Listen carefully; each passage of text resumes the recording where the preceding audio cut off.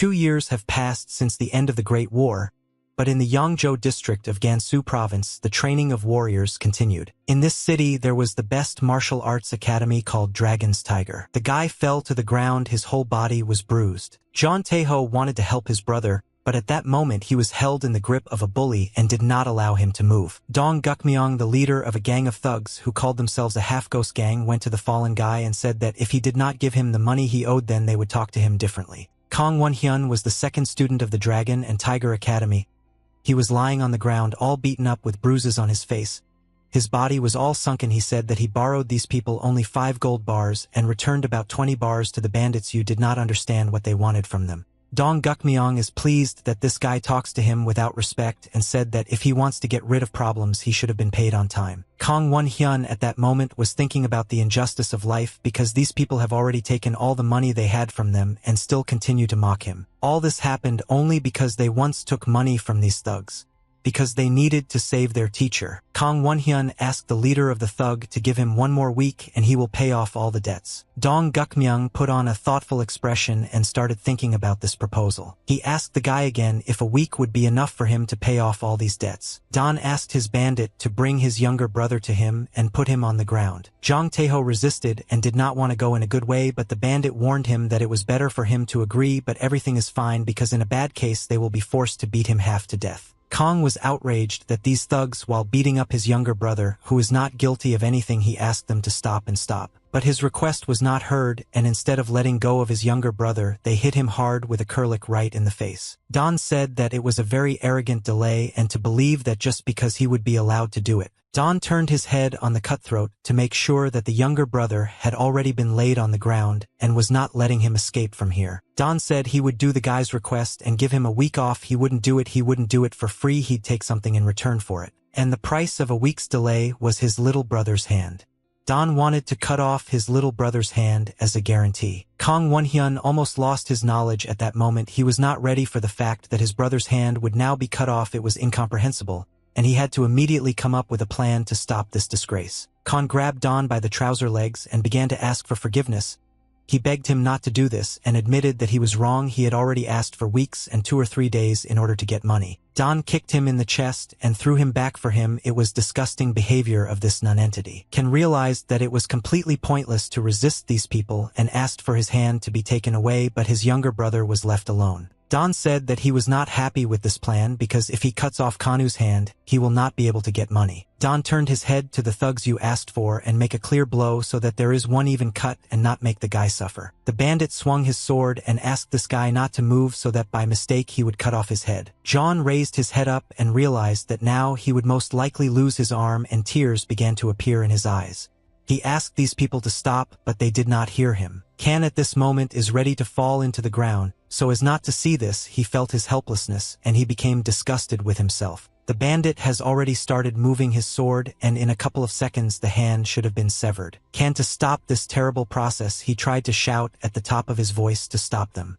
And the younger brother during this time looked at his older brother and cried. The bandit's face changed, and he looked like a crazy sociopath who enjoys killing people. The sword has already approached the guy's hand, and in a moment he will already have to lose his hand. Khan closed his eyes in order not to see this horror, was not ready to see how his brother's hand was cut off. But suddenly a kunai appeared from somewhere and flew straight towards the bandits. This kunai flew right into the sword of the bandit who was about to cut off John's hand. This kunai hit right on target and changed the trajectory of the ball. The bandit released his sword and did not have time to cut off John's hand. Dong Gukmyong immediately noticed the man who threw the shuriken here.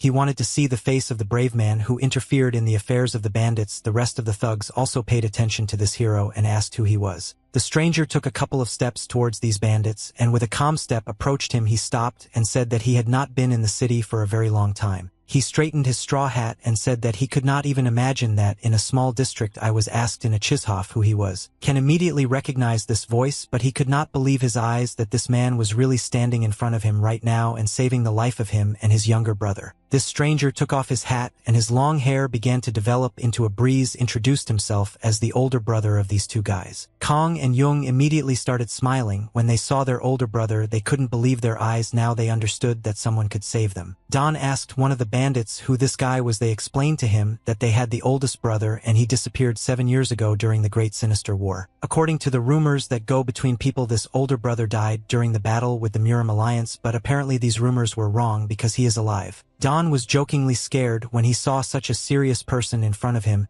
He realized that now he was in big trouble. This guy had incredible dexterity, and in a matter of seconds, he was able to disappear so quickly that no one even noticed it, although he was standing right in front of their eyes. He approached his younger brother and asked for forgiveness from him very sincerely. He apologized to his younger brother for being a little late and having to suffer here. The robbers were shocked at how quickly this guy moved. Don did not have time to turn his head to follow this stranger.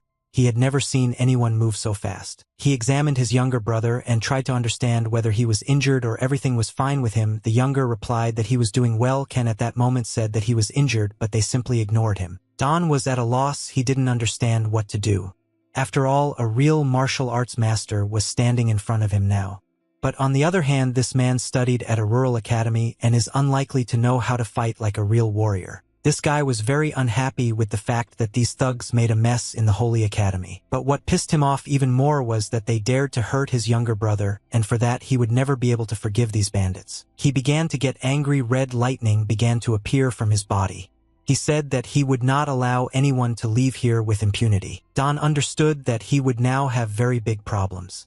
After all, the stranger had an incredibly strong desire to take revenge and kill the offender in his younger brother. He ordered his thugs not to just stand still but to go and hit this guy. First he ordered them to grab him. The bandits immediately followed the order of their boss and ran to attack the stranger.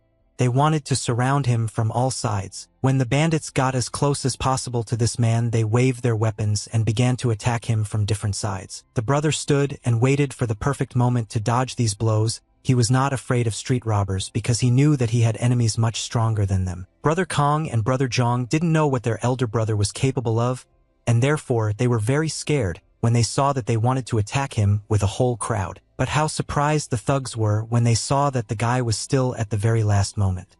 They couldn't hit him with a single blow because he just disappeared. He teleported behind them and they didn't even notice how he did it. They felt a strange sensation in their body, as if they were beginning to catch up with pain from a blow that they did not feel. The brother used a quick strike technique against them, which allows him to deliver the strongest blows to several opponents at once in 1 second. At some point, they felt a wild pain. Their teeth began to fly out. They heard their bones break and blood appears from the mouth. Don was horrified when he saw what this guy did to his best thugs.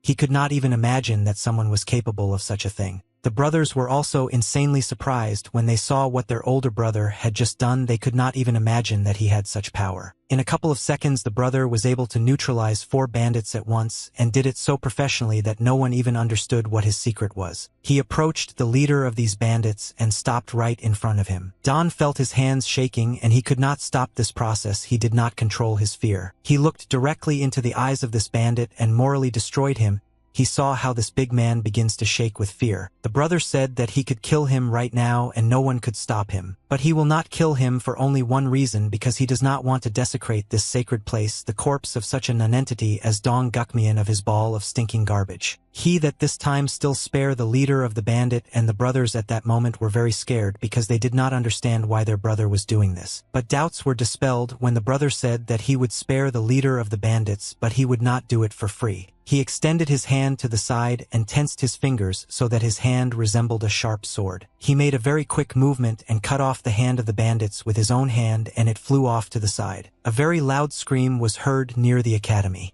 It was the scream of Don, who experienced all the pain of a severed hand on himself. A fragment of a sword stuck into the wall. It was the same sword with which they wanted to cut off the hand of Jung's younger brother. The blood of these bandits nevertheless appeared on the territory of the academy. It defiled this space, but nevertheless there was no other way out. They had to be punished. He walked up to his little brother and began to look at his face. He wanted to make sure that he was really all right. He saw a scratch on his younger brother's face and began to think about how to heal his wound so that nothing would happen to his brother. Kong felt embarrassed because his younger brother did not test any storage and everything was fine with him. and he had just been brutally beaten by bandits. He addressed his second brother in a very serious voice, and Kong was scared because now there could be a very serious conversation. But all he said was that he felt much better when he saw that his little brother was fine and he was not injured. After he dealt with these bandits, he immediately visited his master. The master was lying in his bed, and the guy decided to touch his pulse. The old man lay in bed with his eyes closed and did not move. The guy tried to understand what was happening to him. He felt that his master had internal damage and urgently needed to do something about it so that he would not die. His master's name was John Ju-won. He was the head of the martial arts academy Dragon,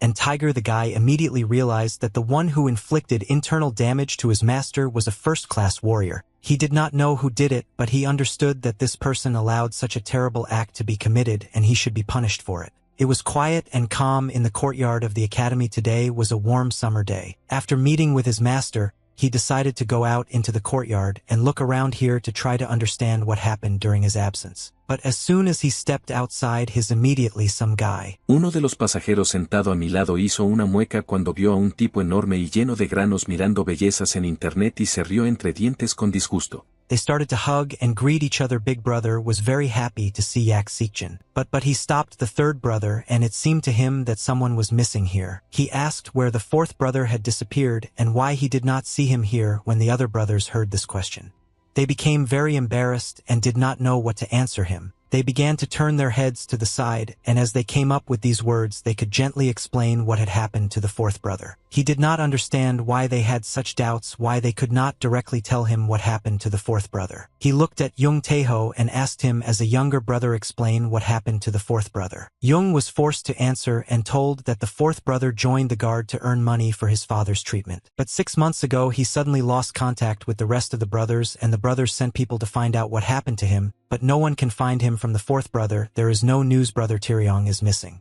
The older brother was not ready to hear that the fourth brother was missing.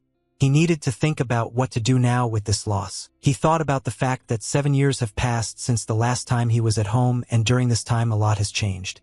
Dragon and Tiger Martial Arts Academy is no longer what it used to be. The academy had a lot of problems, starting with the fact that these bandits appeared who constantly terrorize the academy and do not allow students to study in peace. And the fact that they are now taught all the time lies in his bed, unconscious in his body. There are internal injuries that need to be cured in order not to let him die. And to these problems was added the fact that the fourth brother was missing, and no one can find him. This news made the older brother angry. He asked his younger brothers how they could afford to allow all these problems, why they did not follow the academy during his absence, but the guys did not know what to say to him. They were very afraid of their older brother and saw him go berserk from this. They began to tell him about what happened here during his absence and told a story about the fact that 3 years ago a strange man visited the academy. Yes, they did not see him here before. This man demanded a duel with the teacher. Teach, of course, politely refused this duel. But this stranger still continued to come to the academy every day and stood near the main gate. It was in this place that he called ordinary students to a fight.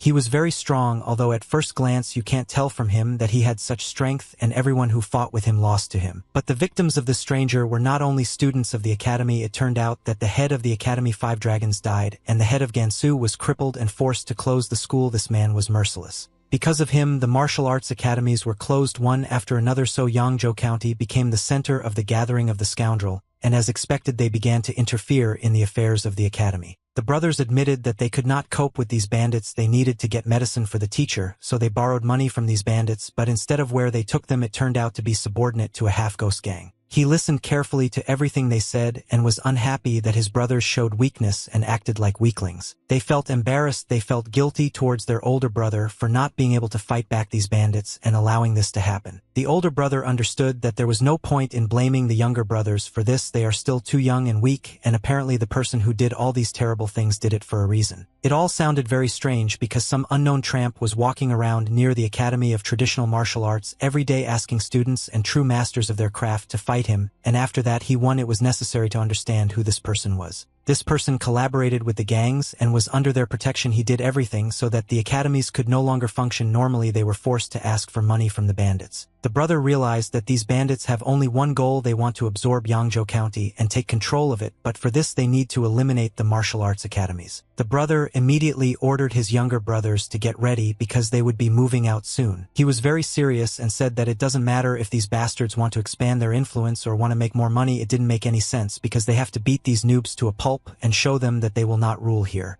The base of the semi-ghost gang is the very place where all the bandits in this district are hiding. Dong Gukmyong sat on his knees in front of his master, and the master was unhappy that this bastard came to him without one arm and did not complete his task. He told him that he sent him to take money from these children. Instead, he left his hand there. He got up from his throne, otherwise shouting at his subject for the fact that he disgraced the whole and their gang. Of this man was called the head of the half-ghost gang, Bang Gi. Dong Gukmyeon tried to apologize to this gentleman and somehow atone for his guilt. He understood that he had dishonored the whole gang, and it was unlikely that he would be forgiven for this. Bang Gi asked him what was the name of the man who cut off his hand and how dare he contact the Great Ghost Gang. Dong Gukmyeong talked about the fact that this person is called the first student of the Dragon and Tiger Academy, and he is the best warrior of this academy, but the Lord did not like what he heard because he treated the academy like an ordinary sect with losers. Suddenly Bang Gi felt a very strange feeling. He once again asked what the name of this academy was, and when he heard the name Dragon's Tiger, he realized that he had heard this name before. He had a strange feeling that he should not have forgotten this name because somewhere in his memory he had memories of this place. He thought that this was an unusual academy. It was a place that a backwoods person like him should remember. Suddenly he still had an insight, and he remembered one moment from his life that froze before his eyes. He remembered the oldest student.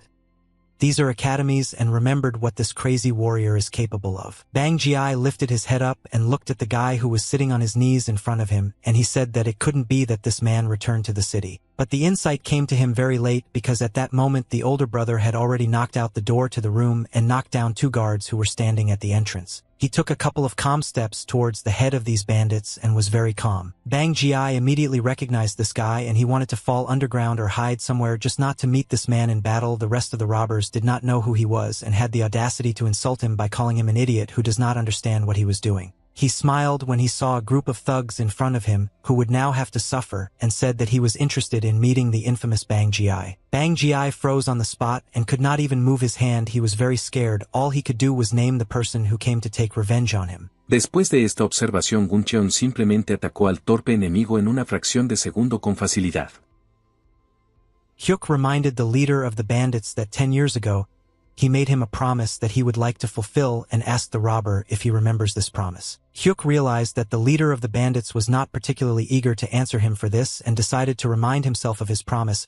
He once told him that if this idiot sets foot on the land of Chinjo, then he will have to make a eunuch because of him. The bandits did not understand why this man broke into their building and behaved so impudently. They did not know who was standing in front of them, so they immediately grabbed their weapons, called him a scumbag, and said that now I would do everything to kill him. Hyuk allowed his younger brothers to stay away and just enjoy the show that is about to happen, said that in the end there is a lot to learn from the outside too. The bandits decided to attack him with a whole crowd and immediately strike us from different sides in order not to leave any chance of survival. The brothers were very scared when they saw that their older brother was attacked by such a large number of robbers at once. They did not know how he would fight them off, but he acted very calmly and delivered quick blows to them.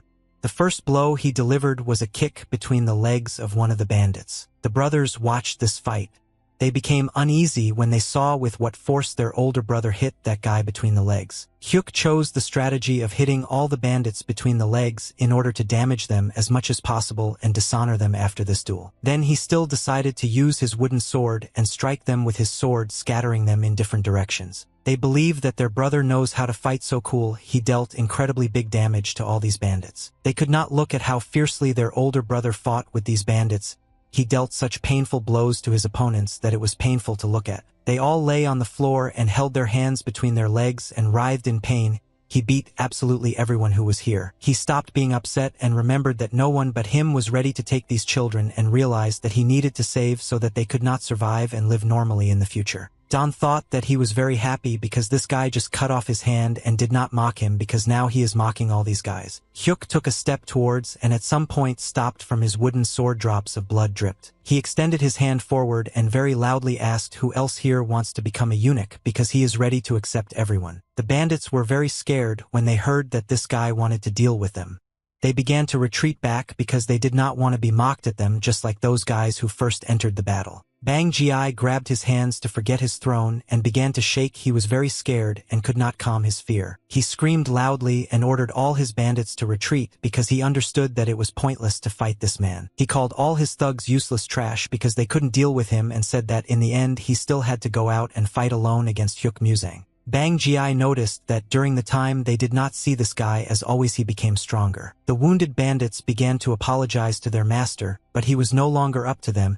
He needed his fingers before the battle. Guncheon golpeó al enemigo tan fuerte que hizo un agujero profundo dentro de la sólida pared de piedra.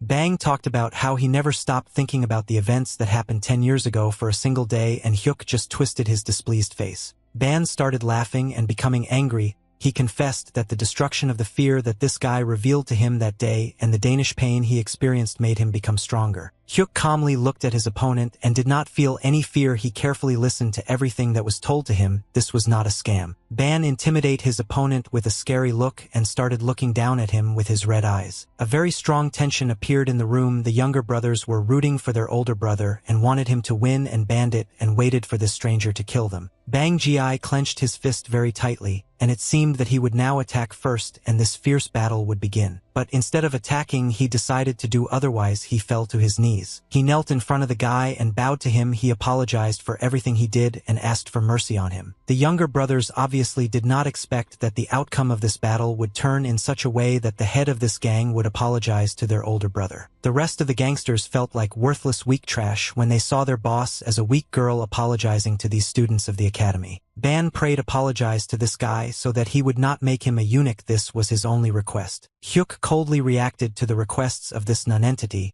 and said that his method was very original, but it was not enough. Hyuk said he was going to beat him up and make him a eunuch right before he died, and no amount of begging for mercy would save him. But he admitted that it was very touching to look at his requests for mercy, and it's not every day that someone kneels in front of him. Hyuk thought a little and decided to give this scoundrel a chance. Bang Ji was delighted when he heard that they would now give him a chance. He could not believe his ears. Hyuk offered him two options. The first one was that he could just beat the crap out of him and cripple him, and the second option was that he would make him a eunuch. Hyuk threw a document on his desk and asked him to sign it. Ban at that moment was already beaten. His eyes were swollen after the blows, and there were a lot of bruises on his face. He asked what kind of document he needed to sign. The rest of the robbers stood with their hands up. Hyuk said that this document says that the bandits must return 150 gold bars that were illegally taken from their academy. Bang Ji almost fainted when he heard the amount of 150 gold bars. He said that he took only 20 bars and did not understand where the 150 gold bars came from that need to be returned. Hyuk at that moment hit him on the head with his sword so that this idiot would not ask unnecessary questions. Then he nevertheless decided to explain to him where did you get the gold bars in such a large amount, and said that given the moment that his gang was intimidating the students of this academy, he should ask for as much as 300 bars, and he should be grateful that he was asked to give only a small part. Ban realized that he was no longer able to resist and answered this person that it would be pointless not to follow his order, so he simply thanked for such generosity. Hyuk was already about to leave here at 1 before leaving and tried to remember what he had not done yet. The boss at that moment looked at this guy like a monster and hated him with every fiber of his body. Hyuk turned his head at him and felt that this idiot didn't like something. He thought that maybe he needs to hit his head with a sword one more time so that he begins to behave with respect. Hyuk looked at him with a reproachful look from top to bottom and asked this noob what he was doing now. Ban said he didn't understand what this guy was talking about. Hyuk ordered him to immediately fetch the money from their vault. Ban was shocked that he needed to return the money immediately. He said that he did not know how much they had left in the vault, and they first needed to check the gold traces that they have there. Hyuk extended his hand forward and showed him a threatening gesture that showed that with one hand he could make this guy a eunuch if he resisted. He clenched his hand into a fist, and this gesture scared the boss, and after that the guy said that he didn't want to hear any objections. He wanted to see the money immediately. Hyuk once again loudly shouted to the whole room that he wants to see the money here and now, and he wants to see it immediately. John was delighted with how his older brother can fight. He saw in him a real hero of the savior who could protect everyone. Hyuk replied that they had a numerical advantage, but they didn't even reach the 3rd rank outside the Murim. There are people much stronger than this gang of garbage criminals. Hyuk turned his head to one of the brothers and carefully began to examine him. He asked his second brother why did he look so bad and asked about his condition. Maybe something bothered him. Ken at that moment completely ceased to understand his older brother. Then he still thought and decided to seriously answer his question. He still worried about something and he wanted to share it. He stood and looked at his opponent, who was now lying on the ground writhing in in pain. Kong scratched his neck and said that the famous group behind the half-ghost gang was the great power. He was afraid that after today's actions these bandits would pursue them. Hyuk reassured his brother and told him not to worry about it because he already has a plan, and all the other brothers were very happy when they realized that their brother had a plan. Hyuk stopped and told them that everything is very simple, and now he will tell them what is his brilliant plan. He explained his strategy, which was that the enemy is an obstacle in the way. And he explained to them one basic truth, which is that if the enemy is stronger than you must be stronger than him. This is the law, and in the end strength decides absolutely everything. El monstruo se acercó a él y recordó a tiempo todo lo que había aprendido gracias a los recuerdos del anterior dueño de su cuerpo y comenzó a golpear el antiguo hueso. Hyuk was surprised and turned his head to his brother. He would be surprised by such a train of thought and said that it was not about him at all and he would not fight these bandits. He began active training with the rest of the brothers in order to strengthen their strength of body and strength of mind. He said that his strength doesn't matter because if he goes somewhere these bandits can attack the academy in his absence and he can't let that happen. And that's why he forced his brothers to train regularly under his supervision. After all, they should be able to protect the academy on their own. All this time he was sitting astride a huge stone that his brothers were holding, and at that moment he was telling them about the fact that they must be strong to protect the academy, and in order to become strong they need to continue training. He has a wooden sword at one of the brothers at the moment of sparring. Hyuk adhered to the idea that you can learn how to fight only by constantly being in battle and practicing your abilities. After all, you can quickly improve your skills if you study. In the process you can finally feel your closeness with a weapon and develop your fighting instincts. But without practice in real combat, the body will freeze, they will not be able to move, and in the end, they will not be able to apply the learned skills. And if they fail to use their skills in combat and constantly lose to their enemies. At that moment, he paused in his story and struck with his sword right next to the head of the second brother. Hyuk ended his thought by saying that if they can't resist their enemies and don't just die, and brother Kong all this time thought that he broke through a stone wall with a wooden sword. After he had his brother in training sparring, he turned to the rest of the brothers and told the next one to come up and start training. They were already very exhausted and tired, they could not even stand on their feet, and asked to take a break between these hellish workouts. Hyuk said that the last one who enters the training pairing with him will have to fight against him again. Therefore it is in their own interest you to immediately engage in battle with him. They immediately realized that delaying training would be even worse than accepting a fight, so they decided to continue training. They began to run to meet him and overtake each other.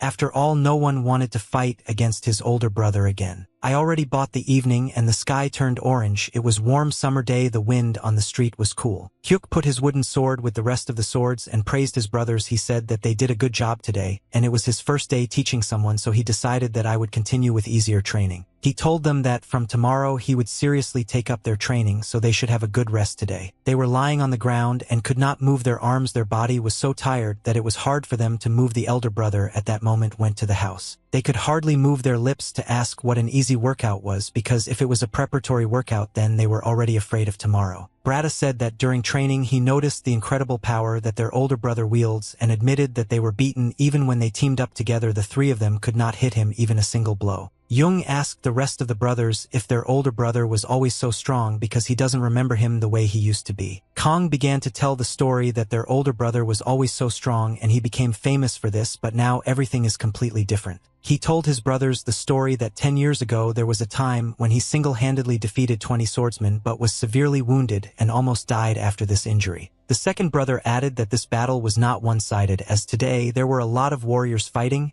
and the older brother took on a lot of fighters, and Jung said that he was surprised when he saw that Hyuk didn't even sweat today. Kong began to suspect that something suspicious was going on here.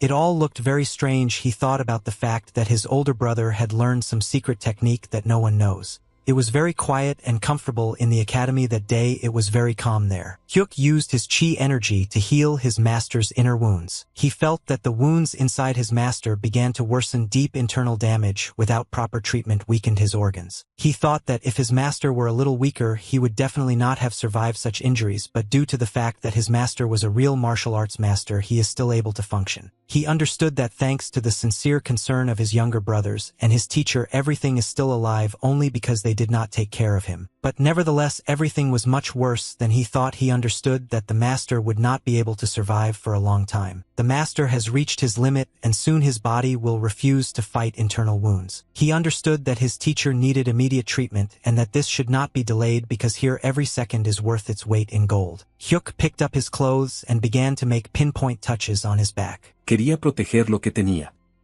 Valoraba su tierra y a su gente. Teacher started coughing up blood after foreign energy started flowing into his body. His blood fell on the carpet and stained it. Hyuk understood that everything was going according to plan and he managed to get rid of the blood clot in the body of the master. Now he needed to do real treatment. He felt that the meridian and the teacher were damaged. It takes time to carefully introduce his chi energy into his body. Bright blue energy spheres began to appear in the room and there. Hyuk used all his chi energy to fill his teacher's body with it and revive him again by healing his inner wounds. But he felt that everything was getting out of control. His teacher's internal chi resisted too much and he began to lose control.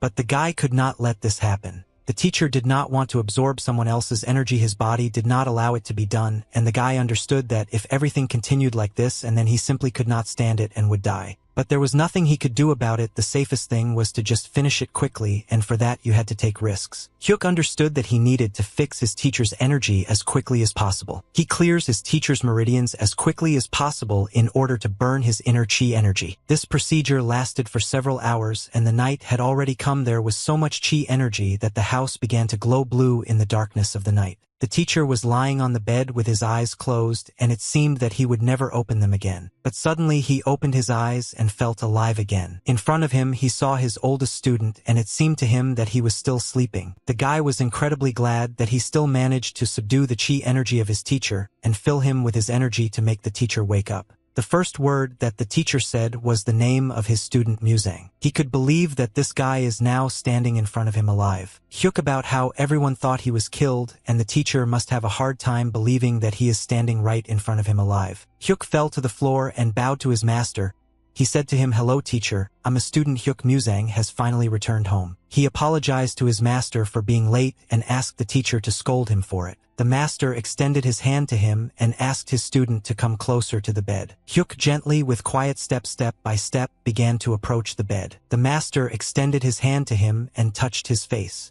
He had to make sure that he was not dreaming of all this and that he actually saw his best student in front of him. He lay on his bed, looked at the guy. Everything he said to him was at words of praise, and he called him well done. The teacher thanked the guy for the fact that he returned safe and sound and did not forget about the place that he calls his home. He expressed his gratitude to him for saving his life and shared his energy in order to bring the master back to life. A man in a red kimono put a glass of alcohol on the table. This man's name is Myung Hubang. He was the third-party head of the Great Power Group, and when a man came into his room, he asked what happened to the half-ghost gang. Were they really robbed? Myung Hubang asked his servant why Dragon Tiger Academy is still open, and Oh Chisholm told him that I can't deal with them openly because they are connected with the Murim Alliance. They were able to injure the head of the academy under the pretext of a duel, but it seems that the senior student returned to the academy Hyuk Musang and created problems. Myung Hubang asked his assistant which student he was just talking about and why this guy is giving them such a big problem. Chisholm replied that everything is very difficult. People say that this man beat all the members of the translucent gang alone.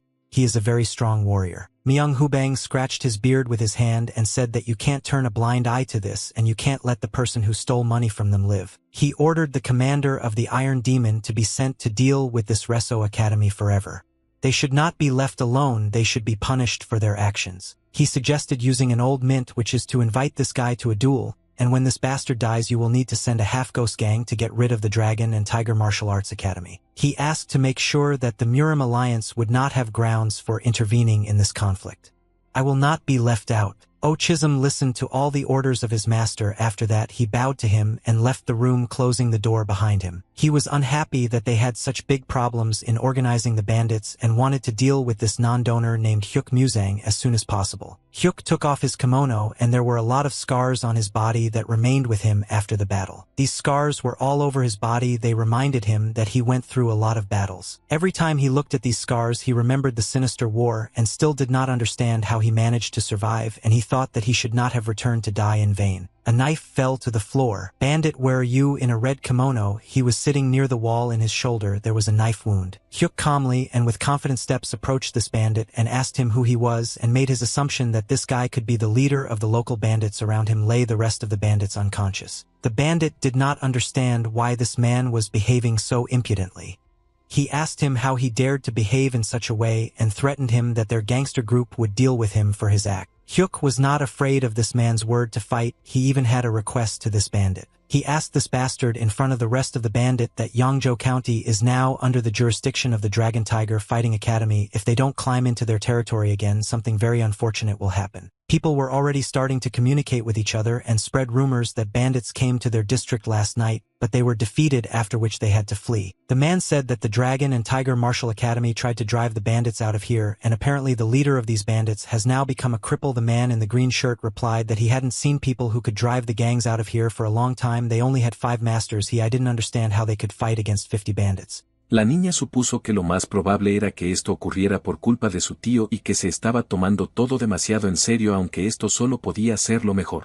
But that wasn't all. Man, something about those people from the academy. He said that the academy was able to take money from these robbers. They forced them to distribute this money to people from whom they stole it. The second man immediately jumped up from his chair and asked his interlocutor why he did not tell him about this before, because these bandits took a lot of money from him and he wants to return it back. He immediately ran to Dragon Tiger Academy to ask for his money. The second man looked at him, waited until he left the restaurant, and was surprised.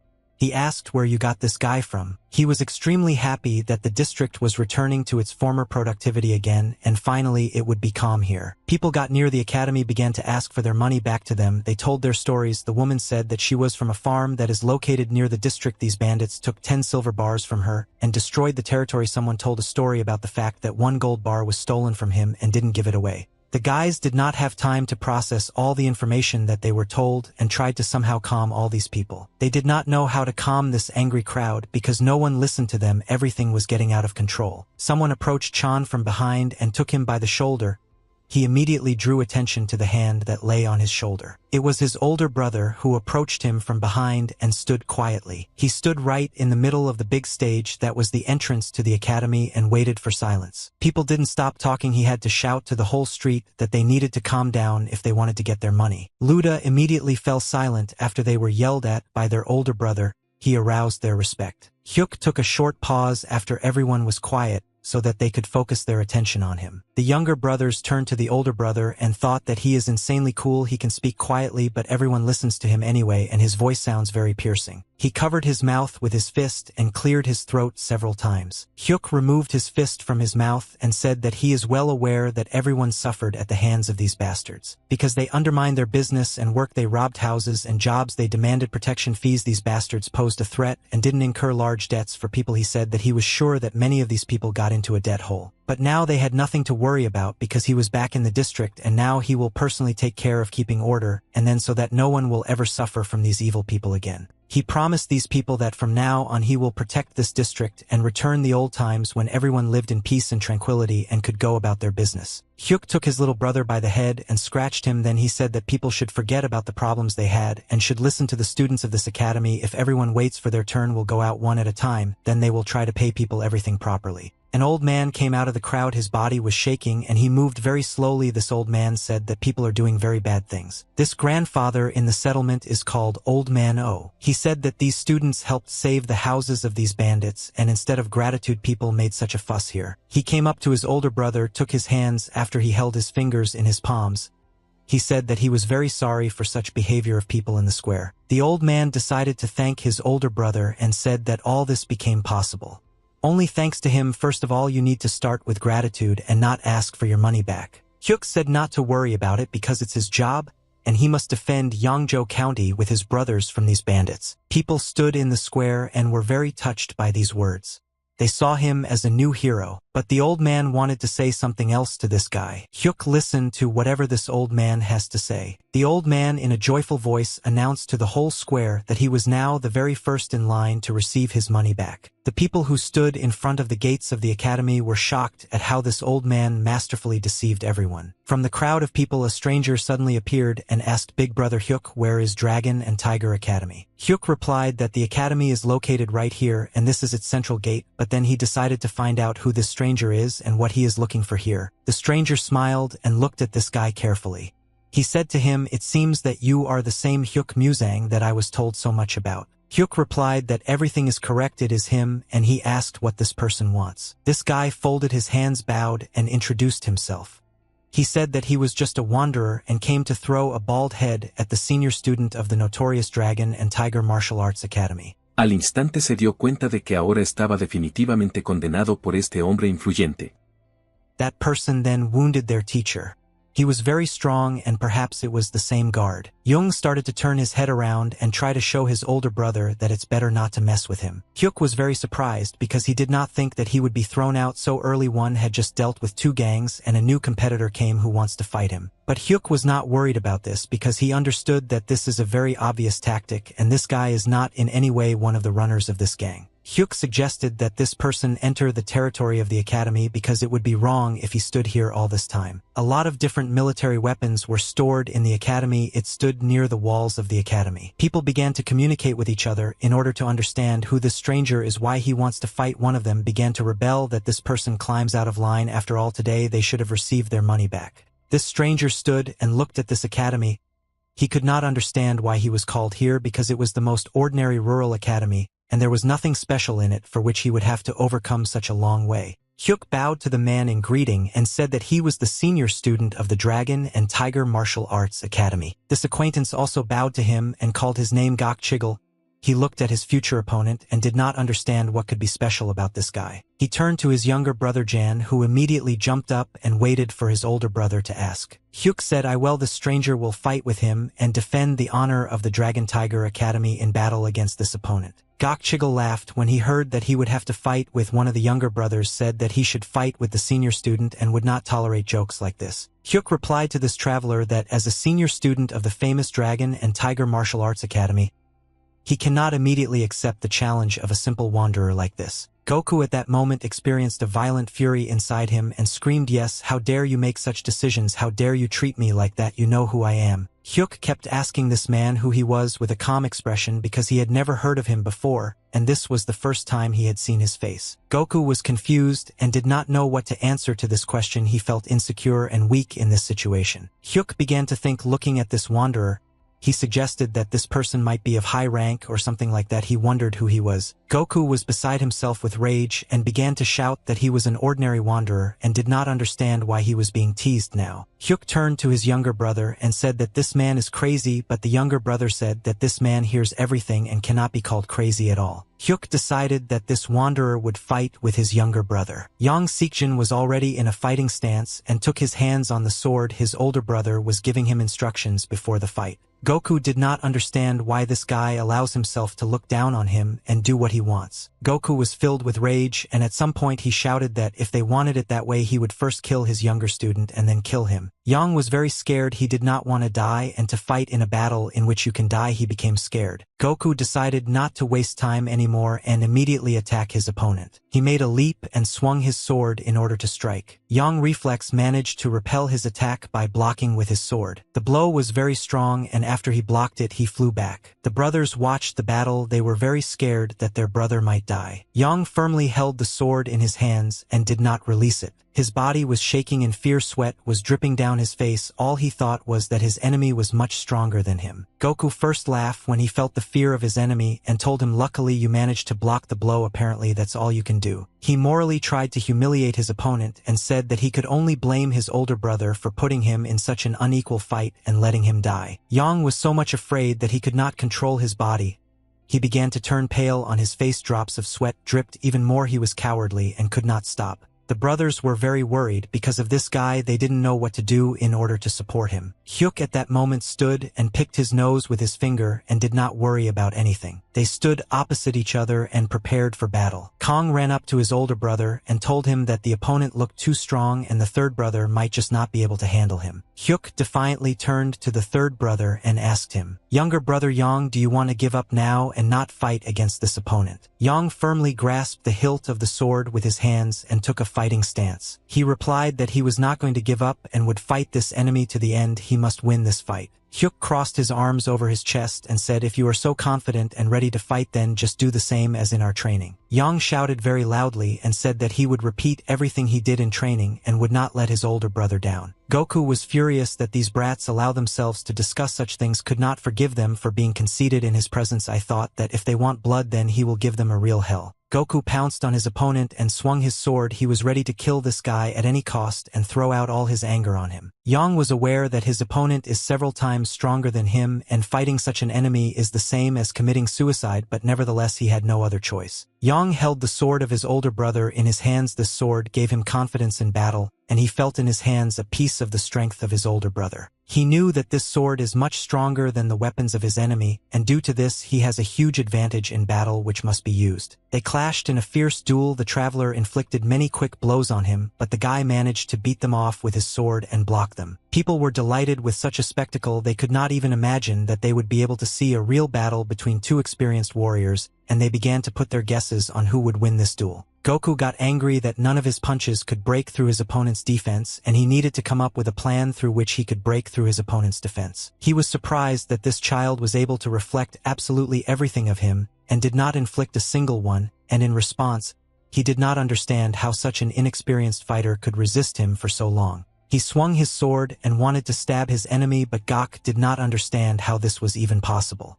After all, this guy is not even superior to a third-rank fighter. He firmly took his sword by the hilt with his hands and waved. He didn't think that if this guy showed all his talents, then it's time to finally teach him a lesson and strike. Goku wanted to immediately cut him with chopping blows, cut him into small pieces, cut off parts of his body. Yang began to understand that things were getting worse and worse. His opponent became angry and merciless. He did not understand how to beat this person away. Hyuk saw that his younger brother was confused during the battle and realized that he needed to urgently give a hint, thanks to which he would not receive damage and get out of this attack. Hyuk very loudly shouted, "2 steps Dragon Tiger to the left, the fourth move with the ball dragon and tiger, and do it as fast and technically as possible." Jan reflexively began to follow all the instructions of his older brother and try to do exactly as he asked. His legs began to move on their own and fear disappeared somewhere in him. There was a very strong surge of adrenaline and he began to do everything as it is done in training. Yang dodged the sword strike and slithered under it to get behind his enemy. He swung his sword and was ready to strike his opponent right in the back. Yang lunged forward and struck, but his opponent still managed to notice his attack at the last moment and repelled it. Hyuk, along with his brothers, carefully watched the course of the battle and worried about his brother, but the older brother just carefully watched how skillfully Yang fought. People froze in one position. It seemed that the whole area just froze for a moment. They did not breathe and carefully watched what was going to happen now. Goku was very surprised when he looked at his clothes. He couldn't even think what it was. Maybe this guy was stronger than he thought. Yang was able to stab him to the body and cut his clothes, leaving a scar on his body. The guy himself could not believe that this was even possible. He could not imagine that he could strike this person, but thanks to the tips of his older brother, he still managed to do it. Goku was furious that this brat could hit him there, which would tear him apart, and the boy was looking at his opponent all the time, and I don't understand how he managed to close up a fighter of the first rank. Does he really seem to be weakening at first sight, and his friends are like that? Yes, it was probably really not easy. It all happened only because he listened to the advice of his older brother and do everything as he asked. If he had not listened to him, he would probably already be lying dead on the floor. Goku was already so angry that he could not restrain himself. His body was shaking. I know how to thirst for blood. He wanted to kill his enemy as quickly as possible. His rage pissed him off. He lost control of his mind and acted very recklessly, all just because he greatly underestimated his opponent and thought that it was all just luck. Gok swung his sword and wanted to put an end to this noob once and for all. He shouted to him that now this guy can only dream of an easy death but better severe injuries from which he will die in great pain. Hyuk shouted a new clue to his younger brother. He told him to take 1 step of the dragon and the tiger back, then make a second blow with the sword, and after the second blow immediately strike a third in order to complete the combination. Yang jumped back and dodged the sword strike. He managed to dodge in time, so he didn't take any damage. I only used some energy to make the jump. Then he step by step began to follow the command of his older brother and said 3 steps forward the first move with the ball of the dragon and tiger. After that you need to take half a step to the right. 6 the move with the ball dragon tigers. Then you need to make the fist of the dragon tiger turn the first strike with the sword step to the right and the enemy must be defeated. Jan at that moment realized that everything he does works due to the fact that this strategy is correct, but this is all only because his older brother tells him and he needs to be listened to at such moments when he will definitely win the fight. Yang noticed that his sword began to touch the enemy more and more often and inflict even minimal damage on him, but nevertheless this damage was enough to piss off his enemy even more. Hyuk again began to give new instructions to his younger brother, and then he carried them out soundlessly because he understood that it worked. He gave me a quick kick with his leg right into the body of the enemy, and he flew back unable to withstand such a set. The guy realized that he needed to trust his older brother. Everything that Hyuk shouted helped him win this battle, even though the opponent was several times superior to him in rank and in martial arts. Jan decided to apply the final fixing 7th move, thanks to which he should have completed a whole chain of combinations. A whole pool of blood drips on the floor. It stained the ground. Yang plunged his sword right into his enemy's chest and stuck it deep enough in there the blood flew in all directions. Hyuk began to take steps towards this man. He step by step came closer and closer to him. Hyuk said that he assumes that the fight is over and he hopes that this person was not very difficult to fight against his student, and played a little joke on him when he reminded that the stranger wanted to fight the first student, although he is absolutely not ready for this. Goku began to scream furiously and accuse them of using tricks because there was no other excuse for their fighting technique. No one could defeat him before, and he did not believe that this rural academy was capable of such fighting techniques. Hyuk got angry when he heard those words. He was hooked by this man's disrespect for his academy. He teleported right in front of him and stopped in front of his face, looking at him like he was a piece of garbage. Gok felt that he had angered this gentleman very much, and he himself became scared that he had done it because apparently this guy was much stronger than him. Hyuk decided not to wait for the right moment and immediately hit her with a very fast, strong blow to his chest, after which his opponent flew off to the side. He flew so fast that in flight he managed to break wooden doors and fly out of the territory of the academy. Hyuk got tired right in front of him and said that he would have let him go just like that if this person hadn't said a lot of unnecessary things, but unfortunately he still decided to leave here in a humiliated. Hyuk asked this person how he even has the right to disparage and insult their academy, especially after he lost a fight to one of the students of this academy. Goku looked at this guy and thought that he needed to ask for mercy. He did not want to be finally humiliated and destroyed. For the first time in his life, he saw a person who could scare him. He understood that this guy could easily kill him and go further, even this irreversible attention. His hands began to shake, he lost control of his body, and fear began to consume him. Gok understood that the only way out of this situation was to ask for forgiveness from this person.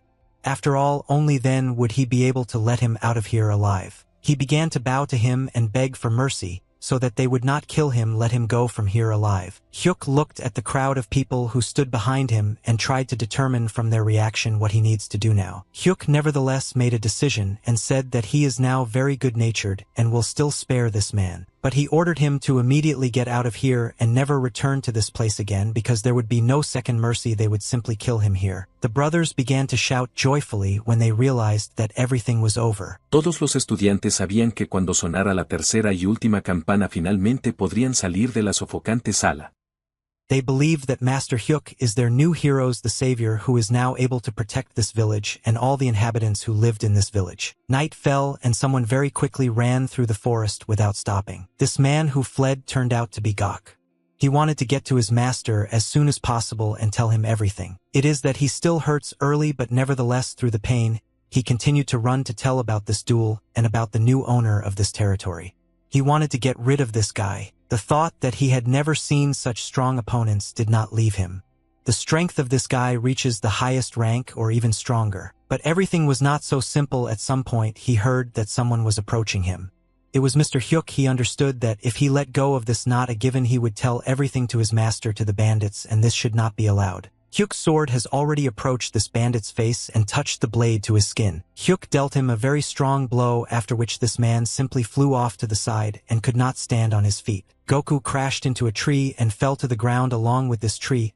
He broke it when he came into contact with it with his body. Hyuk walked closer to him with slow steps and said, "I'm sorry, but I can't let you go back and report everything that happened here." He could not let go of a person who in the future could cause even more problems in Hokatami and would bear anger at the students of this academy. Therefore, he needed to dispose of it in a parasite. Hyuk made him an offer he couldn't refuse. He said that if this man answered his question honestly, then he would kill him painlessly. He stood over him and waited for this guy to still make the right decision and decide to tell him everything he knows in order to die a painless death. A red-hot poker touched his body and caused great damage to the guy, and he felt incredibly severe pain. He started screaming very loudly in pain. At that moment, his body seemed to be burning from the inside, and he wanted to cover up this pain as quickly as possible. A red-hot poker was placed in a cauldron in which there were very hot coals, and thanks to this, the poker could remain in the same hot state all the time and not cool down. A black masked man stood opposite the chair on which the guy was tied. The man asked if this guy was ready to tell them all the information, but the guy said that he doesn't know anything. The man said that he needed to find out who the bastard was who sent this guy to spy on them. He was ready to go to any lengths to find out this information. The guy repeated once again that he didn't know anything. He said that he arrived in Yunha County as an accompanying person to earn some money, and he doesn't even have any acquaintances here, much less there are no employers here. The masked man turned his head back and looked at another man who had been watching them from the side all this time. He was waiting for his boss's reaction. The boss was clearly dissatisfied with the fact that this guy did not tell anything, and with the expression on his face, she should continue to torture and try to find out as much information as possible from this guy. The masked man began to take out his sword and said that if their interrogation does not move forward, then this is very bad news for the guy who is now being interrogated. The guy began to get angry and could not contain his emotions. He said that if these criminals now do their terrible act, they will regret it. The masked man was very surprised when he heard such a threat from this guy. He even became interested in what exactly could happen, and so he decided to listen to this guy. The guy turned out to be the 4th student of the Dragon and Tiger Martial Arts Academy, and he is the first child of the head of Yongjiwon. His name is John Taeyong.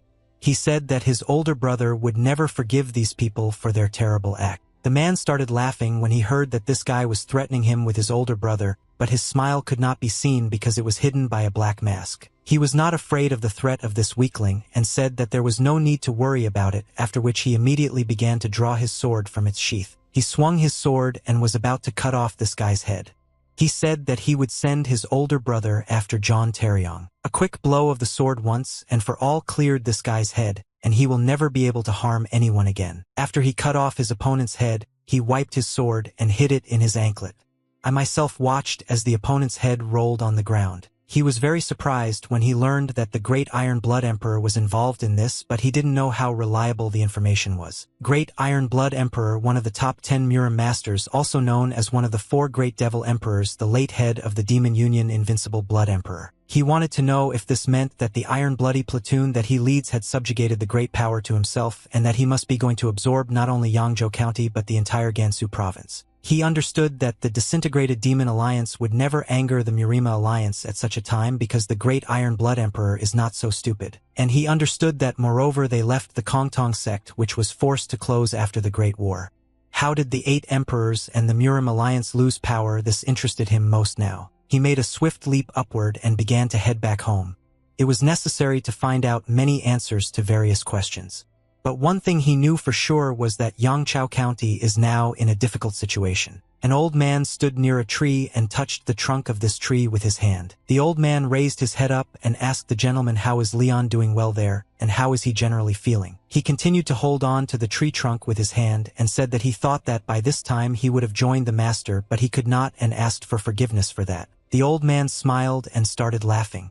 He said that in some amazing way Ma Song brought him back to life and cured him, and now he hopes that in the future the gentleman will be happy to see the old man nearby. He understood how this skinny little boy who didn't really eat anything and was weak was now able to grow up so quickly. Now that Muzang has returned home, the academy and the entire village are living again, and it seems that thanks to the morning performance they have received about 20 applications to enter the academy. He said that this guy's success makes the old man think that the academy is returning to the old days. Suddenly the old man began to scratch the tree trunk with his fingers and leave marks of his nails on this tree. His body began to shake and tremble nervously.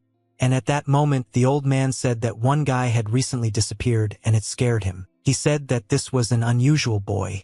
and this was his eldest son who went to earn money to save his weak father. The old man began to cry and could not stop his tears. He was indignant about what was happening to this guy now and whether he was starving or lying wounded somewhere. He was worried that he couldn't contact him in any way. Ma Song stood near the wall all this time and eavesdropping on the entire conversation between the old man and the gentleman, understood all the pain and thought about how to help him. He closed his eyes and began to remember very important moments from his life. The lady felt very bad and her face was very pale. It was getting harder and harder for her to speak every day. She called Taeyong and Taeho. Near her bed were her sons, and the rest of the students were all very worried about the mistress's condition, but the girl told her sons that they were still very young. She told her children that she was very sorry that their mom was leaving them so early, but that they should know this and be prepared. She turned her head towards the older student and called his name Musang. At that time he was still a teenager. But even at this age he was already the oldest student, and he understood that the lady would now give him some kind of assignment before her death. She took his hand with her cold fingers and asked him to listen to her last request and fulfill it. He understood that this was a very important moment for him because now the lady would give him her last dying request and he was preparing to hear anything. Los chicos inmediatamente comenzaron a discutir Il Seok casi se pelea primero pero su amigo lo detuvo. So the lady asked Musang to take care of her children after she died because she is afraid for them and wants to know that they will be okay, but for this Musang must treat them as his brothers. De hecho, los cazadores de dragones tienen muchos aliados y enemigos y uno de ellos eran los sirvientes dragones, los apóstoles del dios maligno. El líder pensó que si alguien de Nek penetraba en la academia, Musang tried to be strong and not show his weakness to his younger brothers, but at that moment he could not hold back his tears and began to cry. He promised the lady that he would fulfill her request. She smiled at him and also started crying. After that she said that thanks to Musang she can now safely close her eyes. He was sitting at the table and in front of him was a white sheet of paper. To his right was a paintbrush. He took the brush in his right hand and said that after the Great Evil War, he promised himself countless times that he would never contact them again. At that moment he dipped his brush into black ink and began to soak it so that it was saturated with this ink. Musang began to draw characters on a white sheet using his brush. He drew out each hieroglyph and tried to draw it as clearly and beautifully as possible. When he finished writing he said that the scammers targeting Yangzhou County and the missing fourth brother are now the main problems and now is not the time to worry about accidents. Musang put his brush on the table and finished the painting process. On a white sheet of paper he wrote a request and asked to keep it secret and signed this letter with the pseudonym White Tiger. When the morning came the weather was wonderful outside. It was very warm and the bright sun was shining. It was very pleasant to be outside. A stinking beggar ran along the main street of the city and sang different songs with bad words. He ran and waved the spoon that was in his hand. People looked at this crazy man and covered their nose with their hands because he stank incredibly strongly. He continued running down the street and waving his spoon. He behaved disgustingly and scared away the people who were next to him. When the stinking beggar ran up to a retail store that sold alcohol, they immediately splashed him with water from a bucket and asked him to shut up. The girl poured all the water and her bucket on the stinking beggar and said that if he walked near her shop, he would scare away all the visitors and destroy her business. The husband began to scold his wife for the fact that she just poured water on this guy and he might turn out to be from a gang of beggars, and the wife began to scold her husband for the fact that such stinking people cannot be forgiven for their stupid actions. The beggar reacted very positively to the fact that this woman poured water on him. He said that thanks to her he now has a clean face and smiled. He opened his mouth and began to breathe on the woman and her husband. They at that moment almost died from the terrible smell. The beggar said that it would be nice if the woman poured a cup of rice wine into his mouth. Musang at that moment passed by this beggar hooligan and calmed him down a little and pushed this beggar with his hand. The beggar fell to the ground and hit his head. He did not expect that one of the people who were present on the street could push him. He lay on the ground and thought that he was very angry at such an unexpected act towards the bully who had just pushed him. He pushed himself off the ground with his hands and jumped up to get to his feet. The beggar was good at martial arts and was able to spin around his axis several times in the air and land on the ground with his feet. He began to turn his head in different directions to look for the person who had just dared to push him, but he did not see anyone who could do this. He tried to find at least some person who looked like a warrior or hooligans, but there was no one here. There were only merchants and women. He could not find anyone suspicious in this crowd. It was very strange for him because he is a beggar of the fifth group and could not feel the presence of this man until he touched his back. Suddenly he saw a white sheet in his hand and realized that it was a letter, but he didn't even notice how this letter was handed to him, and he realized that the person who pushed him was a great martial artist. He began to look at this white leaf and try to understand where it came from here. But as soon as he looked closely, he saw a very important hieroglyph in the upper left corner of this letter. The beggar immediately hid this letter in the inner pocket of his shirt and began to run. He realized that the mysterious code was written on this letter. He began to make quick and swift jumps, pushing off from wall to wall and jumping on the roofs of houses.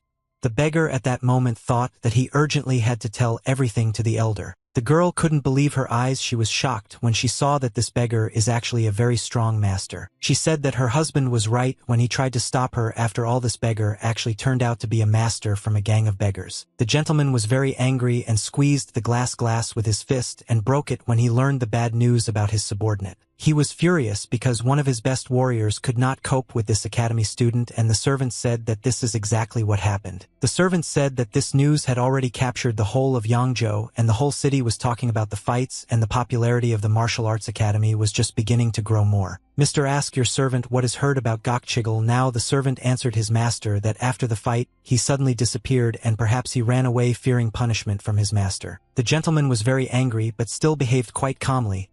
He began to wipe his hand with a white towel from the glass that had stuck to his palm and said that he needed to catch Gokchegel and bring him back. The servant lowered his head down and agreed with the master's decision, after which he asked what they should do now with the Dragon and Tiger Combat Academy. The master called one of his very important servant, whose name was Yang Sot, and after this name was pronounced out loud, the servant immediately appeared out of nowhere in this room. Yang Sot was the most famous killer called the Phantom Killer from Guangdong City.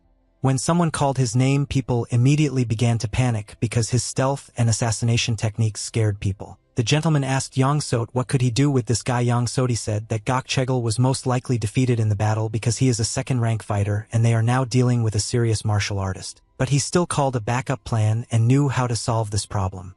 People usually paid him a lot of money for his unexpected solutions to problems. He smiled and said that everything would change if they ambushed and unexpectedly attacked this martial artist. The gentleman slowly began to scratch his beard and think that this guy is right to some extent. Then it sounds very interesting. The gentleman proposed to take advantage of Hyuk Muzang's absence and at this time destroy the academy, leaving nothing of it. Yang asked the gentleman how they will force him to leave Hyuk Muzang Academy. He said that first you need to scare him so much that this guy leaves to solve some problem and then he has to come back and shed tears of blood. The gentleman suggested that Yang Sot strike this martial artist from behind and end his life once and for all. An adult man was walking past the academy in the morning and suddenly saw Hyuk Muzang.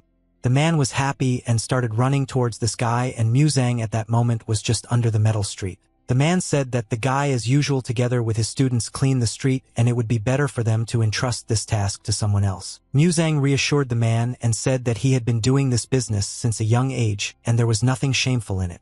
The man said that the young master was very hardworking. The man continued to praise this guy and said that in his youth he was exactly the same.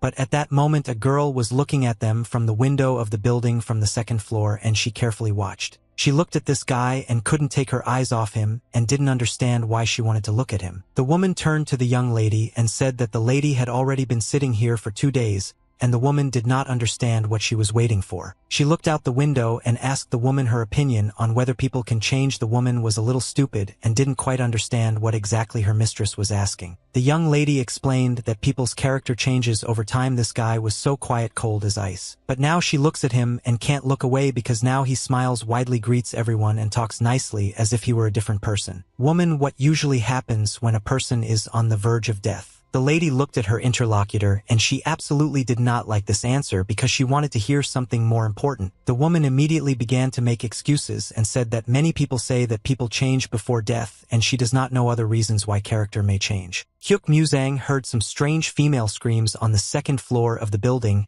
and turned his attention to this window which was located on the second floor. The young mistress got angry at the woman who said various nonsense instead of helping and hit her head on the table with all her might. Muzang and the man with whom he was talking suddenly raised their heads up and saw that a kite tied to a long rope had now flown into the sky. This kite was flying very high and I wondered who decided to fly this kite into the air. But suddenly Muzang realized that this was a sign and now it was time to move forward. He smiled and bowed to the man with whom he had just spoken and said that he needed to leave because he had business to do and asked for a sign when the man had any problems. A woman was trying to raise her head after she had just been hit, and she was rubbing her hand on a lump that had appeared on her head. Muzang gave the broom to his student and said that he needed to leave and would return soon. The young lady asked this woman not to look at this master openly and to hide before he noticed them. El comentario de Lee Gibbon solo enfureció a Han Manu. Entrecerró los ojos preparándose para atacar verbalmente. The women didn't understand. Why would the precious treasure of Murong, the young mistress from the greatest Murim family, keep an eye on such an ordinary guy? The lady blushed at this moment and felt embarrassed about what was happening here. She said that she wasn't keeping an eye on him and just didn't have time to prepare yet. Suddenly I heard some strange noise on the street and saw something unusual and immediately turned my attention. The young lady immediately jumped up from her chair and began to look out the window to understand what was happening below. She said that now there is some very strange man downstairs, and she has never seen him here before, and does not understand what he is doing here. The man slowly shifted from foot to foot and walked towards the academy. He was dressed in black clothes. The student was sweeping the street at that moment and was very surprised when he saw this strange man here. Yang Sot was dressed all in black. He put his hand into the inner pocket of his clothes and said that it was very surprising to look at how worthless this combat academy looked. The student looked at the stranger and asked him who he was. He immediately thought that this man looked dangerous and appeared immediately after his older brother left. Yang Soti said that it was immediately clear that this guy was barely above the 3rd rank. For him it was strange that this boy defeated Gokchegel. The student began to threaten this man with his broom and tried to find out his name. He lowered his broom and said that if this stranger is looking for a fight, then he better leave immediately because their academy does not accept any challenges. Yang Sot began to laugh and devalue the words of this student because it was the young idiot who now made him laugh a lot. Distraído por el movimiento, el hombre notó un trapeador volando justo encima de su cabeza y perdió la concentración.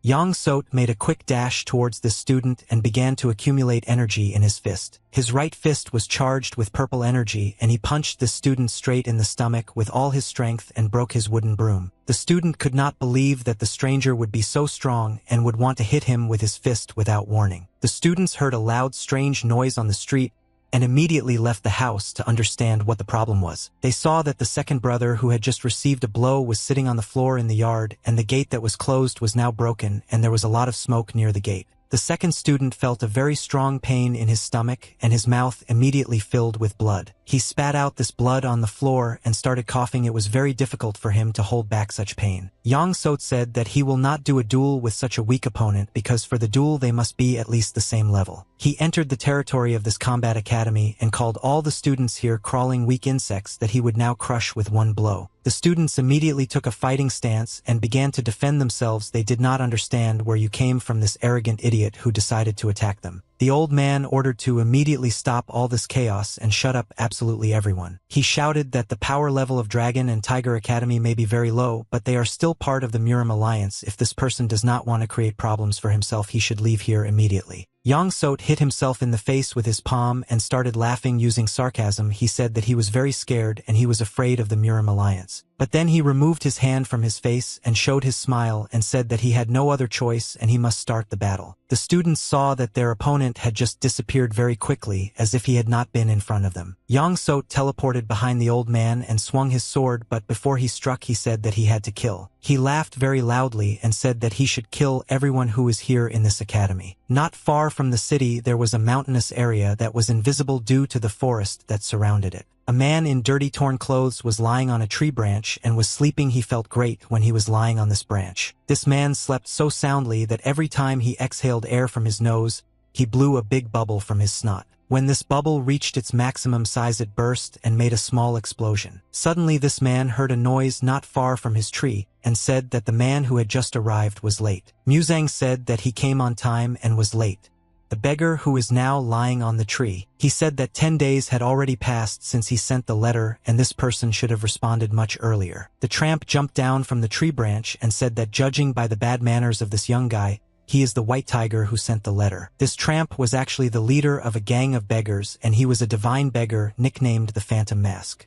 Phantom Mask asked the guy where he had been for the last 2 years after the war because he could not find any traces of this boy. Muzang asked the man if he had any special reason for looking for him and said that they no longer had common business. But the tramp did not agree and thought differently, so he now looked at his interlocutor in disbelief. Hyuk Muzang said that it is very suspicious that the Phantom Mask came to meet no one and brought people with him. The tramp began to straighten his mustache and scratch his beard.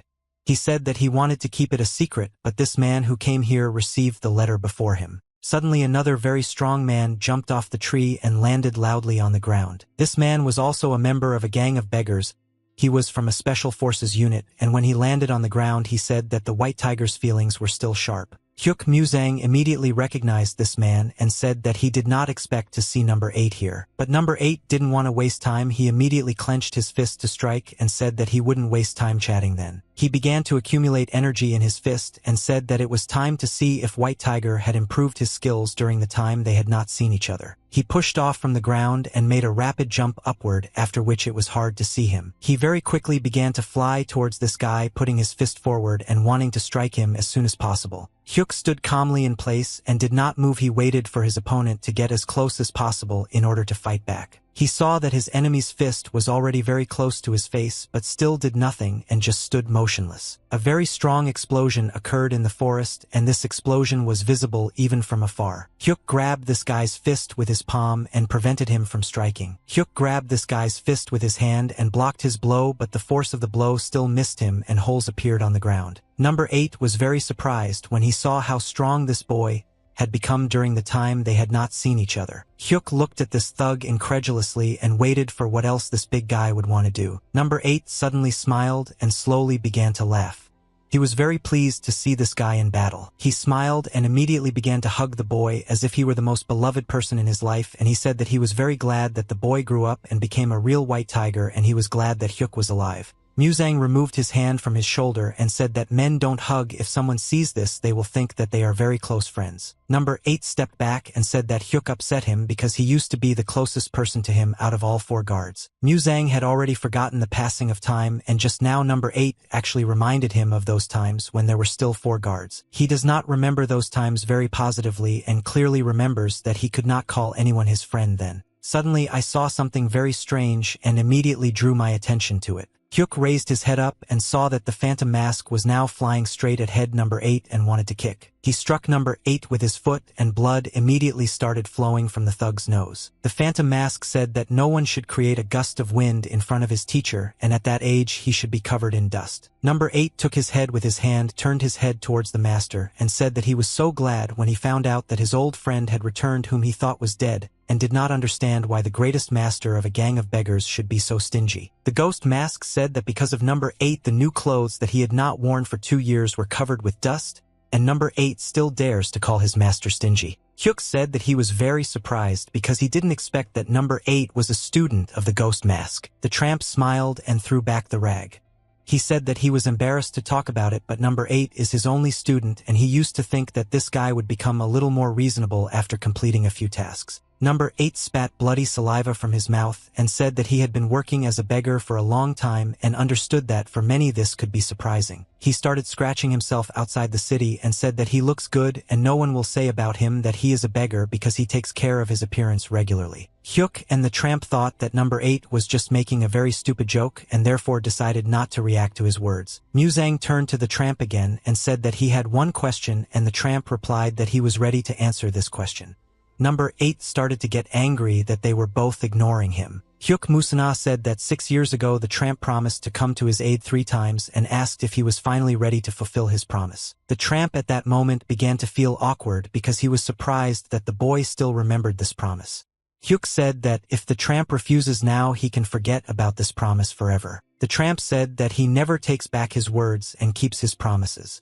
Therefore, whatever it is, he wants to know what the help is, and he will completely take care of it. Hyuk asked this man if he was sure of his abilities and would be ready to complete the task that he would now be asked to do. Muzang smiled and said that the tramp had just promised that he would take care of it completely, that is, no matter what he would complete this task. The tramp began to look at this guy in fear because he understood that the task that we would now be given would most likely be very difficult, but he could no longer refuse his words. The weather was beautiful and the sun was shining very bright, completing the day. Yang Sot swung his sword in different directions and launched very fast attacks at the young students, trying to kill them. The students watched this guy and were shocked because they didn't understand where he came from here and why he wanted to kill them. After all, they didn't do anything bad to him. The old man understood that now only he can protect his students from this vile killer who came to their house with a ball. Yang Sot said that he was very surprised to see how the old man blocked his blows and suggested that this grandfather fights better than his students. He told his grandfather that now he would have to go into an accelerated form of battle in order to defeat this old man. He didn't understand where this guy was constantly disappearing and saw that this technique was inferior only to warriors of the highest rank, and he couldn't keep track of his opponent. Yang Sot laughed very loudly and gloated over the fact that the old man could not notice him. He said that grandfather now has a very funny expression on his face because he was confused because of such an easy trick. He stopped next to his ear. Being behind him, he said that this old man is a real disappointment for any warrior. He no longer wanted to endure the ridicule of this scoundrel and decided to strike him, but when he turned around, this enemy was no longer there. Yang Sot appeared behind him again and said that the old man was moving very slowly. It would be nice for him to concentrate a little so that the fight would become at least a little more interesting. One of the students could not stand it and raised his sword up. He said that no one should insult the teacher. El héroe indignado golpeó al maestro en la cabeza y le preguntó por qué sería su alumno. The next student decided to help his brother and immediately jumped behind the enemy and decided to stab him with his sword directly in the back in order to pierce him. But Yang Sot was a very experienced warrior and masterfully mastered martial arts, so he was easily able to dodge 2 blows at once and continue the battle. Yang Sot began to laugh louder and louder because this battle looked very touching to him, and he treated this fight as a performance that entertained him. He said that even if all these weaklings united in yours, they would not be able to stop such a wild dog. After he shouted this phrase, he began to make many very fast attacks. The student understood that he was not able to see this enemy due to the fact that he was moving very quickly, but he felt the damage that had just been dealt to him. The elder brother always told them that it doesn't matter how strong he is, and because if enemies attack in his absence, it will be the end for the academy, and in other words, the students must become stronger in order to learn to defend themselves. Después de escuchar la explicación, el asesino fantasma simplemente permaneció en silencio durante este tenso momento pensando en la situación. It started to infuriate him that he couldn't do anything in this situation and felt like a weakling, but suddenly a girl appeared in one day. She touched his back with her palm and magical energy began to be released from her palm. He felt that some strange sensations appeared in his body. His chest began to glow with a bright light, but he did not know what it was. The second student turned sharply to see who was behind him now. He was very scared because he didn't know what kind of person touched his back. The girl asked this guy not to be surprised because she didn't do anything wrong and only improved his circulation of internal energy chi. He asked her who she was and where she came from. Not every person would want to participate in such a bloody battle. Yang Sot continued to move very quickly in space and strike his opponents from different sides so that they could not understand where exactly he was. The 3 of them fought off many more blows and heard only the voice of this killer who said that he could not understand who to kill first. Yang Sot initially proposed to kill the old man forever so it would be easiest. The historian at that moment began to look around in fear. Then Ian suggested killing the younger student because it would be very easy because he was the most inexperienced and he would stop getting in the way. But in the end he said that it would be best if he first killed the older student because then there would be the least amount of problems and suggested that they discuss this themselves. One of the students began to scream very loudly because he could no longer withstand such psychological stress. Taeho shouted that he didn't want them to play such terrible games and said that they couldn't be scared by these words, and if he really was over there then let him attack, and decided in battle. Night fell on this day. There was a full moon and there were few clouds in the sky, but the stars were shining very brightly. He swung his blade and said that he was very glad that the lucky one who was about to die chose his fate. Yang Sot decided to attack this child from the back because it would be the easiest way to kill him, and he definitely doesn't suspect that someone might attack him from behind. The old man ordered this vile man to stop and not commit murder. But unexpectedly for everyone, that same girl appeared between them and was able to stop the sword of this killer just using 2 of her fingers. The young mistress was the only one who saw this guy all this time and understood that he needed to be stopped immediately before he actually killed one of these cute students. Yang Sot was very surprised when he saw a girl in front of him who was able to stop his attack. He did not expect that someone as strong as him could appear here. She said that the howl is very brave but unfortunately incredibly stupid, and this is the most important problem that will destroy him. She began to rotate his sword, and thanks to this rotation the blade began to bend. Yang Sot understood that his hand was now rotating along with this blade, and he was experiencing incredibly severe pain. She spun his hand so many times that suddenly his sword simply burst and shattered into many small pieces, and a bloody circle appeared in the air. The young lady said that this guy has no right to attack the academy associated with the Murim Alliance, and right in front of her eyes. Yang Sot began to scream very loudly in pain because he had just lost his arm, and he could not even imagine that the course of the battle would unfold in such a way that he would receive damage. Yang fell to the ground and was bleeding. His hand exploded and nothing was left of it except bloody traces, and the students at that moment looked in fear at the wounded warrior. The young mistress approached this vile man and stepped on his chest with her foot in order to show him her dominance over him and cause him even more pain. She said in a quiet, calm voice that she wanted to hear something from him. The lady asked this man to give at least one reason why she should not cut off his head right now, and said that she knew that he was the phantom killer Yang Sot. Despite the fact that he was now at a disadvantage, he would have been better off being polite. He still continued to remain vile and began to call this girl names. She said that he chose the worst answer that could be said, and he just made his choice. The young lady took out her sword and waved her hand to strike. She said that Yang Sot deserves to die. The blade of her sword was already approaching his neck, and he understood that he did not have long to live, and now he would lose his head. The old man shouted very loudly and ordered this lady to stop immediately and not commit murder. The blade of her ball stopped near the neck of this bastard. This meant that she listened to the old man's words and did not cut off his head, but she was able to leave a small cut on his neck. Tiho, who was standing behind everyone at that moment, did not understand why his father decided to stop this valiant lady. The old man very politely in a quiet voice asked this lady to spare this man and asked if she could do it. The girl didn't understand why this old man decided to stop her, and what was the reason for his request to spare this vile bastard who just wanted to kill his students' sons. Taeho went up to his father and asked why he asked this lady not to kill the stranger. After all, if it weren't for her, they would all be dead already. The old man said that he remembers this and asked his son to listen to him. At that moment, the old man continued to hold the sword in his right hand, and his hand was shaking very much. He tried to explain that he was asking not to kill this person, and they were doing it because he was sorry, and she was another reason. The lady immediately understood what the motive of this old man was, and why he asked not to kill him. She said the old man was just afraid of the consequences. She understood that the haircut was already an experienced adult. He understood perfectly well that this stranger who came here with a sword might not be alone, and if he was killed, new problems would arise. The old man lowered his head down and closed his eyes. It was very difficult for him to admit that the lady was right, so he said that he had nothing more to say. The lady kept the blade of her sword near the neck of the scumbag all this time and tried to restrain herself not to cut off his head. Yang Sot started laughing loudly and acting like crazy. In the evening, he couldn't believe his ears, and it seemed to him that this was the funniest reason not to kill him. She sheathed the sword and replied that if the old man asks her not to kill this bastard, then it would be wise to leave him alive. She lifted her leg from his chest, and at that very second he thought that everything was over and again began to behave on needles.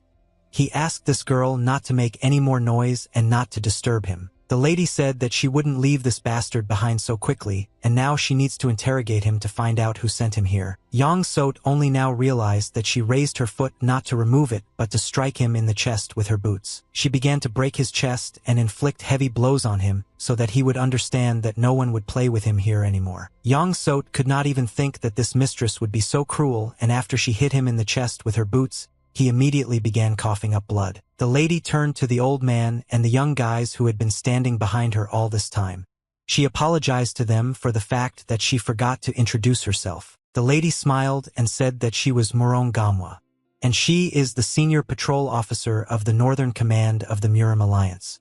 She was often called the Heavenly Sword Goddess. They were all incredibly shocked when they found out that the real Heavenly Sword Goddess was now standing in front of them. The elder brother was still in the forest and talking with the tramp about his task. The tramp tried to clarify all the rules of the task that he needed to do, and he said that if his task was to find the child of Zhang Taryong, then it would not be difficult for him. Hyuk Muzang said that even a small hint will be enough. If the tramp manages to find him, there will be real happiness, and he will fulfill his promise. Number 8 suddenly intervened in their dialogue and said that finding some boy for the teacher would not be difficult, and the guy would still have 2 more requests that the teacher must fulfill.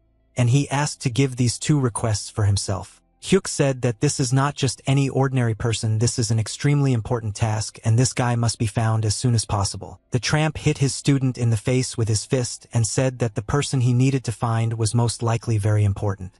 He said that equating 1 request with 3 is wrong, and he will consider this task as 1 task. Hyuk Musang said that he doesn't mind, but the most important thing for him now is to find this guy, and he said that he will wait for news from the tramp. But before the guy left, the tramp stopped him and wanted to ask 1 more question before they parted. The tramp asked the white tiger does he really believe that the war is over. The tramp felt that his student was now standing behind him and ordered him to lower his fists until he was beaten. Hyuk Musang stopped and stood silently for a few seconds because he needed to think about his answer. He turned his head towards the tramp and said that this did not concern him, and he asked no longer to involve him in the affairs of the Murim alliance. Suddenly Hyuk Musang made a very fast leap upward and disappeared. He moved so fast that the tramp, his student, didn't even have time to notice how this guy disappeared. The tramp said that he could not even think that the white tiger was so strong. He wondered if this guy was so strong forever. He patted his student on the hand and said that in general number 8 will be responsible for this task, and he must find the child that Hyuk Musang just talked about. Number 8 was finally able to calm down because the teacher entrusted him with some important task for the first time. But at such an important moment he began to act like a fool, and instead of agreeing to this task, he began to imitate the white tiger and said that he did not want them to involve him in their affairs. La maestra preguntó irritada si el niño lo estaba escuchando con atención o si estaba pensando en otra cosa. Hyuk Musang returned back to the academy only when evening came, and he slowly walked up to the doors and began to open them. When he went inside and into the courtyard of the academy, he saw something very strange and did not understand what happened here during his absence. A guy was sitting on the floor and wiping away the blood that remained after today's battle with a rag. Hyuk Musang ran up to the younger student and immediately began asking him about what happened here. The student tried to explain the whole situation that happened this afternoon, but he did it very poorly, and Hyuk Musang understood practically nothing from the younger student's story. He cupped his cheeks and started asking if anything on his body hurt after the fight or what happened to the other students or the lady who came here today. He clenched his fists tightly and said that he was too careless and thought that there would be no problems if he left for a while, but he was wrong. The student said that the second brother was slightly wounded, but the rest were also in danger, and until the older patrolman showed up and everything was very bad, but then the lady called herself the main patrol of the Murim Alliance and she defeated the enemy. Hyuk was very surprised when hear that there was a senior patrolman of the Murim Alliance here, and did not understand why a high-ranking official would enter the Rural Combat Academy.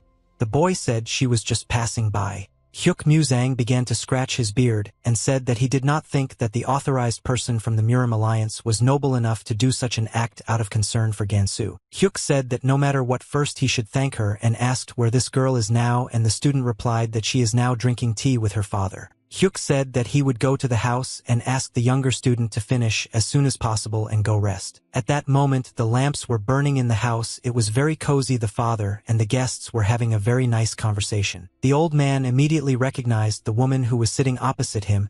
He said that she was the same Papa Somamai, the warrior of the dragon staff and one of the 100 best masters of Murim. He started laughing when he found out who was sitting at his table now and said that he couldn't even think that members of the highest Murim circle would help them and the academy would be blessed. Papak Somamai said that this old man was right and her mistress personally offered them help and they should be forever grateful for this. But suddenly this woman felt very strong pain and started screaming. Her face immediately turned red. Morong Gamwa kicked her assistant to shut her up. Morong, she said that her friend sometimes says all sorts of stupid things. And in fact the girl came here to simply do her job as a senior patrolman. Morong decided to change the topic and said that the tea was simply great.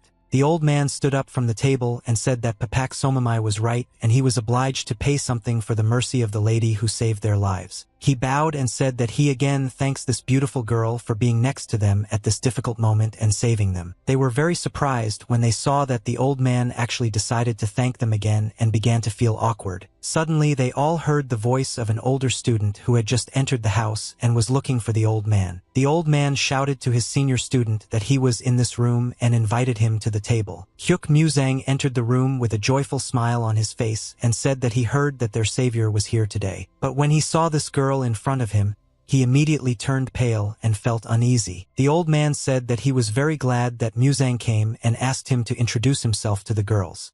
After all, they are patrolmen of the Murim Alliance, which works in the north. Muzang suddenly began to turn pale and clench his fists, and for some reason he suddenly became very angry and his body was shaking. Muruin got up from the table as soon as she saw this guy's reaction and realized that it would be better for her to approach him. She walked slowly towards him. The old man was watching this girl and didn't understand what was happening now, and why there was such a tense atmosphere between her and the senior student. She stood directly opposite him and looked into his eyes, and at that moment he clenched his fists and did not pay attention to her. Morong called this guy a white tiger in a quiet, gentle female voice and looked into his eyes. She took his face with her palms and began to gently touch his cheeks with her fingers. The girl could not hold back her tears and started crying.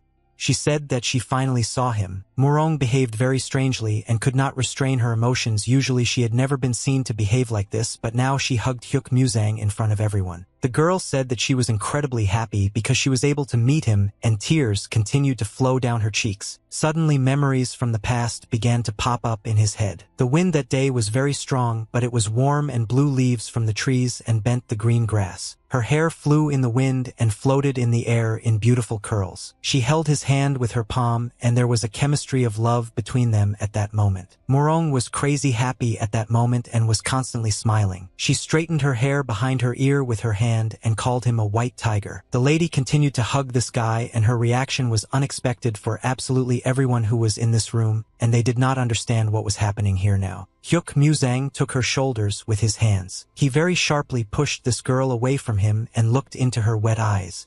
He wanted to tell her something very important. Hyuk Muzang told the lady in a cold, quiet voice that his next words might sound very rude, but she clearly confused him with someone. She was absolutely not ready for such an answer and did not understand how she now needed to react to the words of this guy. Hyuk didn't want the lady to be offended by him, but he tried to explain the situation and said that he didn't know important people like the senior patrolman from the Murim Alliance. Merjin tried to touch him again and said that she did not understand this guy's behavior, and she didn't understand why the white tiger was acting so distant now. He folded his hands and bowed to this lady, so that she would understand that he was not joking. Hyuk said that he was told information that the lady saved their academy from a great threat, and he is grateful to her for her kindness. She again took his hand with her hand and asked why he was acting so strangely now and continued to make his unfunny jokes. She tried to explain to him that they knew each other not before and he should remember her because she is number 5 and he cannot pretend to be a stranger after 5 years of being in hell. Hyuk closed his eyes and didn't want to listen to anything anymore from this mistress. She was already starting to irritate him with her constant questions and touches. He threw her hand aside and freed his hand. The guy pointedly showed that he did not want her to touch him. Hyuk confidently stood on his feet and did not move.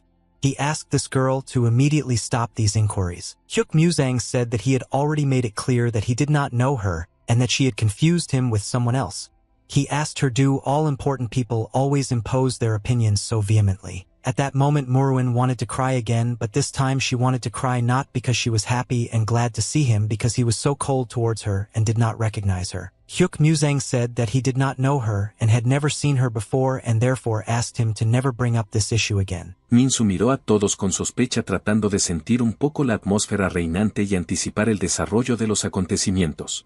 The woman at that moment also could not stand still calmly because she was very worried about the young mistress who was now offended by this guy. The old man could not observe this whole situation with indifference and began to shout at the senior student for behaving disrespectfully towards this cute girl who saved their academy today. He clenched his fist very tightly and said that even the animals recognize the help they received from their saviors, but his senior disciple is now acting very rude and ungrateful. The old man said that the guy was behaving very disrespectfully, and he didn't like it because he had never taught his students such disgusting behavior and asked him to quickly apologize to the girl and get out of here. For a moment the room became very quiet. There was a very tense atmosphere and everyone froze in anticipation of what Hyuk Muzang would do now. He did not want to admit his guilt for his action, but he had no other choice and therefore he had to apologize to the girl for losing control of his emotions and losing his temper. He bowed to her and said that he deeply regretted his disrespectful attitude towards the senior patrolman and humbly asked her to forget the inconvenience caused. She said that this would be the best way out of the situation and agreed that now they would simply forget this moment. Hyuk thanked the girl for her understanding. But at that moment she said that he wanted to hear this.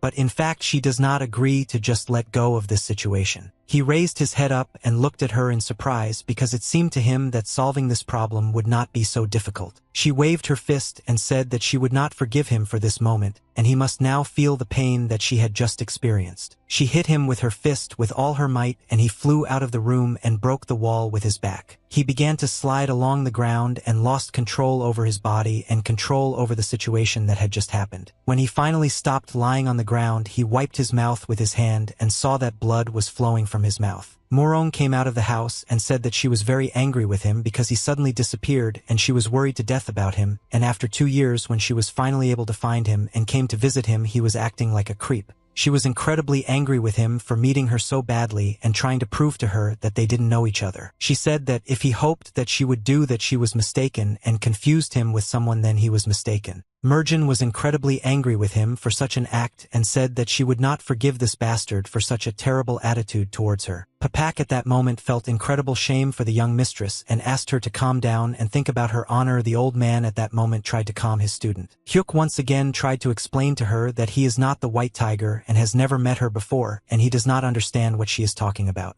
Morong could no longer listen to his lies and began to shout at him and claim that he would not be able to deceive her even if he really wanted to. She said that she knows him in all states and knows what he is like in anger, in joy, or in sadness. His speech habits are familiar to her and she has not forgotten him. But she still doesn't understand why he continues to insist that he doesn't know her and pretends that he is not the white tiger. He lowered his head down and just continued to sit silently, saying nothing. Answering her questions, he continued to treat her like a stranger. Morong wiped her tears with her right hand and said that if he likes to ignore her and play that they don't know each other, then so be it. She turned her head to the old man and said that she had one very important question for the teacher and would like to clarify it right now. He said that the lady can ask any question. Morong asked the teacher if she could stay overnight at their academy for a few more days. When Hyuk heard this, he immediately turned pale and wanted to fall into the ground. The old man was very surprised when he heard that the lady wanted to stay with them at the academy after such a loud conflict. Papak was also incredibly surprised by the unexpected choice of the young mistress. After all, they had already paid for an expensive tavern to spend the night. Hyuk Musang at that moment asked in a trembling voice what exactly the young lady was up to and why she decided to stay at the academy. Este sonido fue tan devastador. Inmediatamente me dolió la mente y me nubló la conciencia. She said that she was not going to give up until she fully appreciated the whole situation and found out why the white tiger was ignoring her. The old man began to slowly scratch his beard with his hand and said that the young mistress leaves him no choice and he is forced to leave her to live at the academy. He smiled and said that Dragon Tiger Academy is part of the Murim Alliance, and according to their vow, any high-ranking representative can find shelter within their walls, and if this place does not bother her, then she can stay here as long as she wants. Morong was delighted when she heard such a decision from the teacher and felt that victory was on her side, but at that moment Hyuk on the contrary began to get angry with the teacher or understood why the old man allowed her to live here. Morong thanked the teacher for his kindness and for agreeing to accommodate her at the academy, and the old man invited the girl to come with him so that he would personally show her her room. He watched the mistress and the teacher slowly go to the academy and couldn't believe that all this had actually just happened. Hyuk hit himself in the face with his hand and sighed very heavily because he understood that today was a very difficult day for him. Hyuk felt that now number 8 was sitting behind him on the roof and asked this thug, and was it necessary to tell this girl that the white tiger was again in the city? He scratched his head and apologized to the white tiger because he didn't think that everything would turn out exactly like this. It seemed to him that not 3 of them could go and drink alcohol after this meeting. He jumped down and said that he could not hide this information from her because she had been traveling the world for 2 years in search of a white tiger, and everyone thought that the guy was dead and tried to dissuade her from searching. Number 8 said that he had never seen number 5 so unhappy before, and he wanted to help her somehow. The thug saw the dissatisfied reaction of the white tiger and realized that the situation could not be corrected so easily now, so he took out a bottle of alcohol and opened it. He poured rice wine into his mouth and asked the white tiger why did he behave so strangely towards her. Number 8 asked the white tiger was his reaction to the lady related to his meeting with that guy. Hyuk tensed at this moment. He immediately ran up to number 8 and covered his chatty mouth with his hand so that he would no longer say anything unnecessary. Hyuk said that number 8, you need to watch your words and beware of the consequences that may happen, and at that moment his eyes began to glow red. Hyuk Musang grabbed the wine bottle with his hand and said that number 8 is the only one in the whole world who knows that Hyuk met him. Hyuk kept this guy's mouth closed for so long that he gradually began to choke, and finally the guy said that if number 5 finds out about this meeting, then number 8 will be to blame. He removed his hand from his mouth, apologized for squeezing his face very tightly, and said that he got a little excited after that. The guy thought that he needed to rest. Number 8 asked the guy did he really get such an incredible chance and just decide to ignore it. Hyuk thanked the big man for the bottle of rice wine and said that he could not ignore his friend's generosity, and then left. Number 8 saw how the guy had just made a jump and disappeared again very quickly. He shouted after him that this bottle of wine was a very important jewel for him because he was having a hard time. Beautiful teachers. Number 8 started screaming very loudly that Hyuk is a scumbag because he just stole his bottle of wine that the thug had been trying to steal for so long. It was very dark and cold in one of the rooms of the academy, and strange sounds were heard from this room. Yang Sot was sitting on the floor and his body was tied to a wooden post so that he could not escape. He lowered his head down and thought that today was the most terrible day of his life, and at that moment blood was dripping from his mouth. Suddenly he heard steps approaching him and thought that it was the lady who cut off his hand, and most likely she came again to torture him. Ian was very frightened and immediately asked who was approaching him.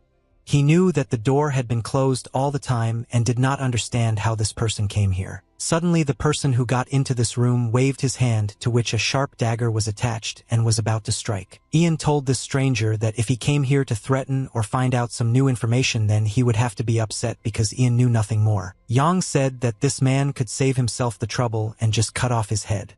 After all, he had already lost his right arm and the center of chi energy and was already with one foot in the grave. The stranger stood silently for several seconds and did not answer anything. He just listened to Yang Sot's speech. Suddenly he swung his arm and struck very quickly. Yang Sot closed his eyes at that moment and was preparing for the fact that now they would finally kill him and end his torment. But in fact everything turned out to be not so simple, and the man who had just come here cut the ropes that bound Yang Sot with his blade. He didn't understand why the stranger had just decided to free him and why he needed it. He decided to ask this stranger personally why did he do this. But the man in the mask did not answer anything and only showed there that now he had to be quiet. He just stood silently and looked at the wounded prisoner whom he had just had to save. Yang Sot couldn't believe that this killer had just come to save him, and if he was a killer, then why did he decide to free him? The black masked man raised his hand up and pointed with his index finger at the door that was in front of him. Ian realized that this guy was now ordering him to leave here, and still it seemed very strange to him that this killer decided to save him. He turned his head towards this man to ask who sent him here, but when he turned his head there was no one behind him. He turned his head in different directions trying to figure out where this man had disappeared but still couldn't find him. At that moment he realized that he managed to survive despite the fact that he was already ready to say goodbye to his life and thought that he would be tortured here until he died. Morong lay on the table and continued to sob. She accused the white tiger of being a scumbag and cursed him for pretending not to know her. She raised her head up and hit the table with her fists, after which she said that she didn't understand how he could pretend that he didn't know her and didn't even blink when he looked at her. Papak said that this guy clearly trembled when he looked at her, and the young mistress turned her head at Papak and asked her not to tell such lies in order to calm her down. She realized that all the children crying in their room would not help her in any way, and she needed to calm down and look at this situation soberly. Papak admitted that she really doesn't like this young gentleman for whom the mistress has been chasing for so long, and he is not the best choice of a man for the young mistress. She asked why the lady is so worried about this gentleman, and why she continues to suffer because of him, because crowds of officials do not hesitate to pretend to be dead if Morong wishes. Papak, she said that she was very angry that this guy dared to talk so rudely to the lady. Morwen listened to Papa continue to devalue the guy she likes and talk about how he is just an ordinary fool from a rural martial arts academy. Morong didn't want to listen to anything anymore and therefore started shouting very loudly at her assistant so that she would stop calling this guy names. Morong asked her to watch her language next time and not dare to underestimate this gentleman.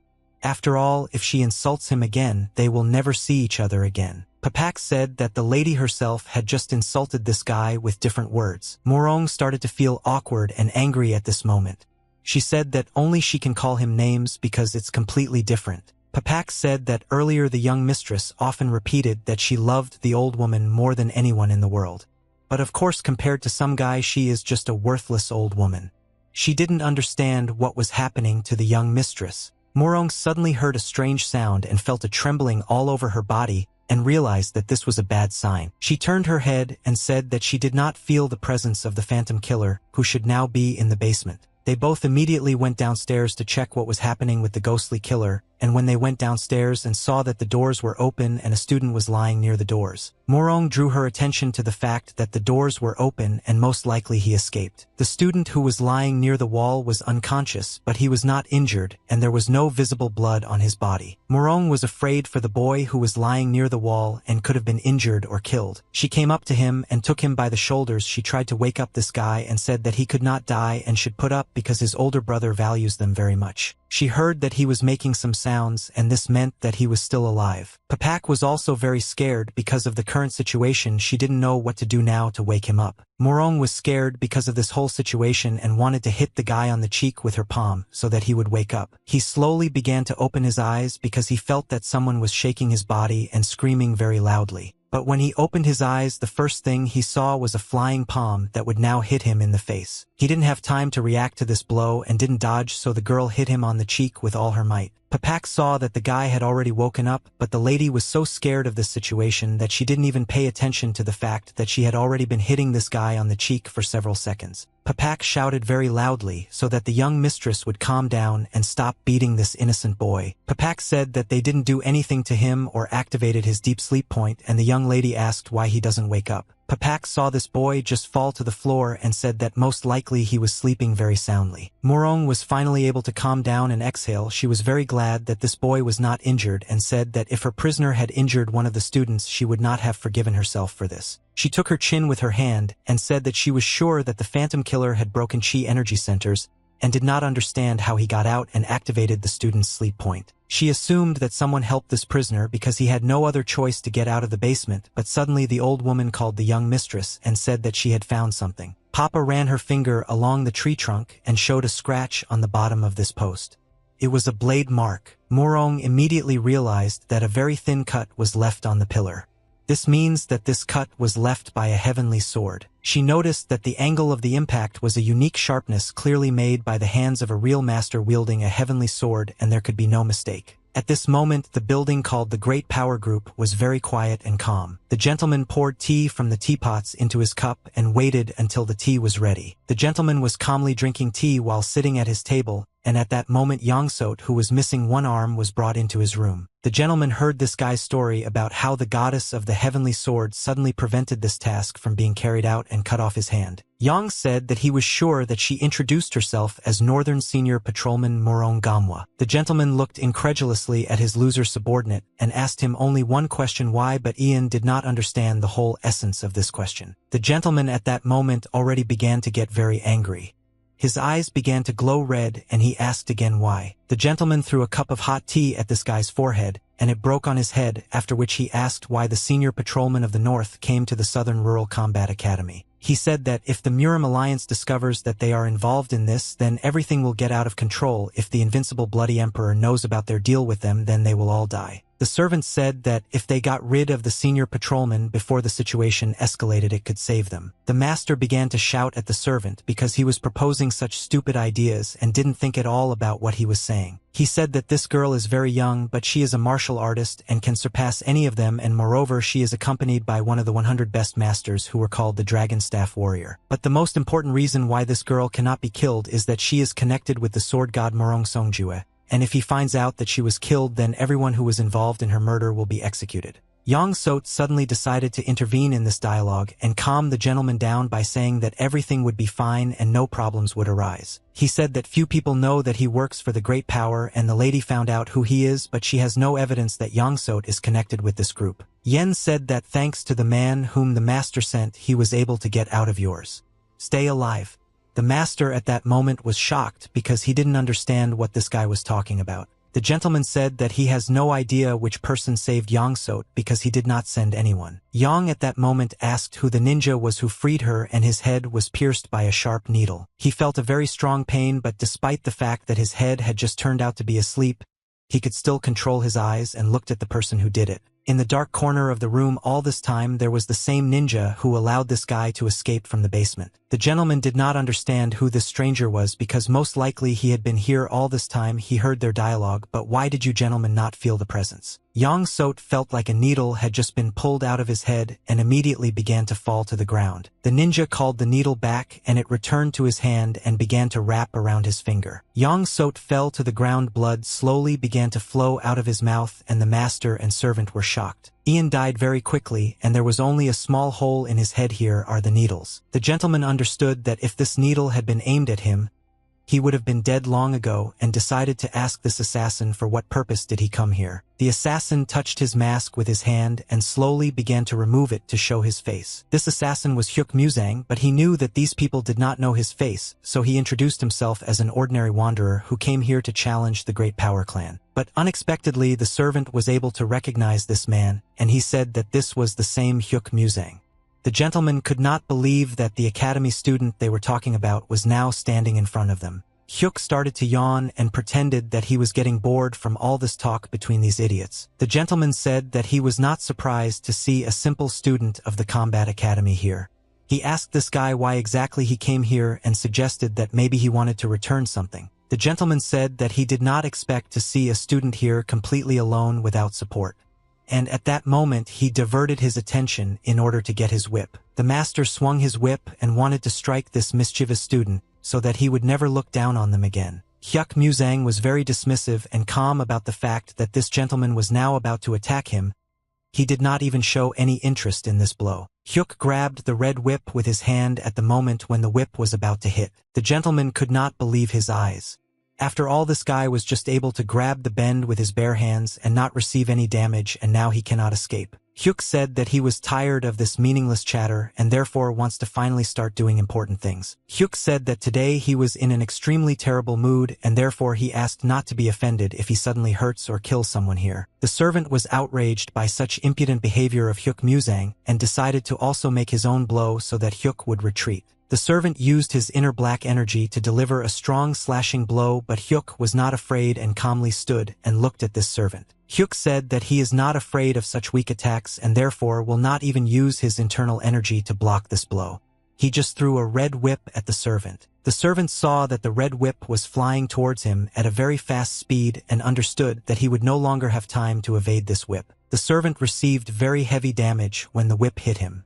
He was unable to dodge or block this blow because at that moment he was in flight, but after receiving damage he flew back. The gentleman did not understand how Hyuk Muzang so easily dodges all attacks and controls other people's weapons without putting any effort into it. The servant was very angry that this pathetic student was using his tricks here to deceive them. Hyuk Muzang did not intend to listen to these boring accusations addressed to him and therefore decided to immediately strike with his foot in order to shut the mouth of this talkative servant. He kicked him on the head with all his might, and after the blow it was clear that a large amount of blood splashed out of the servant's body. The master did not understand what was happening here because his servant Chisholm was famous for being a very experienced fighter and always defeating high-ranking fighters, but for some reason this student was able to deal with such an experienced fighter with just one blow. Hyuk Muzang stood next to the bloody body lying on the floor and said that this guy had already dropped out of the game and he wanted to rest a little. Hyuk asked the gentleman what should he do next. He explained that at the moment he had not thrown out even half of his anger and had just begun to warm up, but almost all opponents of unconsciousness were either dead. The gentleman did not understand how he needed to act further in order to stay alive and move away this enemy because the strength of this guy was actually incredibly great.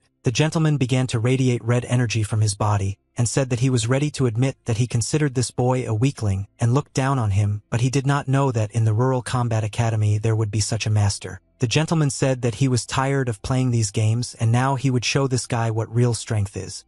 At that moment a red whip began to wrap around his hand and lightning bolts flew out of his eyes. Hyuk Muzang rolled his eyes upward and said in an indifferent voice that he was waiting and couldn't wait for this old man to finally show what he was capable of. The gentleman began to get angry because this guy was acting very arrogantly and arrogantly veins began to appear on his head and his face became red. He raised his hand up, red lightning began to fly out of his eyes.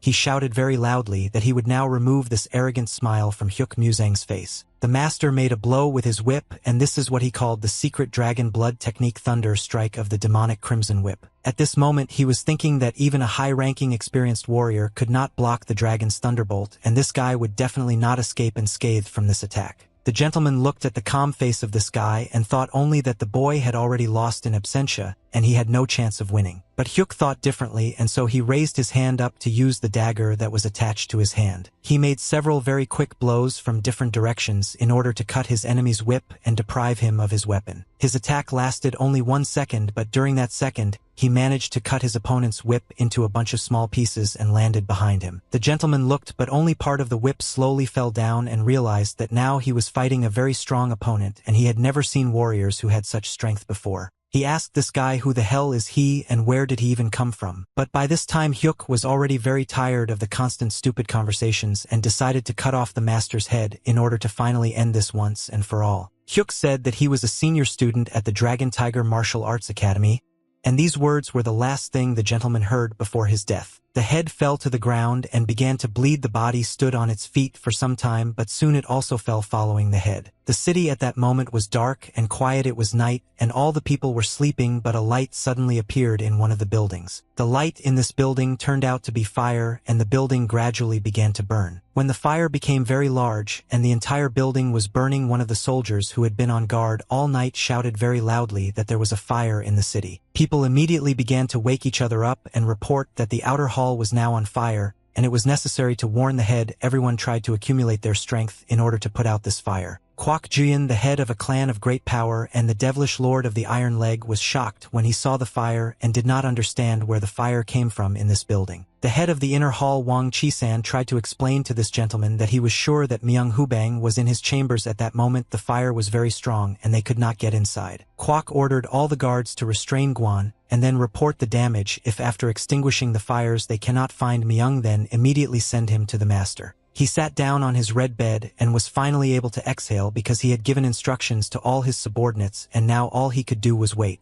But he was still bothered by the thought that a fire suddenly appeared in the middle of the night, and he did not understand how this could happen. Suddenly a severed head appeared in his room and slowly rolled towards him. The severed head stopped right next to Mr. Kwak's feet, and it so happened that the eyes of this head were looking straight at Mr. It was the head of Myung, who was in the palace where there was now a fire. Mr. Kwak was very frightened when he saw a severed head in his room, and he did not understand what was happening here. At that moment his face turned pale very quickly, and he began to look like a living dead. Mr. Kwak immediately began to look around and try to understand who had just thrown this head to him, but when he looked at his room he could not see anyone and therefore began to scream and ask who was there. The assassin at that moment was sitting on the corner of the bed. His clothes were stained with blood, and he decided to answer this gentleman's question and said that he was the one who would save Kwak today. Mr. Kwak turned his head towards the sun and saw that he had been sitting there all the time, but he did not understand how this guy got in because he did not feel his presence. The gentleman immediately realized that this man was a professional assassin. He asked this guy, is he really one of the 4 commanders? Hyuk replied that he was very surprised that the gentleman knew about the 4 commanders. Hyuk said that he also knows what kind of person is standing in front of him. Kwak Jian said that one of the 4 commanders remembers his name from the time of the war. This is a great honor for him. He asked this assassin what brought the secret sword of the Murim Alliance to this humble place. Kwak understood that he needed to increase time in order to give a signal to the rest of the warriors and gather them all here.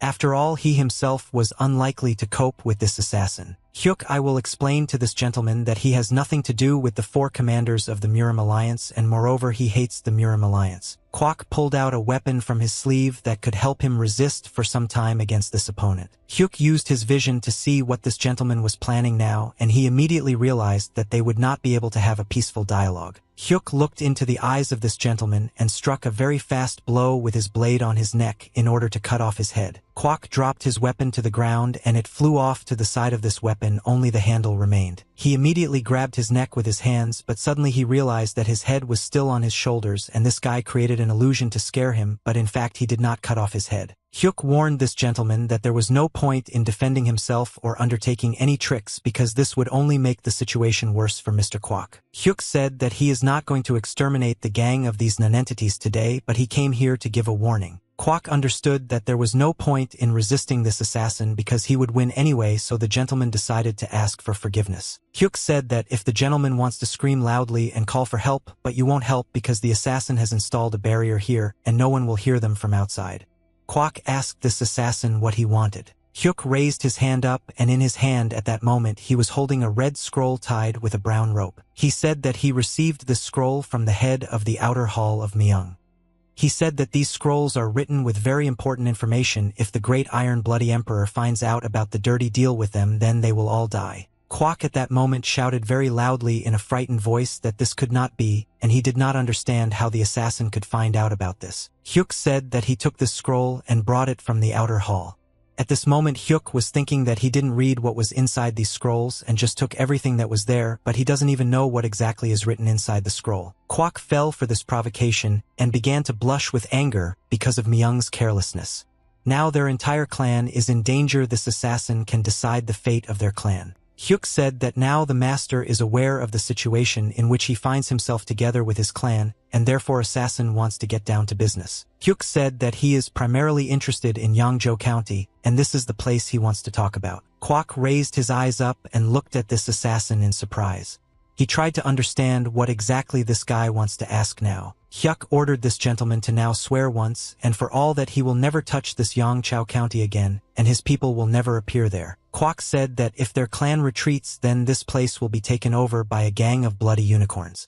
Hyuk replied that it is unlikely that the master would want to be overthrown by a battalion of iron blood, and it would be better if he controlled his territories remotely. He slowly began to approach the master, and at that moment he said that the master of his clan should keep in mind that if they try to do something again they will have big problems. Kwok at that moment began to bleed.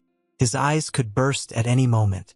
There was incredible pain in his head. He fell to the ground and asked to stop torturing him because he was no longer able to resist. Hyuk used his secret technique to control this old man's body and said that the old man would have to avoid not only the great Iron Blood Emperor but also him. Kwok said that everything was clear to him and he would fulfill the terms of their agreement. At that moment drops of blood and sweat were running down his face because his body was burning from the inside. Hyuk looked at this weak old man and thought that the old man was actually right, and if Hyuk got rid of one gang then problems would immediately begin with another gang that would take their place. Hyuk said that it would be much more unpleasant if the Iron Blood Battalion got involved, and then the problems would become several times greater. Hyuk decided to leave the stupid old man in power so that everything would remain in its place, but now the situation was under control of Hyuk Musang. He finally removed his control over this old man's body and said that he would let Kwok Jian live. The gentleman thought that he could have just died and does not understand where this monster came from because the four commanders were not as strong as him. This guy is really not from the Murim Alliance. Hyuk said that there is one more thing he wants to ask before he leaves this place. Hyuk began to tell the old man that everything that was said here should remain exclusively between them, but he did not have time to finish this phrase because they heard strange sounds in the corridor. At that moment they were approached by servants who were somehow able to hear suspicious sounds here. Hyuk heard one of the guards shout that he had managed to find an intruder who had sneaked into the palace and needed to catch him immediately,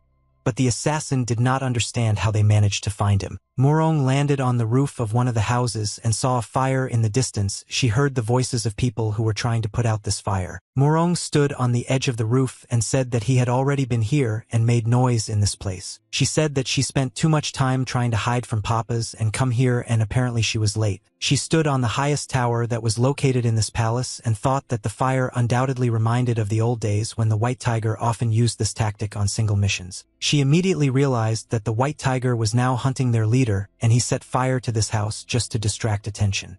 She assumed that he was now in that far building. Morong said that 2 years ago White Tiger was a first-rank fighter. But even then he could kill a top-rank master with a detailed plan and critical thinking. He could easily deal with the head of the clan alone. She sat on the edge of the roof and calmly watched the chaos that was happening below.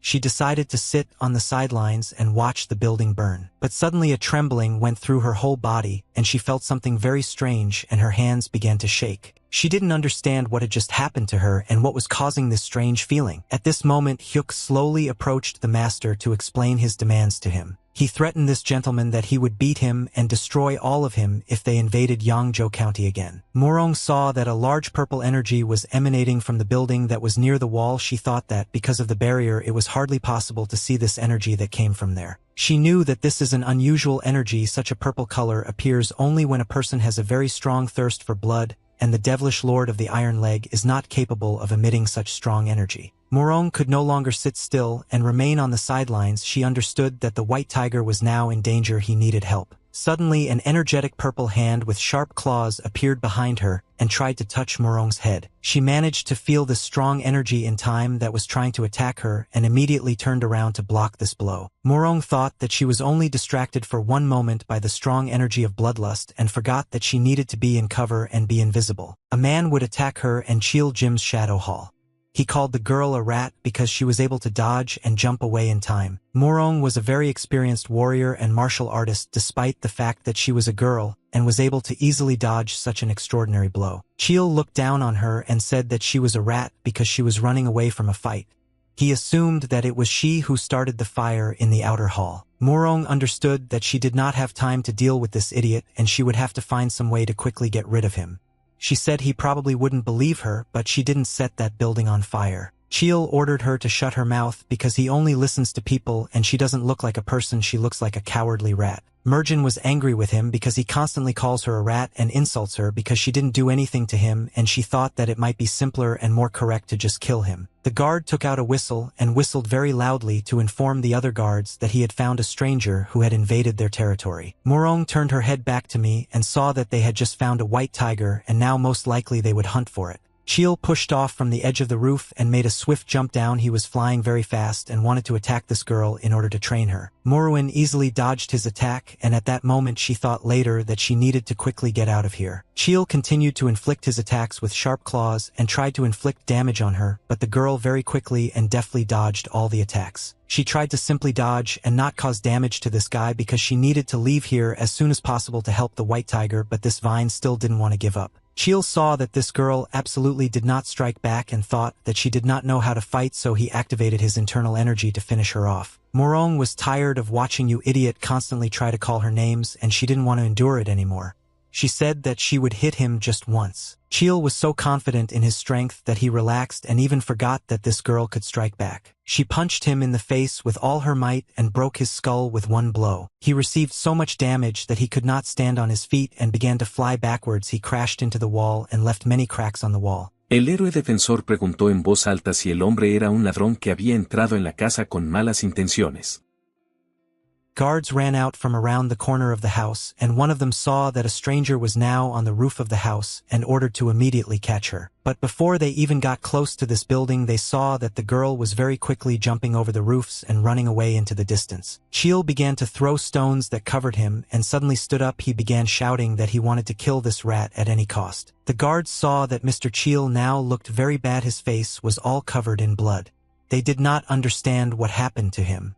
Yes, the gentleman ordered the guard to stand still and catch up with this girl. Morong ran away very quickly and thought that the gay should have killed this idiot right away with his sword instead of hitting him with his fist because he caused a lot of problems. The guards approached one of the buildings that was located on the territory of their clan. The head of the security ordered Squad 1 and Squad 3 to head to the women's quarters and the rest of the squad to follow him. Morwen realized that the guards had just strengthened their guard, and if she is now a member of the Murim Alliance and kills everyone on the way, this could cause a lot of political problems in the future. But now she understood that the most important task was to ensure the safety of the white tiger, and she needed to get into the main hall as quickly and quietly as possible and protect him. She was about to jump up, but at that moment she heard the voice of that idiot whom she did not kill and realized that he had found her. Cheol said that now she will not run away from him, and he understood her plan, but he will not allow her to get into the main hall. Morong looked back and saw that there was also a whole detachment of guards behind her, and she understood that she was surrounded and driven into a trap.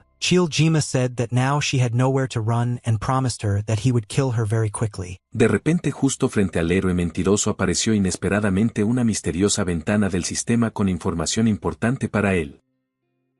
But suddenly she heard someone's voice in her head and realized that now someone was using telepathy to communicate with her. She turned her head back and saw that the white tiger was standing behind her. She was very happy about his appearance at that moment. Hyuk, using telepathy, tried to explain to her that she was acting very carelessly. Someone might recognize her here, and the chief patrolman might receive a very serious punishment for making such a noise here. At that moment, Morong completely forgot that there were a lot of enemies around her, and she looked at him with loving eyes and said that she was very glad to see him alive. Hyuk looked at her stupid expression at that moment and did not understand what was motivating this girl now and why she was behaving so strangely. Cheol was beside himself with rage, He didn't understand where you came from here, a man in a mask, and he began to blame the guards for not looking after the territory well because everyone who wants to hang around here. Hyuk was very surprised when they heard such loud indignation from this man.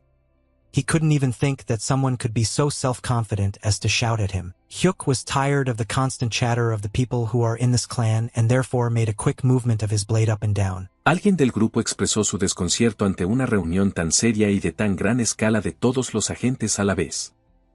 Morong was shocked when she saw the blow that the white tiger had just made because this movement was so fast that it could not be seen by the human eye, but the damage from this movement was incredibly strong. Hyuk said that he wanted to end this evening on a more good night, but apparently his plan will have to change. He said that these guards had seen too much and now they would have to kill them all so that they would forever forget the face of the lady and the presence of the assassin here. The guards began to feel some strange sensations in their bodies. Veins began to appear on their necks. It became very difficult for them to breathe. The rest of the guards also began to feel this terrible sensation in their bodies, and they slowly began to cough up blood, and their airway was closed and they were suffocating. Morong realized at this moment that the murderous desire that she felt from the main hall all this time came from the white tiger, and she does not understand what happened in the 2 years until she saw him. Mr. Kwok came out of the building and ordered everyone to immediately stop and calm down. He shouted so loudly that he could be heard throughout the entire territory of this clan. The gentleman understood that he would now have to have a very difficult conversation with this assassin, but he had no other choice because now his people could die in huge numbers. He said that he does not understand why the assassin continues to kill his people.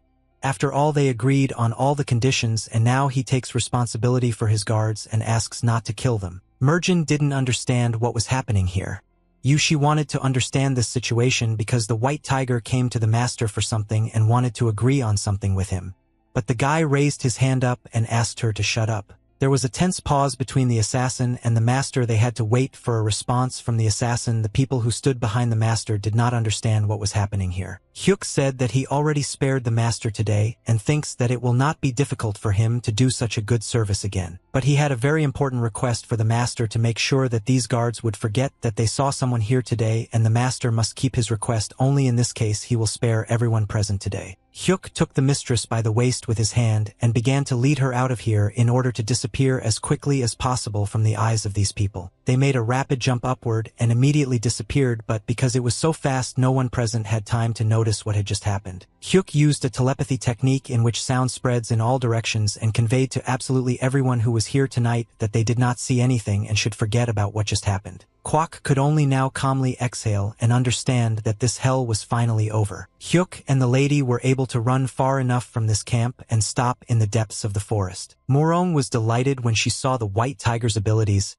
and she wanted to know what happened to him in the 2 years they didn't see each other. She asked him a lot of different questions and wanted to know where he got such power and how he learned to communicate using telepathy. Hyuk took off the mask from his face and once again told her that he didn't know what white tiger she was talking about, and explained that he was just doing his job. Morong was shocked when she saw that this guy was again pretending as if he didn't know her. She didn't understand how she needed to communicate with him so that he would finally start behaving normally. She was furious that he didn't recognize her again and said that he was making a fool out of her again, and she didn't understand why he was still pretending. Hyuk removed her hands in his clothes and said that no matter what, it's time for her to return because they are still on the territory of this clan, and she needs to not forget about her status. She began to smile sweetly and said that the white tiger was worried about her, and she was very pleased to know this. Morong asked him did he really cut that guy just because he called her a rat. She said that she saw the anger in his eyes at that moment. He pushed her aside and started walking forward because he didn't want to play these love games with her. Hyuk asked her to stop calling him white tiger and forget about those days once and for all.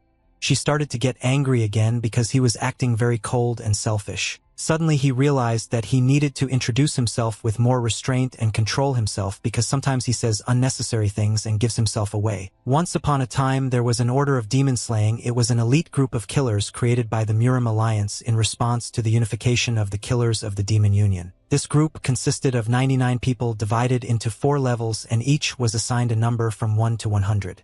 Hyuk was number 100 and he was the weakest member of the demon-slaying order. This order was divided into 2 castes of people. The first caste included high-ranking members. They had the right to command the group during missions.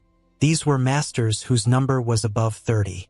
They learned from her special martial arts techniques. The remaining members of the medium and small martial arts clans and academies fell into the second caste of people, and in truth members of the lower caste were only small pawns in the hands of privileged warriors. Number 97 was one of the members of this group, and he was one of the last to join the order, but he died the very first. Number 19 had to take on an impossible mission, and number 97 took the brunt of it in order to save him and ended up escaping despite number 97's sacrifice. That night number 19 made fun of number 97 for not completing the mission because of that idiot. Hyuk was incredibly indignant when he listened to number 19's excuses, who talked about how number 97 was an idiot and interfered with him, but in fact he saved his life at the cost of his life. Hyuk grabbed this guy by his clothes and started shaking him.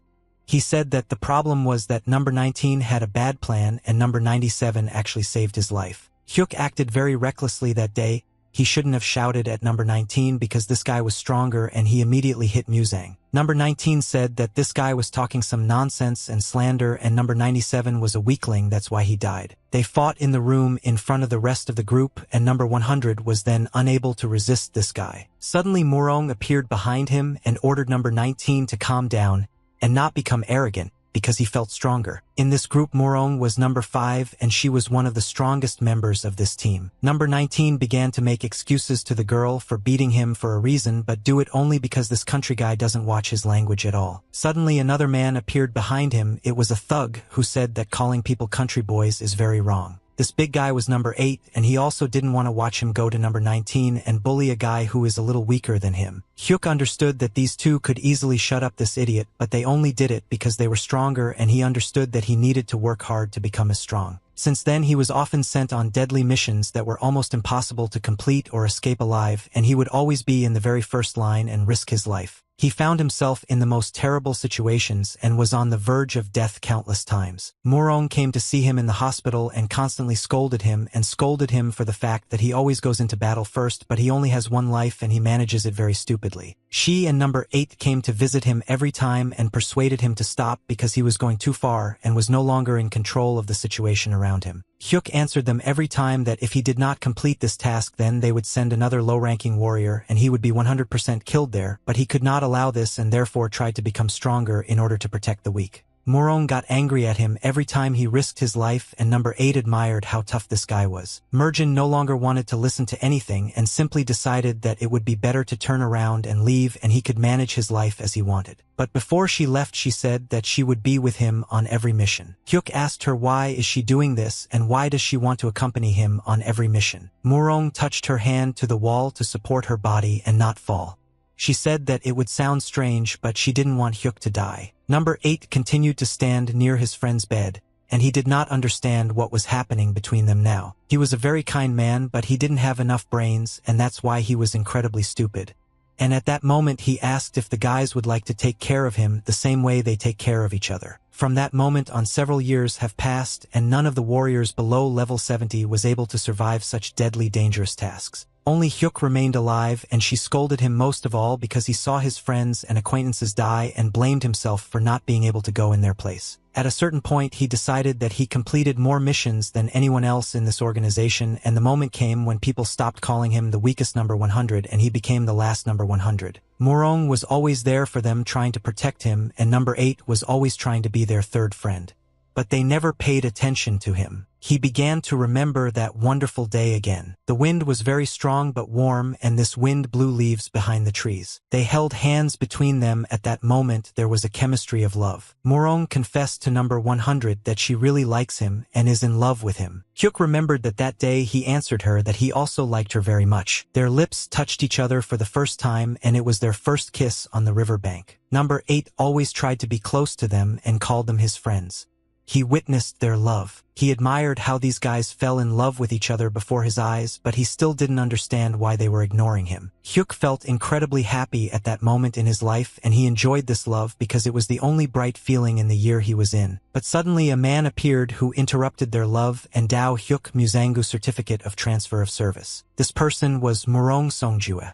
He said that Hyuk can leave the war and return to his hometown, and this is a reward for successful missions and contribution to public affairs. Hyuk understood that this gentleman actually made this decision for a completely different reason, and the guy decided to ask what exactly the problem was. The gentleman replied that he knew that number 100 was a very impudent guy and therefore decided to get straight to the point. He hit the table very hard with his palm. Strong purple energy began to be released from his hand. The gentleman said that the whole problem lies with number 5 and ordered number 100 to end all relations with his daughter. At that moment Hyuk did not know that number 5 was the daughter of such a high-ranking person. The gentleman said that a simple country boy from a rural academy can easily get close to his daughter, but number 100, I don't know it there that number 5 is engaged to Tae Young-hoon, to the grandchildren of the head of the Murim alliance.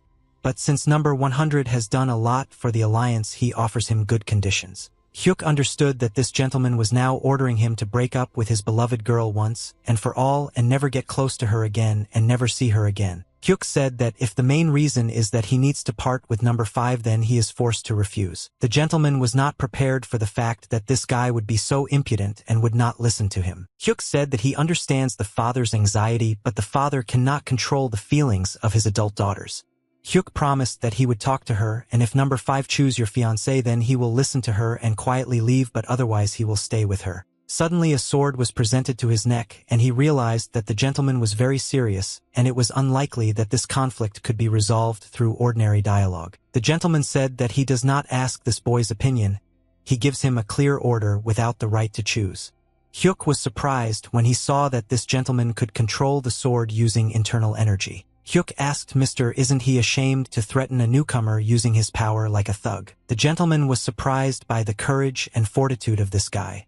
It was the first time he had seen someone so confident in himself. He raised 2 of his fingers and ordered the ball to come back. The gentleman understood that this guy could not be intimidated with ordinary threats, but he still tried to explain to the boy that he was still too naive. He said that the guy is trying to take her opinion into account, but he doesn't even think about her happiness and how she will live in the future. The gentleman said that since childhood his daughter grew up in abundance, and an orphan like Hyuk is unlikely to be able to provide good living conditions because he can offer her nothing. The gentleman said that naturally at first she would be happy that they were together and felt in love.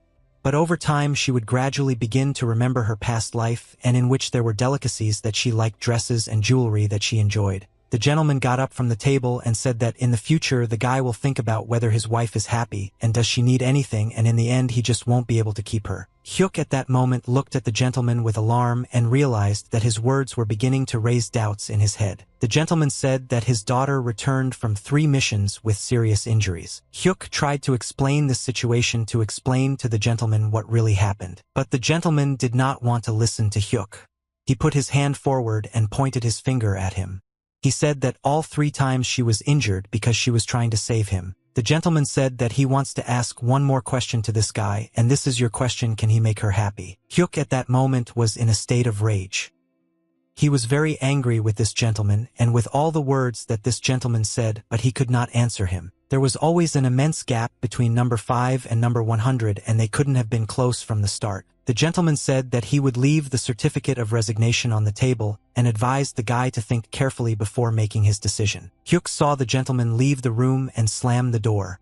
He sat at the table and looked at this document and could not make his decision. A month later he was given his final mission and agreed to complete it. It was night outside and everyone was sleeping, but some sounds were heard in the forest. Hyuk did very quickly and struck with his sword, swinging it in different directions. He attacked without stopping despite the fact that he was very tired. That night he decided to do a very intense night training in order to work hard on his punches and throw out his anger. He stuck his sword into the ground and stopped. Around him at that moment there was a large cloud of dust and many marks of cuts on the ground. Hyuk had to make a decision, but he tried to avoid the answer as much as possible and not make a decision. Hyuk remembered that wonderful day when she said that she was incredibly glad that he was alive. Hyuk was angry at the situation that happened to him and couldn't believe that he had to give it up just because this old man forbade him to do so. A bright blue light and loud sounds suddenly appeared in the forest, and the birds got scared and began to fly away from the forest. Mount Xiaoyao, which is located near Yangzhou County. A group of warriors dressed in yellow clothes stood with their backs to each other, holding swords in their hands. They did not understand where their opponents had disappeared. Mientras reflexionaba sobre este enigma, su sabio mentor y maestro entró de repente en la habitación. The soldier suggested to his commander to stop the chase before it was too late, but the commander did not understand why his subordinate soldier was suggesting such an idea. The soldier said that if they go further they will end up in the Yangzhou district and they may start having problems because the Iron Blood Battalion may find out about this. The commander said that the soldier's words make sense because there is a non-aggression treaty, and they are not allowed to enter this territory. Suddenly a man dressed in green clothes appeared near them. In his hand there was a sharp blade which in its shape resembled a sickle, and he told these warriors that they should not worry. He said that he came here personally to send all these soldiers to another world and kill them. Therefore, they should not worry about breaking the treaty. The commander ordered his soldiers to prepare for battle and will not allow these warriors to get too close to them. He smiled and said that if these warriors do not resist, then he will kill them quickly and painlessly, but for this they just need to stand still and not move. After all, they will die anyway. The commander ordered all the soldiers to take a fighting stance and not listen to the words of this idiot, because he alone will not be able to cope with the 5 best fighters of the Limitless Mansion. The warrior began to laugh very loudly and said that he had a lot of fun watching these naive soldiers try to defend themselves. He said that he has very good news for them which they are unlikely to be happy about, and that is that he did not come here alone. The commander understood that he now had very big problems, and it was unlikely that he would be able to cope with such a small detachment against several incredibly strong warriors. Suddenly a noise was heard in the bushes, and a man jumped out of the bushes. At the same second, another person jumped from a tree branch. Warriors in green clothes set up an ambush and drove the enemy into a trap. Now the soldiers could not just get out of here alive. In the forest, the screams of dying soldiers could be heard and splashes of blood could be seen. Their dead bodies were found in the forest, and they began to examine them. They immediately realized that these were people from the Limitless Mansion. The guy opened the eyes of one of the soldiers with his fingers and said that their necks began to stiffen and their pupils were still clear, and apparently they were killed about 2 hours ago. The guy told the leader of the bandits that there were no signs of battle here, and apparently these soldiers were killed very quickly. The tramp scratched his beard and said that judging by the dead bodies, these were the same warriors again. The guy said that the wounds are the same as on the corpses in Yunhe County. The tramp said that they rushed on the road and the two received a letter from them and were still late in the evening and were 1 step ahead. The tramp ordered to gather all the beggars in the area and look through everything within a 2-mile radius. He asked them to bring him anything that seemed suspicious to them, even if it was dog shit. This group is engaged in illegal trade and a gang of bandits has been pursuing them for 6 months, but they cannot find anything. The tramp said that this time he should be on their tail. When he drank alcohol from a bottle, he immediately spat it out. The tramp started shouting at number 8 for touching his alcohol again, and then threw the bottle away and broke it. The Dragon Tiger Martial Arts Academy had been training since the morning. Hyuk watched as his students trained hard and followed all the commands that the older students showed. He smiled and was happy every time he saw the desire to train and become better in the eyes of his students. Suddenly Morong appeared behind him and said that the academy was thriving, and that was wonderful. She was incredibly beautiful that day, and it felt as if the whole world was revolving around her. The sun was specially highlighting her with its rays. At such moments, it is incredibly difficult for him to restrain himself and be cold towards her. Hyuk felt his cheeks turning red and immediately turned away. He said that before there were more students, and he is sure that soon everything will return to its place. She noticed his reaction and said she was impressed by his love and pride for the academy. Hyuk said that he has very good memories associated with this place. She said in a quiet voice that she also had good memories associated with him. She asked him if he treasures these memories as much as she does. Hyuk turned his head towards her and looked at her silently for a few seconds and looked into her eyes. He turned around and slowly began to walk away. He said that the memories associated with her are just ordinary memories. He remembered how happy they were at that moment in their lives and said that he had better forget about it and never remember it again. Morong started to get angry again and said that it was a lie.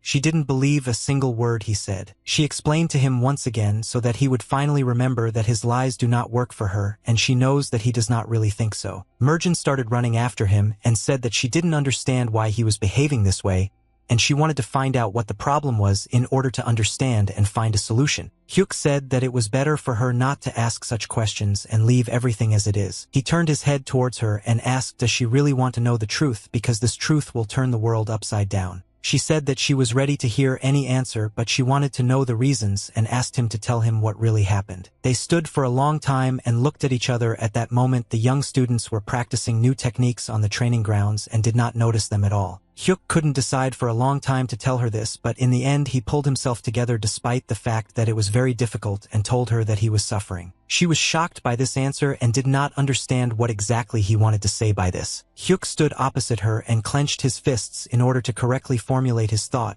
and he said that when he sees her the memories of those days capture him and it torments him. He said that these memories often come back to his mind and the pain that he never wants to experience appears again. He said he never wanted to see her suffer because of him again. Hyuk tried to be dishonest and frank, and he explained to her that unbearable memories filled with more torment his soul, and he does not want her to suffer because of him. He remembers the worst moments of his life when he looks at her and is afraid that he might make her unhappy again. Hyuk put his hand on his chest and felt his heart beating very fast now and said that he was afraid. He admitted to her that he was very afraid that this hell would resume, and he did not want this to happen because of him and was afraid that he could become hell in her life. Hyuk Muzang came closer to her and looked into her eyes. He asked, "Do his words still seem like a lie?" Murong at that moment could not answer him anything, and she just tried to hold back her tears and bit her lip. Hyuk saw her reaction and realized that if their dialogue continued further he would also become very weak and sensual. Hyuk said that it would be better for her to go back to where she was supposed to be and it would be better for everyone. Murong stretched out her hand forward to stop him. With a trembling voice she tried to somehow stop him and not let him go, but her hand stopped obeying her. She clenched her fingers into a fist and realized that he simply couldn't be stopped. It was very painful for her at that moment to realize that he was driving her away and was so easily ready to let her go. Hyuk started crying at that moment but covered his face with his hand so that she wouldn't see it. He tried to go as far as possible so that she wouldn't see him. Hyuk exhaled and told himself that he did everything right and acted as he should have done. He had to put an end to it once and for all and forget about the bad memory. But he understood that he would always love her anyway, and only by letting her go could number 5 live his life, and soon she would forget about him and be happy. Hyuk felt his heart starting to beat even faster and he couldn't stop the pain. Suddenly a sword began to fly towards him very quickly. Hyuk caught this sword with his right hand and immediately drew attention to the person who threw this sword at him.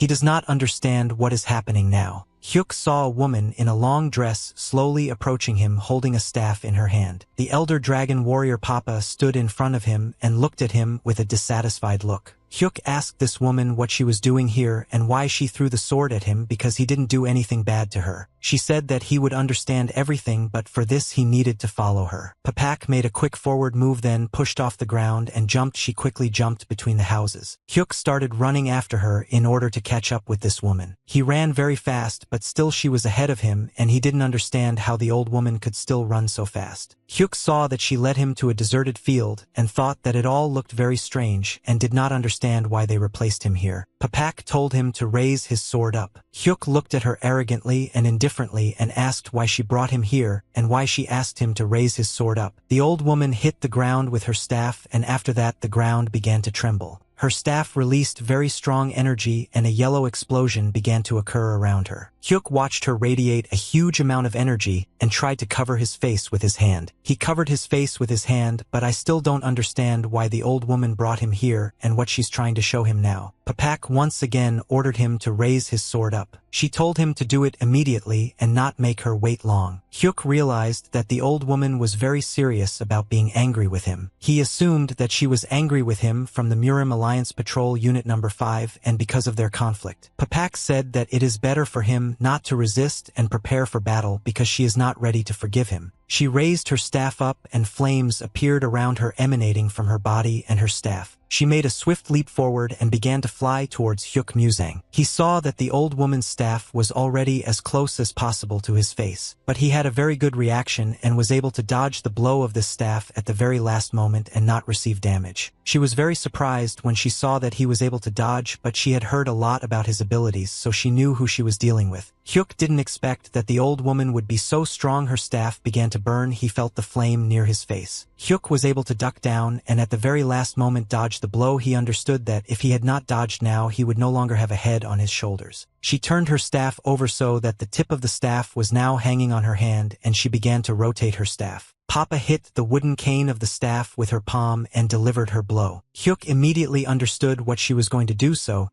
He was not very surprised when he saw that her staff was returning to him in a circular motion. He was ready for this attack and was able to block the blow of this staff. Now was the moment when he finally raised his sword up as she asked and blocked her blow. Papa said that she had been taking care of the young lady since before she could walk, and that is why this girl is very important to her. She said that she dedicated her whole life to this girl, and she is responsible for the safety of this young mistress and for her to be happy. She was very angry with him and said that he was arrogant and imagined himself to be the arbiter of destinies. Papak dealt another blow and said that she could not forgive this guy for his actions because he hurt the heart of the young mistress. Her strength was incredibly strong and he tried to resist her, but his legs slowly stuck into the ground. Papak continued to talk about how the young mistresses are the strongest and bravest girls she knows, and every time Savora's father punished her or scolded her, she never blinked an eye and certainly didn't cry. Papak remembered the moment when the lady began to cry for the first time in her entire life.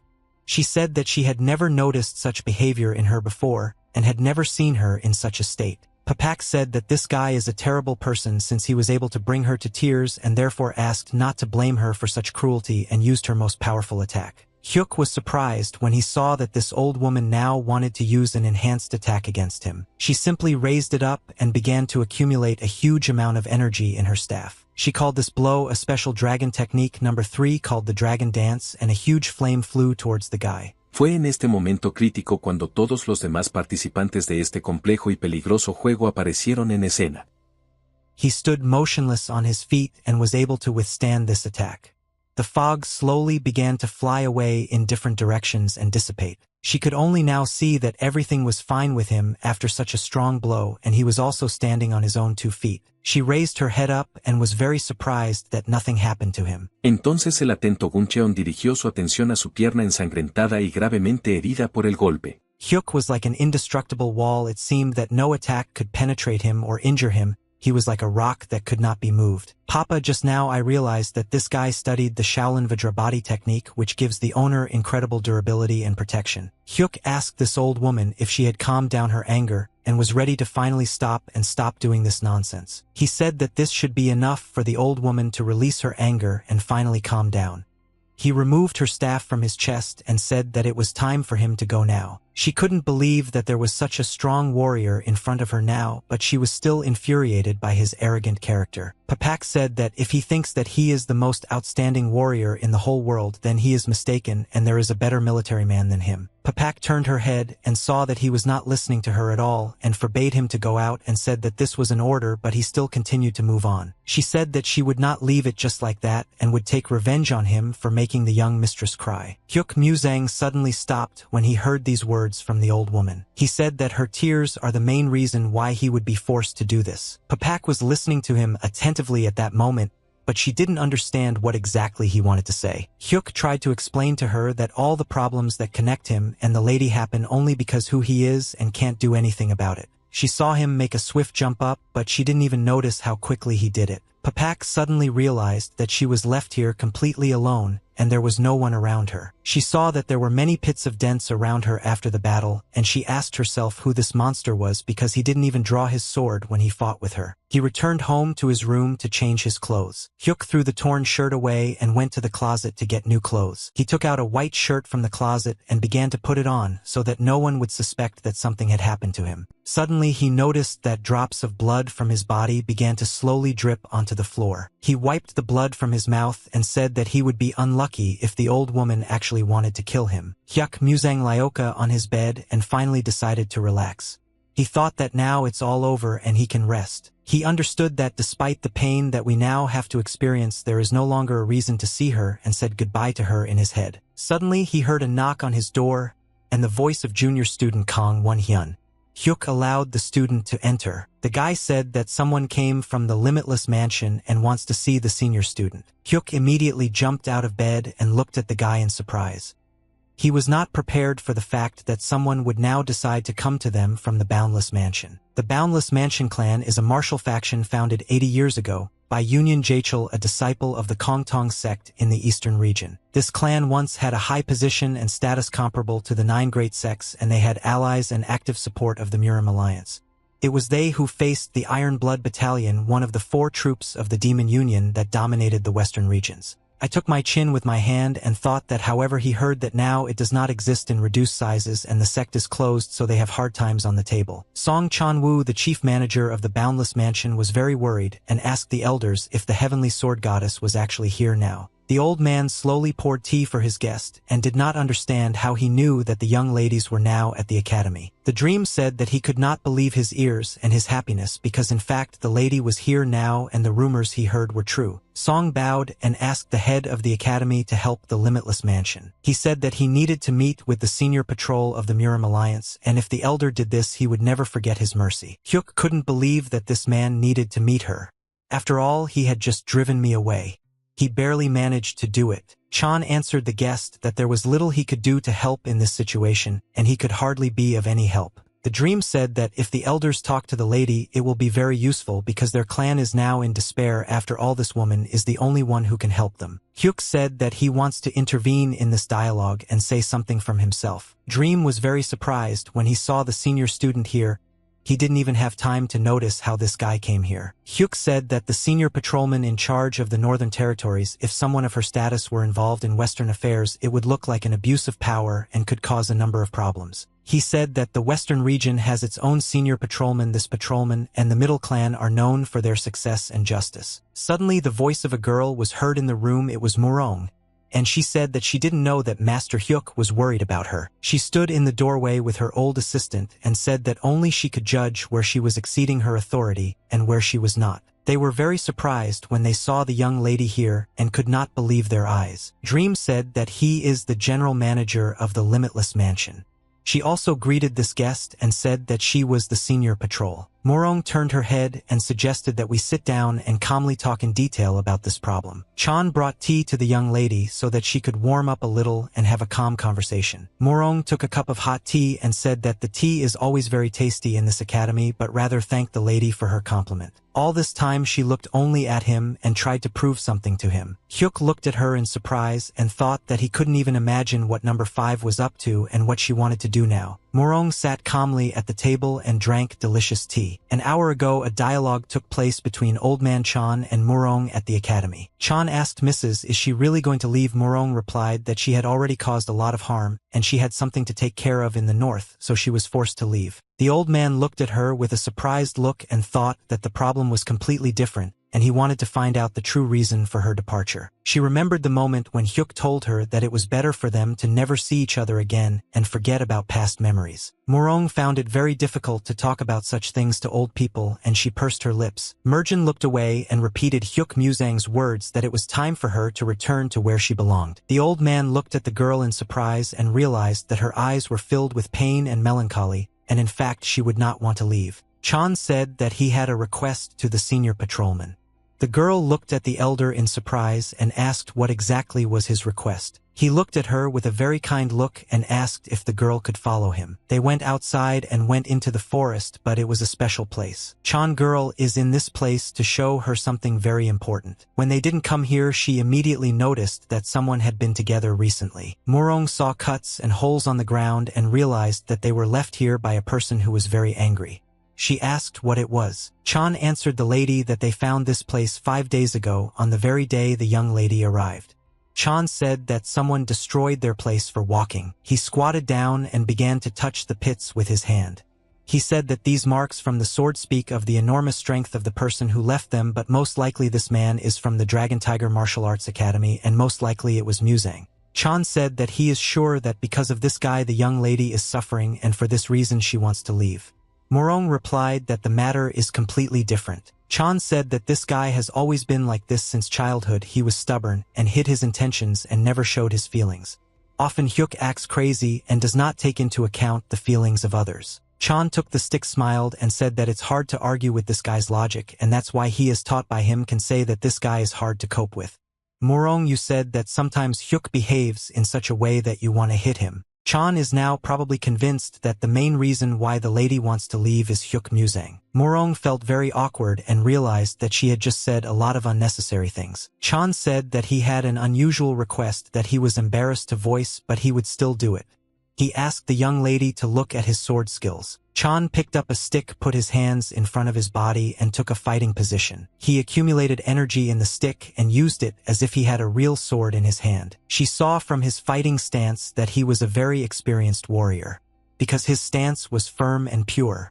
She noticed that he skillfully wielded a sword and understood the nuances of martial arts. Chan raised his weapon up, and a blue energy tail constantly remained behind his weapon. Chan made his first blow. His stick turned into an incredibly strong weapon filled with a large amount of blue energy. He quickly turned around his body and delivered different blows. Morong observed and noticed that his movements were simple and restrained, and no fluctuations or changes in his chi energy were noticed. His dignity as an academy teacher was obvious. His movements were natural. Suddenly the old man said that Muzang is the strongest and bravest student he has ever met. She was very surprised when she heard that the teacher decided to talk about this guy again, and she did not understand what exactly the teacher wanted to say. Chan used a very large amount of energy, and thanks to this, after every step he took, he left a large footprint on earth. The energy of history that was at his feet scattered the earth in different directions. Chan said that Muzang has one difference from all the other students, and this is his weak trait. He is more cowardly than all the other students. Morong watched the teacher's movements and couldn't believe that he was capable of doing such unique techniques. Zhang emitted a large amount of blue energy, and his stick turned into a sword that could cut the ground. Chan immediately struck the ground with another stick and left another crack on the ground. He said that Hyuk is always afraid of losing someone and is always afraid that someone important to him will get hurt, so he will repeat the marks of the sword number 100. Chan said that this guy is very afraid of losing a loved one, so he behaves distantly and coldly towards the lady. Chan said that these marks on the ground were left by Hyuk when he was doing the sword dance technique, and at that moment he was gripped by fear like no one else. Chan said that this technique is very rarely used in battle, and it exists to throw out one's emotions, and he is sure that Hyuk at that moment was thinking about someone important to him. Chan put his stick on the ground and stopped. He began to breathe heavily because this technique was already too difficult for him at that age, and he said that as he thought it was impossible for such an old man to repeat this sword dance. He asked the lady's forgiveness for a performance unworthy of the standards of a senior patrolman. She asked the teacher not to apologize to her for this performance and to consider herself worthy. Tears were running down her cheeks, and she said that the sword dance she had just seen was the best she had ever seen, and she was very moved. Chan once again decided to ask the young lady, does she really want to go to where she is supposed to be now? Morwen looked away and said that this was all very strange, but it would be better for her. Chan started laughing because he said that the situation was very strange because he couldn't even imagine where the senior patrolman should be. Chan tried to calm the girl down and said that he hopes that this place she is going to coincides with her desires and it will be good there. She put a cup of tea on the table and everyone immediately reacted to the sound. Morong listened to the old man's words and thought that she herself chooses where she should be. She turned to Manager Song and asked what exactly does this gentleman want. The dream did not know where to start and tried to explain to the young mistress that their boundless mansion was in such a difficult situation that he was forced to come and kneel before the mistress. She said that as Master Hyuk said earlier, she is a patrolman of the North Murim and her capabilities here are limited.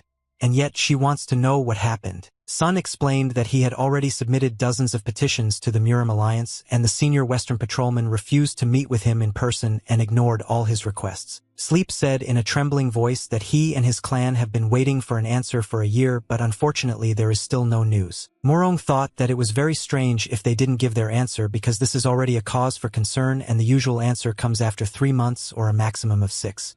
But if it has come to this, it means they are either being ignored or there is a snag in the process. He handed over a letter from the Boundless Mansion and said that he was asking the lady to help them so that this letter would be considered by the management of the Murim Alliance. Song said that after the war the Kongtong sect closed and the support they received from the Murim Alliance ceased. Their Boundless Mansion was abandoned to the mercy of fate, and at the same time the Iron Blood Battalion became stronger and expanded its sphere of influence, and at this rate they will take over the entire region. Rodrigo curiosamente le pidió a Lorenzo que mostrara su arma personal a su Alteza para que la inspeccionara y evaluara su calidad.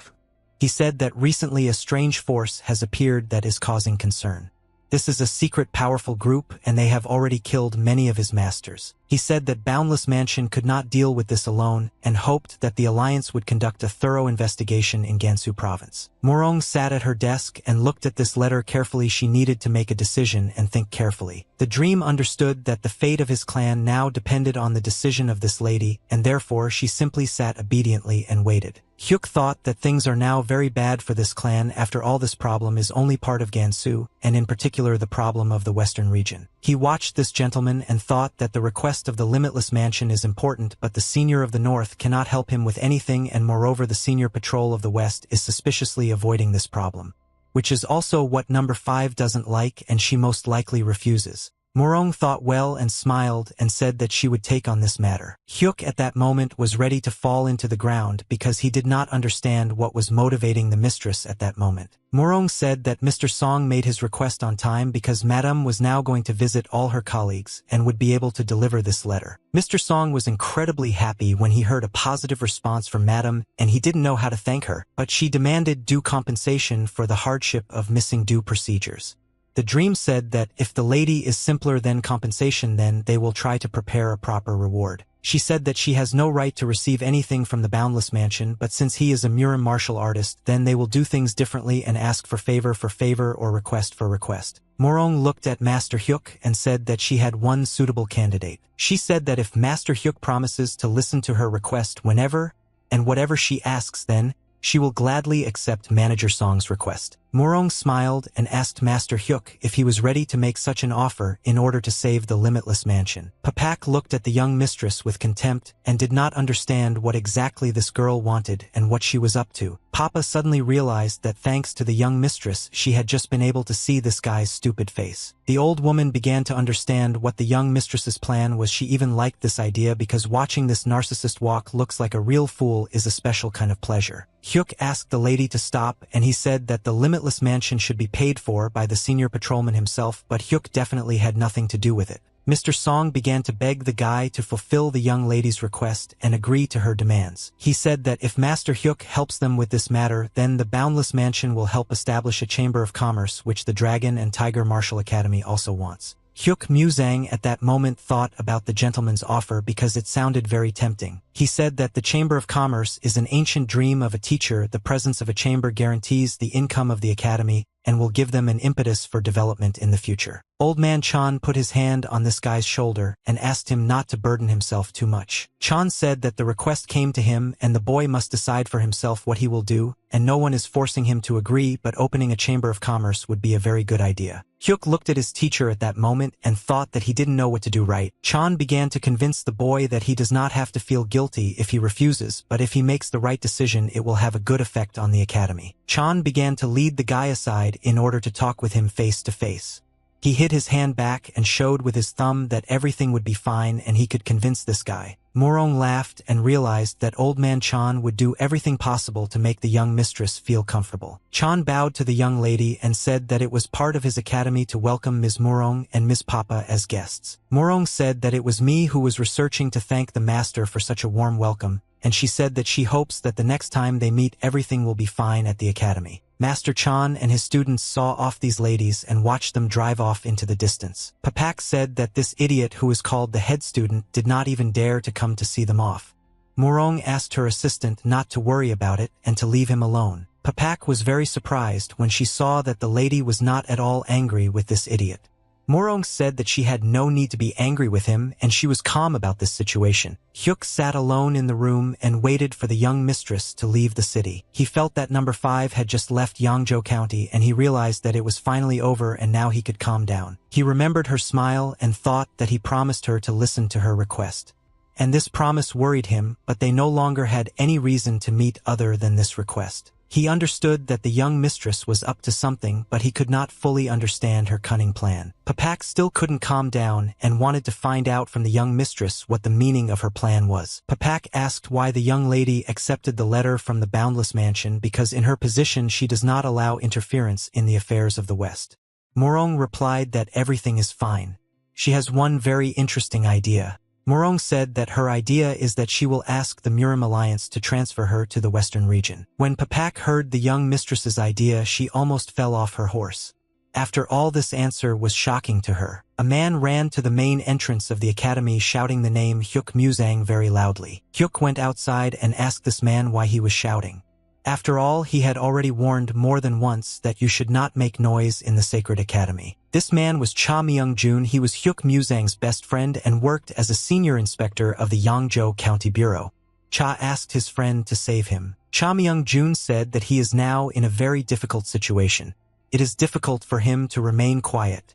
Hyuk said that this guy could have praised his joke. Cha suddenly started laughing at his friend's joke so that he could see that he cared. But after a few seconds he stopped laughing, and after that he said that he needed to get down to business quickly. Hyuk began to pick his nose with his finger and said that he would first listen to what the problem was and then decide whether he would help or not. Cha said that 2 days ago 3 courtesans disappeared nearby. This happened in the small house of incense.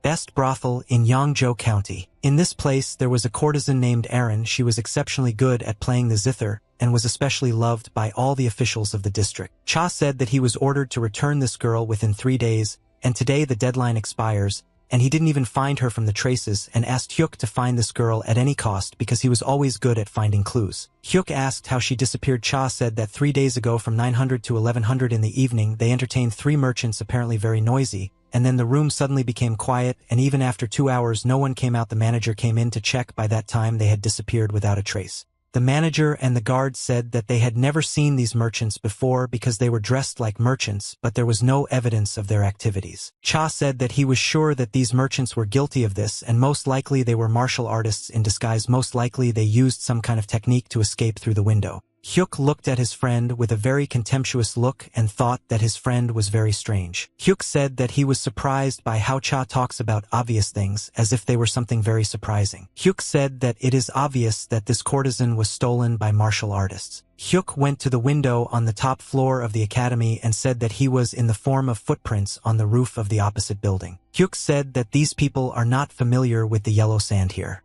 They most likely did not know that they were making marks on the roof because it was already dark, and they must be outstanding masters if they were able to go so far. Cha was surprised when he heard that he was dealing with real martial artists, and now he realized that it was only because of this that he could not find them. Hyuk climbed onto the window and said that he needed to find the girl as soon as possible and he would do it as quickly as he could. Cha ran up to his friend and hugged him and started screaming that he had to stop. Hyuk didn't understand what exactly this guy wanted right now because now he was simply fulfilling his request.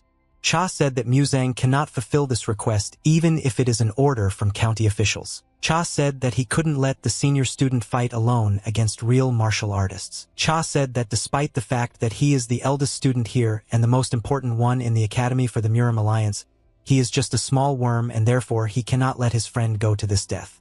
Musang at that moment began to get very angry. Hyuk said that Cha doesn't know anything but what Hyuk can do now and asked him not to worry about such stupidity. Hyuk saw that people at the bottom of the street began to gather in a crowd and laugh at the fact that 2 guys on the top floor were hugging. Hyuk was tired of this guy's stupid screams and decided to hit him on the head so that he would finally calm down. Hyuk Musang made a swift leap upward and went in search of the missing courtesan. Limitless Mansion Crime Scene Mount Xiao Yao. The tramp sat on a stone and watched as other beggars and homeless people gathered around him. He straightened his mustache with his fingers and said that he had a conversation for these guys. The tramp said that he was very upset because none of his gang could find anything that could help them find these killer warriors. The guy said that he and all the other tramps were very sorry, but even their dogs could not pick up the trail of these people because they were very well prepared. The tramp said that every time he barely thinks that they are about to capture these bandits, he immediately escapes him. The tramp suddenly heard the voice of a woman who was slowly approaching him and could not believe his cars. After all, this voice was familiar to him. Morong bowed to the tramp and said that she had not seen him for a long time, and the grandfather divine beggar, nicknamed Phantom Mask, always pleases her with his smile. The tramp smiled at the lady and said that if she came here to see Gu Muriok, then she wasted her time because he is now in Yunha County requesting number 100. Morong said that she was not here for that, but she just wanted to see her grandfather. The Phantom Mask was nearby. The tramp said that he always feels when she is lying and said that if she has already come here to meet him, then she has some kind of request for him. Morong said that the beggar grandfather was always difficult to deceive, and he is right because she wants to ask him as one of the elders of the beggar gang to write her a letter of recommendation, and she said that she can offer him her help in return well within reason. The tramp looked at her in surprise. His eyes lit up. I didn't expect such a lady to offer her help in return. Morong asked if the tramp's grandfather knew about the bloodhound of Myriad Verst. Hawkshaw Myriad Miles, the greatest bloodhound in the Central Plains, will not miss the trace of even the ghost. The tramp asked why the lady mentions the old man who does not leave his quarter in the Murim Alliance. Morong said that the tramp must know about his secret student whom he trained personally, and in the end he surpassed even his teacher. The tramp looked at the lady in surprise and said that he was surprised that this arrogant idiot left an heir who surpassed him. Morong said that she cannot tell where this grandfather's disciple is now until the whole of Jianghu is in danger. But she can tell the tramp's grandfather that this heir taught her tracking techniques. The tramp was shocked when he heard that the young lady knew this great tracking technique and could help him find these scoundrels. Papa was very surprised when she heard that the young lady had just started lying to these people. Papak said that she had been watching the young mistress since childhood and did not remember the mistress learning similar tracking techniques. The tramp was disappointed when he heard that the lady didn't know how to do anything, and then turned around and ordered the rest of the beggars to hit the road. The tramp suddenly heard the old woman say that she and the young mistress had not seen each other for 5 years when she served the Murimii Alliance, during which time she learned these techniques. The tramp ordered his subordinate beggars to stop because he wanted to talk more with the young mistress. Grandfather Phantom Mask said that if the lady had trained in these techniques for 5 years, then she would use them to carry out the order to destroy the demons. The tramp remembered that it was during those 5 years that this arrogant ranger was a teacher. He remembered that at that moment in this bloodhound's life there was one guy whom he highly appreciated, and this guy had never made a mistake in tracking the enemy in all 5 years. The tramp asked the young lady whether the guy nicknamed Number 100 could be a student of this great detective. Morong didn't know what to answer to the tramp's grandfather now and therefore began to get nervous. Morong said that everything was completely wrong, but the tramp and the old woman did not understand why the girl answered like that because it was obvious. Hyuk picked his finger in his ear and walked carefree through the forest in search of a courtesan. He said that he was absolutely sure that these martial artists went in that direction, and he could not even think that they had the courage to hide so close to Mount Xiaoyao. Hyuk said that these guys thought everything through very carefully and tried very well to hide their tracks. Hyuk said that usually in the mountains or in a deep forest it is much easier to track someone than in the city because no one really walks here, but these guys managed to disappear without a trace in this place. He closed his eyes and thought that he should try to listen to his surroundings. As soon as he closed his eyes, he immediately heard some kind of scream in the depths of the forest and turned his attention to it. Hyuk ran towards the scream in order to find out who was making such sounds and what happened. An old man was lying on the ground. It was Forester Cha. He was a man with a very strong physique, but nevertheless he moved very slowly, and for some reason it was very painful for him to become. Hyuk saw Grandpa Cha lying on the ground and asked if everything was okay with the old man. The forester said that he stumbled and fell, but it was okay. Then he said that nowadays he constantly falls, and maybe this is due to the fact that he did not train his legs enough. Hyuk began to help grandfather the forester collect logs and said that grandfather looked very good and did not look like old age had come to him. The forester replied that no one can defeat time, and at some point everyone grows old and becomes weak. Hyuk said that he will never believe that Grandpa Cha we are a weak person because he is the strongest forester in the world. Cha said that it's all about his age and his vision is getting worse and he constantly crashes into something and falls. He said that recently he even got lost in the forest. Hyuk asked the forester if he had noticed anything suspicious in the forest lately. The forester said that apart from the haunted house, he noticed practically nothing strange in the forest. He said that there was a place in the forest where Hyuk used to take his students and friends to catch ghosts, and it was an abandoned house that was located in a clearing. The forester said that it had recently disappeared for unexplained reasons a few days ago, and he said that he walks past this house every day, but for some reason he disappeared 2 days ago. Hyuk thought that this all sounded very strange, and maybe there really were ghosts or some other creatures there. Hyuk took the old man by the hand and said that he needed to go home to rest and that tomorrow Grandpa would feel better. And he asked him to throw a bunch of firewood to the academy along the way and gave him money for this firewood. The forester was surprised when he saw that this guy had just given him a silver coin and said that it was too much money for his service. Hyuk said that he paid a little more as a token of gratitude for the help and useful information. The forester suddenly saw how this guy very suddenly began to run away towards an abandoned house and thought that this was all very strange. He shouted to the guy that it was Hyuk who helped his grandfather with firewood and that he should thank the boy, but for some reason everything happened quite the opposite. Hyuk stood on a tree branch and watched what was happening below. He drew his attention to the fact that the house had actually disappeared, and now there were even bushes growing there, as if this house had never been here. Hyuk understood that this was all for a reason, and most likely they made a shelter here. It distorts all feelings, and the guy is sure that his grandfather was lost here and fell apart somewhat. It was because of this shelter. Hyuk Muzang concluded that this is an unusual kidnapping and he cannot allow such suspicious people to be in Yangzhou County. In an invisible house near the steps stood two children in red clothes. Ella explicó con dolor que esto se debía a que en opinión del banco un salón no era lugar para un noble. The guy who was sitting on the steps said that some ordinary student of the combat academy was approaching them, and he was unlikely to be able to see anything from behind the cover. Hyuk touched the invisible force field with his hand and felt that there was actually a magical barrier here that did not allow him to pass. He suddenly raised his head and looked straight at the two guys who were near the entrance to the house. These guys were surprised when they saw the look of this combat academy student, and he seemed to be looking right at them. Hyuk smiled and realized that his guesses were true. Hyuk put his hand forward and touched the force field with his finger, after which the force field suddenly disappeared. The guards could believe their eyes. After all, this student had just been able to somehow magically overcome their barrier. He grabbed his sword with his hand and said that they are now in trouble because of this student. After 1 second, Hyuk was already behind this guard and wanted to twist his head. He quickly broke the neck of this guard and dealt with them in a few seconds. The two guards fell to the ground and could no longer resist. Hyuk said that these guys have very weak skills, but their sword is quite decent and is very expensive. Hyuk heard another man dressed in green clothes approaching him, and this man slowly walked down the steps. This man said that he was very surprised by such an unexpected visit from an unfamiliar guest. Hyuk saw this man's clothes and immediately realized that this was the last demon of the Phantom 3 of Annam. Hyuk asked why Annam people are hiding in Gansu. The man was very surprised and amazed at the knowledge of this guy because he said that the student's very unusual mood.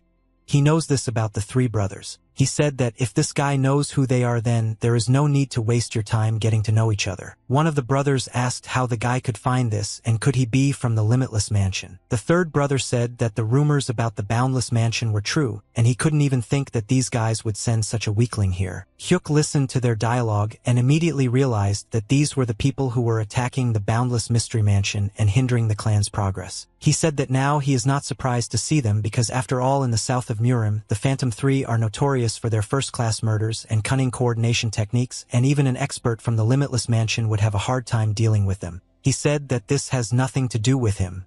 Hyuk asked these three brothers, are they connected with the kidnapping of the courtesan? The first brother looked at this guy in surprise and asked him to ask this question again. They suddenly started laughing very loudly when they heard that it was the weakling who had come here looking for a courtesan. The first brother was finally able to calm down and he apologized for his laughter. He said that he did not expect such a question and could not even think that this young guy would go such a long way to save the girl. The third brother asked the guy if he was a pimp because there was no other reason to look for this girl. He said that the idiots they shot down were very well dressed like village idiots. Hyuk said that now it is clear to him that it was they who locked 12 people in the basement. The second brother was very surprised when he heard these words. Here is a boy.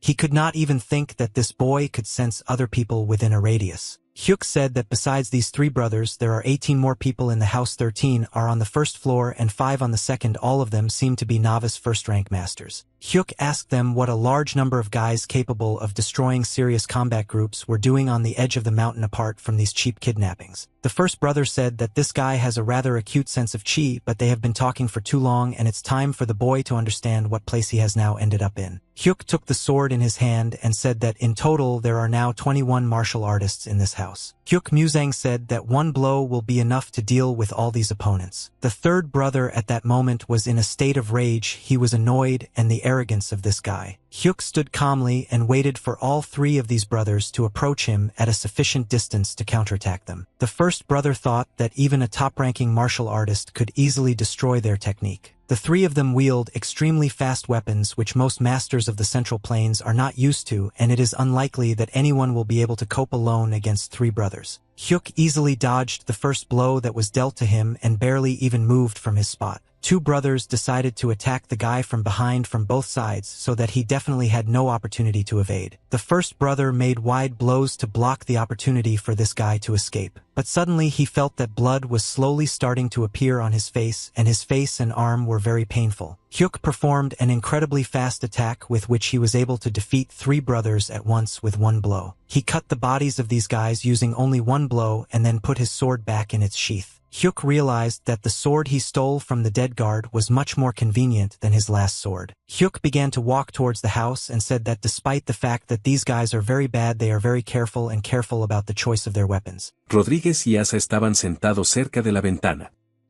Asa no ocultaba lo aburrido que estaba y Rodríguez no tenía respuesta.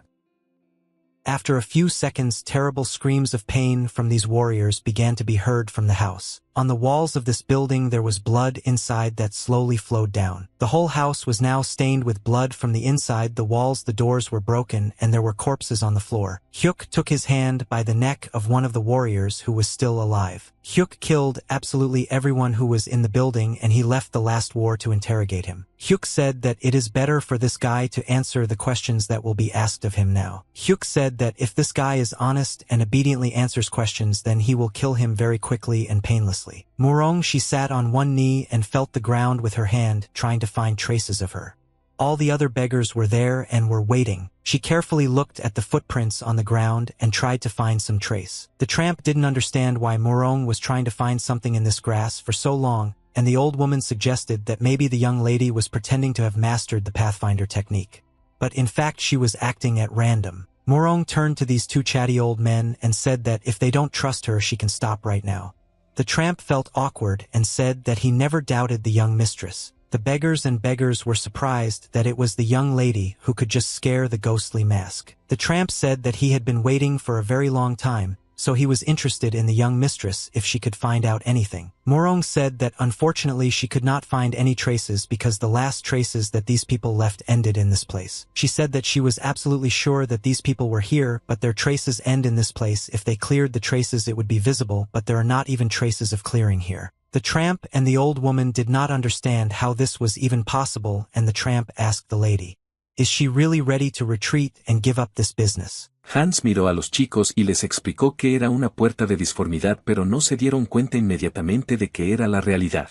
The tramp looked at the young lady in surprise and asked what exactly she found. Murong said that if they want to see otherwise they need to follow her. The tramp saw very fresh tracks on the ground, thought that they had been chasing those guys for 2 days and it was unlikely that these were their tracks. Murong said that these tracks stretch all the way and end here where the tracks of these guys disappeared. She said that this man's tracks lead to the same place and most likely he is pursuing these people for the same reason as them. The tramp and the old woman were very surprised when they found out this, and they asked who this person could be who was also looking for these warriors. Murong said that his leg size was 21.6 centimeters long and 7.6 centimeters wide, and his weight was about 97 kilograms. This guy stood straight and his weight was distributed evenly on these footprints. She said that the shoe print is the same as the people from the Dragon and Tiger Martial Arts Academy. Murong said that these footprints belong to number 100 and he recently passed here. Hyuk held this guy with his hand against the wall and said that he had better answer all the questions and then he would be killed quickly and painlessly. This guy said that Hyuk is a real monster, but he can't kill him because it's impossible to kill someone who is already dead. Hyuk was very surprised when he heard these words from the guy and did not understand what exactly he meant. Suddenly it was Yours who started coughing and clenched his teeth tightly. His body slowly began to turn purple and he began coughing up blood. Hyuk saw this guy just commit suicide, so he threw him on the floor. Hyuk Muzang immediately realized that this man had just taken poison, but he was not ready for this guy to go that far. Hyuk turned around and thought that he first needed to find the missing courtesans and save them. Hyuk saw some strange boxes near the wall that were covered with black cloth and thought that he definitely needed to see what these boxes were. He came closer to these boxes and removed the black cloth, after which he slowly began to open the lids of the boxes. Hyuk saw that inside the boxes there were purple tablets and they emitted some very strong energy. Hyuk took one tablet and began to sniff it in order to understand what exactly this tablet does and why it was created.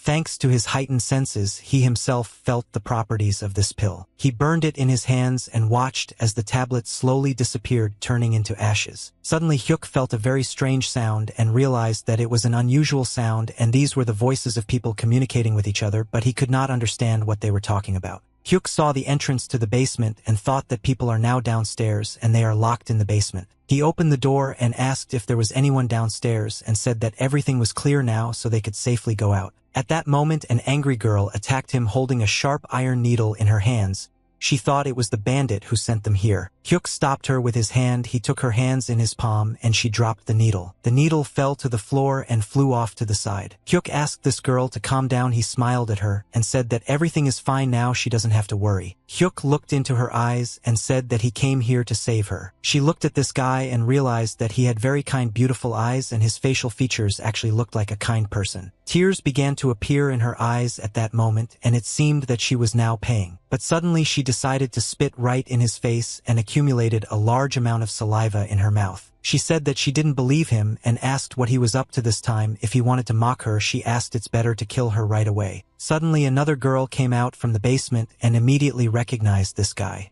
She said that she was glad to see Muzang. This girl was very touched that he came here to save her. Hyuk didn't understand how this girl knew him because he was seeing her for the first time in his life. She pounced on him and immediately started hugging him. She said that she was very pleased to know that brother Muzang came here to save her from these monsters. Hyuk felt very awkward at that moment and did not understand what to do. After all, he had never seen this girl before. Morong made a very surprised expression on her face because what she saw shocked her. In front of them was a stone that they had recently passed and people did not understand how they ended up here again. After all, they were following in the footsteps of number 100 and this is the third time they have come across this stone. Papak asked the lady to stop and admit that she had lied. Morwin replied that it was she who found the traces of number 100. Papak said that no one is sure that these are his traces. The tramp scratched his mustache and said that the young mistress was leading them in the right direction. At that moment, absolutely everyone was surprised because they didn't understand why the tramp had just said that the young mistress was leading them correctly. The tramp asked everyone to look up carefully and they saw that there was an array of distortion above them, and only now they did not understand that because of this they could not find their traces. Murong looked at her maid with a very reproachful look and showed her all her anger. The tramp said that a gang of beggars should take care of this matter. After all, no one can cope with this task better than them. He came closer to the invisible force field and said that technology is not always required to destroy such an energy array. He made a very quick movement with his left hand to accumulate energy for me. After that, he made exactly the same movement with his right hand and also accumulated energy in it. The tramp said that in the West there is an old expression that goes like this: knock and the door will open, and if the barrier breaks in front of you, so says the wisdom. Morong thought that the tramp was now trying to break the barrier with brute force.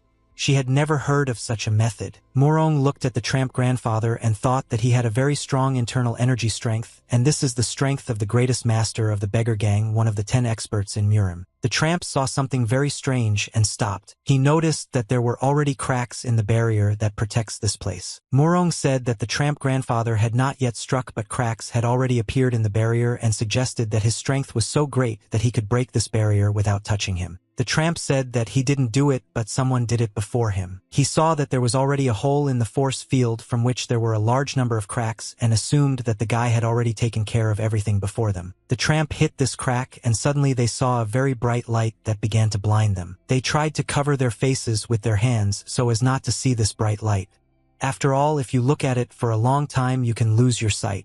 Hans llamó a Rakija, quien no tenía idea de qué tipo de petición le podrían hacer.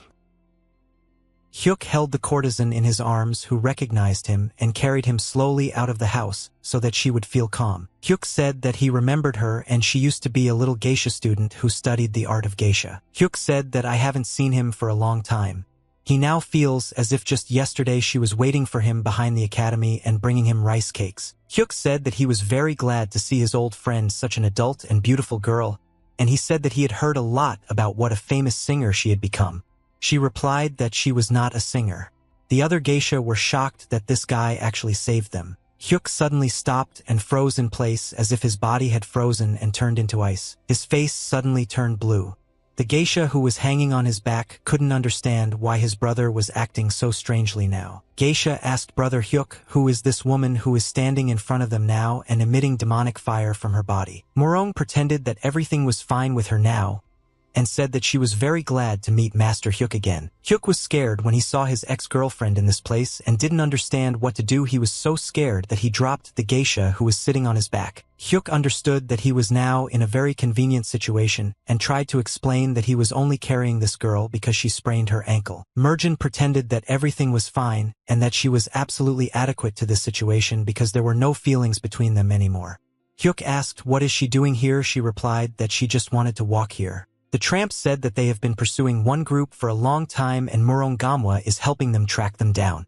He asked if there was anyone inside the building besides these girls. Hyuk said that he met thugs inside the house who stole these girls and killed them all. The tramp was very surprised when the guy said that he single-handedly killed all these strong warriors.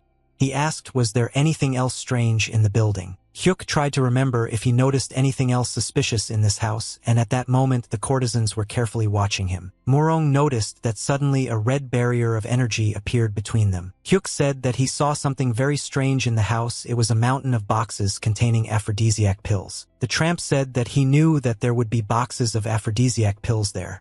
Morong and the old woman were shocked when they heard this. They didn't understand.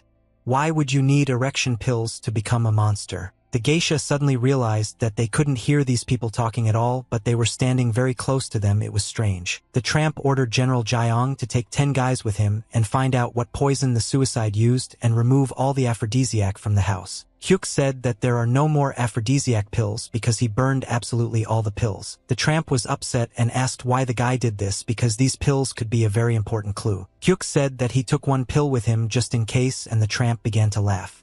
He said that he can always count on this guy and asked him to give this pill to him because he wants to use it to track down the bandits. Hyuk took the pill in his hands and said that he would give it to the tramp, but he had one condition. The tramp was scared because he didn't understand what exactly this guy would want to ask for now. Hyuk said that his conditions are very simple. He wants the tramp to open a beggar gang department here in Yangzhou. Hyuk said that after the visit of the manager of the Boundless Mansion, he realized something, and apparently the Murim Alliance left Yangzhou and most likely forgot about the whole of Gansu. Hyuk said that he has great power in his hands, but can the Iron Blood Battalion, the bloody curse gang of the Poles, take over this place? If the Iron Blood Battalion interferes with him, it will not be easy for him to cope alone, especially now that they are strong enough to change the ghostly in AM3. Hyuk said that now he has no other reliable protection other than a gang of beggars. The tramp was shocked by such a proposal and he didn't even know what to answer right away. Hyuk said that if the tramp now agrees to this offer, he will give him the aphrodisiac. The tramp said that he is the head of this gang, but his power has a limit, and besides, the Iron Blood Battalion Limitless Mansion signed a non-aggression agreement in Yangzhou County. Hyuk asked the tramp is he really scared and afraid that the great gang of beggars will have problems with the Iron Blood Battalion. The tramp at that moment became very angry because the guy hurt his feelings and his pride. The tramp began to emit very strong fire energy from his body, and said that no one dares to provoke a gang of beggars. Morong said that things are very bad now because the tramp grandfather is very angry. Morong noticed that now the pressure in the air has become even stronger than before, and this means that the tramp grandfather is emitting very strong energy. Hyuk asked the tramp to calm down and give him a chance to explain. Hyuk Muzang said that the food in Yangzhou County is incredibly delicious, and there is no place that can compare with this county for its delicious food. Merjin was beside herself with rage. She didn't understand what this guy was talking about now and why he was saying such nonsense. Hyuk said that many traders pass through their district and they have mastered various ingredients of cooking techniques, and he is sure the students of the beggar gang will be happy when they try this food. The tramp suddenly calmed down and listened to everything this guy said to him. He stopped and decided to think about it carefully. Suddenly the tramp began to laugh very loudly. He laughed so loudly that he could be heard at the other end of the forest and said that I have never met such a cunning guy as Hyuk Muzang. The tramp said that he agreed with this proposal but explained that no beggar would refuse a place with good food. Merjin doesn't understand how this idiot manages to constantly get out of such difficult dialogues. The tramp put 2 fingers forward and said that he wanted to equalize the terms of this agreement and said that everything would be fair if Hyuk paid him 2 debts that he had to fulfill. Muzang smiled and said that he would easily forget about these 2 requests and the tramp can consider that he has already fulfilled them. Hyuk said that he had already written off these 2 debts at the moment when the tramp promised to find Chan's brother. The tramp said that Hyuk is a crafty man, he must have the last word. Hyuk replied that the tramp flatters him. The tramp said that he wanted to ask number 100 something else. Hyuk said that he would be happy to answer his question. A tramp asked a guy whether people from Yangzhou County often give money to beggars. Hyuk said that all the people who live here are very kind and he is sure that they will give money to beggars. The general of the beggar gang at that moment realized that Hyuk was lying, and there was not a drop of truth in his words. The tramp used his magical powers to pull the capsule towards him. Hyuk let the tramp take the aphrodisiac pill. The tramp threw an aphrodisiac capsule to the general who was standing behind him and said that they would be looking forward to food from the district. The tramp turned his head to Murong and said that she managed to help find these criminals and therefore he would write her a letter of recommendation for the western region. Murong understood that at that moment everything did not go according to plan and Muzang should not have heard this. Muzang asked what the tramp was just talking about and why would he write a letter of recommendation for the western region. Merjin began to feel very awkward and thought how best she could justify herself and explain this whole situation to Muzang. But suddenly she noticed this large group of geishas who stood behind him and for whom he was a real hero. Suddenly Murong realized that she didn't have to explain anything to him or make excuses and said that it was none of his business. The young lady very quickly jumped on her horse and began to ride. She ordered her old woman to follow her as quickly as possible. Muzang looked in surprise at the mistress leaving into the distance and did not understand what had just happened. He clenched his fist tightly and began to get angry that she was actually going to transfer to the western region. The general of a gang of beggars came to the tramps and said that they had finished the investigation. He reported that during the investigation they found 23 corpses all killed with one blow, and there were also traces of fire after burning the aphrodisiac. The tramp drank alcohol from a bottle, then scratched his mustache and said that 23 corpses is a large number of people. The general asked the tramp, does he really want to establish a beggar gang department in Yangzhou County? The tramp said that he is the kind of person who will never lie to junior subordinates. The general said that he could understand the tramp, but it was too much of a favor for the sake of one aphrodisiac. The tramp suddenly began to laugh when he heard this joke from his general. He asked the guy, does he really think that this is too much price for one aphrodisiac pill? The guy replied that yes, he thinks so. The tramp raised his finger up and said that he would try to explain why he made such a decision. He said that firstly 300 beggars were looking for an enemy 2 days ago. This guy took half a day to find them, and that means Gamwa's story about the bloodhounds of Myriad Verse is true. The tramp said that moreover he easily dealt with 23 martial arts masters who were guarding a mountain of aphrodisiac, and simply put Hyuk is stronger than they say about him. The tramp said that the most important thing is that he did not recoil after experiencing the homicidal pressure of the tramp and continued to chat.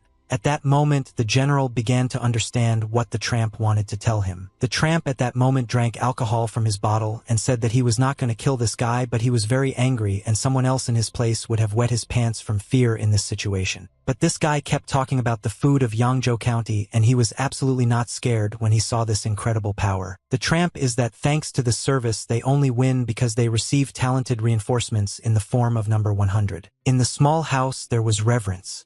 That night the lanterns were lit again and work was in full swing. When Hyuk returned to the city of all geishas in the house of the Annunciation, his friend immediately ran up to him and began to hug him. Cha asked what happened to the kidnappers of these girls. Hyuk said that he sent them back to where they came from. Cha started asking a lot of different stupid questions and wanted to find out what exactly happened to them. Muzang suddenly felt a very strange pain in his chest and thought that he had never felt such pain before. Cha didn't understand what was happening to his friend now and why he suddenly began to behave so strangely. Muzang realized that this feeling in his chest was more related to the tramp power that he used in the forest, and he didn't even think that his killing pressure was so strong. Cha asked his friend how badly he was beaten when he tried to save these girls. Hyuk began to get angry because this idiot constantly said that he knew that Muzang would not succeed and could be beaten very badly, but he was surprised that the guy was still able to complete the task. Hyuk could no longer contain this anger in himself, and so he punched this guy in the face with all his might. Hyuk slowly began to walk away and said that it would be nice for this idiot to learn to shut his mouth in time. The tramp began to tell a story about what happened 7 years ago. He said that the new gatekeeper of the alliance had a very capable body, and the tramp advised him to join the Order of Demon Slaying. Hyuk thought about this proposal and replied that he wanted to ask the tramp not to use his students if he suddenly died or he needed a master. Hyuk said that they have a small academy with only a couple of students. If one more of them disappears, the teacher will not stand it. The tramp said that he admired this guy's loyalty to his teacher, and he really touched the tramp, so he agreed and promised 3 more favors if he completed the task. The tramp said that, at that moment, he also had his own student. This student always had no problem stealing and drinking his teacher's precious drink. Number 8 told the teacher that the tramp at that moment was sure that number 100 would not stand this test and would die. Number 8 said that, at that time, the teacher passed the number tired impossible test. The tramp added extra weight to his student so that he would not talk nonsense. Sometimes he learned to keep his mouth shut. The tramp jumped away from his student and said that in any case number 100 is now alive, and he listened to his request and with his keen eye to the expert saw a promising guy. The tramp turned his head back and said that he had already said that number 8 was very close to number 100 in those days. The tramp offered number 8 to be the leader of the tramp department in Yangzhou County, and now he will have to convince not only number 100 but also the rest of the academy members. The tramp said that in some way number 100 you will become an ideal friend for a gang of beggars. Young students of the beggar gang have been trying since the morning to build a building that will house the department of the beggar gang in Yangzhou County. Number 8 was responsible for the construction of this building, and he constantly made sure that the beggars did everything efficiently and correctly, but they did it very poorly. Academy students approached the picture from behind and wanted to talk to number 8. The disciples felt very awkward, but they had to ask this man a question: who is he and why is he building this building here? Number 8 started laughing when he saw these guys.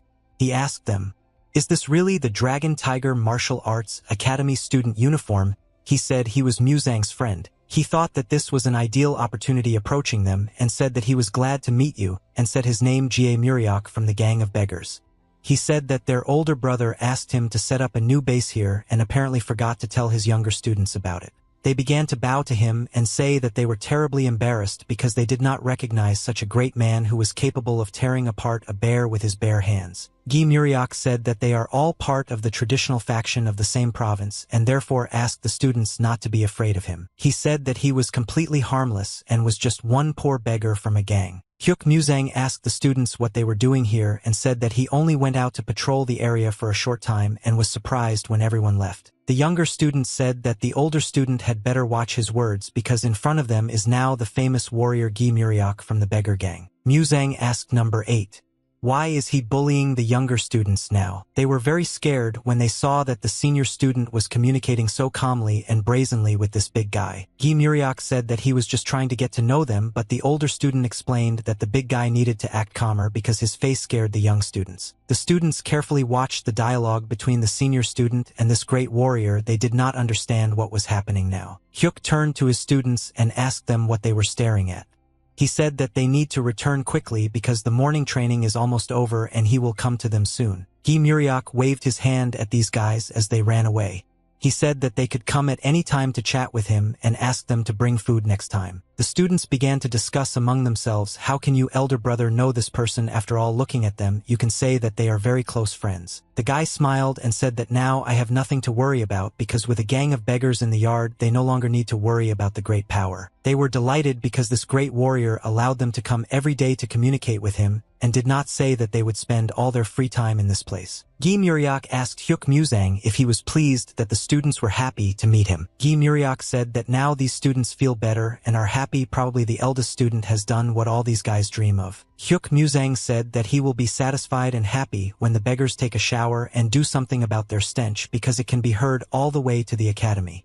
Guy Muriok said that Hyuk himself wanted to build a base near the academy. Number 8 said that beggars have virtues and no one has ever seen a clean stray without smell because a beggar must love and accept his stinky smell. Hyuk said that even the dignity of beggars is very poor and he put a plug in his nose so as not to smell the smell. Guy Muriok said that be that as it may, the missing student that Muzang asked about earlier has not yet been found. Muzang understood that this was very bad news and he hoped that somehow by this time they would be able to sort out this problem. Muzang said that he hopes that nothing bad happened to this guy. Guy Muriok said that they don't know what exactly happened to him, but he seemed to have disappeared and there is no news of him. He said that they managed to find out that for some time he worked as a gatekeeper in Yunha County, but one day he suddenly disappeared and even his employers did not know where he was. Guy Muriok said that 3 people who shared the room with him were injured during work and it was unpleasant to walk around asking about such things. He said that this is not a simple matter. If you look carefully at the disappearance of this student, then some real master worked here. Hyuk stood motionless in place and thought about how best to solve this problem. He said he was very upset that they still couldn't find this guy. Hyuk turned around and said that they had better keep working hard because the students would be arriving soon. He had to go. Go put his hand on his shoulder and asked him to stop because he still wanted to say something. But when he saw this guy's face, he immediately stopped wanting to say anything. Hyuk said that if number 8 wants to tell him that brother Jung is dead and Hyuk should give up, then number 8 better keep his mouth shut.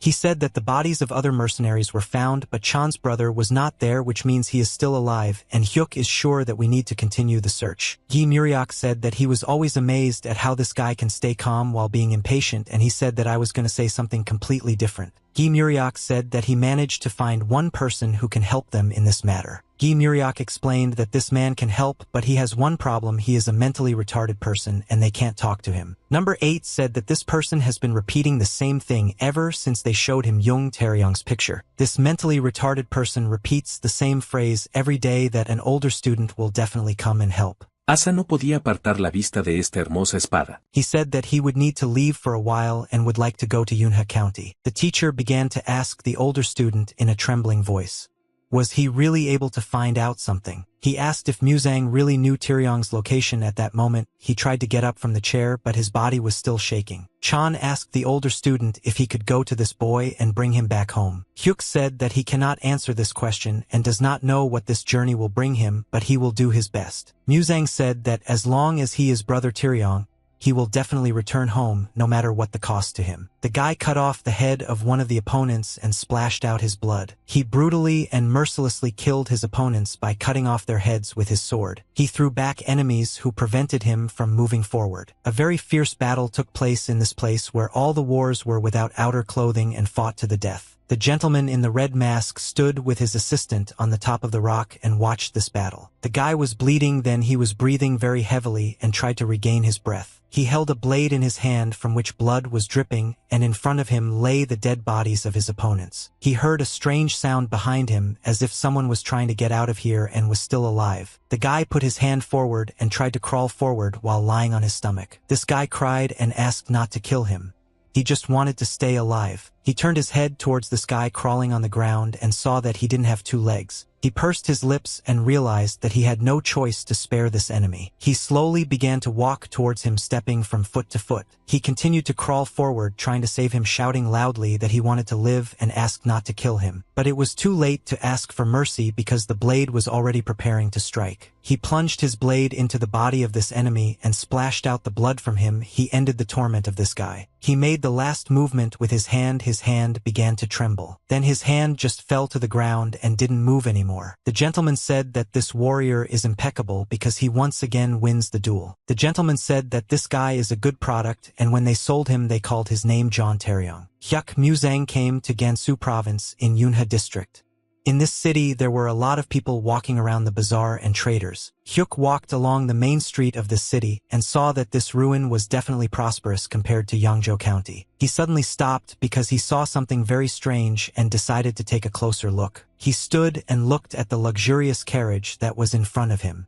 He saw that even the cab drivers were dressed in first-class silk and could not understand who these people were and why they looked so good. The driver who was on the cart suddenly saw a guy who was standing not far from him and was watching their cart. Hyuk realized that he had been noticed and decided to immediately leave this place so as not to attract unnecessary attention to himself. He decided to hide in the crowd. The woman who was inside the cart at that moment asked the driver named Yenji what happened and why did he look so worried. Yenji answered the lady that nothing special happened, but it seemed to him that someone was watching them, and it was a simple guy from a rural martial arts academy. He said the lady shouldn't worry about it. The lady smiled, but her smile was hard to see because of the headlights, and said that this man interested her and she was interested in watching him. Yenji asked the lady if they should catch this guy and bring him to her. She replied that you shouldn't do that and you should just leave the boys alone. The lady was in a very playful mood and said that she had a feeling as if she would meet this young man again. Hyuk calmly walked along the street and looked at everything that was around him because he had never been to this area before. El Khan siguió cada palabra del emperador y notó algunas contradicciones con sus ideas en su comportamiento. The beggar said that he knew that Master Hyuk Muzang from Yangzhou was standing in front of him now and asked if the master had some change. Hyuk looked at this beggar and smiled. He understood that talking with beggars always brought him pleasure. He took out a wooden sign from the inner pocket of his clothes on which the sign of beggars was drawn and showed it to this guy. The beggar was surprised that the master had a sign from the ghostly mask. Hyuk asked this beggar to take him around the city and show him everything here. The beggar said that he could not refuse such a gentleman and would be happy to show him everything that is in this city. They talked about light topics, but Hyuk used his telepathy ability and asked the beggar to tell him about the local troops. The beggar said that the district is considered a neutral zone between the Iron Blood Battalion and the Limitless Mansion. The beggar using telepathy said that in fact this place is under the control of the Blood Curse Gang, so it is safer to assume that this is the land of the Iron Blood Battalions. The beggar spoke loudly about local attractions, but with the help of telepathy, he said that there used to be a couple of traditional sections of clans here, but they were attacked by vagabonds and they had to close. Hyuk Muzang suggested that Brother Chan was forced to work with bandits. The beggar said that everything could be because this gang is paid tribute and the bandits pay their workers. Hyuk asked this beggar to take him to a man who claimed to know Chan. Farewell said that Master Hyuk needs to follow him. On the streets of this small town, a loud conflict suddenly occurred and a gentleman called an ordinary person bad names. He kicked this guy and told him that he had no right to move on after crashing into Mr. The boy began to cry and said that it hurt him a lot when the gentleman beat him. He said that he had not done anything wrong and did not understand why this gentleman was hurting him. The gentleman started shouting at this guy and said that this boy is crazy. Chiryong was mentally retarded, but despite this he was very kind and did not understand why this villain was yelling at him now. The gentleman began to beat this boy. A crowd had already gathered around them with his fists and was watching this lawlessness. The beggar went up to his friend Chong and asked what was happening here. Jonggu replied to Jilsum that they had a little problem. Hyuk said that he was Master Hyuk and asked what was happening in the square now and why was this guy beating the guy. Chonggu said that this guy is exactly the one they need, but he just tripped while walking and it so happened that he fell on the master from the Blood Curse Gang. Hyuk said that now everything is clear to him and he must deal with this problem himself. He allowed the beggars to leave and not worry about it. The beggars wanted to stop this gentleman, but they didn't even have time to say anything because he disappeared very quickly. They couldn't even notice how he did it. Hyuk landed next to this gentleman who was now beating the weak guy. He blocked his opponent's fist with his hand. Hyuk said that beating up this innocent guy is enough and the master can finally calm down his rage. The beggars were very surprised when they saw such a fast technique of this master, and they did not understand where he got such courage from because he was not afraid of this gentleman from the gang. The bandits saw that some unfamiliar guy appeared in front of him and said that no one dares to touch the bandits from the Bloody Curse Gang with their hands. But at this moment he could not even pull his hand out of this grip. Hyuk let go of this bandit's hand and said that if someone accidentally bumped into this gentleman, this is not a reason to interfere with the Blood Curse Gang or start a fight in the city center. Hyuk Muzang said that this conflict can end well if it ends right now and just go in different directions. The bandit did not agree with this decision and he said that this arrogant bastard should be punished for his words and actions. Hyuk blocked the enemy's sword with his hand and did not allow him to pull the sword out of its sheath. He came closer to this bandit and then said that if this gentleman is now unable to stop his anger and make the right decisions, then it would be better for him to explain right now. Hyuk said that if the bandit takes out the sword he will die immediately and Hyuk does not want to create even more problems, so he ordered this bandit to get out of here. The bandit understood that a real martial arts master was now standing in front of him and he was very scared because fighting such a master was stupid and he had no chance of winning. The bandit pulled his hand out of the grip and pushed this guy aside. The bandit began to leave and said that this time he was letting this guy go, but if he appeared here again the bandit would be forced to kill him. Hyuk said that he appreciates this man's kindness. Chiryong sat on his haunches and covered his head with his hands. He was afraid that the bad person would scare and beat him again because he didn't like being hurt. Hyuk went up to this frightened guy, took him by the shoulder and said that this bad man left and now guys I need to be afraid. Chiryong couldn't stop his tears. But when he saw this gentleman he decided to ask him who he was. Hyuk told this guy his name. He said that he was a senior student from the Dragon Tiger Martial Arts Academy from Yongjo Okuga, and he heard that his friend Jong Taeryong was here. The guy was very scared when he saw that a senior student from the Dragon's Tiger Combat Academy was now standing in front of him. His face immediately turned pale and he was incredibly scared. The boy said that Taeryong's older brother scares him because he hits him very hard. He said that Taeryong's dad is also very scary and Chiryong will be punished for what he says. Chiryong said that he needs to apologize because he is very scared when he looks at his older brother from Dragon Tiger Academy. Hyuk didn't even understand what was happening now. Why was this guy acting so strangely? Hyuk Musang closed his eyes and tried to understand what was happening here and why this boy thought that he would be punished. Hyuk raised his head up and saw his brother's face. He asked his brother, "What rumors did he spread to Hyuk Musana?" A strong man pushed the boy to the side and he fell to the ground and hit his head on the table. The man who pushed him is very angry because the boy ate a large portion of dumplings and he has absolutely no money to pay for these dumplings. He raised his hand up and wanted to hit this guy to teach him a lesson, but suddenly he heard someone's voice asking him to stop. Chan approached this man and asked him not to hit the boy because he himself would pay for his dumplings. Chiryong was very pleased because they brought him another portion of dumplings and he began to eat them with pleasure. Chan asked this boy not to eat so quickly because he might have indigestion. He said that if the boy eats quickly his stomach will hurt. Chan didn't understand why this boy was looking at him with that look.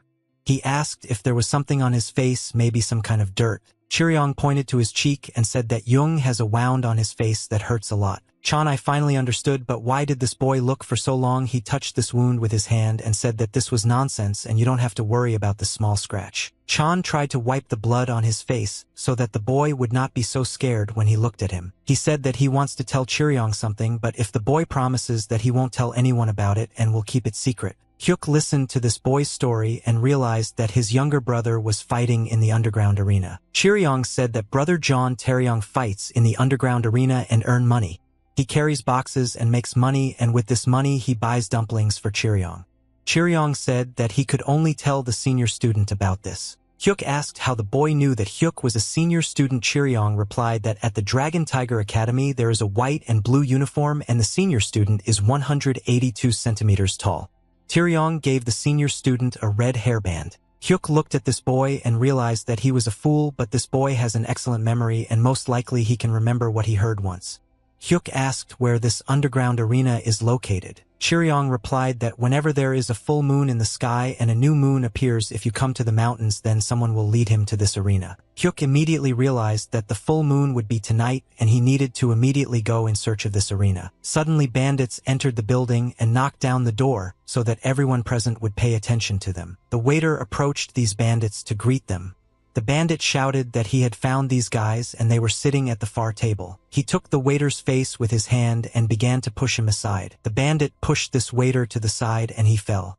The bandit said that you should not stand in his way because he is very angry. This time he was no longer alone and a whole gang of people who were also from his clan walked along him during the day. The people who were in the establishment quietly having breakfast were shocked when they saw such a large number of bandits here. People began to communicate with each other, but they spoke only in whispers so that the bandits would not hear them, and they agreed that they would not look at these bandits so that they would not be beaten either. Chiryong saw that a large number of bandits were approaching them and began to eat dumplings even faster in order to fill his stomach before he was beaten again. The main bandit walked up to their table and asked Hyuk, is it he who looks down on the Blood Curse gang and allows himself to threaten the members of this gang? Hyuk looked at this bandit but didn't answer him right away. He had to think about how best to get out of this situation in order to have as few problems as possible. Chiryong raised his hand up and said that he knows this bad man and began to call this bandit leader bad words. When the leader of the bandits heard these terrible words addressed to him from this boy, he and all his subjects were shocked by such impudence. The bandits were furious that this guy allowed himself to treat them so disrespectfully and insult members of their gang. The bandit was very angry because this guy doesn't watch his language at all, and it was just you idiot who dared to insult the gang members. He understood that he couldn't allow such disrespect for himself and wanted to hit the guy. Hyuk made the most correct decision in this situation and shouted very loudly that Chiryong was bad and that he had just done the wrong thing and said a lot of stupid things. The bandit was very surprised when he heard these words from a stranger, and he decided to stop and understand what was happening here now. Hyuk began to scold the boy for behaving very badly and swearing at these people. After all, they didn't do anything to him and just came to talk. Chiryong pointed his finger at this person and said that this is a bad person and Chiryong always tells the truth. Hyuk said that maybe this person is really bad, but if you say it to his face, he will feel bad, and therefore you shouldn't call other people fools. Chiryong said that he is not offended when they call him a fool because he knows that he is a real fool and is okay with it when he is called names. Hyuk looked at the boy carefully and thought about what he needed to do next to resolve this situation. Hyuk connected his fingers and said in a quiet voice that Chiryong's words sounded logical, and that's why he now allows the boy to call this man names. Chiryong was happy when the senior student allowed him to scold this man, and so he immediately began calling this red-robed bandit an idiot and a fool. The bandit and his assistants immediately grabbed the balls and said that they would now skin this little parasite. Hyuk understood that the situation was heating up and he could not inflate this problem even more. Therefore, he urgently needed to do something in order not to create even more problems. He picked up the chopsticks and thought that he had no other choice, and now he still had to fight them. Suddenly they heard the laughter of some girl on the second floor. She was very cheerful and had been watching them from the second floor all this time. She laughed so loudly that she began to cry, and she said that she was sorry for her laughter because this situation made her laugh and she didn't eavesdrop on purpose. The lady said that these guys downstairs were very funny and they made her laugh. When Hyuk saw this girl, he became even more wary because he understood that this was hardly any ordinary girl. He immediately saw that she was a mistress and understood that the problems could only get worse because of her. The bandits saw this girl on the second floor and said that she was a stupid fool and ordered her not to interfere in her own affairs. Yenji was sitting next to her and heard this dialogue all this time, but when the bandit on the first floor called the lady a fool, he realized that he needed to react to this. The lady allowed Yenji to deal with these bandits as he wanted. She said that it was unpleasant for her to hear such insults to her address, and therefore she would not restrain him. The lady asked Yenji not to be too cruel because there are ordinary people sitting on the first floor and they are having breakfast now, and she would not want to spoil their appetite. Hyuk, I watched this girl, I don't understand what's happening now and who she is. All he understood was that the situation was now completely out of his control. Hyuk looked at this guy who was now going down the steps towards them from the second floor and realized that this was the same cab driver he had seen on Central Street. Yenji slowly walked down the steps and prepared to fight this group of stupid bandits. But the bandits ordered this man to retreat before it was too late and while he was still alive. The bandit tried to explain that their gang controlled this territory and ordered this man to stop before it was too late. Suddenly the main bandit realized that he had already seen this man somewhere, and his face seemed very familiar to him, but he could not remember where exactly he saw. Yenji took the talkative bandit's face with his hand to cover his dirty mouth and slowly began to lift him up. Yenji said that no one has the right to insult the young lady and call her such terrible words, and everyone who dares to do this will be punished. When the bandits saw this man in rage, they immediately began to remember who he was. Yenji said that usually he rips out the tongues of such talkative and vile people, and after that he shoves their tongue down their throats. Probably the lady asked them to behave carefully. He said that thanks to the young lady, he will leave the corpses of this bandit clean. Yenji began to squeeze this guy's face and saw some kind of bloodshot eyes, and it seemed like they would burst at any second. Yenji used his internal chi energy to make this bandit suffer and make him understand the mistake he just made when he insulted the lady. He listened to the cries of pain of this bandit and watched how he suffered. Hyuk carefully watched this driver and noticed that he concentrated the technique of splitting bone tendons only on the upper part of the enemy's body and realized that this was a very cruel way of killing. He thought that the bandit would have thanked this man if his tongue had simply been torn out. Yenji threw this guy to the ground and looked at the reaction of the other bandits. Yenji said that it was very wise for the bandits not to attack him because it would be their biggest mistake in their entire lives. The main bandit bowed to this gentleman because he remembered his face and said that they respectfully greet the owner of the Rakshasa sword Ma Yenji. When the steel bandits realized who was standing in front of them, they also bowed to this gentleman. The main bandit said that he saw this gentleman from afar 2 years ago when he was on behalf of the Iron Blood Battalion. He apologized for not recognizing this gentleman right away. Hyuk was very surprised when I realized that this man was from the Iron Blood Battalion. Yenji said that he can really see people who know who he is and dare to do such terrible things. Yenji said that these bandits should know what could happen to them if they cause inconvenience to the one he is accompanying. The bandits said that they committed serious crimes, but they did not know that such an important person was next to them, and they admit their mistake. The young lady began to laugh when she saw the frightened faces of these bandits and asked her guide to stop and stop torturing them. She said that thanks to these bandits she was able to have a good laugh. If he had punished them for such a trifle she would have been angry. The lady said that he had already killed the man who insulted me, so we can stop. Yenji bowed to the lady and said that he apologized for playing with them a little. She replied that there is no need to apologize for this. The mistress ordered this gang of bloody curse to listen to her carefully, and they all immediately leveled up and said that they had listened to absolutely everything that the mistress said. She said that she spared all these bandits only because these two guys sitting at the table were able to entertain her. The young lady ordered the bandits to never bother these two cute guys again, and only then will she spare these bandits. The bandits leaned over to this lady and said that from now on until the end of their lives they will never bother these two gentlemen again. The young lady said that she was very glad that they were able to come to an agreement and asked to remove the corpse from her eyes as soon as possible while she was still in a good mood. Hyuk Muzang stood up at the table and bowed to this lady. He said that thanks to her they were able to escape the problems and told her that they too would now leave. The young lady slowly touched her hair with her fingers and said that she was very sorry because these guys were already leaving. Her eyes suddenly began to glow purple and she used the 1000 bewitching eyes technique and said that she wanted to have tea with these guys together. Hyuk bowed to this mistress and felt that her magic was slowly starting to work for him. He stopped, lowered his head down and smiled. After that, he stood there silently for several seconds and did not move. Mucha gente de ambos bandos murió en los primeros minutos de la feroz batalla manchando de sangre el suelo bajo los muros. She was shocked when she saw that her charm technique didn't work on this guy even though she was looking straight into his eyes. Yenji blocked the passage for this guy and said that they would not leave here anywhere. He told this guy that if the young lady wants to have tea with them then they should stay and have tea together. Hyuk was not afraid of this guy, so he looked into his eyes with his confident look and said that he had already refused the young mistress and she should have understood it the first time. There was very strong tension between them and Yenji did not understand where this guy got such self-confidence and such strong chi energy. The Murim alliance was very empty at that moment, but the lanterns were burning on the street and illuminating the building. A man was sitting at a table and holding a brush in his hand with which he was going to draw something on a blank sheet of paper. Isaac notó que todos tenían demasiado miedo del francotirador Lorenzo y no se atrevían a escalar las paredes para una defensa activa. Tae Hyung-moon put the brush on the table and finished the painting process. He heard a man's voice behind the door who said that this was Sol-do and he wanted to go into the young master's room. Tae Hyung-moon allowed this guy to come into the room. Sol-do landed near the young master's table and then greeted him. Tae Hyung-moon told the commander that he had said more than once that he was just a slacker who didn't even have responsibilities in the alliance and didn't understand why the general was communicating with him so politely.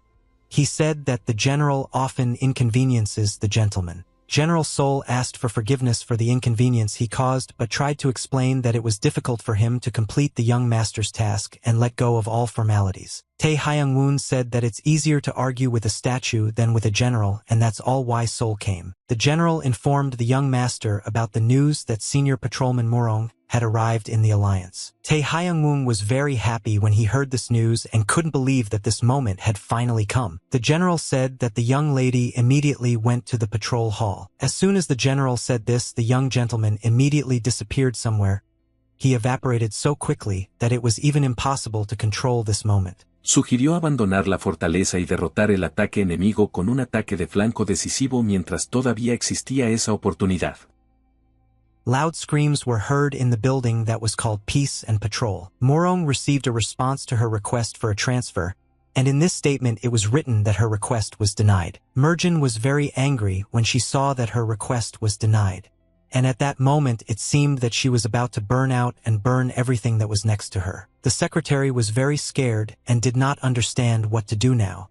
After all, the lady was very angry, and he understood that she could do anything in this state. Morong tried to restrain her emotions, but she was not doing well. She asked the secretary to explain why this statement says that she was denied a transfer to another place. El príncipe Enrique gritó en voz alta a sus guerreros que había llegado el momento en que avanzaría al ataque decisivo contra el enemigo. Morwen abruptly stood up from the table and hid her hands, so it became she said that she could read well and saw that it was written there that she was refused, but she wants to know why they wrote her exactly such an answer. Morong said that she brought a letter of recommendation from the Limitless Mansion and a recommendation from a gang of beggars. And despite this, she brought a good investigation. She wants to free up the place that everyone is fighting for. The secretary said that Elder One Bija reported that he did not have time to change employees. Morong started yelling at the secretary and said that the Murim alliance never had time for this. She turned around and started to walk towards the exit. She said that there was no point in arguing with the secretary because another person was responsible for this. The secretary heard that the lady now wants to personally visit grandfather Bija and sort out this matter. The secretary tried to stop the lady, but it was too late. She ignored him, but he understood that things were very bad because the elder told the secretary to take care of this matter. The secretary saw how the girl closed the doors and realized that he had no chance of restoring her. Tae Hyung-woon stood near the entrance to this building and waited for Mrs. Merjin Gamwa to come out. She was in a hurry to meet with her grandfather as soon as possible and discuss this matter, but suddenly she saw Tae Hyun-woon's brother. He saw how the young lady very quickly began to run towards him and thought that she really missed him. He opened his arms to hug the young lady and said that he really missed her and was glad to meet her. But Merjin was very busy with her own affairs and had no time to communicate with him. She said that when she was free she would definitely come to him and they wouldn't talk about everything. Tae Hyung-woon didn't want to just let the young lady go and started running after her.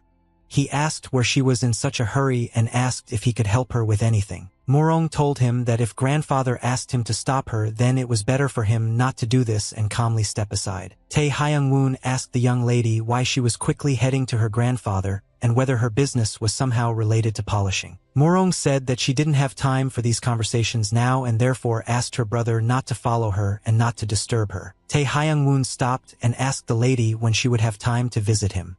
After all, he really wants to spend time with her. He said they could have a nice chat while enjoying her favorite Sahara fruit or candy, but she said she didn't have time for that right now. He was very upset when he saw that I was a mistress and did not intend to talk to him now.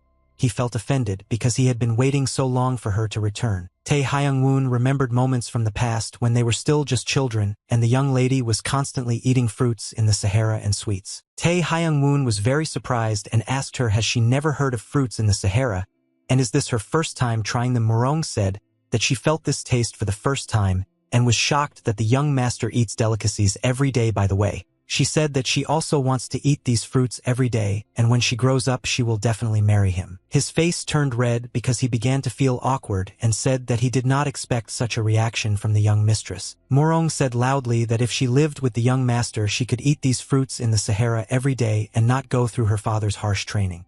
But he told her that they wouldn't get married because of this. Two gentlemen watched their children and discussed what, when, and where you will grow up. They will definitely get married.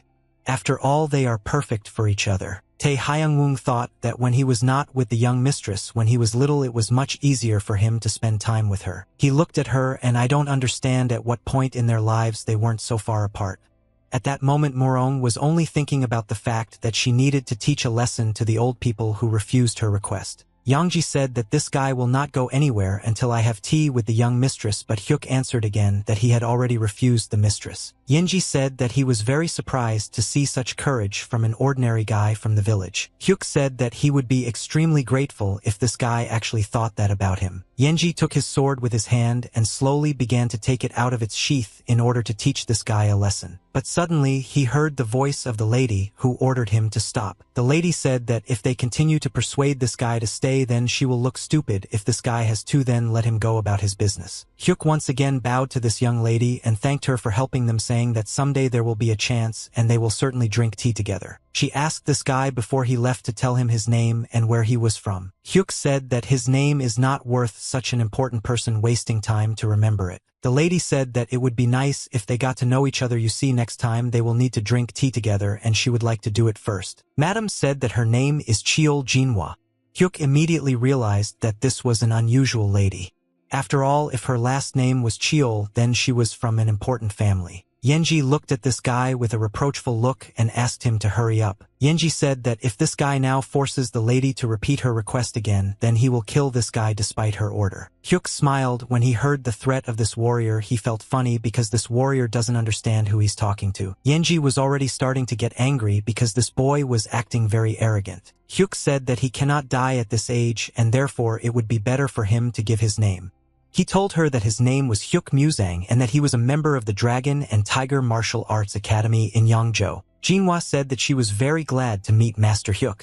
Mrs. I said that she hopes that things are going well at their academy if she looks forward to the next meeting. Hyuk looked into the eyes of this lady again and smiled. He said that it was time for him to go. He called his new friend and said that they need to leave here because they are late. Yenji was very angry with this guy and wanted to tear him apart, but suddenly he heard the voice of the mistress in his head. She communicated with him using telepathy. The lady asked her guide if he was sure that he could kill this boy. Yenji asked the lady should he go and kill him now. She replied that it's definitely not worth doing this now. Jinhua said that she is not yet ready to see her best guy die. Yenji at that moment was ready to explode from the anger that overwhelmed him.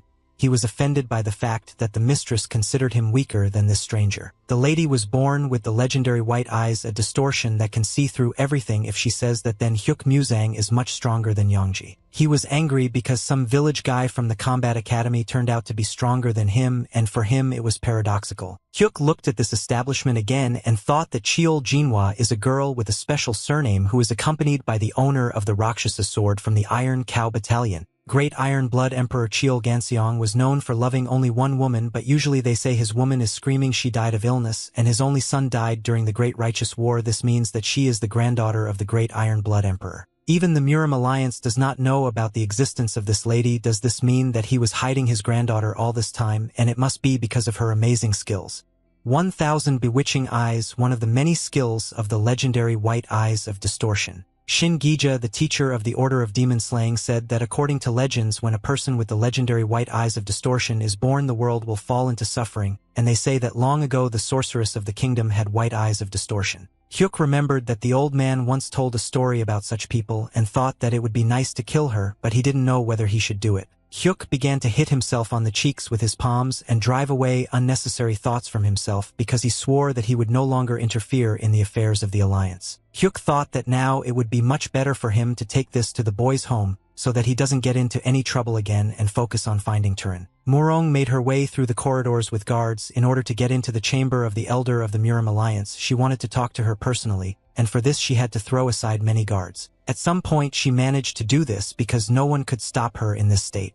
She sharply opened the door and said that she had finally found Elder 1 Bija. The elder at that moment opened the window and tried to get out of the room so that the evil girl would not find him. Morong said that if the elder tries to escape through the window in order not to meet with her, then he is making a very big mistake. The elder began to feel very awkward and began to make excuses for the current situation. He said that he heard that the young lady wanted to visit him and decided to quickly climb into the room through the window. Morong said that she would pretend to believe his lies. The elder said that he was not lying and simply did not expect such a sudden visit from the young lady. Morong asked the elder why her request for transfer was rejected. She said that the excuse that they didn't have time to transfer employees sounds very implausible. The elders understood that the young lady came with firm intentions and she would not retreat one step from her decision. He asked her why she wants to do the translation. After all, the northern region is a key post for the alliance and an excellent place for quiet work. He said that the western region had become a staunch center of non-traditional strength, the Iron Blood battalions, while the Kantong school, one of the 4 traditional schools, was forced to close its doors. Even the Sizran Tang clan closed due to the location of the borders of the Empire's army strength being much larger than the alliance. He couldn't understand what exactly she was looking for, which absolutely all the patrol officers were avoiding. Morong said that she doesn't understand the elder's logic because she is the only one who wants to go to such a place, and the alliance should welcome such a proposal with open arms instead of refusing. She asked him the same question again and asked what was the reason for the refusal. She said that she had only one guess: why I was refused. And this is because someone insisted that she not be transferred to another region. The elder said that, for now, say what you cannot say. After all, no one can put pressure on the Council of Elders in order to change their decisions. Morong said that she doesn't believe a single word that the elder says now because she knows that there is one person who could influence their decision. The elder understood that she had already understood everything herself, but he still didn't want to tell her the truth because then he would have a lot of problems. Morong suddenly heard a very familiar voice with a man standing behind her. This man said that it was he who asked to refuse her request for a transfer. Morwen understood that now her father was standing behind her, explaining to her that it was he who put pressure on the Council of Elders so that they would make such a decision. She clenched her fists tightly because she understood that now there would be serious conversations. She said that she did not expect to see him here. They looked at each other for a long time and there was a very tense atmosphere between them. The gentleman said that he had not seen his daughter's face for a very long time, and was glad that she had finally returned. The father said that his daughter is still as impudent and as before she continues to be rude to officials from the alliance. Morong began to get angry because her father appeared here. She understood that this was the only person with whom it would be difficult for her to come to an agreement. The elder bowed to this gentleman and said that he was very surprised that the patriarch would come out here because he thought that the patriarch had already left the alliance. The gentleman apologized for his sudden appearance and said that when he found out that his daughter was now here he was forced to stay. Grishina replied that he is always glad to welcome the patriarch here. He said that he would be happy to offer the patriarch tea, but they think that he should leave and not interfere with the father's conversation with his daughter. Morong ordered the elder to stay here because she had not yet agreed with him about her transfer. The elder immediately jumped through the window and said that he would be happy to talk to the young lady later, but now he urgently needed to go out. Her father told her that she was being disrespectful to an important person from the alliance. She needed to remember that she was the daughter and face of the Morong clan. She replied that honor and respect forced her father to ignore the oath and put pressure on the elder. She said that a member of the Murim alliance cannot interfere with the duties of affiliated schools or clans, and to ensure fairness among the schools, a senior patrolman or senior person is prohibited from using connections for their own purposes. She told him that if her actions were disrespectful then his actions were illegal. It was an abuse of power. He said that she is his daughter and he has no obligations to the alliance. And yet she says that his opinion about the stupid decision of his child is illegal pressure. She replied that he had no right to interfere in her affairs. He answered her that he makes all his decisions and interventions in her life only for her good. She started yelling at him and said that he was doing this only for himself and that it had always been like this. He controls her life and uses her good as an excuse. Gamwa said that Uncle Sunjiu and Brother Y lived quietly, but he was afraid that I would not fight for her inheritance, which she didn't even want, and because of this they were out of town. She said that she forced her friend's father to beg for forgiveness on his knees, arguing that the difference in position was too big. Gamwa remembered how he forced Papa to be beaten and locked up for 10 days because she bought her one piece of candy that Gamwa didn't like. The father said that she does not understand his actions because she is still young, and their clan is the descendants of King Yen. They are those in whom royal blood flows, and they should not be among ordinary people. They should strive for the highest. Gamwa said that she never wanted this exactly how to understand this, but since you are the wife here she wants to say this for the last time. Gamwa said that to this day she does not give up the name of this clan out of respect for her father because he brought her into this world and raised her. She was very serious and said that if he didn't want to see her give up everything and disappear then it was better for him not to interfere in her affairs. Residents of the main patrol alliance Murim. The young lady approached her assistant and said that they were leaving here immediately. Papak asked the lady why she was crying and what happened to her while she was in the elder's room. Morong said that she was crying because of the patriarch and her father because they were just having a difficult conversation. Gamwa told her assistants to pack her things immediately because she couldn't stand to be here anymore and wanted to leave as soon as possible. Gamwa said that she deserves the right to ask the head of the alliance as a reward for her time in the demon-slaying order. She said that she didn't want to do this because from the outside it would seem that she was using the person's influence, but if her father was cheating she couldn't do anything about it. Papak thought that she accidentally let slip about the transfer to the young mistress, but she doesn't think that it was she who was to blame. Papak did not know how to act in this situation and asked the lady to stop and not do this. Gamwa said that if Papa is on her side then she should leave now with her. Papak replied that she had been with the young mistress all her life since childhood and would always be on her side. Gamwa said that besides Papa she has no one else to answer. Everyone else turned away from her, and she is very glad that she has at least one person who cares about her. Papak looked at the young lady and understood that the patriarch was heartless for making his daughter so angry. She was very sorry for the girl. She didn't know how to help her. Yunha County, deep in the Yanchun Valley, was a place where large numbers of people gathered at night. This place was called the battle arena, where the strongest warriors in the area fought, and people came every full moon to watch this fight. The warrior punched his opponent and dealt him a strong blow with his fist. The next blow this warrior delivered was an uppercut. He hit his opponent in the jaw and blood flew out of the enemy's mouth. He was very scared when he saw the strength of his enemy, but understood that he had no choice to lose and decided that he needed to change the course of the battle in his favor. He immediately launched a counterattack to his enemy. Two strong opponents fought in the arena and beat each other until one of them fell. Hyuk watched this battle where they fight without weapons in close combat without using inner strength and did not understand why this battle is so popular. He noticed that among the spectators there were both local people and officials, and this means that the government is turning a blind eye to these fights. The man who stood next to him said that he had never seen this guy before. Hyuk replied that he decided to come here for the first time to watch these fights. The man said that he often comes here. Hyuk asked this man, does it ever happen that some fighter dies during a fight? The man said that this happens extremely rarely, but sometimes the battle becomes brutal and leads to death. Hyuk showed a drawing in which Jung Taeyong was drawn and asked this man if he knows the person who is depicted in this drawing. The man got scared when he saw this guy in the drawing. He said that most likely it could be a flower ghost. Hyuk realized that this man definitely knows Taeyong, and most likely Taeyong often fights here. On the very top platforms, a man was sitting on a chair being above everyone watching the fight. He Shelkovo with his fingers said that he was getting bored, so he called his servants. This man was the owner of the Yanchun Valley. The owner asked his subjects nicknamed White Yam and Black Yam whether people armed with a sword could come to the arena, and the master was told that such people are usually not allowed in. The owner pointed his finger at one guy who was on the podium. This guy had a sword with him. The owner ordered his henchmen to get rid of this guy with a sword. The owner said that he doesn't like this guy because he doesn't show any interest in fighting and he just walks around asking people about something, and now the owner is wondering what exactly this man wants to know. He said that if this guy is very suspicious and causes doubts in the owner, then he will have to be killed. The man said that the flower ghost is one of the fighters who goes into battle in the arena every day, and the man placed his bet on him today. He said that the flower ghost has a beautiful face like a flower, his durability in battles.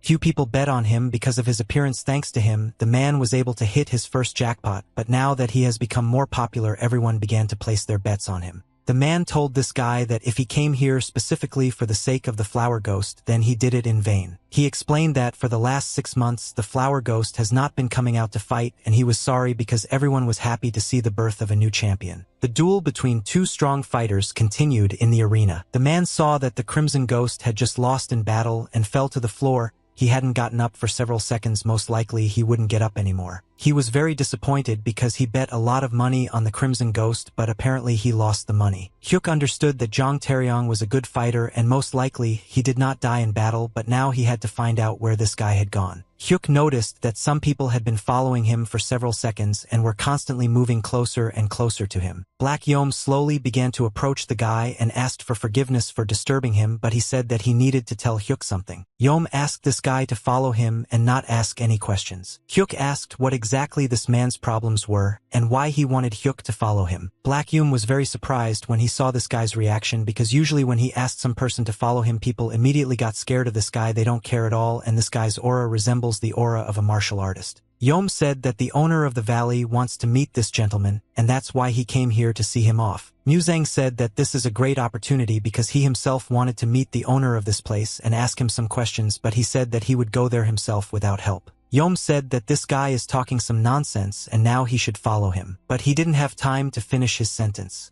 Something very surprising happened. This guy who had just stood in front of him made a quick jump and suddenly disappeared somewhere, but no one even had time to understand where exactly I am now this guy. They started looking around and looking for him, but no one could understand how it was.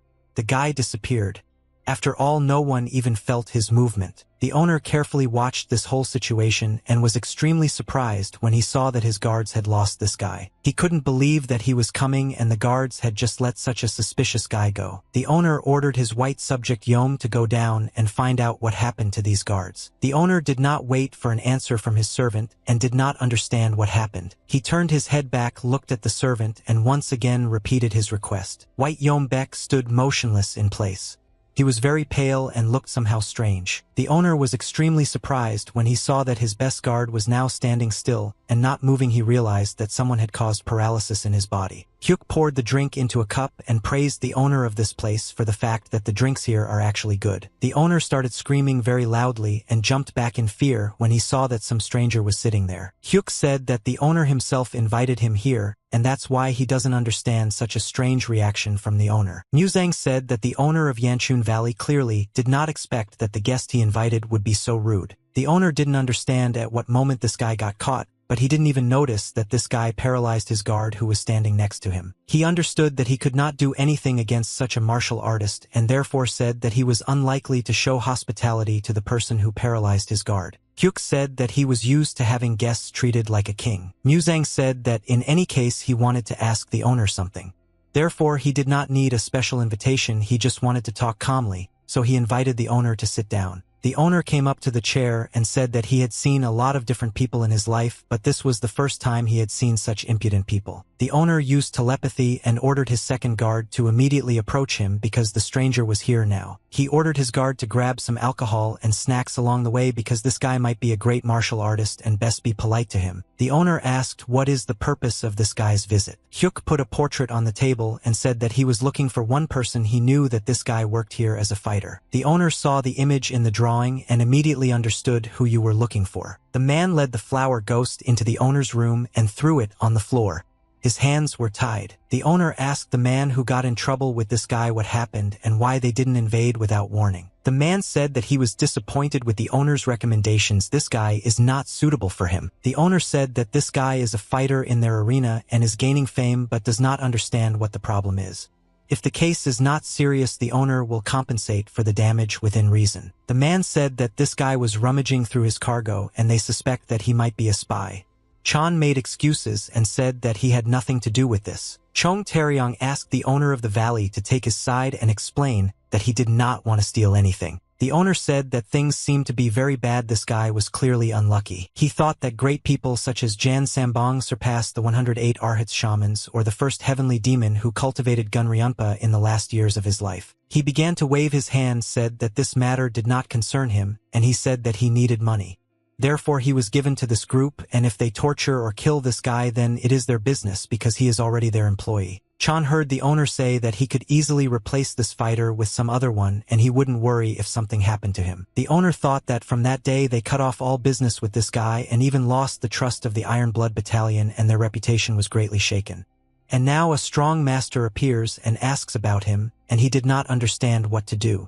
The owner said that this guy in the portrait has a very familiar face, and for a while this guy was very popular in the arena, but about 6 months ago, he suddenly disappeared. It was right before a serious fight, so they suffered huge losses. Hyuk said that he was not interested in the affairs of the arena and ordered only the truth if the owner does not want to die. Hyuk understood that his interlocutor was lying now, but there was some truth in his words, and this means that they were going to share true information. He took his sword in his hand and thought that violence was the only solution to extract information. Yom entered the room and said that he brought drinks and snacks at the request of the owner. The gentleman ordered to put the food on the table and fill the glasses.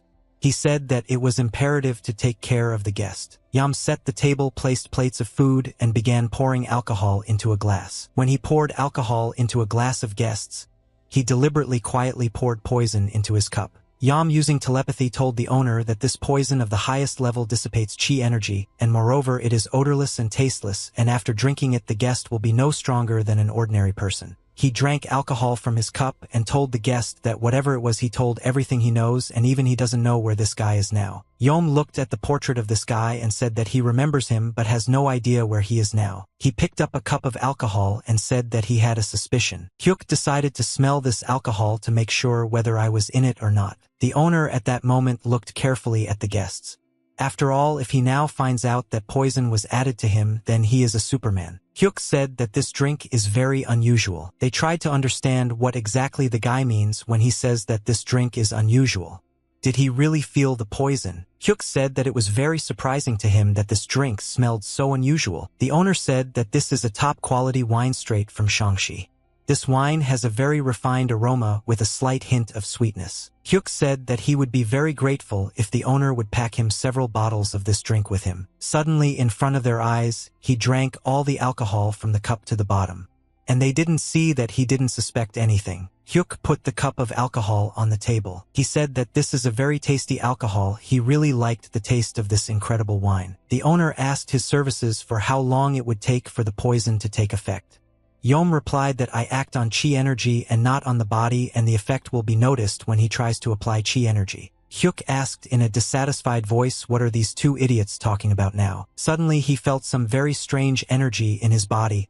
He realized that something had changed in him. The gentleman asked what was happening to this guy and why did his facial expression change. He informed the guests that his chi energy had now dissipated in the air. The owner ordered his service to wake up the second guy and get in with this guest. Yom hit his brother in the back and hit the point that would unlock him from paralysis. White Yom sat on his knee and apologized to the master for not being able to protect him, but the master said that there was nothing wrong with that because the guests were deceived in this way. Muzang got angry angry with his owner and his guards for giving him dispersive poison. The owner said that he rarely meets such arrogant and immature guests. He hit this guy on the cheek with his palm and said that now he couldn't resist and now they would punish him for his arrogance. Hyuk grabbed his ball and tried to fight back these vile people, but suddenly he felt a sword near his neck and realized that he had better stop. Yom presented the guy's KSH sword and said that he became much slower after I drank and now he needs to put his hands down if he doesn't want to lose his head. The gentleman told his guards to get this guy out of here as quickly as possible and we cut off his arms and legs. After that they should lock him in the closet. Hyuk said that he doesn't understand why they are doing this and doesn't understand what benefit he has from this. White Yom punched this guy in the stomach so that he would not stop behaving so brazenly. He said that he would like to cut off his head right now, but the boy should be grateful that the owner asked to leave him alive. The owner said that the benefit for him is very simple, he has nothing to hide. Master that he will hand this guy over to them and perhaps they will be able to resume the cooperation broken off because of Jung Taeryong.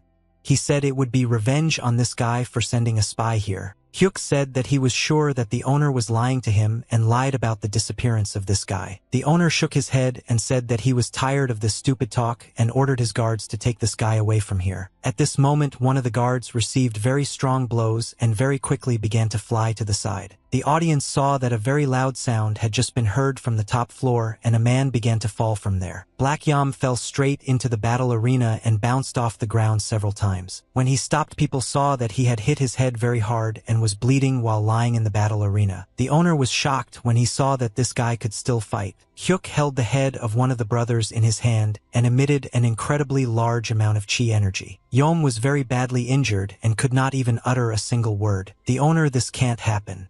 After all, he himself saw with his own eyes how this guy just won poison wine. Hyuk said that he easily digested this wine and therefore the poison did not affect him. He couldn't believe that it was all true and this guy had just announced that he had reached the point of invulnerability. Hyuk threw this guard on the floor and said that he tried to talk calmly, and that's all I would have done with her, but since the owner doesn't want to do this, then he himself made his choice. Hyuk said that he hasn't remembered anyone making him as angry as he did today for a long time now. Muzang jumped up and swung his fist.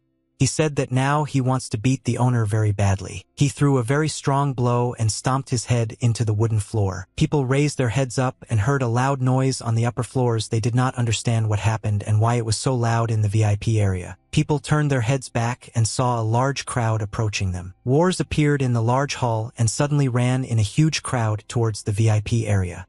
The commander of these warriors shouted to them to run up and protect the owner of this valley. When they went upstairs and they saw the main guard, who said that the owner was no longer here and ordered the rest of the guards to move out in search of him. The guard shouted that there was no one here except Yom Baek and ordered his soldiers to split up and block all exits from the valley. Hyuk Muzang told the owner of the valley, whom he held with one hand, that his subordinates were now looking for him. Hyuk stood on the top of the mountain and held the owner of the valley upside down. Hyuk said that if he lets the owner go now, this way the owner will return to his subjects faster. Hyuk asked the owner of the valley whether he was satisfied with this option and whether he wanted to return to his subordinates as quickly as possible. The owner shouted loudly and asked the man to stop. He begged not to let him go and said that there was no point in them going so far in this torture. Hyuk said that it was the owner of the mountain who poisoned him when he came just to talk, and now this vile man is asking for mercy and saying that there is no point in them going so far. Hyuk said that he starts to get angry when he thinks that the owner of the mountain tried to poison him and he has a desire to let the owner go right now so that he falls down. The owner began to ask for forgiveness and said that he was wrong, such an act would not happen again and he would answer all questions. Hyuk said that he doesn't like the dismissive tone in which the owner is now communicating with him and it's starting to irritate him. The man shouted very loudly that he deeply regrets and was a fool, but he needs to be given a second chance and he will definitely improve. Hyuk did not trust this man and said that usually people who deceived and tried to poison once do it a second time, and he called the owner of the valley an ordinary coward. The owner began to shout very loudly and angrily that he cursed this guy and regretted that they did not kill him right away. Hyuk got angry when he heard these words and let go of the owner's leg so that he fell down. The man understood that he no longer had a chance to survive and began to shout very loudly that he did not want to die. Hyuk watched as this man fell down and tried in flight to convince him not to commit this act. He was very scared. He didn't think that at that moment he wouldn't be able to survive, and these were the last seconds of his existence. Hyuk put his hand forward and used magical chakra, thanks to which he could control matter. The owner of the valley screamed very loudly and called this person all possible bad words. At the moment of my flight, I remembered all the offensive words and decided to use them towards this guy. The owner of the valley shouted and cursed Hyuk Musang very loudly, but all this time he had his eyes closed and did not notice that he was rehearsing in one place. Hyuk brought this man's face closer to him and looked at him with red angry eyes, and he said that he doesn't like being insulted. The owner of the valley began to scream loudly when he saw that he was still alive and the face of this monster was in front of him. He didn't understand what was happening and why he was still levitating in the air.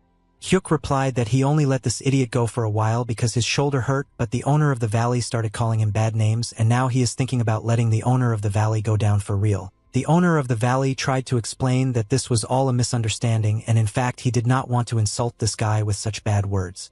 He didn't understand how this guy could use telekinesis because the owner of the valley weighs 77 kilograms. Hyuk Musang said that the owner of the valley poisoned him and wanted him to die, and this offended him more than all these bad words. Hyuk turned his head back and once again asked the owner of the valley, where is Tyryong now? The owner of the valley said that if they spare his life and don't let him go down, he promises that he will tell about Tyryong's whereabouts. Hyuk sat on a stone and said that he was just going to get all the information about a man named Tyryong, and in order to get this information he was ready to torment the owner of the valley for a very long time. Hyuk said that he promises that if the master tells him everything in this case, he will allow him to survive, but this information must be complete and no facts should be missed. He smiled and said that if he caught the gentleman in a lie, then he would immediately return to the original plan and let him go down. The owner of the valley at that moment realized that it was better not to joke with this person and that he needed to behave as honestly as possible and tell only the truth. The gentleman turned the pages of the book and read everything that was written in this book. A servant came to his room and told the master that they had problems. The service said that the Murim Alliance discovered an aphrodisiac warehouse in Gansu, and it is reported that a gang of beggars has now occupied it and taken all the aphrodisiac. The gentleman got angry at that moment and tore out a page of the book. The master asked his servant what damage they had to suffer due to this situation. The servant replied that there was a cart filled with a new drug. All 23 masters who guarded that place were killed. The gentleman said that they must return the drugs immediately. He said a gang of beggars was following them and he doubts they got rid of potential evidence. The servant said that this could lead to a global conflict with the Murim Alliance, and taking such risks is very dangerous for their organization. The master became angry with his servant for his disobedience and pointedly slammed his book shut. The gentleman said that they will all die anyway if they start having problems with money, and if not now they don't take risks, then they are condemning themselves to death. The head of the mysterious school, Lee Pinsong, ordered his services to infiltrate there and organize a surprise attack or even sacrifice a fight in any way to return these drugs. Hyuk Musang asked the owner of the valley what he means when he talks about a mysterious school. The owner of the valley said that moreover these people are smuggling something illegal from the west, and it is most likely some kind of drugs. But they are unusual smugglers. Each of them has high martial arts skills, and they appear suddenly and disappear without a trace, and these are people who have a lot of secrets. Song Yu remembered the people he saw in the abandoned house and thought that these three brothers might be connected to this case. Hyuk said that the owner of the valley provided these people with a man named Tyryong as a porter, and they took him away because he caused some problems. The owner of the valley replied that everything was exactly like that. Hyuk was angry because the owner of the valley simply looked at this whole situation from the outside and did not intervene in any way. The owner of the valley replied that they could not do anything and they were much stronger than their organization and therefore they were not able to somehow save him. Song Yu asked about the owner of the valley.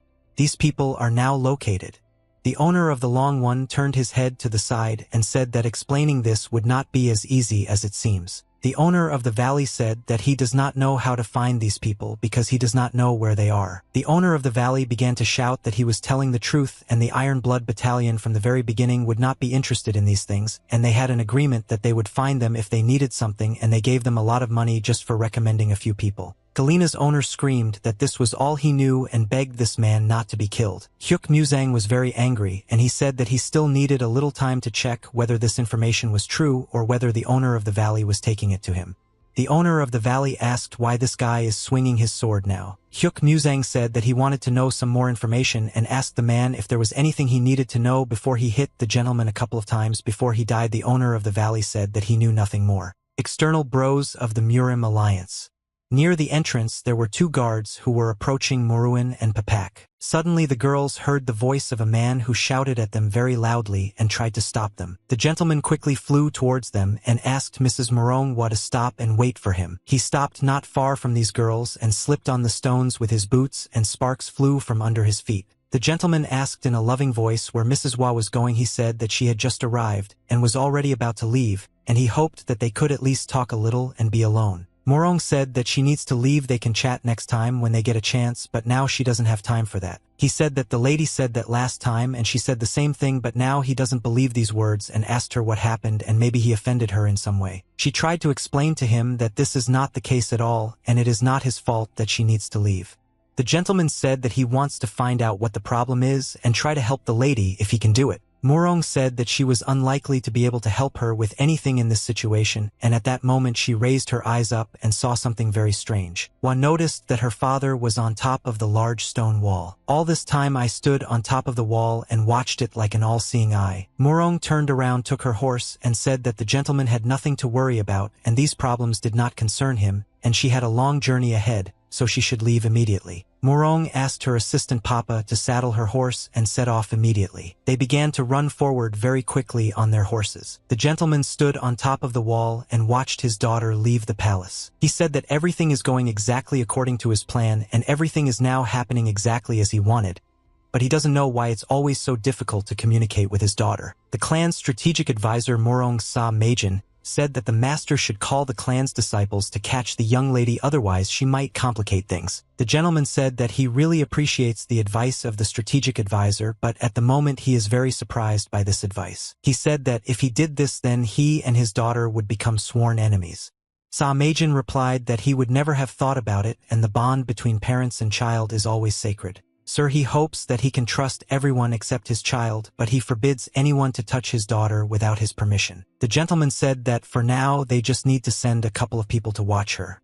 He said that Papa and Murong Gamwa have very keen senses. The master ordered that the scouts keep their distance and not approach them too quickly, and it was necessary to find out what Gamwa was doing after 6 months.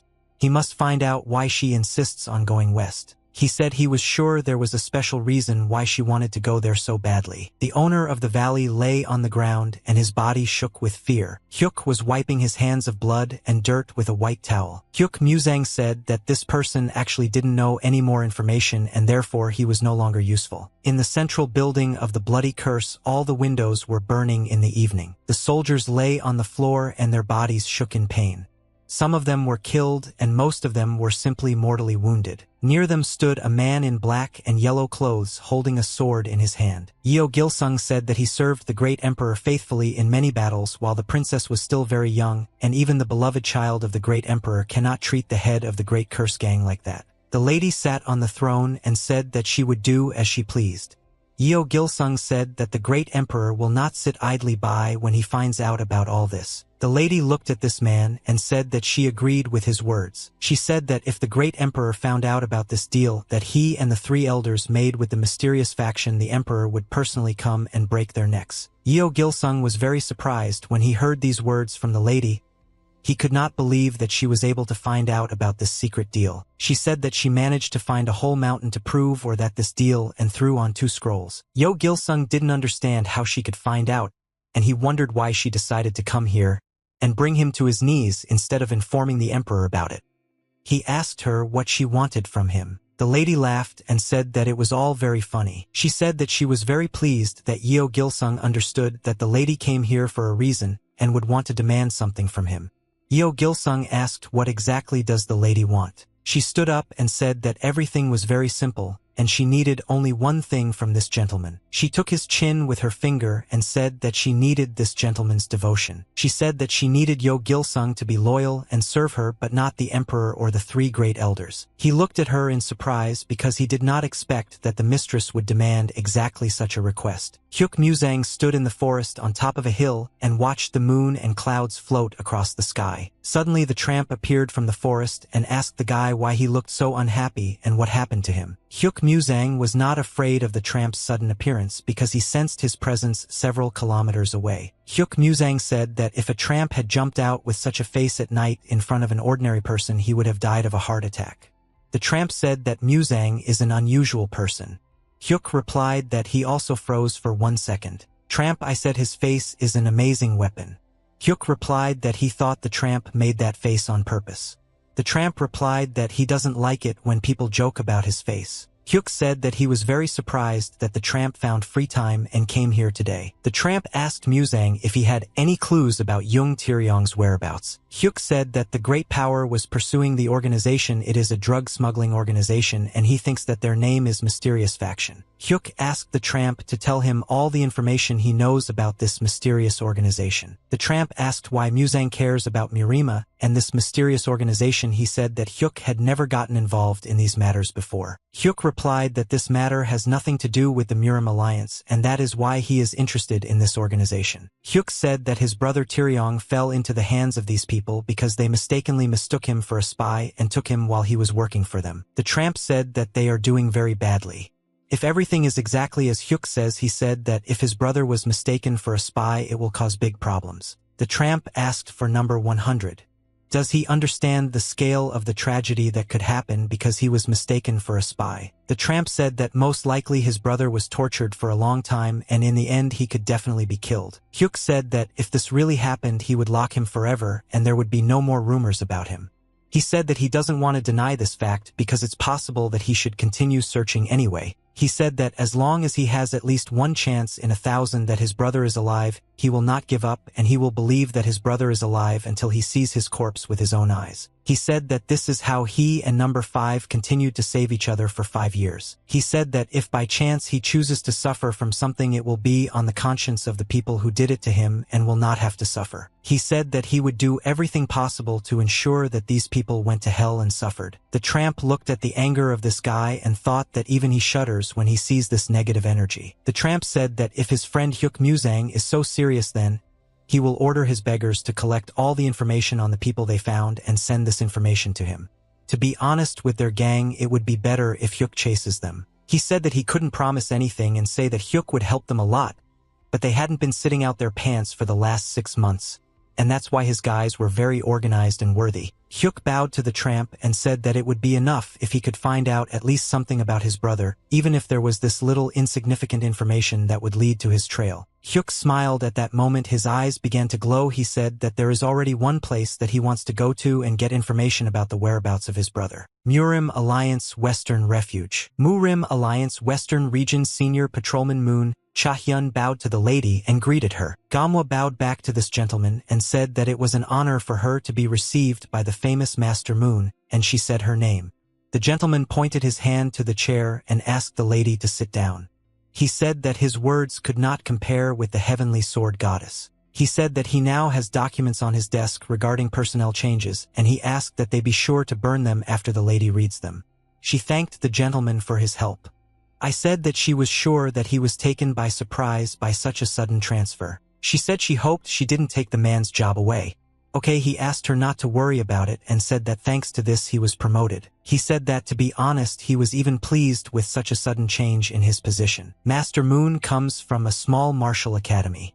He defeated the students of a very famous combat school in a no-weapons competition held by the Murim Alliance. As a result, he became the target of other envious talents of small schools and clans, and assessed the seriousness of the situation. The Alliance appointed him to monitor the western region of the most problematic area. Gamwa thought about what she heard, that his character is also very strong like bamboo. But she sees how hard it was for him to bounce between the Alliance and the great combat academies without proper support. She said that she heard that the Limitless Mansion requested a meeting several times but never received a response, and asked the gentleman perhaps he had never received a letter from them. He looked at her in surprise, and after that he felt very ashamed and embarrassed. He replied that he was simply following orders that were given to him from above. Gamwa thought that this gentleman was very awkward, and the subtle contradiction on his face meant that he wanted to answer differently but refrained. She smiled and realized that she needed to defuse the atmosphere, so she said that she congratulated the gentleman on his promotion, and if there was anything else he wanted to say he could do it right now. She said that if he had any advice for her she would be happy to listen to him. He scratched his beard and sat thoughtfully for a few seconds. He said that he knew that the young lady was a very righteous person and did not hesitate to follow the indicated path. He said that while she was doing her duty here in the western region, she would encounter questionable cases. If possible, he would recommend where not to dig too deep. She asked the gentleman what he meant when he said not to dig too deep. He bowed to her and said that this is all he can do to help her and all he can tell her, and he prays that she will follow his advice. Gamwa stood still in surprise and tried to think about this guy's words, but for her it was all very surprising and incomprehensible. Abandoned house on Mount Xiaoyao. The beggar left the house and constantly yawned. He walked along the yard, but the rest of the beggars and the guards stopped him and asked where he was going.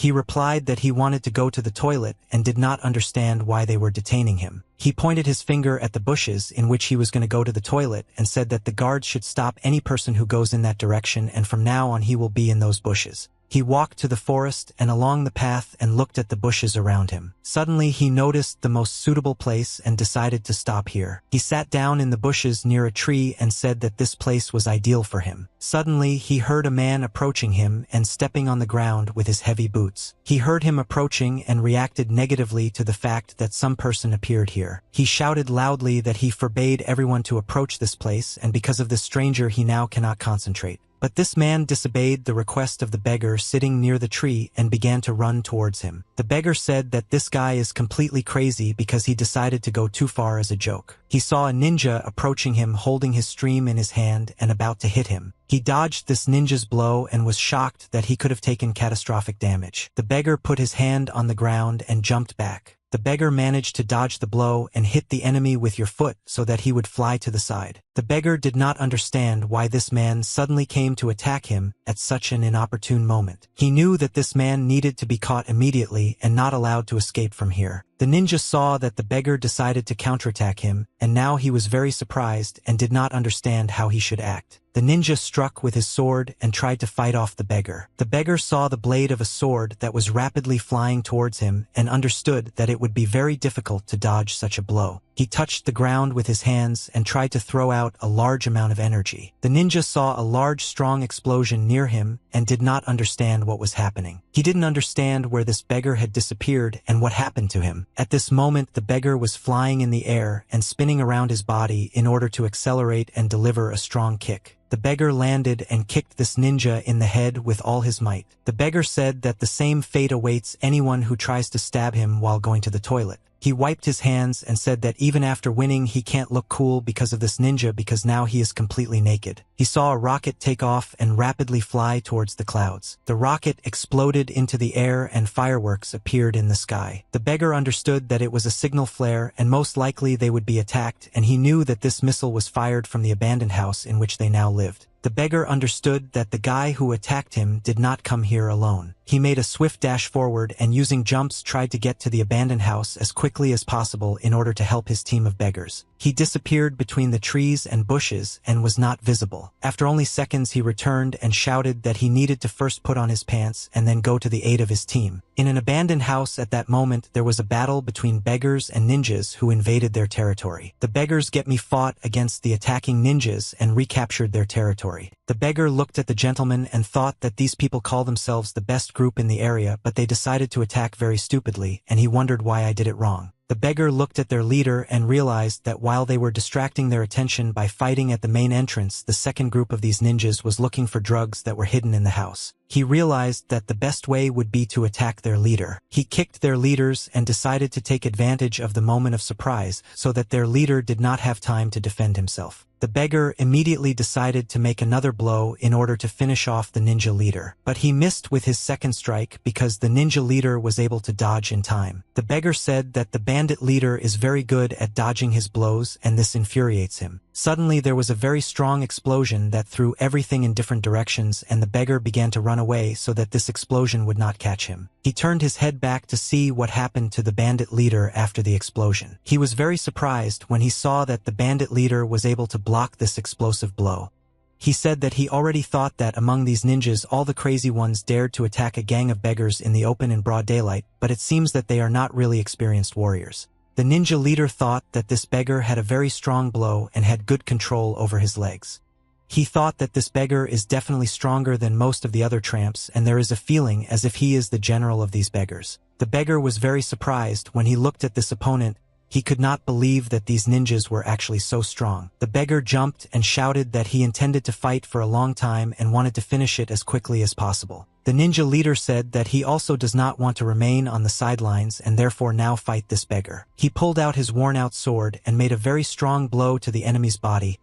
He managed to cut the beggar's body, but at that moment she realized that in front of him was the most ordinary illusion. The beggar was behind the ninja leader at that moment and said that he was able to deceive this guy to the child with the help of his illusion. He slid along the ground and made a sweep and kick with his foot in order to knock down the dreams of the ninja leader, but the leader managed to jump and did not receive damage. The ninja leader understood that there was no time to fight this guy for a long time. He needed to finish him off as quickly as possible, so he made a lock with his sword in order to strike. The beggar saw that the enemy's sword was rapidly flying towards him, and at that moment he began to laugh because he had confidence in his actions. He kicked the enemy's sword and knocked it aside. His blow was very strong and had explosive power. The ninja leader understood that he had come across a very difficult enemy, and he needed to fight with him very carefully and concentrated. The beggar stood up on his hands and I was about to do my next explosive move. He used the kick of the horse's hind hooves and with his legs hit the leaders of the ninja who was in the air at that moment. The beggar threw the enemy aside and was able to splash out explosive damage and attack him. He looked at his chest and saw that he had bloody cuts all over his chest and realized that it was the ninja leader who was able to strike back at him. The ninja leader smiled at that moment if there was a drop of blood in his mouth. The ninja leader laughed and said that he always knew that he would be able to defeat any opponent and this time it would be no exception.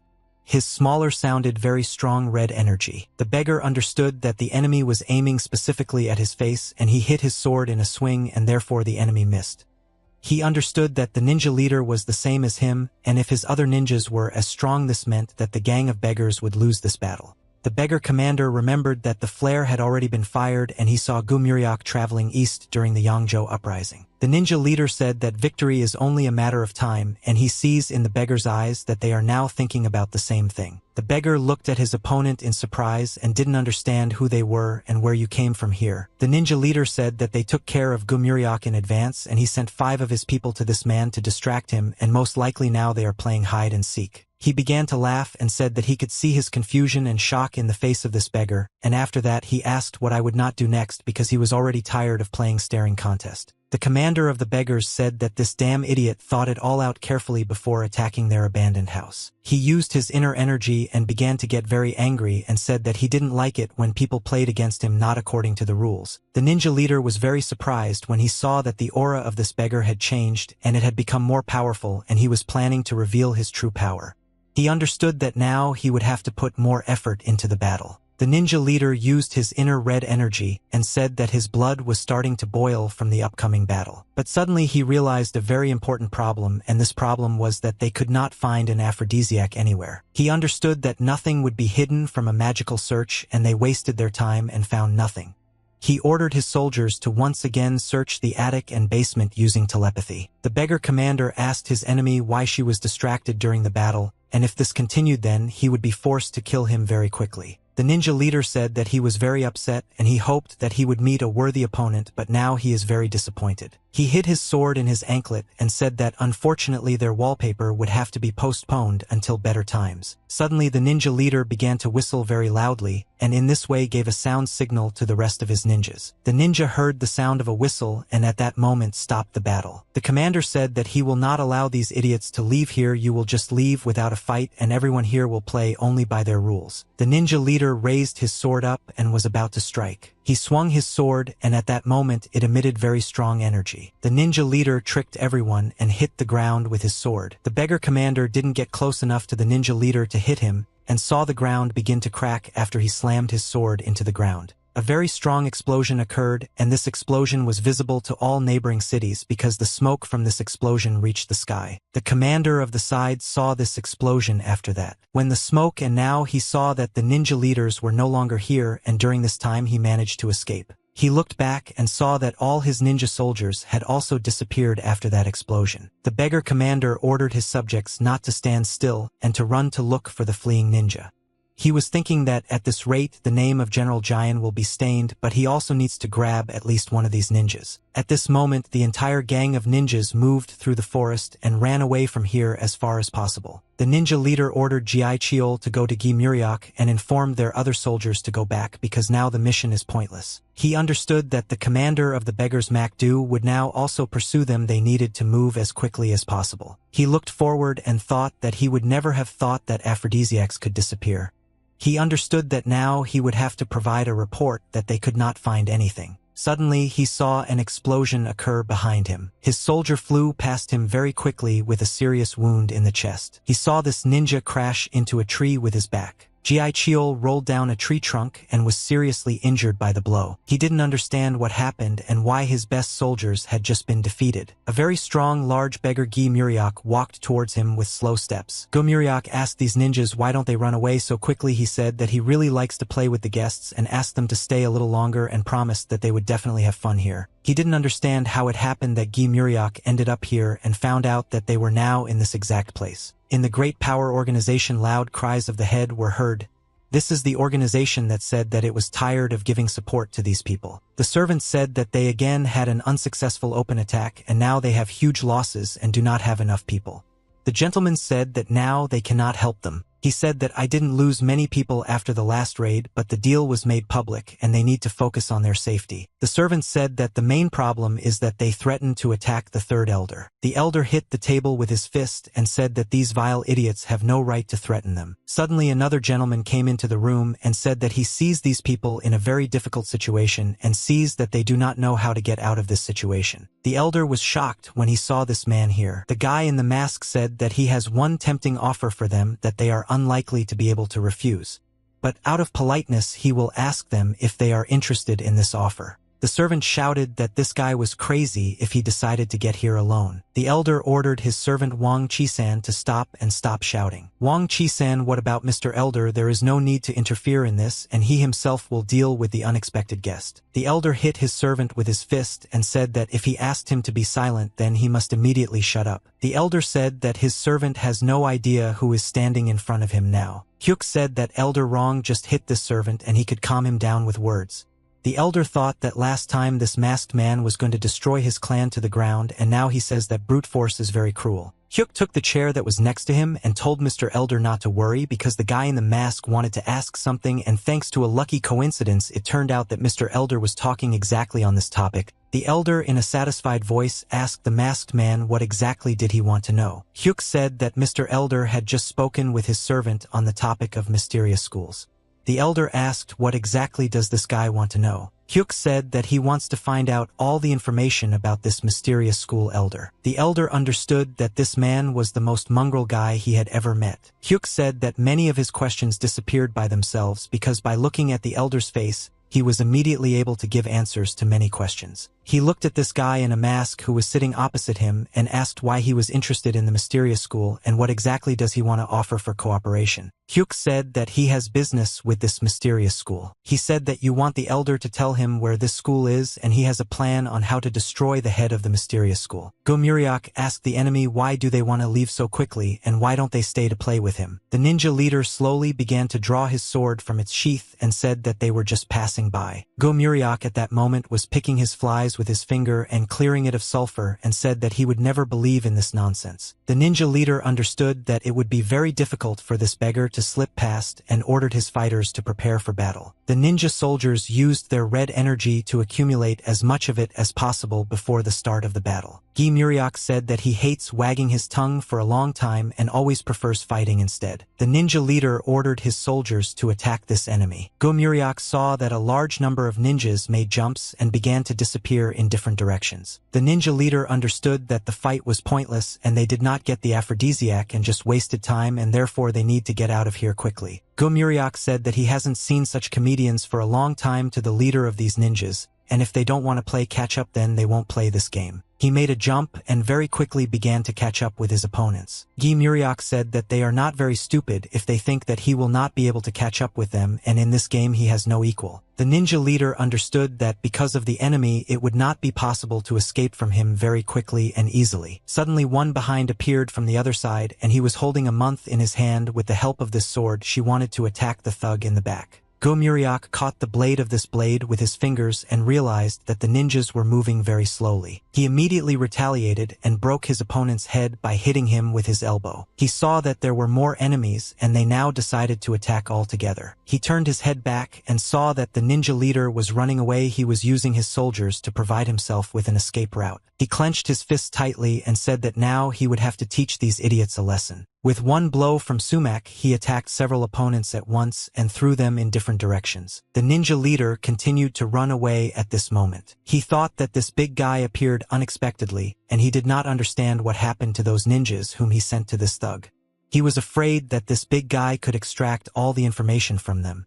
But this was a squad of first-class killers. He heard Gomuriak's voice saying that people are always mistaken about him and underestimate him. He said that it is for this reason and not for some reason that they think that if Gomuryak is very strong it means that he is stupid. The ninja leader was shocked when he saw this goon near him and thought that he needed to move even faster. Gomuryak started laughing and said that you are an idiot and didn't understand anything, and his pathetic attempts to escape are just a funny joke for him. Gomuryak at the same time, using his internal energy, caught up with Ito at the enemy and told him in his ear that he was incredibly fast and it was impossible to escape from him. The ninja leader grabbed his sword and said that he would defend himself if this thug did not come at him. He swung his sword and tried to attack the enemy, but when he turned around and struck there was no one near him. Gomuryak asked his opponent if he liked fighting against the air. He got angry and made a kick in the turn in order to attack this thug, but for some reason Gomuryak stood calmly at that moment and picked his nose. Gomuryak managed to dodge the blow at the very last second without taking damage. Gomuryak said that he had never met such stupid opponents and repeated once again that the ninja leader would not be able to escape no matter how hard he tried. The ninja leader shouted that if he fails to escape, he will kill this thug with his own hands using his sword.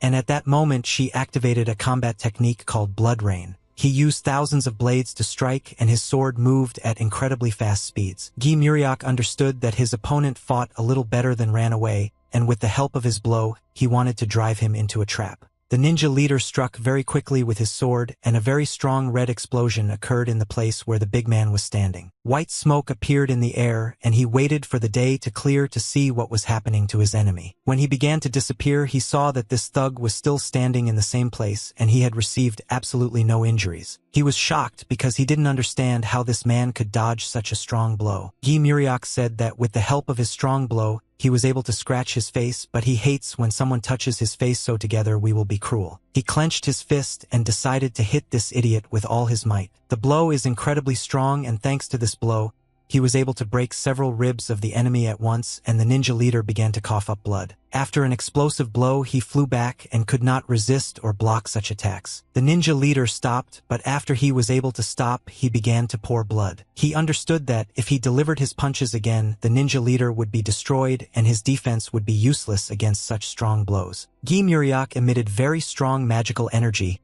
and slowly approached his opponent. Gomuryak said that he has one very good advice for a ninja leader, and this color is that it is useless to resist and it is better to give up. The leader somewhere understood that Gomuryak had stepped over his 100th level, and this battle was a complete failure for him because he did not get the aphrodisiac and also lost the battle, and he would not be able to appear before the master with such news. He understood that he had no other choice, and all that was left for him was suicide. Gomuryak said that he wouldn't let this idiot die just like that, and at that moment grabbed him by the face with his hand. Gomuryak said that he knew that their clan was committing suicide so that information would not be extracted from them through torture. He said that the ninja leader is a very important person and you need to ask him questions first before he dies. He squeezed his face really hard and told this guy to relax his jaw and say the letter A. He wanted to get out of his mouth so that he would not kill himself. But at that moment a sharp kunai flew towards him. Gomuryak sensed the approaching danger and was able to deflect the enemy's kunai. He was very surprised when he saw enemy kunai near his face and did not understand where this weapon came from. Suddenly a ninja appeared who flew very quickly towards them holding a sharp dagger in his hands. The ninja pierced the head of the ninja leader with his dagger and killed him. He shouted that this was a terrible act and one couldn't just kill his prisoners. Go Muriok threw the ninja leader out of his hands because he was already useless to him and began to run towards this killer. He struck very quickly and tried to pierce the enemy's body. He said that you need to grab at least this idiot and break his face. Go Muriok made a very strong blow to the chest of this enemy but did not feel his body. The ninja was able to dodge this attack and flew into the air. Go Muriok said that this cunning ninja turned out to be very smart and he used his attack to escape. He looked at the corpse of the dead ninja leader and said that these guys are much smarter than he thought. Go Muriok understood that these were unusual soldiers and most likely they were special forces triots. The tramp saw that Gamwa had come to visit him and asked what she was doing here and for whom did she come to the lair of the tramps. The tramp said that after patrolling it should be read to higher-ups. She replied that she came to say hello and thank the tramp for the letter of recommendation. He replied that it was in return for her favor and did not require her gratitude. She sat down on her knees in the center of the room and said that in fact she had come to discuss her patrol. Gamwa said that she wanted to know which group decided to openly attack them. The tramp asked her why she was interested in these criminals. She replied that she was a senior patrolman and she was supposed to be interested in everything that was happening in these lands. He began to laugh and said that I shouldn't have anything to do with this and that she hadn't been particularly diligent in interfering in the missions of the Murim Alliance before. Did the tramp say that she got this position to get information and find the white tiger, or was she looking for an excuse to stay here and be closer to the white type? Gamwa said that of course the tramp is right and she is so stupid that you are doing all this for the sake of a white tiger. And she said that she was ready to close her eyes to her oath and give her life just for him. The tramp heard the sarcasm in her voice but nevertheless said that the white tiger had gotten it from a very virtuous woman. She thanked the tramp with sarcasm in her voice. Gamwa said that this does not mean that she will neglect her duties, and she got this place for her own interests and should work hard. She said that she was interested in this group of criminals for a long time during her patrols. She said that after losing the war, the Iron Demon faction rose up with terrifying strength. Their supporters decided to lie low. She said that at that moment an unknown organization began to distribute an aphrodisiac and asked the tramp if this all seemed very suspicious to him. The tramp said that this information has been known to everyone for a long time and if she interferes in this matter she can only get a threat to her life. Gamwa said that dangerous aphrodisiacs are involved in this matter and they should know that gunpowder and aphrodisiacs are under the special control of the imperial family. She explained that nothing was mentioned about this in that letter and no matter how hard they tried to cover up their tracks she found clues and has been investigating for 6 months in another region and she is sure that they did this on purpose. Gamwa asked the tramp to respect her and take part in this investigation and help her. He said that in this case he wants her to call him elder. She said to no one in a rude voice that Murong Gamwa, the senior patrolman of the Northern Command, would like to make a formal request to the elder of the beggar gang. She asked to share with her all the information about this organization. The tramp said that he had not met such stubborn girls for a very long time. He looked at her for a few seconds and said that she would find out about everything and her world could turn upside down after this. He asked if she still wanted to know about it. She smiled and looked at him with her sly gaze. The tramp said that it would be better if she listened to his advice, but she made her choice and so now he will start telling. The tramp said that they believe that there is an independent third force supporting this group and the organization involved in smuggling is the source of their funds. Gamwa looked at the tramp in surprise and did not expect that everything would be so connected. She said that all this time she thought that the war started because of the conflict between the Murong clan and the Jagal family. The tramp replied that this is the position of the foreign policy faction. He said that there are also other opinions regarding this and there is a connection in this war with the death of the Sato clan. He said that some believe that this was the original reason for the war. Gamwa replied that the Sato clan led the Mujuan family and they were often compared to the Jagal clan.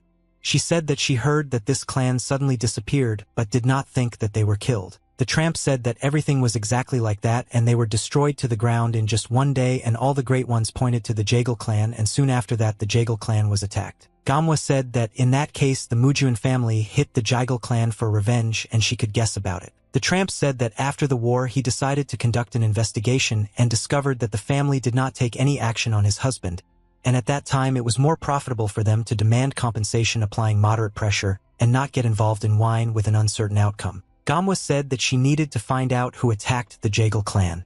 The tramp replied that not only the Jaegal and Sato clan were involved in this matter.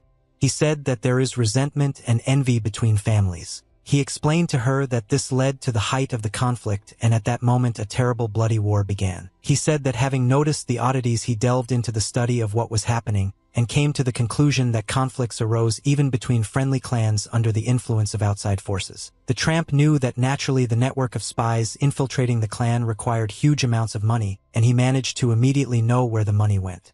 He realized that a smuggling organization was involved in the incident. She was shocked when she heard all this information. She couldn't even imagine that everything was so confusing. Gamwa said that this whole situation is very terrible, and she doesn't understand why no one knows about this. She said that it makes sense to raise the issue in the Mujuan clan about conducting a large-scale investigation. The tramp replied that the Mujuan clan and everyone involved in this war are well aware of this. But after discussing it among themselves, they decided to keep everything a secret, and they also know that a gang of beggars decided to investigate. She asked why are they really afraid of someone and the alliance is stronger against them on the continent. The tramp said that they were afraid of Cole Gunsung. He explained that this person occupies high positions and can compete with them in limitless power. She said that this cannot be, and the tramp must understand what dangerous words he is saying now. The tramp said that he warned her that her world would turn upside down after she found out this information. She said that the tramp must be sure of all this information, and he must have evidence for her to trust him. He said he couldn't tell everything he knew, but he found irrefutable evidence. He doesn't know who's behind this, but he's almost sure of his theory. Gamwa asked why the tramp told her about all this. He told her that he told her everything. It was only because she asked. Gamwa said that she heard that the Mujuan clan is smart and the rest know the truth, and the tramp should not keep it a secret or hide behind lies. The tramp straightened his mustache with his fingers and straightened it out and said that she could think what she wanted, but he just needed a reliable assistant, and she was the perfect option. Her head is loaded with only thoughts in the White Tiger, and her relationship with her family is not the best, and she does not care about power and fame. She melted when she remembered the White Tiger and said that in fact her eyes were focused only on him. The tramp thought that she was really crazy and obsessed with the White Tiger. He thought that the White Tiger had a good relationship with no matter how they denied it. The tramp thought that no one knew about the existence of the sharpest sword that he owned, and he was not interested in anything except his family. He needs to deal with unfinished business and does not intend to interfere in the affairs of the alliance. He looked at the girl who was sitting in front of him and thought that if the fate of these two were intertwined again, I don't know what would happen next. He was eager to make sure they were together again, and then he wouldn't think about anything other than her. Suddenly a tramp came into his room and said that he had urgent messages for the elder. The servant said that today some people attacked an old abandoned house in which there were beggars. The master of his subject palmed his face and his subject's blood flew out. The guy continued to stand still motionless despite the fact that the gentleman hit him in the face with his hand. The master hit his subject. He was very angry and continued to beat this guy. Drops of blood fell on the floor. The gentleman said that 45 people died on this mission. This is incomprehensible to his mind because it would take real idiots to lose to the beggars. The gentleman said that they lost 5 of the best fighters and 7 from the special detachment and many important people, and the operation initially would not have been without losses. So he will not focus much attention on this. But the master was still furious that they couldn't find the aphrodisiac and lost so many people. He started shouting very loudly and said that only one thing was required from these idiots, and in the end they wasted 100 people and could not complete their task. The soldier said that he has no excuses about this. The gentleman said that it was necessary to find this aphrodisiac at all costs, and their spies confirmed that the drug did not fall into the hands of the main Rome, and this means that someone hid it in a safe place away from prying eyes. The gentleman said that they should not lose their vigilance and establish surveillance of them, and this time they should not miss a single slightest movement. He stopped and said that he finally wanted to say something very important. He ordered surveillance of one of the important people later. He will tell the name of this person, and for this they must choose a top-class master who will not make mistakes. The building was very quiet and calm that day. Hyuk said that he needs to find out where these people are and the location of their clans, and then he will go to this place and kill the head of the mysterious school. The elder, by virtue of his guest, is he really interested in the location of this school? Hyuk replied that he was very interested in this information. There was a silent pause between them, and they looked at each other for a long time. The elder said that he doesn't even know how to answer this request. The old man clenched his fist and said that they have one problem that he must talk about. Hyuk slowly began to rise from his chair and said that he didn't want to hear about any problems. Hyuk told the elder that it was very stupid of him to risk his life to protect these people. The elder said that's not what he meant. Hyuk said that everything is fine. He really respects that the elder shows his loyalty to the mysterious clan and is ready to sacrifice his life for the common goal. Hyuk said that he doesn't particularly like torturing people to find out information, but he has several torture techniques and wants to start with a technique called the Polar Night. The elder began to scream very loudly when he felt the power of the polar at night near his face and shouted that he did not know where this clan was and therefore could not answer this question. Hyuk looked at the elder in surprise and asked, "What does this mean?" He said he didn't like the elder's answer. Hyuk took him by the shirt and lifted him up.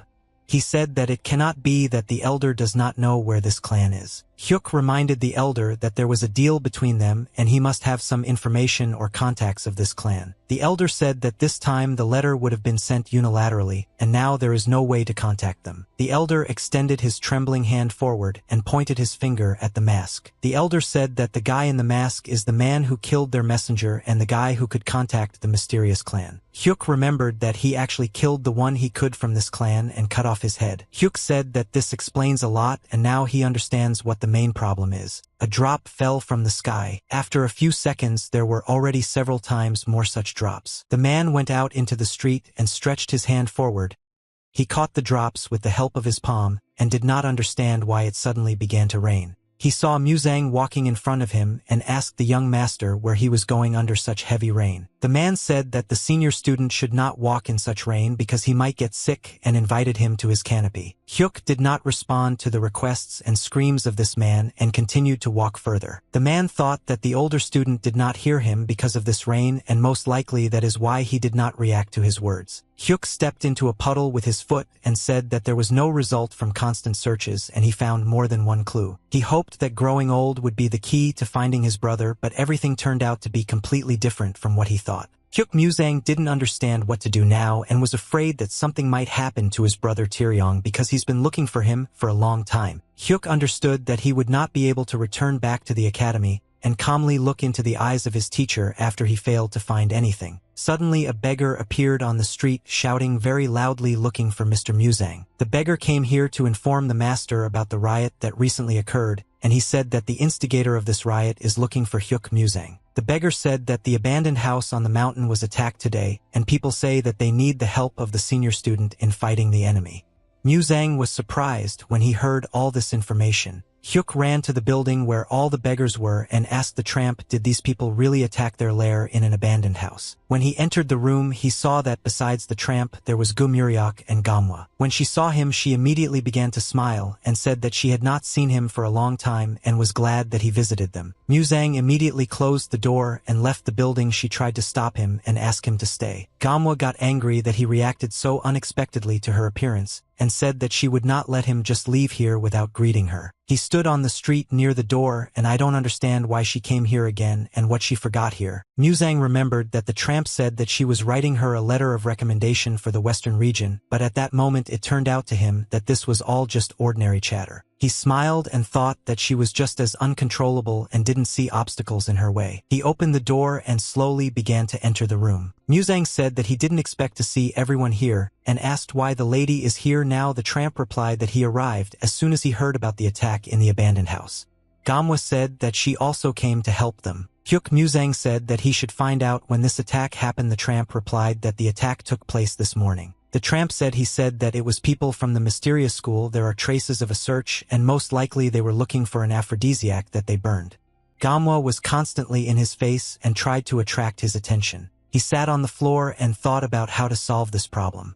She constantly circled around him and did not understand why he did not pay attention to her. The tramp looked at them and did not know which of the two was worse. Hyuk took her hand by the face and asked the tramp if he wanted to spy on these people. The tramp said that doing surveillance was a very good idea. And he thought about it, but the rain could already wash away all traces, and the matter in itself is not easy, and they skillfully clean up their traces. And after such a downpour there might be nothing left at all. Muzang said that if necessary he will follow their trail at all costs and find them. The tramp shouted very loudly and ordered the lady to stop hugging Muzang and get busy instead of suffering from this nonsense. Muzang said that it is she who constantly pesters him and is tired of her harassment. Gamwa said that a very good idea came to her mind and asked if the tramps would be interested in listening to this idea. Gamwa said that no one doubts the abilities of senior student Muzang, but under such conditions even he will not be able to find traces of these criminals. She said that her brilliant idea was to simply lure these people out and they would be in front of their noses and fall into a trap. Gi Muryak raised his hand and told the teacher that he had one very important question. He asked how they would lure these people out. Gamwa said that she just confirmed her feelings about Gi Muryak being a bit stupid. He got angry when he heard this and thought that the mistress's behavior and her words were very offensive. She said that if they had already attacked them once, then they would attack them a second time, but for this you need to understand what was the reason for their attack, and the reason was very simple. They did not know that they burned all the aphrodisiac. Gi Muryak and the tramp were shocked by this logic. But in fact the lady was right. Muzang said that her plan is actually brilliant if not outright, and with the help of information about the aphrodisiac they will most likely fall into this trap. She answered him that she was very flattered because he noticed her charm and asked, and did he really fall in love with her again? Gi Muryak watched her and thought that she made that stupid expression again, and it made him laugh. Gamwa kneed him in the face for daring to think such a thing. Gamwa screamed loudly and white him for thinking too loudly and insulting her with his thoughts. The spy stood near a tree several hundred meters from this building and watched the building. San heard loud screams coming from this building and thought that they were discussing something very heatedly, but he was too far away to hear what we were not talking about. This man was the Murong family's bodyguard. San thought that it made sense to move closer to the house, but then he remembered that the head of the family ordered to simply watch the lady from afar, and if he came closer to eavesdrop on the conversation he would put himself at risk. Suddenly Papa appeared and shouted that she hates spies and people who watch her all the time because of her mistress. She said that this brat was shamelessly watching the lady. And most importantly, he was on top of the cliff and forced the old lady to climb up in the rain. San looked at this old woman and said that they might have seen each other before. Her face is very familiar to him. Papak said that she had never seen him before and did not know who he was. Her eyes started glowing red and she said that this guy obviously knows who she is. She asked him who he was and why he kept following her. San said that there was a misunderstanding and he was an ordinary traveler lost in unknown lands.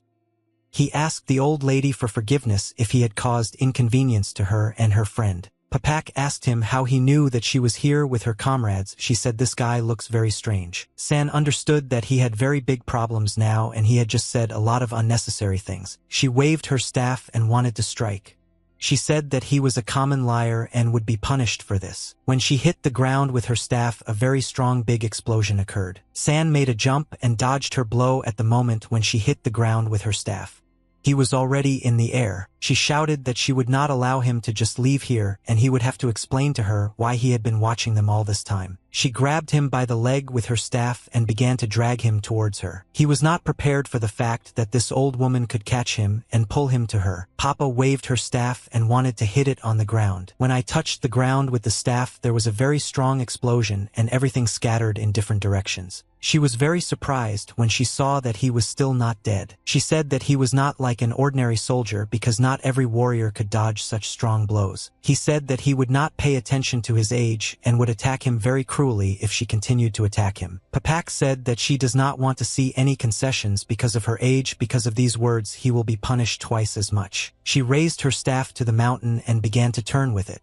She said that she wanted to see the battle with him at full strength. He pulled his sword out of its sheath and said that there was no other choice, he would have to fight. He pulled out his sword and pointed it at the old woman. Lightning flew out of the sword.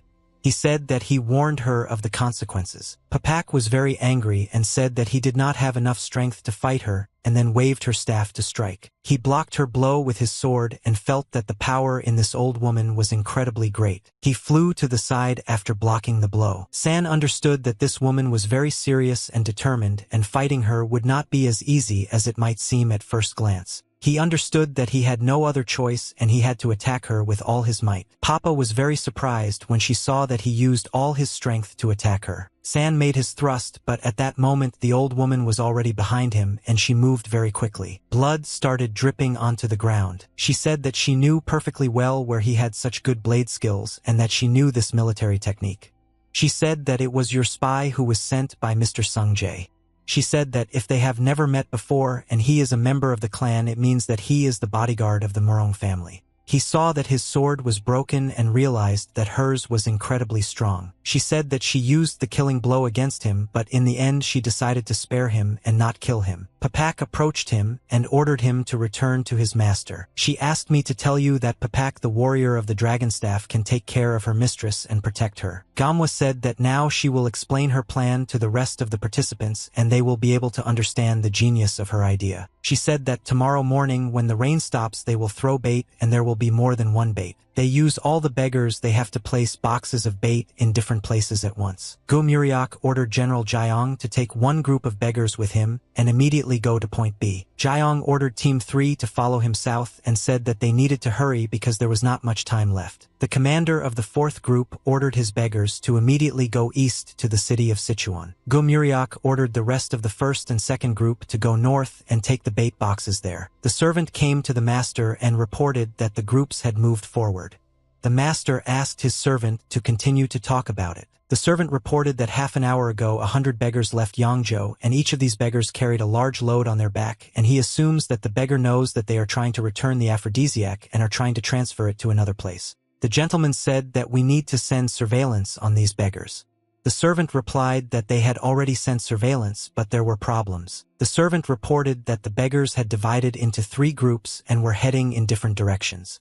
The gentleman was very surprised at that moment. The tramp straightened his mustache with his fingers and said that he wanted to ask one question. He said that he didn't understand why he should send the cargo in 3 different directions because it would be harder for them to track down their opponents. Hyuk Muzang said that everything is exactly as the tramp says, but it makes sense. He said that the enemies will follow the bait even if they have to split up, and if there are 3 baits they will believe that one of them is real. Gamwa smiled when she heard these words from Muzang, and she realized that he understood her plan better than others. Gamwa smiled and said that with the help of such a plan they would be able to convince their opponents of the veracity of this bait and would be able to weaken their troops by dividing them into 3 parts. The gentleman clenched his fist and his hand began to shake from nerves and anxiety. He said that the opponents are trying to deceive them and fool them with this technique of dividing the cargo into 3 parts. But if they don't check it they won't know. The gentleman asked where is the leader of the beggar's phantom mask or the tramp and General Gumuriak now. The servant said that the phantom mask remained in the city. Gumuriak took half of the beggars with him and went north with them. The rest split into 2 groups and headed south and east. The gentleman thought that the general of the beggars Gumuriak took 50 people with him, and this looks very suspicious, and they would not just split into 3 groups for the sake of a sabotage operation. He thought there that small groups were too weak to entrust them with such an important cargo, and he did not understand what these beggars were trying to achieve. He assumed that they would exchange cargo among themselves. Gamwa smiled and said that with the help of such an ingenious plan the enemy would be dizzy with different guesses, and in fact it would not matter who they would attack from the 3 groups. Gamwa said that she and her units of beggars would wait for them to appear, which would be enough to then track down the others using Master Hyuk's technique. After the rain the earth is soft and it will be much easier to find tracks. She said that just in case she would need to do something else. The tramp asked the lady what exactly did she want to do. She said that it is necessary to create another bait, and this bait is for his opponents to catch him, and then they will definitely believe that this is all actually true. Suddenly another person burst into the room and informed the gentleman that he had urgent news. The gentleman allowed this man to enter the room. The servant said that he has information about the drug and the master needs to hear this information. The servant approached the master and in a quiet whisper told him in his ear very important information that they managed to find out. The servant said that the enemy delivered the cargo without any cover. There is no doubt that this is exactly the cargo that they are looking for. The gentleman began to laugh very loudly and was amused by the fact that he saw through the opponent's plan. He laughed and said that they didn't figure out their stupid plans. The gentleman ordered his servant to stop the persecution of beggars. The servant asked why the master made such a decision. There was their aphrodisiac there. The gentleman answered his subject that the beggars wanted to deceive them and all the groups that moved out this morning were false and they did not have an aphrodisiac. The gentleman said that these beggars tried to lure them out of their lair and drive them into a trap. The tramp said that this box contained absolutely the entire aphrodisiac. But in fact it was just a cart with an elixir. Gu Haha, a famous person in the city of Baisandaju, said that now he understands why the tramp asked him to dress up as a merchant. He said that it is definitely better to disguise the top so that he goes unnoticed. The tramp said that he would take on this matter himself, but there are reasons why he cannot do this. Gu Haha replied that there was no need for this. And after that he began to smile. He said that he didn't know how to bother the elder with such trifles, but he decided to ask why cosmetics bothered him so much. The elder doesn't seem like a tramp's face is easy to disguise. The tramp told his interlocutor that it was better for him to simply deliver the cargo safe and sound while the students ran with all their might after him. Gu Haha replied that I had not loaded all the boxes and were sent immediately, and wished the elder to take care of himself. Tramp asked your interlocutor can he be trusted. Gu replied that he was the most reliable person the tramp had ever seen. The sun's rays fell from the sky and illuminated the forest. The guards put their weapons forward and prepared to defend their master from this girl. Gu Haha didn't understand how events should develop further and what should happen, but he hoped that everything was going exactly according to plan. He thought that first he should take medicine. At that moment, a small wooden grenade fell near the horse and no one paid attention to it. This item turned out to be a smoke grenade that began to emit smoke. People didn't understand where the smoke came from and what was happening now. When they began to breathe this smoke at that moment, they immediately began to lose consciousness and feel very tired, and many of them fell to the ground, and the horses also could not resist this smoke and fell. A man came out of the forest and said that he didn't even think that everything would be so simple. Gu Haha saw a man named Ho Jiang approaching him and smiled. Ho Jiang said that he thought that if he stunned his subordinates with a poisonous smoke grenade it would look epic. He asked his partner in what condition the goods were and whether these boxes contained all the aphrodisiacs they needed. Gu Haha said that he himself checked each box. He can be trusted because inside these boxes there are all the aphrodisiacs, and he would appreciate it if his partner was to talk to the Lord about this service. Ho Jiang took out a large bag of money from his bag and threw it into the air so that this merchant could see his reward. Ho Jiang said that this money is a reward from the Lord and he is in a hurry, and for now his task ends here. But soon he will repay him in full. Gu Haha said that this is better than nothing. The enemy soldiers took the cart and slowly began to walk away into the distance. He looked at the bag of money and thought that this was a good gift, but it was not the entire amount that had not been agreed upon. Suddenly Gu Haha heard the tramp's voice behind him and heard his steps. The tramp said that he doesn't like being deceived, and when people promise that they can be trusted and then behave towards a traitor. The tramp said that because of this traitor they had suffered for the last 6 months, and now they were finally able to find the rat. Gu Haha said that the elder misunderstood everything and first he wants to explain the whole situation. Gu began to approach the tramp and said that he wanted to explain everything that happened here. Gi Muriak suddenly appeared behind this guy and said that he had not seen Gu for a long time. Gi Muriak said that from the face of this traitor, he can confidently say that they understood everything correctly. Manhwa jumped out from behind the bushes with the young master and said that the tramp grandfather was right about this traitor and they could not prove his guilt. Gu Haha started laughing and said that he was in a very big mess and now he will hardly be able to get out of here. He asked these people didn't they know this whole clan from the very beginning. The tramp said that it was Mrs. Manhwa's brilliant idea and she suggested using bait and said that if there was a traitor among them,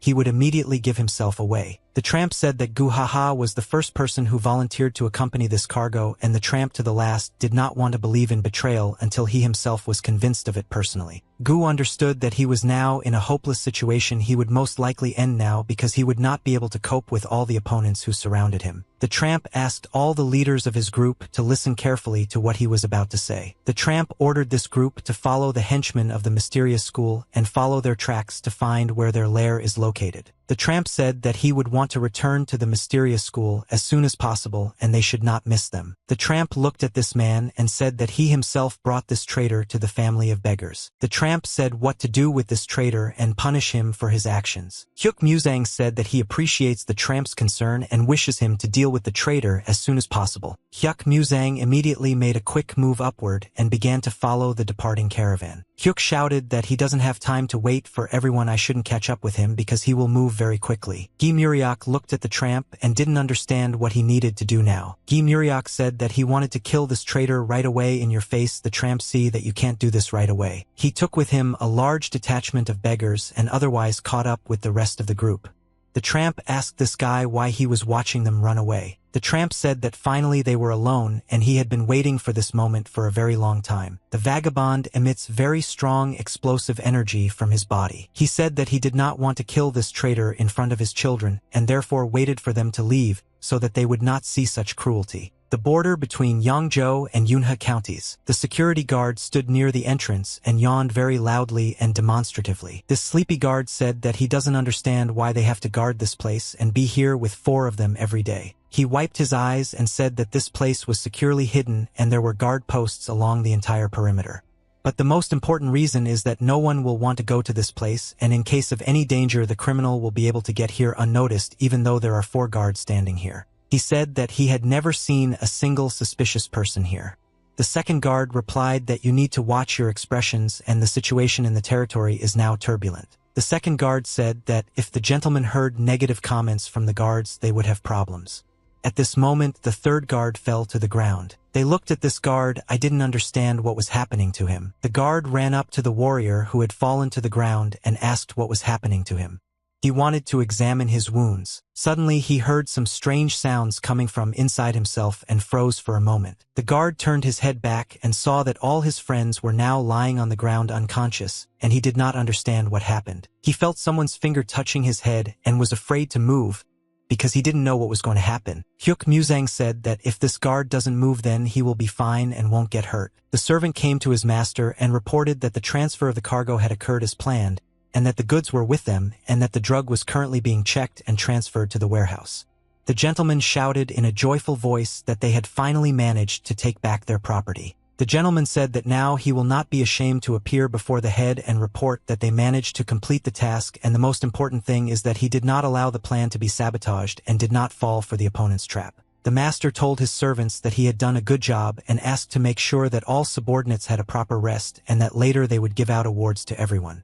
The servant bowed and said that he would carry out all the master's orders. Suddenly another servant ran into the room and informed the master that they had problems. The servant asked this low-ranking man for services how dare he burst in here without the master's permission. The gentleman asked what the problem is. The servant said that the head pharmacist checked the aphrodisiac and found out that in fact this aphrodisiac is not real and it is a common fake. The gentleman was shocked when he heard this information and could not believe his ears. The servant got angry and put his hand on the lower servant's neck and began to choke him. He said that he wanted to find out in detail how this happened and what the phrase suspicious aphrodisiac means. The servant explained that the pharmacy says that these are just food pills with a fake color and smell. The gentleman began to get angry again and said that he was tired of watching his subjects constantly fail to cope with the task. He was emitting very strong red negative energy, and at that moment he was ready to explode.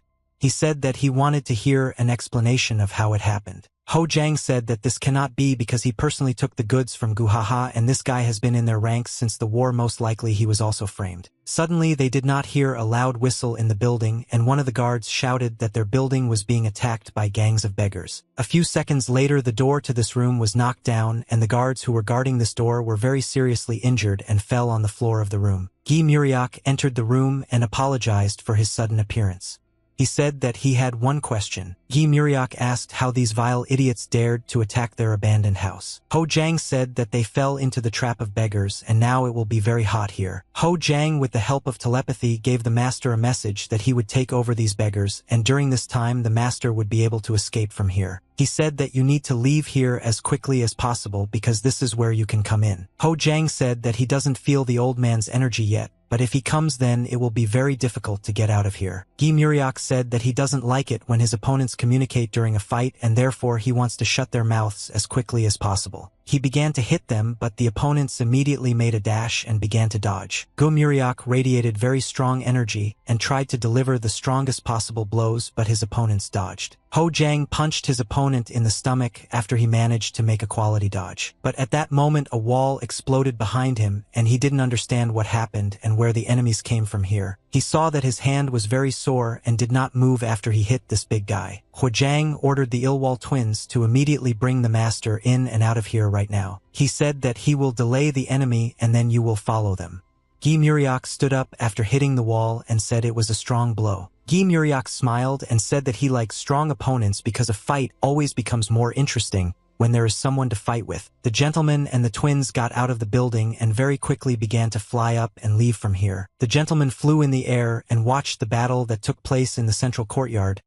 He did not understand how the beggars were able to track down their clan and how they passed the guard posts. Gamwa said that this spectacle impressed her, and she had not seen such serious battles for a long time. She bowed to the enemy lord and said that they did not know each other, and said her name Murong Gamwa, and after that she said that she was an observer transferred to the western region who monitors law and order in these lands. The gentleman said that this is all starting to piss him off. He doesn't understand where the goddess of the heavenly sword came from here because they already have a lot of problems with beggars, but besides this the senior patrolman of the Muram Alliance appeared. She told the gentleman that he knows anyone he wants to know how they found their lair, but she will not tell this, and she would not contact them, but she needs to know something from the master of the mysterious clan. Hyuk Muzang said that he immediately wants to ask something from the mysterious gentleman. His question was that he wanted to know where a man named Yung Tiryong was now. The gentleman asked a counter-question and asked what this unknown gentleman was up to. Hyuk said that the answer was wrong, and now the gentleman will understand why it's better not to joke with them. He used his inner blue energy and made a swift dash forward. He very quickly approached the gentleman and said that they would now correct the arrogant attitude of this gentleman and explain that it was better to deal with them seriously. The gentleman put his hands forward and blocked the enemy's blow. He hoped that his strength would be enough to block this attack. Hyuk Muzang hit the gentleman with all his strength, and it had explosive power there, and not a single block could protect the gentleman from this attack. The twins jumped towards this guy and shouted that he was a sick psycho who needed to be stopped immediately. Gamwa unsheathed his sword and blocked their attacks with his sword. She prevented the two twins from attacking the young master and blocked their blows with one movement. Gamwa smiled and said that these two guys are her opponents, and she wants to deal with them personally. She told the young master not to stand still and to catch up with the gentleman who flew away. Hyuk Muzang smiled and said that he was leaving these two twins to her and would come do the main work himself. Muzang made a swift dash and very quickly began to fly into the air in order to catch up with the gentleman flying into the distance. Gamwa said that the young master would rather die than thank her for anything. The gentleman sat on the ground and did not understand where did you get such great speed and strength from this young master. The gentleman remembered the face of this guy, and this man was not even 30 years old but clearly had incredible strength. He understood that if the phantom mask came, he would not be able to survive and escape. Therefore he needed to offend while there was time. Hyuk Muzang landed in front of his face and said that they had just met, and he didn't want the gentleman to leave so quickly. Hyuk said that he would not allow the gentleman to leave until he knew the answer to his question. The tramp was very angry and therefore hit the traitor with such force that an incredibly large explosion occurred in the forest. Guhaha felt a very strong pain in his body, and at that moment he felt all the anger of the tramp. The tramp said that he didn't even put half his strength into this blow, and the traitor will suffer for a very long time before the tramp kills him. The traitor said that he would not be able to fight the elder, and he hoped that he could escape. He smiled and said that before you die you want to tell the tramp something. He said that the tramp should forget about him and go to the mysterious school as soon as possible if he wants to save the senior patrolman from death. The tramp asked this traitor what exactly did he mean. Guhaha replied that in the mysterious clan there is the support of one person who can cause a lot of problems for them, and this person is a master who has overcome the peak. The unknown gentleman slowly approached the young master and scratched his beard. This unknown old man said that he was rushing to help at a decent speed and he had not run so fast for a long time. Iron Blood Battalion 3rd Elder, the strength of the army Gungtang, said that even though he ran very fast he could still be late. The tramp learned from a traitor that the secret school is collaborating with Gungtan. He was very surprised when he learned this and asked the traitor, is this man really there now? Guhaha answered that everything is exactly like this and this great warrior can destroy the entire clan of beggars. Gungtan is not comparable in strength to the elder vagabond, but he has been considered a recognized martial artist for 20 years and has overcome the peak. No matter how talented the young beggars and martial arts geniuses who went there are, they don't stand a chance against this warrior. Guhaha said that they should have already realized that the mysterious school is not just an ordinary organization involved in illegal trade. The head of the mysterious school is himself a supreme warrior, and his sweater is also made up of first-class assassins. He smiled and said that the most interesting thing is that these killers are actually unusual people and they belong to the Black Blood group. The tramp was very surprised when he heard all this information and did not understand whether this person could be trusted or not. Guhaha said that the usual stamped puppets of the Union and Rome and the Union of Demons are no match for the real Dark Blood group. He said that the tramp should immediately go there and not waste his time in saving the young warriors. Gi Muriok had accumulated a huge amount of energy in his palm and was about to strike. Ho Jang managed to dodge this blow in time and did not receive damage. Gu Muriok hit the enemy with all his strength and the explosive power scattered in different directions. Ho Jang, after dodging the blow, immediately launched a counterattack and cut the enemy's shoulder. Gi Muriok said that he hates cowardly opponents who constantly evade and attack from behind. Gu Muriok understood that the battle was not going according to plan,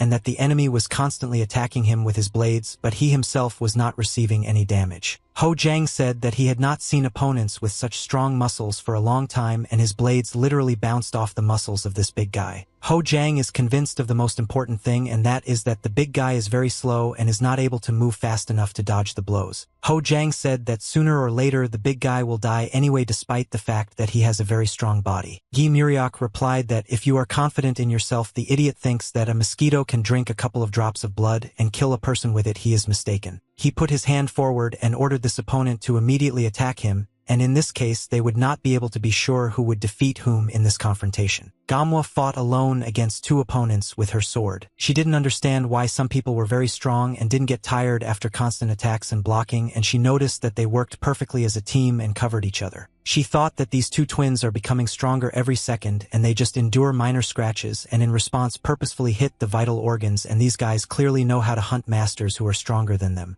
She smiled and said that she had forgotten about one very important feeling that she had not experienced for a very long time. She understood that she had not felt like a victim for many years, and this nasty feeling bothered her throughout the entire battle. The tramp said that there was no point in him abandoning all his plans and running to save these guys. Gu Haha said that he couldn't believe that killing a traitor was more important than in the lives of young martial artists, and even a second's delay could be a death sentence for them. The tramp said that he had not heard such nonsense for a very long time. He accumulated a large amount of energy in his palm and said that this guy had better worry about himself. He hit his opponent in the face with all his might. His green energy was incredibly powerful, and he put all that energy into his opponent's face to make them feel pain. The tramp said that he is not a stupid person, and for the second time he will not believe a traitor, and even if this guy is telling the truth, this does not mean that he should worry about the lives of the young masters. The tramp said that this traitor saw the level of martial arts of the young masters, and after that he is trying to say that they cannot cope with one opponent.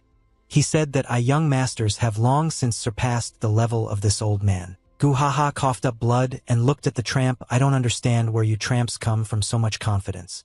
The tramp said that these guys are not just genius, they would rather be called true monsters. Gu Muriok received the enemy's blows and blocked them. He knew that everyone thought that his only gift was his physique, but he had another real talent. Ho Jang said that he gets angry when his opponents laugh, and he will now remove the smile from the face of this thug. Gi Muriok advised this guy to hide in a corner and die. The tramp said that this big guy is a very smart guy, and he quickly assesses the situation during a fight and easily reads the enemy's style. Gi Muriok began to laugh and said that he was finally able to understand the speed habits of the enemy's equipment. Tramp said that this is possible primarily due to his physique. And even if it looks stupid from the outside, he can withstand a huge number of blows and then fight back. Ho Jang saw that this thug was able to get up after such injuries and caught him by the neck and began to choke him. The tramp said that Gu Muriok has incredible instincts and strength bestowed by nature itself and animal instincts. He has everything that an ideal warrior needs. Gamwa said that she would die soon. Take these mice, and I am tired of playing with them like toys. She raised her sword up and emitted very strong purple energy. She said that she wanted to deal with them with one blow. The tramp said that Mrs. Morongamwa is a real weapon. Since childhood she was fed various kinds of elixirs and subjected to harsh training, and now she is literally the personification of inflexibility. The tramp said that if you compare the two of them in her internal energy, she is no different from him, and they are absolutely equal opponents. Bina was shocked when she saw that this guy had just taken the girl and jumped down with her. Gamwa very quickly delivered incredibly strong blows that cut her opponents and caused them severe injuries. The twins understood that they had very big problems because they could not dodge her blows and they could not block her attacks either. She used a very strong blow due to which a very bright light appeared around them, and they could not dodge this blow and slowly began to burn. The tramp looked at the wounded body of the traitor and said that now he would tell the most important information for this traitor. The tramp straightened his mustache with his fingers and said that these two are very strong warriors, but they are not the most important weapon and are unlikely to be able to compare with the young master. Gu Haha asked which young master is the tramp talking about now. He answered the traitor that there is one guy who impressed even a tramp, and this guy is a real psycho and he is beyond any classification. Hyuk Muzang stood silently in place and looked at the enemy who suddenly appeared near him. He looked at this old man without much delight and said that he was not surprised that he saw the strength of the army here. The old man said that he was very surprised because this young master knows who he is. Hyuk Muzang said that he felt that small fry like the Great Power and the Blood Curse Gang could not go against the will of the Great Iron Blood Emperor without anyone's orders. Hyuk Muzang said that now the Steel Insolence makes sense and he now understands that they are supported by the Third Elder himself from the Iron Blood Battalion. The strength of the army said that this young man is very knowledgeable about the affairs that take place between the clans. He pulled out his sword and said that this is still not the most important thing. He said that the more a person knows, the more likely he is to leave this world early in the prime of his life. At that moment he put his hand forward and made a fiery release of the energy of his blade. Hyuk Muzang stood still and watched as both the enemy and the fiery flames approached him. He looked forward and reacted to this fiery flame without much interest. He pulled the blade out of his hand and filled the blade with blue explosive energy. He raised his hand up and thus created a cutting blow. Hyuk Muzang cut the wave of fire that flew towards him with the help of his hand blade and without putting much effort into blocking it. The strength of the army was shocked when he saw the incredible power of his enemy. The gentleman was also shocked when he saw this incredible power. Hyuk Muzang said that the strength of the army could not surprise him with its abilities, but it managed to anger him, and now he will have to fight back. Hyuk Muzang used a long-range attack and sent a wave of blue energy at the enemy. The strength of the army saw this attack and did not understand how to act in this situation. He managed to notice this attack in time and tried to dodge. A blue wave touched his hand and he saw that a blue flame was burning on his hand. The strength of the army began to laugh very loudly and was amazed at the power of his opponent. He said that he had never met such strong and young martial artists before. Hyuk Muzang said that he doesn't care about all the compliments of this vile man, and he knows that the strength of the army is openly disobeying the Great Iron Bloody Emperor. Hyuk said that he doesn't care about the fact that they don't make secret plans behind the Emperor's back. The old man was angry because this young martial artist knew too much. He saw that this guy suddenly made a jump and disappeared somewhere. Hyuk said that he absolutely doesn't care about all the martial artists and opponents who are here, and he came here for only one purpose. Hyuk Muzang wants to find out from the gentleman where the man named Jung Taeryong is. Army Power said this guy is acting like an ignorant youth. The old man said that he would not tolerate such disrespect and would not allow the enemy to turn his back on him. He tried to hit the young master with his sudden blow, but the young master turned around in time and parried this blow. Hyuk jumped back and got into a fighting stance. The strength of the army said that he was very impressed with the speed of movement of his opponent, and he had not met such fast enemies for a long time. He put his sword forward and yellow energy snakes began to appear around his sword. He made a swift dash forward and began to approach the young master in order to attack him. Hyuk Muzang saw a large number of golden energy snakes flying towards him. Hyuk was very angry at this moment and told his opponent that he was angry about this whole battle. Hyuk made several very fast strikes with his sword. He used his sword to cut all the golden energy snakes and very quickly began to fly towards his enemy. The old man saw that the enemy was approaching him, and the enemy's sword was already near his face. The strength of the army dodged this attack, but he understood that the enemy was becoming stronger with each blow, and at this rate he would be forced to lose to the young master. He jumped back and stopped near the stones far from the enemy. At that moment a blade appeared in his hat and cut it. He saw how his hat broke into two halves and fell from his head. At that moment he got angry. He said that no one has the right to touch his expensive clothes, much less cut them and spoil them. He said that he would tear this bastard to shreds and destroy him. The head of the clan told the third elder that this young martial artist is not as simple as it might seem at first glance. If they combine their forces, they can defeat him together. He said that the Phantom Mask could come here at any moment, and then their problems would be several times greater, and they would definitely not be able to defeat these opponents. He remembered the face of the ghostly mask and realized that this enemy is very cruel and strong. It's better not to mess with him. He said that he doesn't like all this and he doesn't want to use such heavy measures, but nevertheless they have no other choice and therefore they must finish off this young master very quickly. Elsewhere there was a very large purple explosion. Gamwa said she said that she hates it when insignificant weak opponents try to confront her and prove their strength. She got very angry because of this. She had to use up her power and she thinks that she did it in vain. Gi Muriak said that he had a lot of fun with this idiot and sees that the lady didn't waste her time either. He asked where Hyuk Muzang is now. She replied that he was now somewhere there and chased the mysterious gentleman in order to take him hostage. Suddenly she heard a very loud big explosion that happened behind her. They turned towards this explosion and looked at what was happening in that place. Gamwa said that number 100 is located exactly in the place where this strong explosion now occurred, and most likely he is now in very big problems. Hyuk fought off the opponent's blows and tried to hold the line and not lose to them. He constantly blocked their blows and dodged and tried to launch his counterattacks in moments free from blocking. Bina watched this whole situation from the side, and she understood that it was complete absurdity, and she had never seen anything worse than his attempts to stop the running guy. Hyuk Muzang continued to parry and block all the blows with a straight face. They saw in him a real monster who could not be defeated. He was for them like an impregnable fortress that could not be taken by storm. Hyuk said that he often doubted and could not come up with the right solution, but now it all became clear. He doubted and did not know whether it was possible to kill the battalion elder with iron blood. This did not give him peace. But now he has made a decision and is ready to kill the elders, and they believe that this will be the most correct decision. The strength of the army was shocked. When he heard this, he understood that the young martial artist was just playing with him all this time. Hyuk Muzang used his super strong attack to destroy his opponent. His attack was incredibly strong and he used a large amount of energy, and after he hit, there was a large explosion. In this place there was a lot of smoke and lightning that scattered in different directions, and it was not clear what happened and who was able to survive after the strike. The gentleman was very scared, and he understood that all this time the young martial artist was holding back his strength and was simply playing with them like puppets. Hyuk Muzang said that he killed the strength of the army without much effort. Now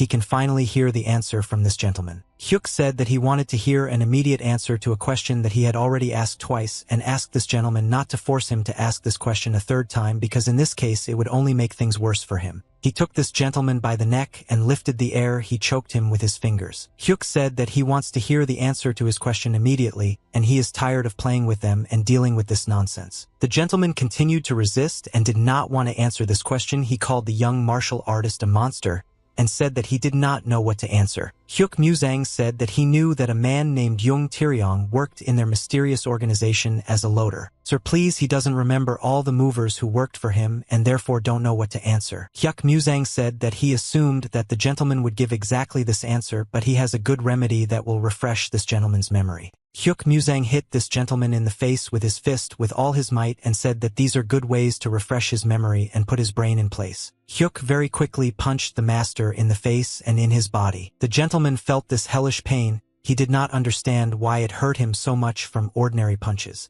He understood that the only way to stop this violence. Remember the guy this man wants to know about.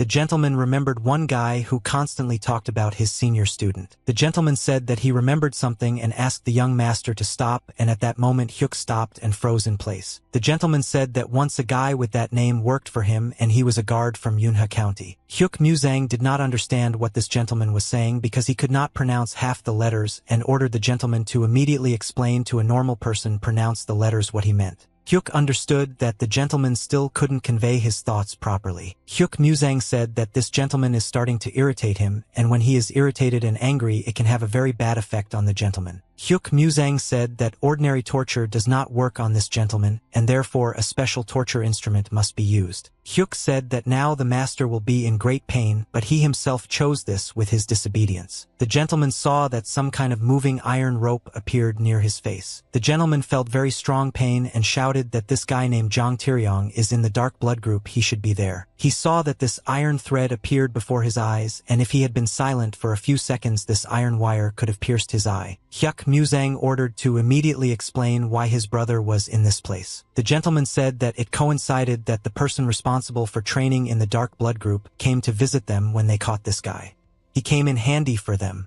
The dark blood curator said he liked this guy's physique. Jung Taeryong was breathing very heavily after a long and bloody battle. The curator of the dark blood said that this guy was suitable for him and took him to his place to make him a killer and a human shield. When this boy was still small he was very happy and constantly came to the older student and said that when he grows up he will definitely become the same as the older student. He covered his mouth with his finger and said that the senior student should not tell anyone about this, but he thinks that the senior student is better than dad. Jung Taeyong dropped a pot with a flower and broke it, after which he said that he had big problems because his father really valued this flower. Throughout his childhood, Jung Taeyong looked up to his older student and turned to him for any problem, and when he grew up he realized that he was missing an older student. Hyuk Muzang started laughing after hearing all this. Hyuk laughed very loudly, and the gentleman did not understand what was happening to this guy. The young gentleman said that his brother was alive.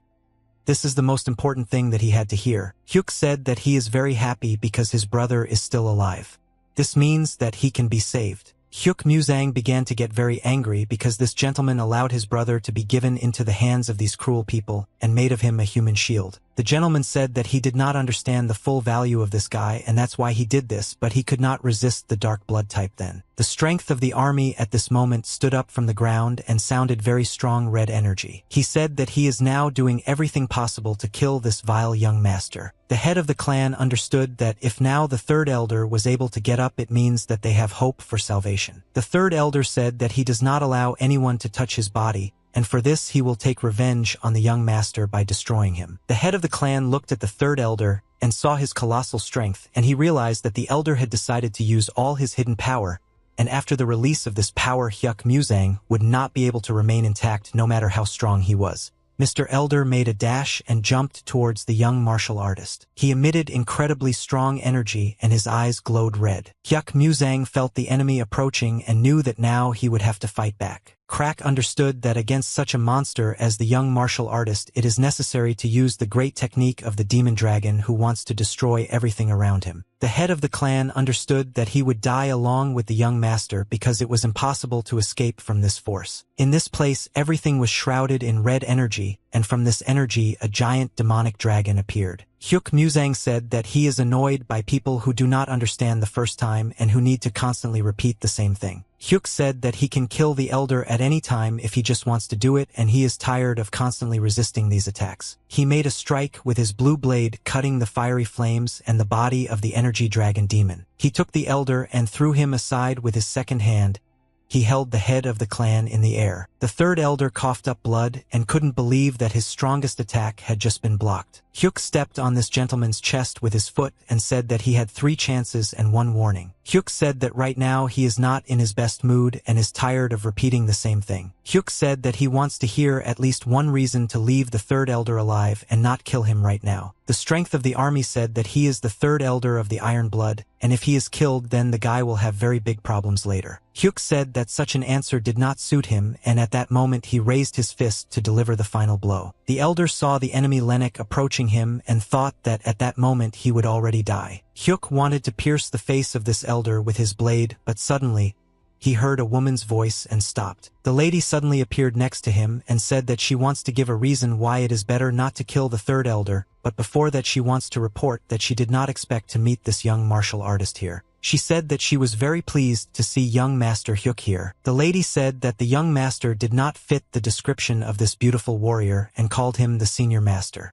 At that moment, a large number of experienced warriors stood near her. She said that the young master is too petty for a person who suppressed the third elder of such a powerful organization. Hyuk said that he also did not expect to see the lady in such a place, and he said that the great emperor is not allowed into this place, and this means that the strength of the army is under her control. Hyuk said that if the third elder is under her control, it means that he can be killed and not worry about the consequences. Hyuk Muzang said that he now has a good reason to kill everyone here. The bodyguard told this guy to watch his words or he would personally deal with him and destroy him. The lady said that there was a misunderstanding and she wanted to talk to Master Hyuk. She said that she came here only to catch the third elder who betrayed her battalion and wants to get information from him about the other traitors. She said that she needed the third elder alive in order to interrogate him. The lady said that the senior master is smart enough to understand all this. She said that if they kill her now, it will start a new war between political places and a lot of people will suffer from this. She said that senior master Hyuk would be able to protect himself, but he would not be able to guarantee the protection of his martial academy and ensure the safety of every home and every student. She slowly began to go down the mountain and said that she was very glad that she met the senior master today. The lady jumped down and approached Master Hyuk in order to talk to him more closely. She ran to meet him and wanted to get closer to this wonderful man as quickly as possible. The lady touched her neck with her fingers and said that if Master Hyuk wants to kill her, he can do it right now and cut her throat. He looked at her in surprise and realized that this lady was a very smart woman. She looked at him and with her eyes showed complete trust in Master Hyuk. He said that her words convinced him and he heard enough. Hyuk said that the lady gave a convincing reason why he cannot kill this man and why he cannot kill the lady. However, he still wants to say something. He said he still hasn't heard the reason why he can't kill him. She answered him that he is a very smart man. The lady asked what he wanted and said that I wouldn't always be able to agree. Hyuk Musang said that if the lady gives him a guarantee that in the future they will not harm him or his Dragon Tiger Academy in Yangzhou County, then he may not kill him. Hyuk said that he needed a guarantee that the third elder would not harm him and his academy either. He said that the lady and all her people are here and he needs a direct promise that they will not create any problems for them, and only in this case can he give up the third elder. The lady asked, and doesn't he really want to ask for anything else? He said that's all he was interested in. The lady came closer to him and said very loudly that she swears on the name of the great Iron Bloody Emperor. She said that today's incident will not bring trouble to Master Hyuk, and in addition from now on neither the Iron Blood Battalion nor their forces will harm the Dragon Tiger Academy in Yangzhou County first. She asked if such a promise from the Iron Mistress would suit him, and at that moment she wanted to kiss him. She said that if this promise was not enough, she could offer Master Hyuk another way to agree on this method they would have to discuss in private. Hyuk said that he has no need for this and therefore he will be satisfied with the original agreement. Hyuk said that as long as the Iron Lady keeps her word, this will be enough for him. She said that Master Hyuk is a very boring person. She put her hand on her chest and said that she wanted to give something to Master Hyuk. The bodyguard is shocked. He couldn't believe that the Iron Mistress wants to give this guy an important item. Hyuk asked what this sign means. She replied that these are symbols of their promise, and while he is with him, no one from the battalion with iron blood will touch the master's fingers. Hyuk said that now he can trust the Iron Lady, and after that he removed his new one from the chest of the third elder. Hyuk Musang said that if she does not keep her word and the Iron Blood Battalion attacks his people, it will mean that he will kill them all and first of all come for the Iron Lady. Hyuk Musang said that he always keeps his words and she can rest assured that his revenge will be cruel. He took the head of the clan by the collar of his shirt and lifted it up. Hyuk Musang made a quick dash and jumped very high into the air. She touched her lips with her thumb and said that she was even interested in seeing how he would come to her. She said that she wanted to break this agreement only so that he would come to her and they would meet again. The bodyguard said that he wanted to ask the young lady a question. She allowed him to ask a question. He asked why the lady allowed this martial artist to leave and handed him a golden blood mark. She said that she was very amused that the bodyguard was interested in this question. She said that she just wanted to live and so she did everything possible to stay alive. The bodyguard asked the lady, "Is this martial artist's level really that high?" He said that he was very impressed with how this guy suppressed the third elder in battle. Surely he used up a lot of internal energy, and regardless of his strength, the bodyguard together with the elite Iron Blood battalions could protect the lady. She said that perhaps her bodyguard is right to white eyes distortions constantly warn her. She said that it is extremely dangerous to be at enmity with this person. She turned to him and said that Yenji should no longer plot adventures that could threaten her life.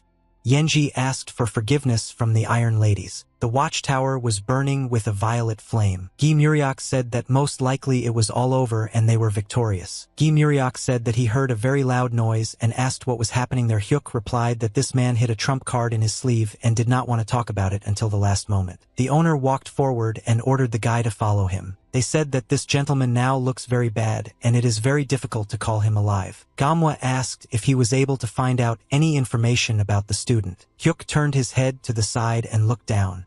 He said that the student is still alive, but there are still problems. Gamwa was overjoyed when she heard the news that the student was still alive, and she said that they were very lucky. She could not restrain her emotions and ran up to him and hugged him very tightly because she was overwhelmed with joy. Gamwa said that she saw what Hyuk went through and was very happy to hear the news that the student was still alive. Hyuk said that he was also very aware that the student was still alive and could be saved. Gi Muriok said that he would pretend as if he didn't see anything. Gamwa felt a very strange smell when she hugged him and immediately noticed this smell. She said that she smelled a smell on him that was reminiscent of flowers and tangerines, and said that women very often use this smell in their perfumes. Hyuk Musang was very scared and tense at that moment because he understood that this smell could cause a lot of problems. He remembered how the Iron Mistress hugged him, and at that moment most likely she left her scent on him. At that moment Gamwa realized that there was a strange feminine smell on his body. Hyuk made a swift dash forward and tried to run away from her as far as possible so that she would no longer feel that smell. He said that he really wanted to hug his friend Gi Muriok. The bully was very surprised at how fast the senior student was approaching him. Hyuk hugged his friend and at that moment tried to squeeze him as tightly as possible and lose him with his body in order to remove the smell from his body. Gamwa asked what's going on here and why is he acting so strange. Hyuk said that he really loves all the members of his team because thanks to them he was able to find out where the student is and therefore is very grateful to them. He took a breath and realized that there was no longer any smell on his body. The problem with the feminine odor on his body was solved, but now he smelled like a dirty beggar. Hyuk said that the problem unfortunately has not yet been solved and a lot of things still need to be done. He informed his friends that his student was taken away in order to turn him into a killer and make him a living shield in the Dark Blood group. They were shocked when they heard this and did not understand how to react to this information. Gamwa asked why the Dark Blood group continues to be found in this region. She said that the Demon Union had driven them out a long time ago. Suddenly the tramp appeared and said that he had the answer to this question and would now try to explain everything to them. The tramp said that they had a lot of fun here without him and he was upset that I missed such a party. Gi Muriok asked what was happening to that traitor. The tramp replied that he beat him as soon as he could, destroyed the center of his inner strength and locked him in the base.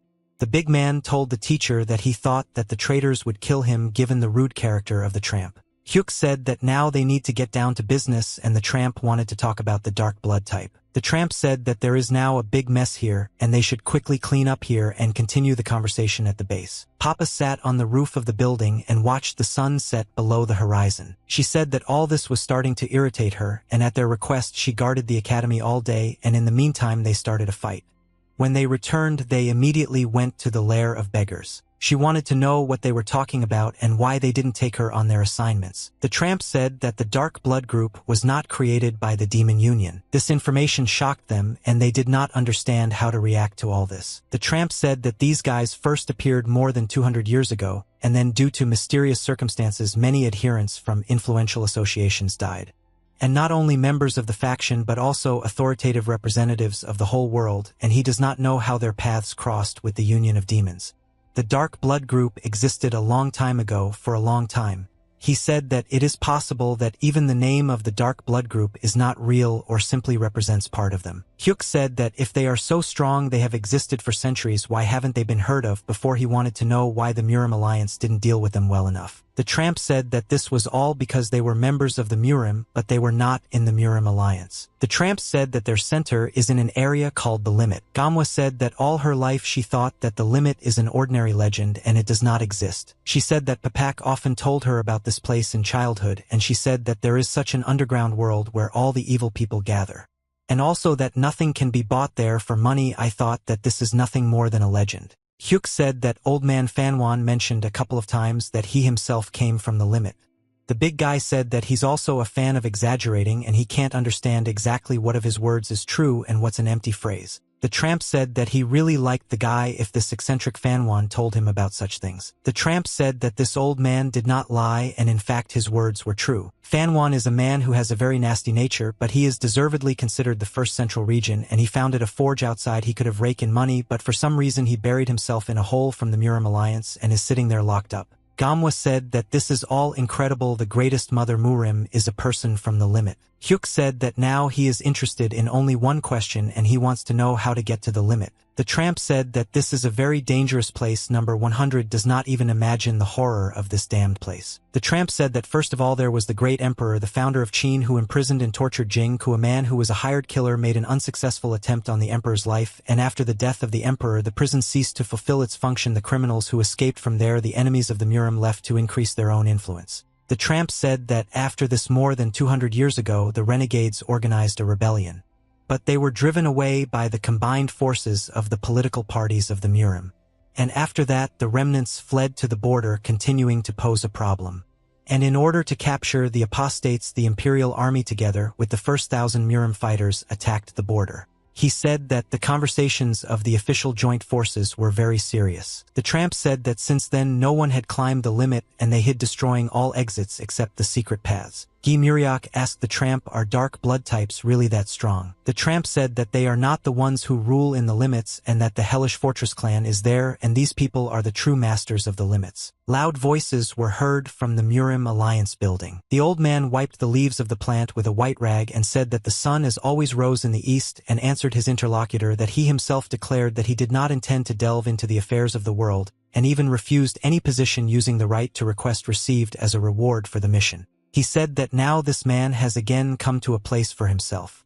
This old man is the head of the Murim Alliance, Tae Hwanmu. Tae Hwanmu said that he does not understand what is happening to his grandson now. He wanted to know what was bothering him and what was the reason for these changes. The young master told his grandfather that his grandson suddenly realized something. He said that a huge desire arose in his heart that could not be controlled. He said that if he just did nothing then he would never achieve his goal. Tae Hwanmu smiled when he heard his grandson's words. He said that his grandson had already proven his skill and importance in the war, and however the only lacking point was his spirit. Grandfather said that only a fool in the harsh world of Murim would refuse to honor the 10 rules of Confucius. He answered his grandfather that he respectfully wanted to act freely. He said that the supervisor of the senior patrol of all 4 directions, the senior patrol of the central region, is what he wants to be. The Hellish Fortress building, which is located in a place called the Limit, a terrifying group that scares the world with just its name. Its strength can be compared to apostates and a demonic cult, but however, unlike those who caused enormous damage in the central region, it never revealed itself.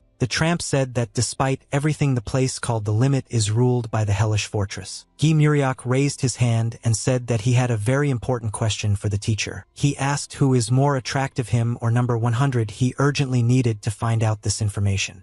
The tramp replied that number 100 is a million times better. Why was it necessary to ask something so obvious? Guy Muriak said that the tramp is already old and due to his age, he cannot distinguish true attractiveness.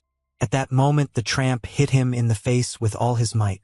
Guy Muriak flew into the wall after being hit by tramp. The old man said that most likely he was actually getting old because he forgot to beat that idiot today.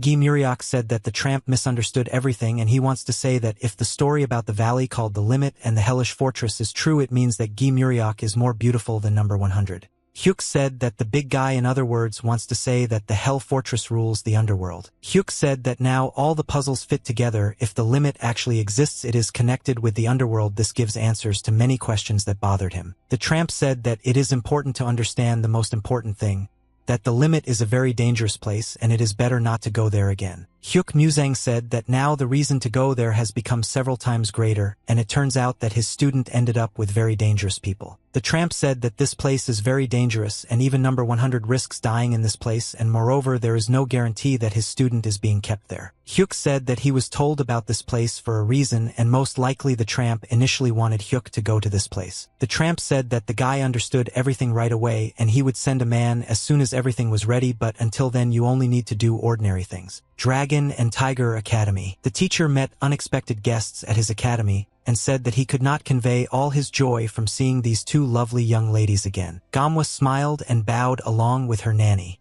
She said that these emotions are mutual and she hopes that the teachers are doing well. Gamwa said that in those few days she became very attached to this place and missed it very much.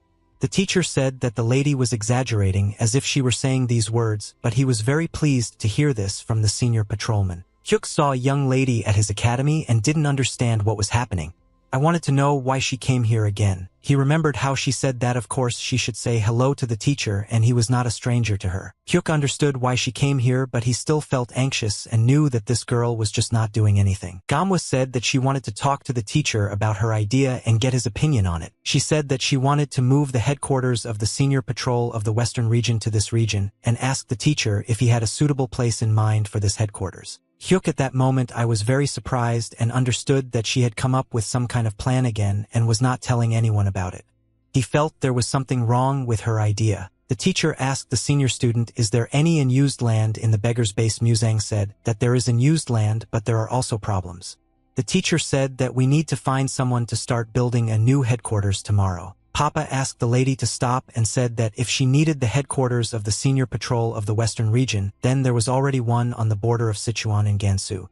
She asked why do they need another division in the village. Hyuk Muzang shouted loudly that the elder dragon warrior Papa was right and why should I move my headquarters and there is no point in spending the alliance's money so crazy. Gamwa said that there is no need to worry about money because she can pay for everything with personal funds and she has plenty. She explained that she has enough reasons to transfer staff and now there are issues on which she is secretly working with beggars. Gamwa smiled and said that the beggars' base is located opposite the Dragon Tiger Academy, and this location was created thanks to Muzang, and she said that everything worked out very well. Hyuk loudly shouted that this is all pointless. But even if she wants to build her headquarters here, it will take at least a month to build this building. Gamwa said that she was quite happy with a month and didn't mind waiting a little. She looked at him and said that anyway they would soon have to go on a hidden mission and they would explore the underground world, and when they return after this mission everything will already be built. Hyuk Muzang looked at her in surprise and didn't understand how she came up with everything so cleverly. Hyuk asked the young mistress to go outside with him to discuss everything in private. He said that he didn't understand what she took that they would explore the underworld together. Mrs. Gamwa said that she won't let him go there alone. Hyuk said that she didn't listen to the old man's words at all, and in this place you can die so she will risk her life. Gamwa said that death does not scare Muzang and she also does not want to be afraid of death. He replied that he had to go to his student, but she had nothing to do there. She replied that she herself would decide what she needed to do and what not, and she did not depend on his opinion. Gamwa said that when he disappeared she searched like crazy for him for 2 years and now she just has to wait for him to go alone to an unknown place and maybe die. She said she wouldn't allow this. Hyuk said that it would be easier for her if she just forgot him. She said that if it was all so simple, why is he so anxious all day? She said that she made her choice to follow him and would not go back on her decision. Hyuk Muzang said that this is all wrong and he doesn't understand why she made such a choice. She asked him to remember the promise that they did not make to each other one day. Gamwa said that she wants him to remember this promise. He said that he remembers the incident with the Limitless and the mansion and he has not forgotten about it. Gamwa said that in this case everything is decided and they are going to the limit together and this is her request. She turned around and started to leave. She said that now the question is settled and she will go with him and this is not discussed. She tried to be strong in front of his eyes and did not show her feminine weakness. But as soon as she turned away from him and he did not see her face, she began to cry. Hyuk Muzang lowered his head down and began to remember the moments from that day when they made a promise to each other. Gamwa said that you want number 100 to promise her that if they don't get out of here alive, he will finish the mission of the 4 commanders. They will travel the world together. Hyuk said that he likes this idea and he promises her that they won't necessarily travel around the world and see many different places, and it doesn't matter whether it's the sea or a dawn in the far cold north or even hell, they will always be together. He went to the dual wall of the academy and thought about all these events. A torch was burning in the buildings. In a large dark palace there was a room in the center of which there was a round table, and at this table sat high-ranking members of society. On a hill sat a man on a throne, Mr. Head of Dark Blood, and said that he wants to say something. His eyes at that moment glowed red and he emitted very strong energy. He constantly hit the wooden sides of the chair with his fingers and said that the assassins of the Dark Blood type in Gansu suffered serious losses. He said that all 20 warriors located in the mysterious school were killed or arrested and most of them were just expendable pawns of the 3rd rank. However, the protection of the mysterious head in the person of Ho Jiang and the Ilwal twins were an extremely valuable resource. The head of the clan said that they had not had such damage since the war against the united factions. The head said that discontent is growing in the Sato clan and they are even demanding a deposit. Mr. Black Mask said that they could get rid of the Ghost Mask and the senior patrolman and thereby make their task easier. The head of the clan said that this is not necessary and their people are able to settle everything, but they have to put up with certain losses. Without commission processes they will stagnate. And besides, the request received is a security task. First of all, they need double the escort strength. The gentleman listened to the head of the clan and said that he understood what task he needed to complete. The head of the clan said that this issue has now been resolved, he needs to resolve the remaining issues. The head of the clan said that they need to talk about the client of the head of the hellish fortress. He said that they need to track down the killer of the invincible bloody emperor. All Lena of this meeting were shocked when they heard these words from the master, and the master ordered them to eliminate this person if possible. The student came to the senior student Hyuk Muzang to inform him that everyone he asked to be brought here is now assembled. He pointed to the blue books and said that each of them should take one book of each type. They asked what kind of books these were and what their meaning was. One of the students read that this is a new meditation technique of the dragon and tigers and a new fencing technique of the dragon and tiger, and in the last book it was written that this is the teaching of the thunder dragon. Hyuk said that with the permission of the teacher, the existing teachings of the Dragon Tiger Academy have been revised and from now on practice from these books. He said that he had drawn up a training schedule and the students could take a look at this schedule for themselves. They were furious when they found out that they had to get up every day at 5 o'clock a.m. in order to do internal energy practice and memorize all the techniques and fencing of their elder brother in 2 days and repeat them 150 times a day. Hyuk said that if this seems like too much to them, he has an alternative option. They said they wanted to know what this alternative was. Hyuk said that if they don't like the schedule he created, they could alternatively train muscle memory first thing in the morning and do push-ups from 8 o'clock a.m. to evening. He smiled when he saw that their reaction immediately changed. Hyuk said that the existing dragon and tiger meditation technique is very systematic, but the speed of energy accumulation is too slow, meaning that it can be practiced for a lifetime.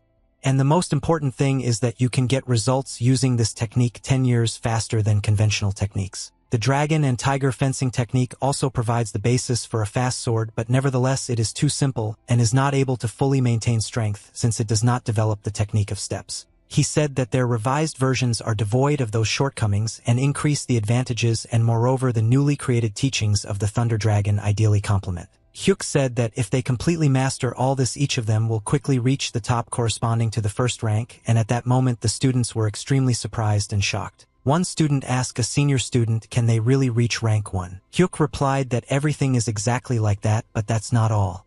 And even those who do not master the new teachings will still not be an easy opponent for a person of their level, and maybe if they are lucky and reach enlightenment they will someday see the absolute peak. He said that if his students were so afraid of it, then he would take the books back and they would train using the old technique. They did not allow him to take his books and said that these books were necessary. They began to swear at the older student because he was going to take away the books he had just given them. He smiled and looked at them with a sly look. Hyuk Muzang understood that these idiots don't even understand what will happen to them next because he can drive them to death. At that moment, a man knocked on the gate of the academy with his fist. The man kept banging on their door and asking if there was anyone inside the building. The gentleman knocked on the door and wanted to wait for an answer. Hyuk Muzang opened the doors and asked who brought them to the academy at such an early time. The head of the outer hall of the boundless mansion, Han Chisung, said that he had not seen Hyuk Muzang for a long time, and the guy had matured recently. Hyuk asked the head of the clan for what purposes did he come here, and with whom did he come. Han replied that he came here with very important people and therefore asked to call Teacher Chan. Hyuk said that his teacher is now resting in his bedchamber, and first he asked to tie up the head of the clan of his horses and go to the meeting room. And at that moment the senior student will bring the teacher as soon as he wakes up. The guy who was sitting on a horse at that moment said that this young student was behaving like an insolent. The second young master of the boundless mansion on Changsik said that he did not intend to sit around waiting for his teacher to wake up and ordered the teacher to be brought right now. Hyuk was angry with this guy and was ready to explode at that very second and throw out his anger on him. Hyuk asked the young master to choose an expression. Even though he is a teacher of a small academy, he is still the owner of this house, and the young master must understand that he arrived here without warning. Khan said that Muzang had completely forgotten his position, did not understand who he was communicating with now, and ordered him not to be insolent to the young master anymore. Hyuk replied that he didn't know this man. If he started giving orders, he should first introduce himself. Chansuk said that this guy should think about what he says, otherwise he will have serious problems. Mr. Jinpyo in black clothes jumped off his horse and said that this young man was right and they themselves complained here without warning. Member of the Murim alliance called the Jinpyo funeral sword. He asked the young man what is his name. Hyuk said that he is the senior student of this Dragon Tiger Academy and then said his name. Jinpyo came to this guy, put your hand on his shoulder. He said that his teacher raised him well, and after that I also said my name. Hyuk replied that he had heard a lot about the glory of the senior master of the buried ball. Jinpyo asked the senior student to lead them to the meeting room and thank them for their hospitality. The young master, using telepathy, conveyed a message to the senior student that she stood there for such ignorance. Hyuk smiled when he heard such a threat from this weakling and showed his smile to him so that he would understand that Hyuk was not scared. Changsik was very angry when he saw this guy smiling after being threatened. The teacher came out to his guests and said that the second young master of the Boundless Mansion, the senior master of the Funeral Sword, very unexpectedly came to visit him, and it was a great honor for him, and he was glad to welcome them to this humble place. He said his name is Teacher Jong Ji-won. Khan said that his student behaves very boldly, and he still has the same self-confident character. Chan thought that the senior student had set him up again and hoped that if he left the honorable guests here, he would in any case say something that these people would not like. Chan told his student to go and mind his own business, and he should not hesitate with what they discussed yesterday. The senior student bowed and then left the room. Chan said that before they start negotiations, he wants to treat the guests to delicious tea. He prepared delicious aromatic tea for his guests. Jinpyo said that the alliance accepted the request of the Boundless Mansion and decided to establish a Murim department in one of the neutral zones of Gansu. He said that it was a coincidence that the Dragon and Tiger Martial Arts Academy was located in the neutral zone of Yangzhou County. Chan replied that he would be glad to be neighbors with such a serious organization. The old man thought that the problem might be with the senior patrolman. Han said that Teacher Chan should help establish this department. The old man replied that they need to get a clear team and his academy will be happy to help because they also belong to the Murim client. The young master said that he was very happy that the teacher understood this. He said that he wanted to get 10 gold bars, and after that he said that he knew that the number of officials has now increased significantly in this area. Chan asked what exactly the young master means when he talks about 10 gold bars. Jinpyo was also very surprised when he heard about 10 gold bars. The young master said that Senior Master Jinpyo should not give up the golden leaders. And this is all done for the sake of peace in Gansu and their desire to help. There is nothing wrong.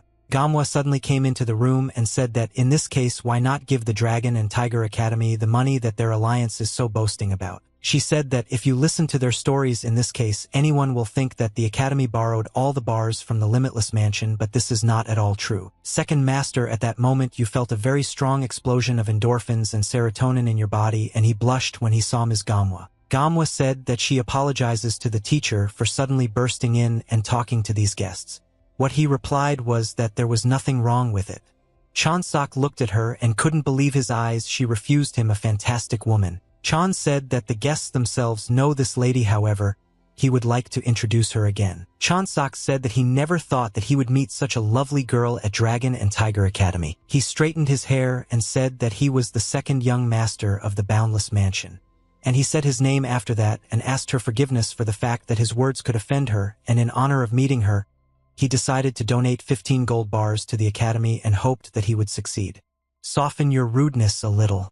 Jinpyo tried to stop the second gentleman and explained to him that this was a stupid act, but with the help of telepathy Han asked not to interfere in this matter. Gamwa looked at this young master and was not very pleased with his behavior. She asked him what he would do now and why he was behaving so strangely. Chansak asked the lady in surprise what exactly does she mean. Gamwa said in an angry voice that her complaint concerned not only money but also his behavior, and he interrupted the teacher when the teacher had not even finished speaking, and she was not ready to tolerate such an attitude from the owner of this house. Chan was very surprised when he saw how fiercely she protected him and decided not to stop the lady because it would only be better. Chansak said that he doesn't understand why such a small thing upset the young lady. Gamwa said that she was very sorry that for the young master his insulting words were a small thing. She said that they came here unannounced early in the morning and behaved very impudently. Gamwa said that the request to provide them with money outraged her, and this is also the neglect of the senior members of the academy within the walls of this very academy, which is not under their subordination. She said that now it became clear to her that in the Limitless Mansion people are not taught normal manners. Khan got up from the table and said that he couldn't listen to this anymore, and he tried to stay calm but he couldn't. Han said that the young lady was behaving indecently, and she did not dare to offend the boundless mansion. Jinpyo could not stand it and shouted very loudly and ordered everyone to be silent. He ordered the head of the Han Hall to watch his words and respect other people's rules when on their territory. They were very surprised when they saw that their master was very angry with them. Jinpyo said that he did not underestimate the authority of the boundless mansion, but nevertheless they should know the limits in their behavior in their words. He said that one should not show such frivolity in dealing with something whose situation has been underestimated. Jinpyo said that Chief Patrolman Manhwa was also behaving in an unworthy manner, and there was no point in aggravating the situation if everything could have been resolved from the very beginning. She replied that she thought she was doing a good job. They were shocked when they heard that in front of them was Chief Patrolman Manhwa Morong and did not understand how to react. Manhwa said that be that as it may, it was the young master who interrupted the teacher. When the teacher introduced her and in response he brushed off my remark accepting all non-tactical behavior. She said that she acted honorably in this situation. They immediately realized their mistakes and apologized to the senior patrolman. They said that they behaved ignorantly and did not recognize her the first time. Manhwa said that the young master ignored all her words and did not draw any conclusions. She said that it became clear to her that if she had not been the senior patrolman in this case, the young gentleman would have continued to behave tactlessly. The young master continued to apologize and said that he would not behave this way. Manhwa said that there is no point in apologizing to her because she has already made her conclusions.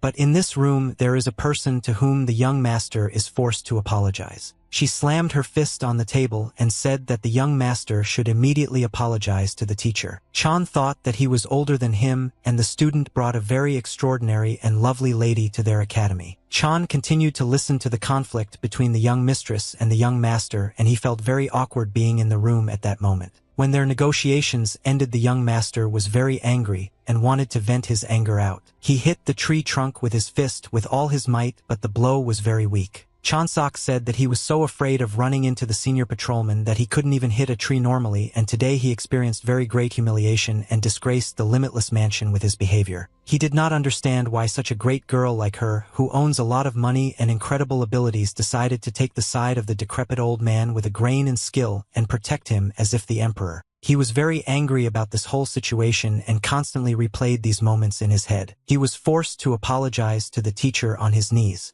And for him it was humiliating, and he can calm down because of this. Manhwa said that for now she will look after the young master, and if the boundless mansion wants to maintain a good relationship with her, he better behave appropriately. Master Jinpyo was also on her side and said that this situation was entirely the young master's fault, because she scarred the heavenly sword goddess. Even Han said that the young master screwed up and he needs to somehow make amends to the senior patrolman. If the chief finds out about this, then they will be in big trouble. Changsok couldn't calm down and was filled with anger.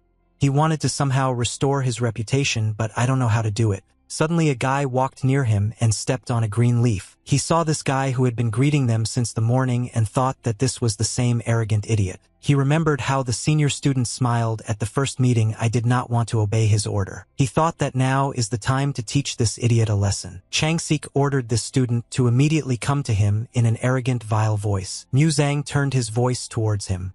You asked in a surprised voice who he was just talking to. Chansok said that there is no one else here except this idiot, and that's why he will end today. The young master pointed his finger at the older student and said that he was now communicating specifically with him. Hyuk turned his head to the side and looked at the people who were now walking along the street. At this moment, the young master continued to shout at him. Hyuk used his blue internal energy to show this idiot his abilities and scare him. Chanseok jumped back and got scared when he saw such incredible power. Chansok said that this guy has no right to approach him and show his strength and scare him. He thought that this guy was unusual and he was too strong a warrior for a rural martial arts school. Hyuk said that he just came closer to him at his request. If he is dressed, therefore, he must protect his own space.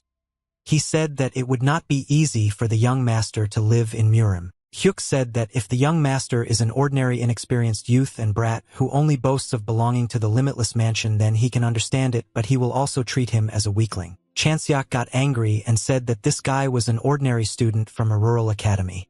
If he could appease the senior patrolman, he would forgive this guy for his rudeness. Hyuk was surprised when this arrogant idiot started talking about the senior patrolman. Changsak made a quick dash and jumped forward. Changsak approached the older student and shouted that now he would destroy him and tear him apart. Gamwa asked the senior master why he came here. After all, they did not report anything to the alliance. Jinpyo said that he was ordered to report this information to the senior patrolman personally. He said that, to be honest, the appointment happened very suddenly and therefore he had to leave in a hurry, and they said that if he first settled in this place they would send people to help. He said that he himself doesn't know the details and why everything happened so suddenly. He doesn't even know, and all that is known is that the new senior patrol officer of the central region insisted on it. Gamwa said that she did not understand why the chief patrol officer of the central region ordered them to move here because the place was always vacant. He apparently didn't know about the young lady and he thought that senior patrolman Gamwa should have been notified about everything. Jinpyo said that young Master Tae Hyung-woon has now been appointed as the senior patrolman of the central region. She thought about it and didn't understand why people suddenly decided to work as a central patrolman. She knew that before he would have refused responsibility even under the threat of death. They suddenly heard screams coming from the street. Changsak screamed very loudly in pain and asked the older student to stop and not hurt him so much. Hyuk Muzang twisted his arm and watched this vile young master suffer. Hyuk said that he wants to find out why this vile guy needed a senior patrol woman. Young master, if he doesn't let go of his hand now, he will have very serious problems.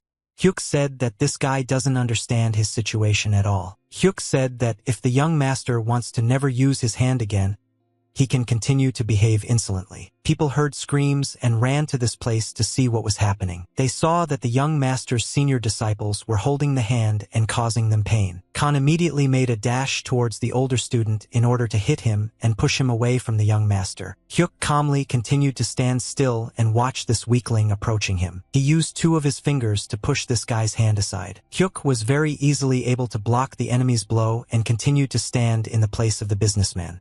You are absolutely not interested in this whole situation. He asked this gentleman to answer as far away from him as possible and calm down, and only then would he talk to them. Hyuk put his hand to his chest and at that moment his hand began to glow. He used his strength to throw the man back and Khan flew back. Pak couldn't believe his eyes because this opponent easily parried his blow and then pushed his chest away. Hyuk said in an arrogant voice that it happened by accident and he didn't want to throw this gentleman aside. He said that the head of Lohan rushed to attack so sharply that he went too far with the force with which he squeezed his hand and said that it is unlikely that anyone would want to be responsible for breaking the young master's hand. Han said that this disciple should immediately let go of the young master's hand.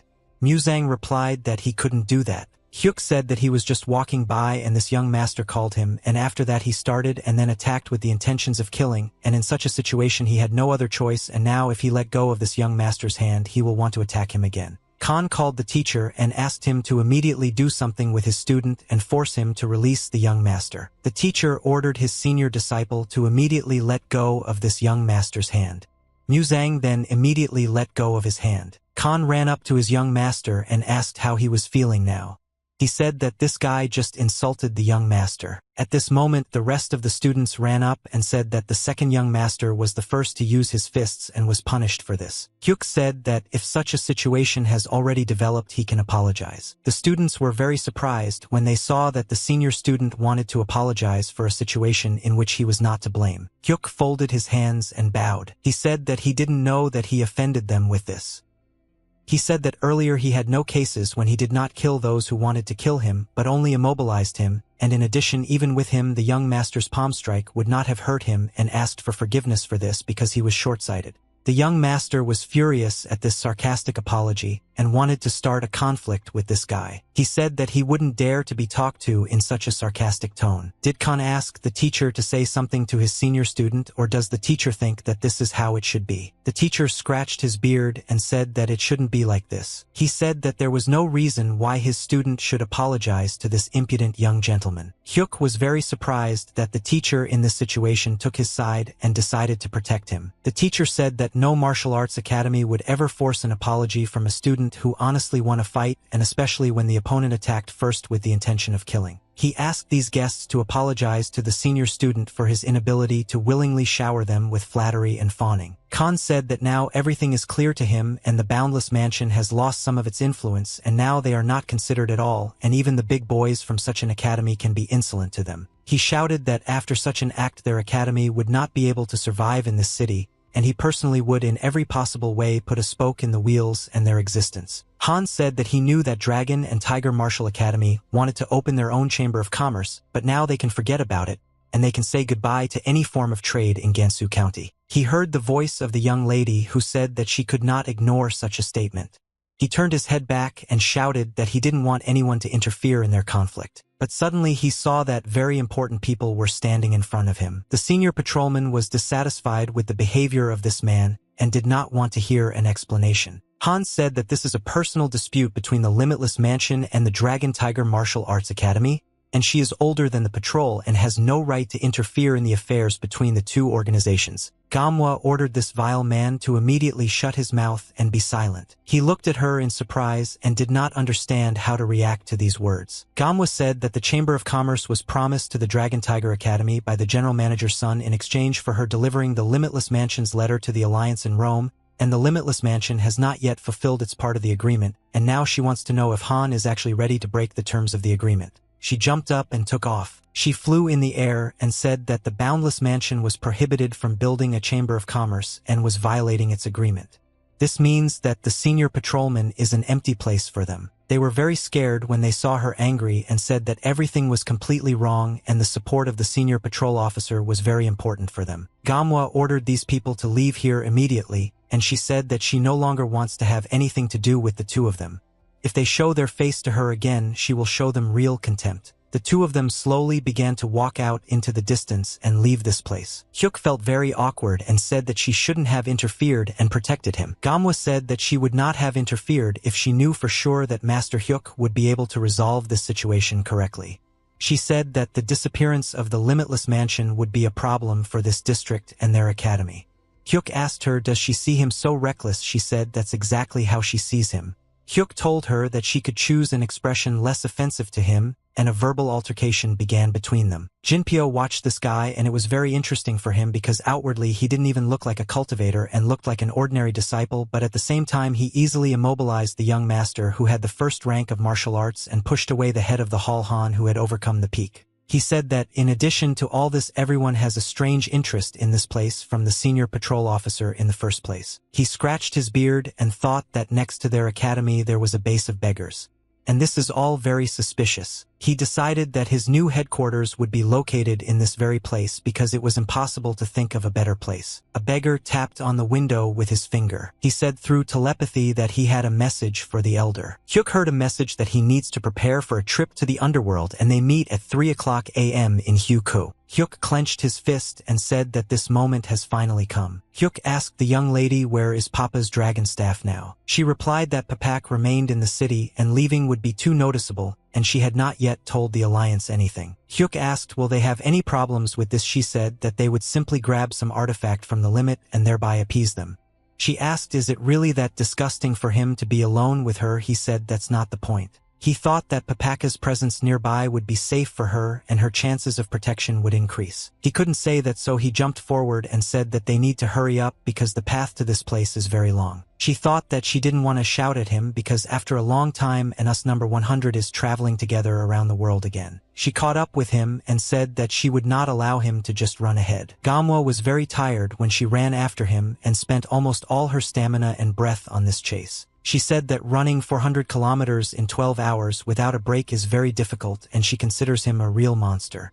And he said that she herself decided to go with him and then she should have time to run after him. Manhwa didn't understand what was happening to number 100 and why he still looked so energetic because she had spent almost all her energy and he didn't even break a sweat. Hyuk said that they are almost there and he already sees the place he needs to get to. He said that they need to get to this small city of Shangxi as quickly as possible. When the man saw the new tourists, he smiled joyfully and said that he was glad to see new people. Hyuk said that he is looking for a place where the sun shines brightest on a rainy day.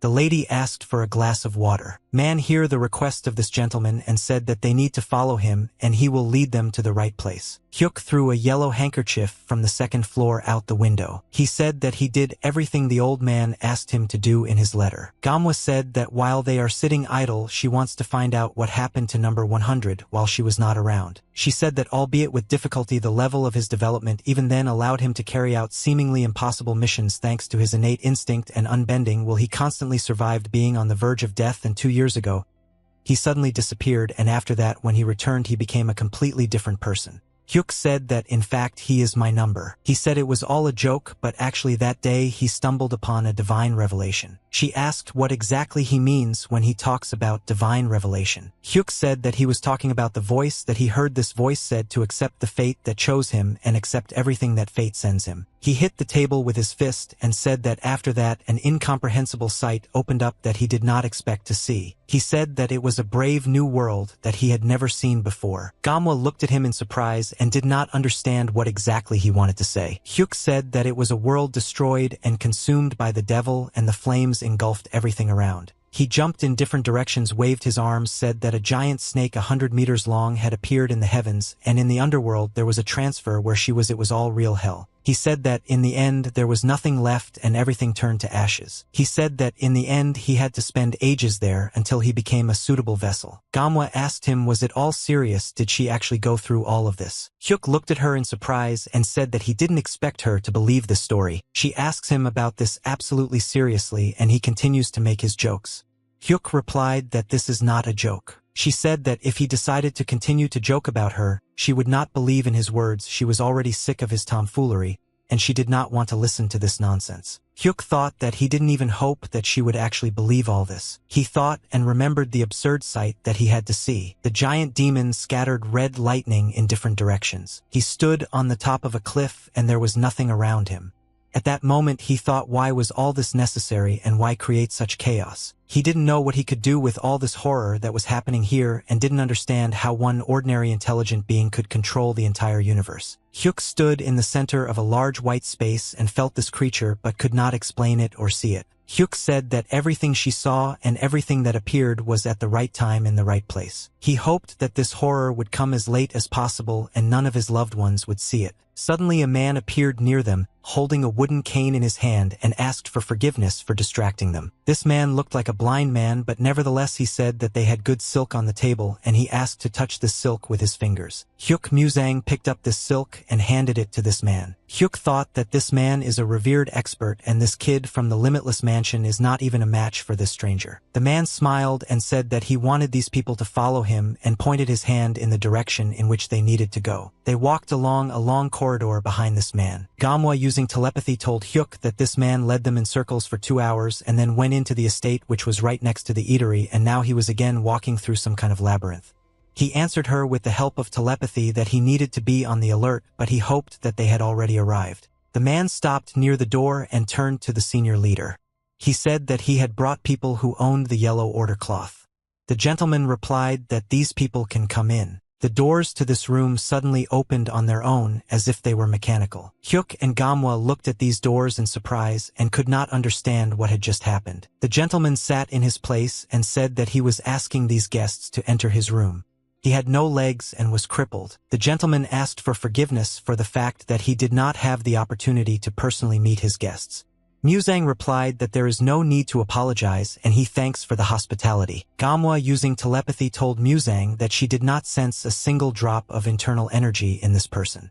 He replied that this was all due to the fact that he was a cultivator, but his guards had a very serious level of combat training. The gentleman said that he had not seen anyone who possessed the original yellow cloth of the order for a long time and asked what business brought them here. Hyuk replied that he was interested in a place called the Limit and he came here to learn as much as possible about it. The gentleman was shocked when he heard their excuse for coming here. Hyuk said that he asks the master to send them to the Limit as soon as possible. The gentleman began to laugh when he heard their request and said that they hoped that their words were an ordinary joke. Hyuk said that he is not the kind of person who is used to joking about such serious topics as this. There was a pause between them in the room and they looked at each other for several seconds. The gentleman said that the request of the owner of the yellow cloth of the order is absolute and is not subject to any refusal, so he will fulfill their request. The gentleman said that he wanted to ask for something, and at that moment they looked at him in surprise. Sir, please, 4 kilometers south of this building they can find a bamboo forest.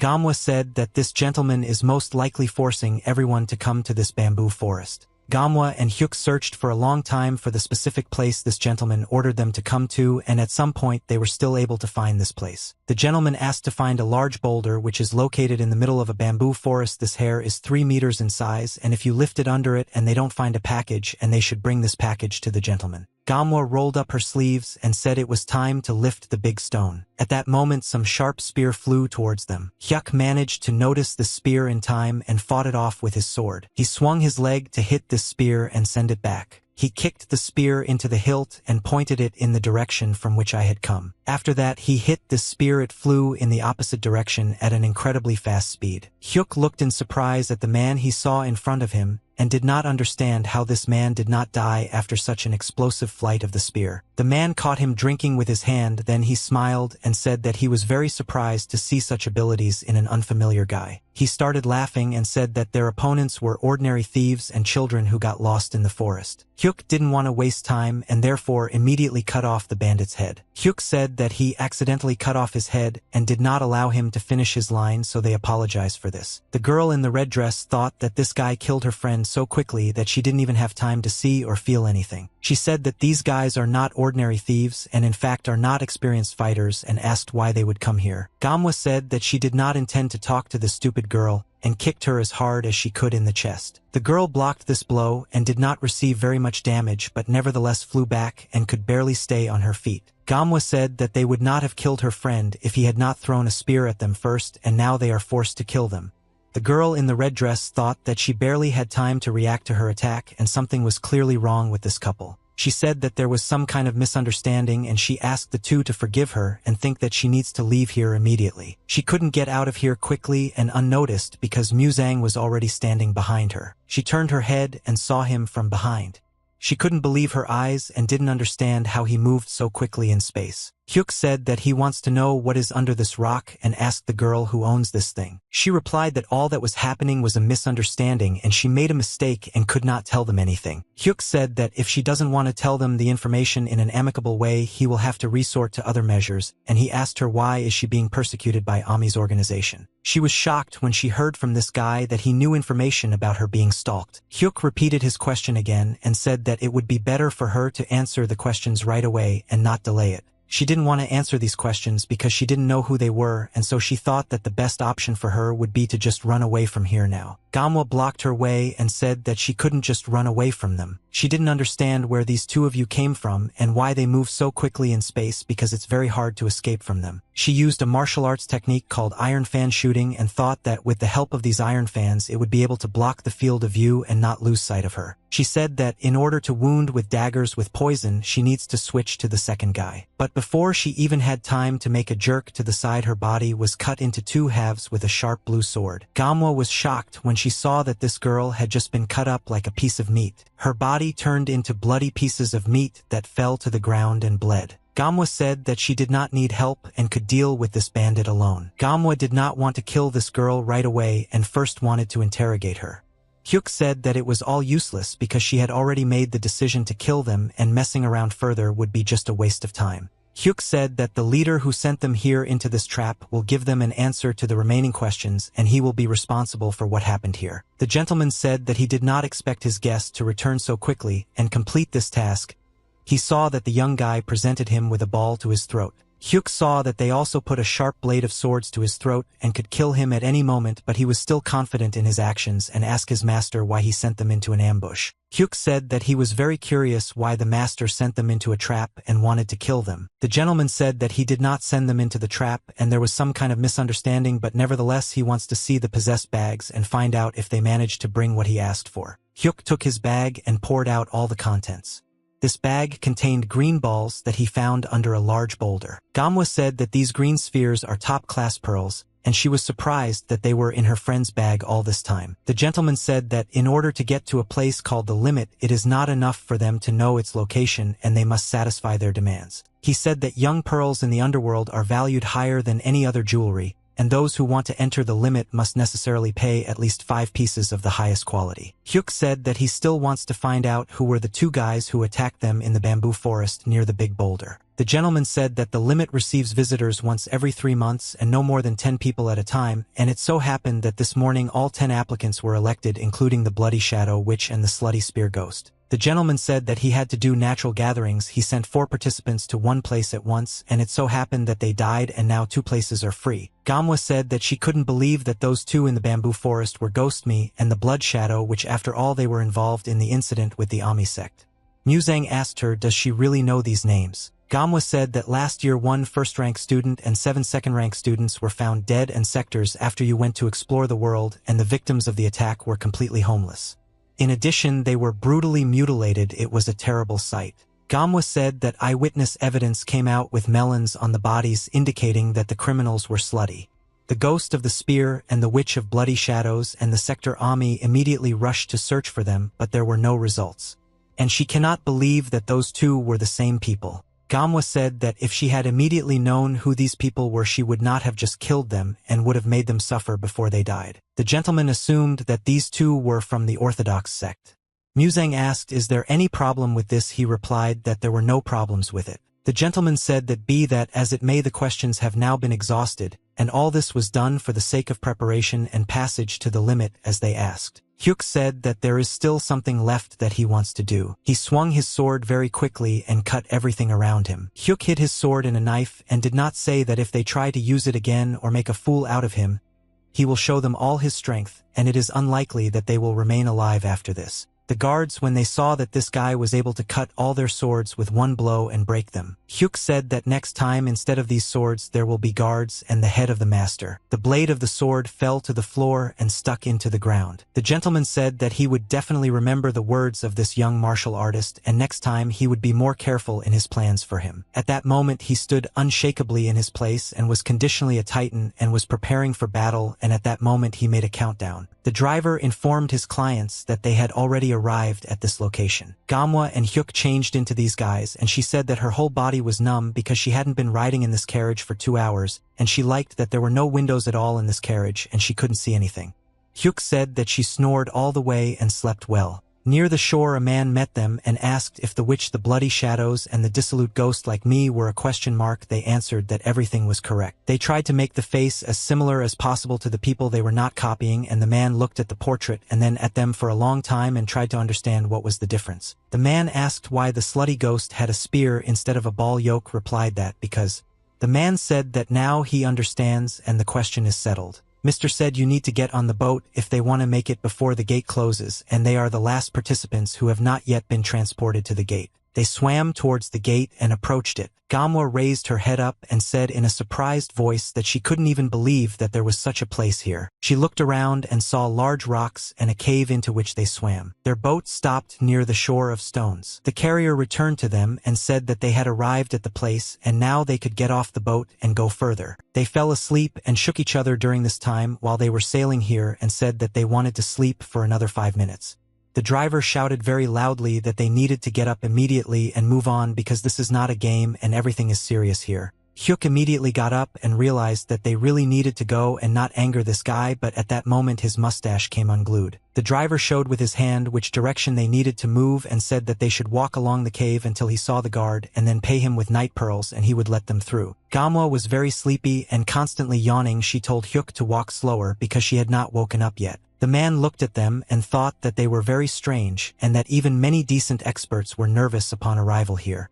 But it's absolutely all the same that they didn't just sleep and drool and they were not very susceptible or just brave. He looked at them and thought that these qualities would soon destroy them in this area. Gamwa was very surprised when she came to this place and her emotions were overwhelming at that moment. She said that they actually ended up in the underworld and she was shocked that there was no sky here and she couldn't even see the ceiling because it was dark there. Hyuk said that the smoke from the other lanterns in the cave must have been stingy, but for some reason it's not here and it turns out that they somehow ventilate the room. Gamwa said that they should have a ventilation system here.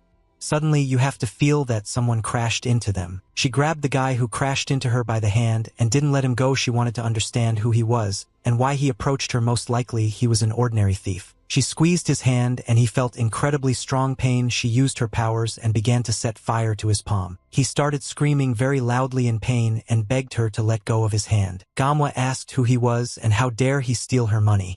If he doesn't answer now, I will initially break his wrist. He asked not to break his wrist and said that he was just curious and had not seen this lady here before. She said that if he tried to rob her again, she would break his neck and make him die in agony. Manhwa threw this guy aside and dropped him to the ground. She ordered him to immediately disappear from here. He said that they had offended an important person and in the future they would regret their action. Manhwa said that she was counting to 3 seconds if he didn't disappear from here immediately. She would kill him. Hyuk said that he hasn't seen such things on naked and weak opponents for a long time and this thief is as vile as Chonsok. Manhwa said that she had to hit him even harder and show him her strength so that the other flies would not bother him. Hyuk said that first they need to find a place to rent a room and he was already tired of walking around in this makeup. Manhwa said he looks really cute in this look. The stranger was watching them all the time from around the corner emitting purple energy. He said that these two are not such simple opponents as the others. He licked his lips and said that such legendary opponents are ideal victims for Lord Yen Yuji, and now he wants to take everything from these two, even their soul. Hyuk said that without these stupid ones, he doesn't feel particularly young and fresh. Manhwa said that they need to understand what they will begin their search for. He replied that these people will find them themselves, they just need to wait. Manhwa using telepathy told Hyuk that some guy was watching them all the time and he was following them from the street after she beat that thief. This man smiled and greeted them.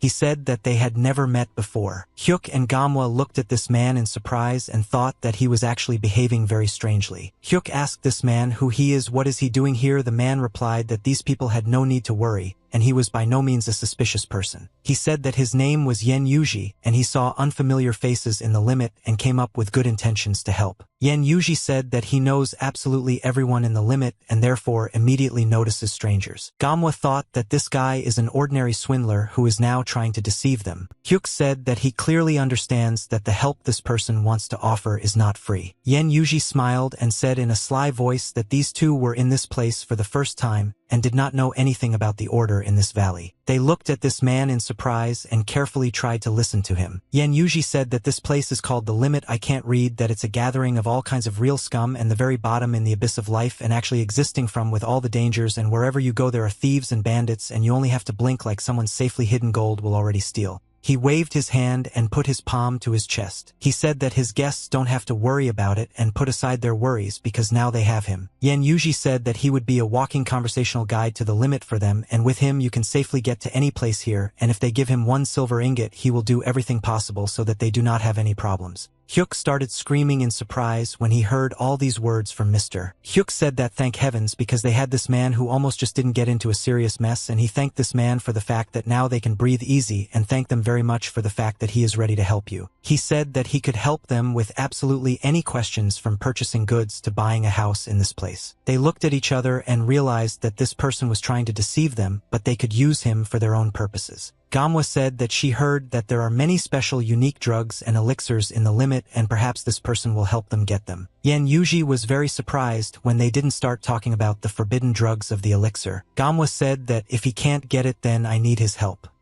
He replied that he could easily help them because often warlike women are always interested in such things. He said that in this place scary people own medicines and elixirs, but he can still help them find what they are looking for. She said that if he can actually help them then it suits them. Hyuk said that there is someone outside who he wants to kill, and he wants to know if this person has any opportunity to help them. Yen Yuji said that there are a lot of mercenaries in the limit and the price may differ depending on their goals. Hyuk said that he must find and destroy a Murin person with the highest rank and asked this person if he could handle it. Yen Yuji replied that these guys are real experts since they decided to destroy a person with the highest rank. He said that hiring such a person and also buying drugs and elixirs is a very big expense and it will all cost a lot of money. Manhwa said that they have more than 100 gold bars and I won't be able to pay for these services. Yen Yuji at that moment thought that he had caught a golden fish that would enrich him. He said that he would immediately take his dear clients and show them everything. He ran away very joyful and satisfied, thinking that I myself was fooling these guys and taking all their money from them. Hyuk and Manhwa smiled and thought that they managed to deceive this idiot and and now he will do all the work for them for free. He brought his clients to a place where there are a lot of warriors and bandits. The mercenaries looked incredulously at the strangers who came here. They looked at strangers as prey that they had led into a trap. Yan Yuji asked his clients to wait for him here because he needed to talk to these people about something. He went up to Mr. Yai and greeted him. He said that they had not seen each other for a very long time. He hoped that Mr. Yai was doing well. Yan Yuji said that the people he brought wanted to make a very important order. He said that these are idiots who arrived here recently and today they are here for the first time.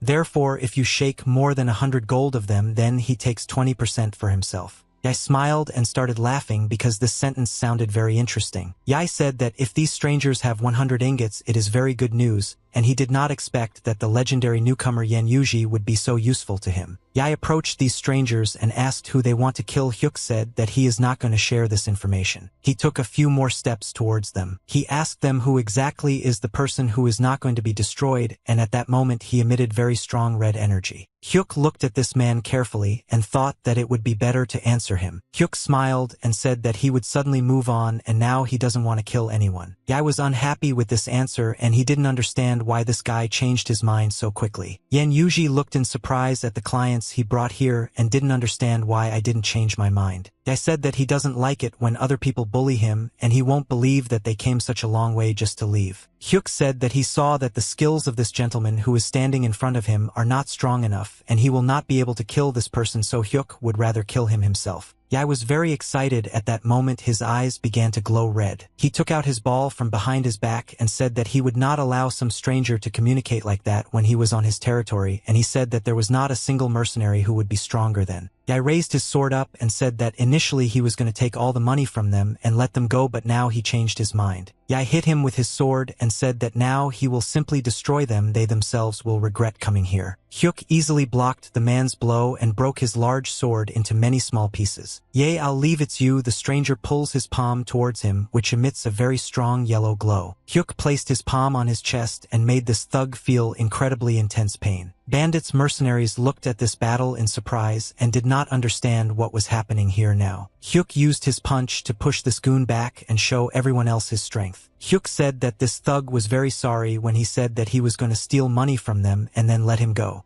He asked Mr. Yan Yuji to immediately explain this situation. This little cowardly beetle did not understand what to do now and how to get out of this situation. He was very scared and realized that he had gotten involved with the wrong people and now they could be in a lot of trouble. Yan Yuji said that he himself did not know that this gentleman would be so vile, and in his entire life, he had never seen a worse scumbag than this. Hyuk reminded this cowardly man that he told them that he knows everyone and he himself is not able to recognize a person who is such a vile bastard. Hyuk said that it doesn't matter anymore and this guy is the only one who tried to attack him anyway. Yai said that this little cowardly bug was in cahoots with him and he constantly brings him clients whom they then rob. Hyuk punched the idiot in the face as hard as he could. Hyuk said that unfortunately he was unable to correct the brains of this because he stubbornly continues to slander Mr. Yan Yuji. He said that in order to straighten your brain you need to use a strong active remedy. Hyuk looked at this cowardly idiot and asked if he was saying the right thing. Yan Yuji replied that everything was correct. Muzang said that we need to give this thug a good thrashing. Hyuk said that mercy is not a luxury for scammers and hit him in the face with all his might. Yan Yuji watched as the stranger knocked down the thug and inflicted incredibly heavy damage on him. Yan Yuji was shocked when he saw the mutilated body of this thug and could not believe that there was practically nothing left of his head. Hyuk asked Mr. Yan Yuji to find someone more appropriate next time who could help them find a cure. Yan Yuji said that he will undoubtedly fulfill his duties and help this gentleman find what he is looking for. Hyuk watched this cowardly man run away and try this time in a normal way to find medicine and poison for them. Gamwa said that she even feels a little sorry for this man. The area of red tiles located in a remote part of the border. Robbers, bandits, and thieves gather in this place to drink alcohol. Many men are looking for courtesans here to while away their evening. Gamwa asked what is this strange place. Yan Yuji replied that this place is called the Red Tile Area. In this place of the limit senior criminals gather and form their centers of influence, and these formations are similar to the external sects of the Murim Alliance.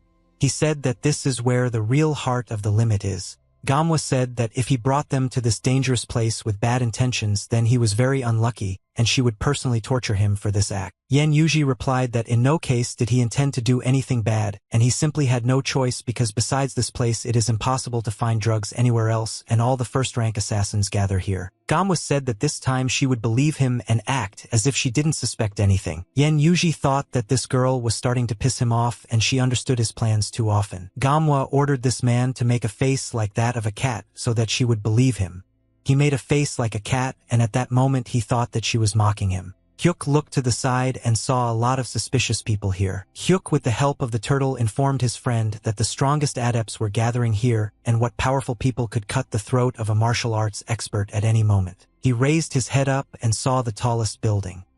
He said that this high castle in the very center should be a hellish fortress, and in this place it would be easier to find traces of dark blood than on the outskirts of the city. Gamwa turned her head to the side and saw many suspicious men constantly looking at her. These men were very drunk and constantly craved new women when they saw her, the desire to get her lit up in their eyes. Hyuk, using telepathy, told her that if she had a desire to be rowdy she must endure and restrain herself. Gamwa, using telepathy, told him that she wants to kill them all and she is annoyed by these impudent glances that constantly strip her naked. The man pointed at her and said that you want this beauty to stop and come up to him. He licked his lips with his tongue and asked her if she wanted to brighten up her languid loneliness and play with him.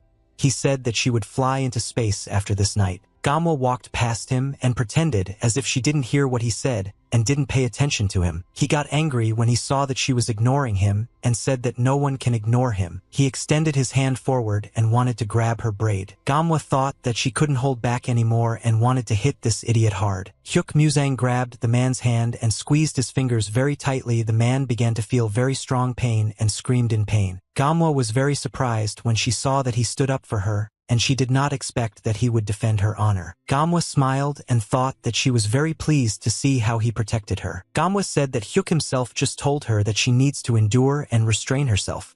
He replied that his hand itself twitched and he did not control it. The men who were sitting at the next table and sorting bags of drugs saw that a man appeared in this place and started a fight. They slowly began to approach him and surround him from all sides.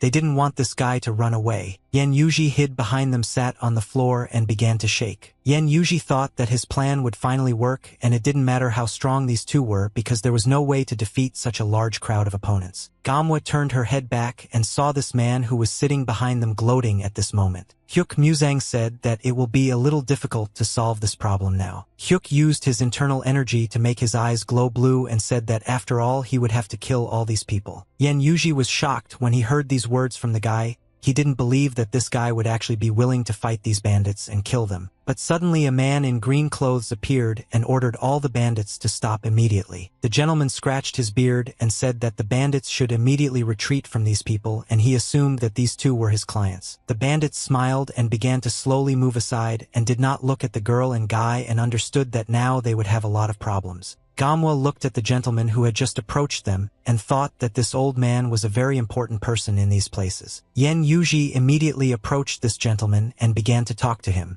His face was very frightened. Yen Yuji said that he wanted to introduce everyone. He said that this gentleman is an influential investor from the business world of the Red Tile district of Kaikongda. Kaikongda said that he had not had clients from Yen Yuji for a very long time, and after that he asked for what need did these people come here. Gamwa replied that she would like to purchase elixirs and aphrodisiacs. Sai said that such a product does not suit the young lady he sees in front of him. She replied that it was none of his business and she just had to buy it. He replied that he doesn't care what to sell, the main thing is that they can pay for it. He asked what quantity of goods is needed. Gamwa said that they need a whole cart of each product and preferably the fastest possible time. Sai looked at her in surprise because he was shocked when he heard such a large amount of goods. He turned around and said that he would pretend as if he had not heard anything and asked this girl to leave here.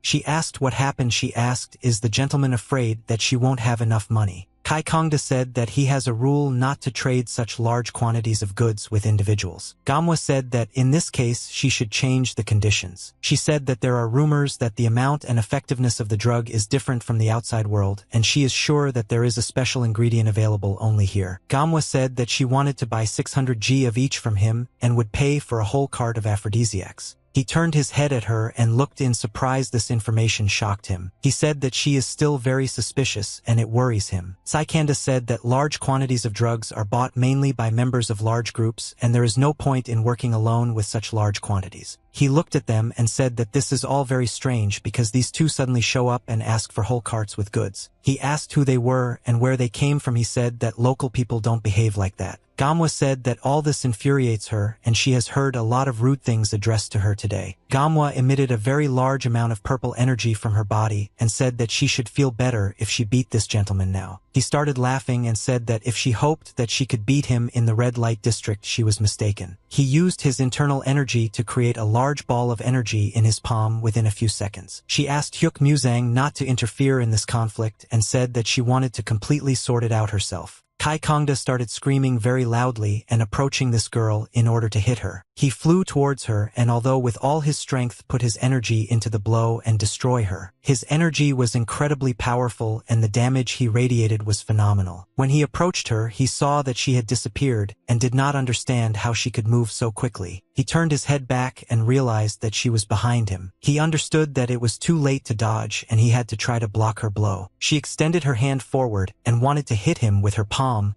which emitted purple energy. But suddenly she moved from the gentleman to another guy who was not far from him and hit this guy in the face. Sai looked at this girl in surprise and did not understand what exactly she was going to do now and why she attacked another person. Yan Yuji asked why she hit him in the face because he didn't do anything and just stood aside. She said that she did not expect such impressive movements from such an old man and he returned. That's her splash of flame because of which in return it went to the innocent Mr. Comrade Yen. Sai got angry and said that he hates being bullied and even more so by some strange girl in his area. Gamwa ordered him to immediately close his mouth and stop annoying her. She said that this time she would definitely not miss and would hit him. Sai was very scared and he saw that her palm was already near his face and he was unlikely to be able to dodge. But at the very last moment, instead of the gentleman Yen Yuji hit him in the face. She said that again it was the insidious old man who redirected her blow and asked Mr. Yen if he was okay. Sai at that moment realized that he didn't even have time to follow her movements and she had very good martial arts skills and such a brilliant martial artist was definitely too tough for him. Gamwa said that the heartless old man forced her to hit that innocent person again and that she will never forgive Mr. Tsai. Kai Kongda thought that in addition to amazing martial arts this woman is very strange and crazy. What did she say that this time he will definitely pay for his bullying? Gamwa was in front of his face and said that this time she will no longer play with him and will hit him for real. She actually punched him in the stomach and threw him aside. He felt a very strong explosive damage in his chest and understood that this girl had incredible power. Bandits and mercenaries carefully watched this battle and were shocked when they saw that this girl was able to beat the master. Suddenly the guy who was standing in the second line turned his head and began to walk away in an unknown direction. Hyuk immediately noticed this guy and thought that something was wrong here. Hyuk Muzang felt the energy of this guy and his energy was similar to that used by members of the Dark Blood group. Hyuk took out a package from the inside pocket of his shirt. He broke this capsule and there was a small explosion. A visible smell appeared in the air and began to fly forward. This smell got onto the back of the suspicious guy and was fixed there. Hyuk Muzang turned his head back and continued to watch the fight. Mr. Kai Kongda and Yen Yuji looked very upset and crippled.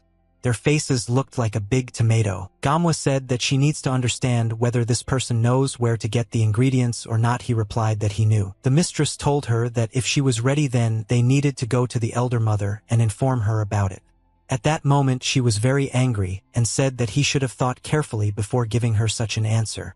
After all, if he did not show her the ingredients she would be forced to kill him right away. Kai Kongda thought that Yen Yuji brought these strangers here and because of him there are a lot of problems and then he will definitely take revenge on this little idiot. Hyuk using telepathy told her that there was a person with a unique aura of thirst and murder and it seemed that it was a person from the Dark Blood group. Hyuk said that he marked this person with smell and sweat and they won't be able to find him easily and for now she can deal with these guys. He said that first they need to deal with aphrodisiacs and it will be safer for them. Gamwa said that she can deal with aphrodisiacs alone. She said that now she will be very angry if he does not trust her and he hardly wants to see her angry. Hyuk replied that he has no doubts and he absolutely trusts her in this matter. Hyuk Muzang understood that with the current level of martial arts that she had mastered nothing threatened her here. He asked her to be careful and not create unnecessary problems because there are a lot of different martial arts masters here and it is not clear what their level is.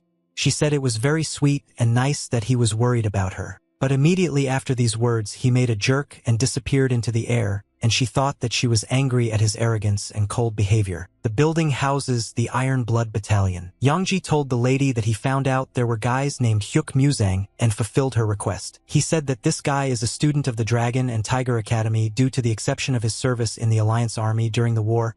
He apparently did not leave this district of Yangzhou, and every person in this vicinity knows him because he lived there from a very young age. The lady said that this is all very interesting. She asked her guard, could an ordinary student at a rural martial arts academy have such incredible skills? He replied that everything is possible. Yenji said that this guy could be the very traceless warrior about whom they talk so often. The lady said what you want to hear or what you don't like about the traceless warrior. Yenji said that this was a legendary killer who left no trace, and then he got rid of the 20 greatest masters of the Demon Union during the Great War of traditional and apostate sects. She asked what grounds suggested that it was he.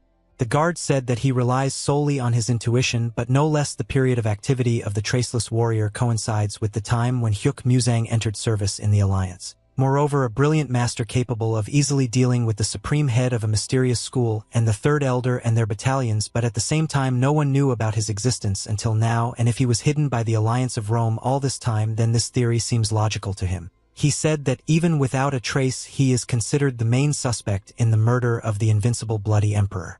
When, like most participants in the war, they returned home immediately after its return, and Hyuk Musang did not show up anywhere for 2 years, and in the process of killing the invincible Bloody Emperor, the criminal of course would not have remained without serious injuries.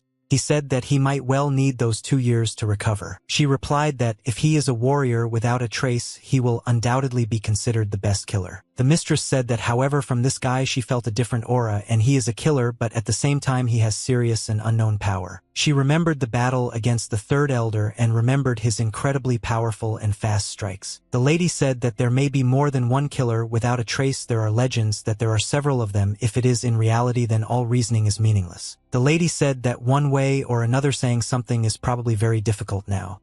Yenji replied that he was to blame for daring to speak without complete information. She said that you can't rule out your theories. The lady thought that she was very interested to know what this Master Hyuk Musang is doing now. Hyuk followed the man on whom the smell remained and saw what place this man led him to. He looked at the wall and saw many traps and defensive devices. He looked at the people who were on top of the wall and realized that their security was very serious. He realized that even the guards at the gate are first-class warriors, and even a mouse cannot slip past such soldiers unnoticed. He put a mask on his face and said that it was very good that he came here alone. He pushed off from the edge of the roof and made a rapid jump up. Hyuk landed not far from the guards and moved very quietly and unnoticed. The man screamed very loudly in pain, and you could hear in his voice that he was scared. The senior commander asked the junior soldier, "Is he really sleepy and so tired?" The soldier replied that everything was fine and he was not tired. The commander said that he could yawn when he wanted to sleep because yawning cools the brain. The soldier replied that he was asking for forgiveness and did not notice how it happened. The commander said that if this sweet boy is tired, he can arrange a place for him to sleep and he can sleep there like a baby. The commander said that if he doesn't want to be bullied, then he should stop yawning and go around the castle walls. The commander said that he was very tired of the constant slackers and lazy people who were sent here. Hyuk heard that a man was now approaching him and immediately turned his attention to him. The soldier went to the corner and looked at what was happening behind the wall. He was a little scared and thought that there must be some person here. He didn't see any person here. This calmed him down, but then he saw a large wall that was several hundred meters and looked at it in surprise. He threw an empty flask containing water on the ground, and at that moment the coach told him that in a minute he had to train again. He said that he would calm himself down and think that it was just a normal walk before bed. Hyuk uses his bag-moving power to pass through the wall and end up inside the castle. He felt the scent that left on that man in the crowd and realized that he was going in the right direction. Thanks to this smell, he could sense where the person he was interested in was located. He heard a conversation between two guards who were approaching him and thought that he urgently needed to do something so that they would not notice him. He used energy to become invisible. The guards came around the corner and continued to talk to each other about how they spent Friday evening, but they no longer saw the guys in front of them. Hyuk managed to stand up invisible in time and thereby saved himself. He stood right in front of them and they did not suspect anything and continued to walk on. When Hyuk came near them, one of the guards felt something suspicious and stopped. The guard said that he felt some kind of suffering gap, as if a light wind suddenly flew near his face and he clearly felt the wind. Hyuk climbed into the castle and no one noticed him on the way here. Hyuk said that the smell he left on that person brought him here. Hyuk took a leap forward and decided to get into the far room as quickly as possible. A gentleman was sitting in the room surrounded by his guards, and in front of him a man was sitting on his knees and talking about something. Muzang at that moment appeared on the closet in this room. The head of the Dark Blood group, the Phantom God of Murder, asked his subordinate how it could happen. So the new arrival with Mahatalel Kai Kongda. Hyuk thought that they didn't bring too much attention because of their fight in the city. The servant said that the girl started a fight and she was having fun with Mr. Kai Kongda, as if she was playing with him like a child, and he was not even able to defend himself or follow her movements. The God of Murder said that as far as he knows, they don't have many skilled newcomers this time. He asked his servant if he found out who this girl was. The servant said that it was very difficult to immediately find out who she was. The master ordered his services to follow this girl and keep an eye on her. He said that they needed to recruit such a strong warrior as early as possible. Hyuk realized that they had problems with an organization called Hell's Fortress. The gentleman felt some very strange energy, as if there was the presence of a person unfamiliar to him in this room. He took out his hidden kunai that were hidden in his clothes and threw them away. Kunai flew towards the wall where Hyuk Muzang was located a few seconds ago. The servants asked the master what happened and why did he throw out the kunai so abruptly. The gentleman saw that there was no one upstairs and thought that this could not be because he clearly felt the presence of some person. He left the room and thought that for one moment he felt the presence of a stranger, and he almost never makes a mistake. He looked down the long corridor and realized that there was no one here either. He thought that this was all very strange and there were no traces here and suggested that he could have been mistaken. But this was unlikely. The servant asked the master what happened. The gentleman replied that nothing special had happened. His imagination had just run wild lately. Hyuk overheard the conversations of the gentleman, who said that his servants should order just in case that the guards at the posts be more attentive. Hyuk was very surprised because he spent a lot of energy. But in order to completely hide his presence, this gentleman was still able to notice him, and this meant that the head of this clan was the leader of the old school. In addition, he apparently is not yet the supreme master in hellish fortresses. Hyuk understood what in such a place. In fact, you can't relax for a second because there are very strong warriors here. Gamwa took a few steps forward. She was shocked when they brought her here. She couldn't believe that all that was here were ingredients for an aphrodisiac because there were a large number of them here. Gamwa asked why they came to some cave again and how much longer do they need to go. Tsai replied that the ingredients are not found anywhere and they will soon be in place. Tsai said that there was a herb plantation directly ahead. There they grow the ingredients for their medicines. Gamwa said that there is nothing ahead and it infuriates her that this man is deceiving her. He asked her to be patient for a few seconds and it was necessary for the doors to open. He said that medical ingredients are under serious protection and therefore it will take some time to get there. He took the torch from the wall. He then moved the torch to another torch holder. At that moment, a very strong draft and wind appeared from the cave and the doors opened. Tsai said that I needed just a little patience and now I can't go to this place. Gamwa went forward first to see what was happening there. She squinted her eyes and saw very bright lights ahead. Gamwa was shocked because in front of her there was a large beautiful field in which the ingredients of various rare plants grew. She said that she did not expect to see these plants in such a place and in such large quantities. Gamwa thought that the scale of this production is huge. If everything is processed and brought to the surface, it will be very expensive. Suddenly the doors closed and the stone wall fell. Gamwa turned her head back and I pointed out to her that the doors were closed. I don't understand what's happening now. Tsai said that this stupid fool herself came into a trap and the doors are now closed to her. Tsai said that he has whole crowds of special guards here whose duty is to protect the plantation. At that moment all the torches suddenly went out and the cave became dark. Gamwa for her sword and tried to understand how many opponents there are now. She didn't see anything but felt the presence of enemies. Tsai said that now she is here like a rat in a mousetrap, and at that moment he ordered his guards to kill her. Yen Yuji at that moment regretted 1,000 times that he had contacted these people and now understood that he too could die because of them. The infernal fortress was very well defended, and on this day the guards near the fortress were doubled. The god of murder said that he had to go to a very important meeting and asked his servant to keep a close eye on his surroundings. He walked along the corridor and the rumors bowed to him when they saw him. The barbarian flew back and spun several times in the air. The blow was so strong that it was able to throw this heavy man into the air. He used his unique technique of moving through walls and ended up in this gentleman's office. He stood inside the office and looked at everything carefully. Hyuk thought that at first glance there was nothing useful here that could attract his attention. He continued to look at the objects that were in the room and tried to find something interesting. Hyuk used his red vision to search for unique scents and traces and managed to discover something. He saw a red smell that flew in this space and accumulated in one place. He saw that there was a small table near the wall on which there was a white jug. Hyuk Muzang realized at that moment that he had found the very place he needed. He pushed the small table aside. A secret door opened in front of him, and he thought that thanks to this unique vision, he was able to just find the secret room, and he was very glad that when you learned this vision. He entered the room and began to carefully examine everything. He went to the closet and thought that everything here was folded very correctly and in order, and this made his search much easier. He saw a book called Practically a Manual for the Dark Blood Group and took this book. He opened the book and began to carefully read everything that was written. Hyuk Muzang quickly flipped through the pages of the book to find the most valuable information.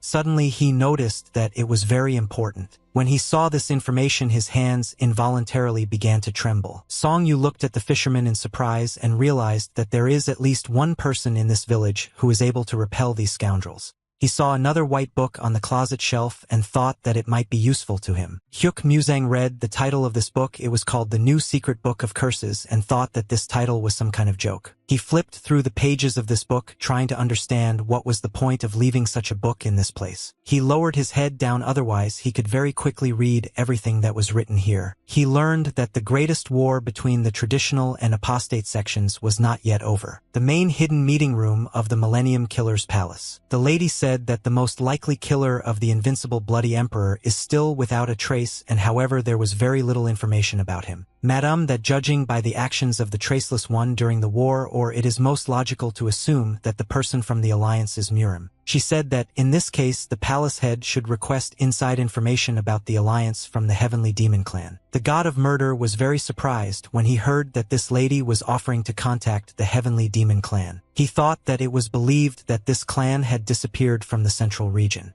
But in fact their web of influence spread throughout the world, and this allowed them to penetrate into the very heart of the Murim Alliance. He thought that their spies, as the deicide ghost said, could easily obtain information. Chapter SECU answered that you do not agree with this proposal and reject it. He said that the trust in their palace of the 1,000-year-old killer is already at an all-time low due to problems with the mysterious school. He said that if they go to them and this time the head of the Hell Fortress or the Heavenly Demon Clan demands too much from them, it will cause a lot of problems. The Absolute God Killer said that they must decide everything themselves and they have no other choice. Suddenly he heard screams on the other side of the door, and the guard was shouting that they needed help and were requesting backup. He clenched his teeth and was very dissatisfied with the fact that the guards on the other side were shouting very loudly. He opened the doors and asked in a loud voice why these idiots were shouting so loudly. They didn't know how to immediately answer Mr. because he was very angry, so they stood and trembled for several seconds. The security guard said someone broke into the closed herb plantation. The gentleman was shocked when he heard this information and did not understand who would invade his territory. Hyuk Muzang heard the guards on the other side of the door shouting loudly that a master had appeared who was fighting with the guards at the herb plantation. Hyuk Muzang immediately realized that these guards were talking about Gamwa and assumed that she was in some kind of trouble. Gamwa was breathing very heavily, as if she had run several kilometers in one breath. Dead warriors lay on the ground with their limbs cut off and bleeding. Gamwa thought that the development of these warriors significantly exceeded her expectations.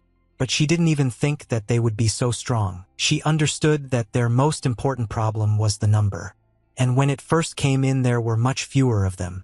But she didn't understand where new enemies were coming from. Sai laughed very slyly and understood that he would definitely not be able to cope with all his opponents. Sai said that it is not for nothing that people say that a crowd of people will destroy even the strongest enemy, and he said that he is even interested in seeing how long it will last. Gamwa said that she couldn't answer for sure about the other opponents, but she would definitely destroy this vile old man. Sai at that moment could not even think that she would want to kill him, and he became scared because he knew that he could not play games with her. He put his hand forward and pointed his finger at this girl. He told the guards to destroy her as quickly as possible. Gamwa fought off the blows of these guys and did not allow them to attack with them. Suddenly she felt that another enemy was approaching her and wanted to attack her from behind. Gamwa made a U-turn and cut off the head of the enemy who wanted to attack her from behind. Gamwa was very serious and was ready to continue the battle. She saw that in front of her there was a large number of opponents who were approaching her and wanted to kill her. She fought off the blows of these people with her sword. She constantly inflicted gifts and massive attacks on him, which could destroy several opponents at once with the help of one energy wave. But as soon as she destroyed some enemies and cut up their bodies, new opponents came to take their place. Gamwa did not understand when she would become the moment when all opponents would end. Every time she raised her head and looked forward and saw that there were only more opponents, if she fought with them all she would run out of her internal energy.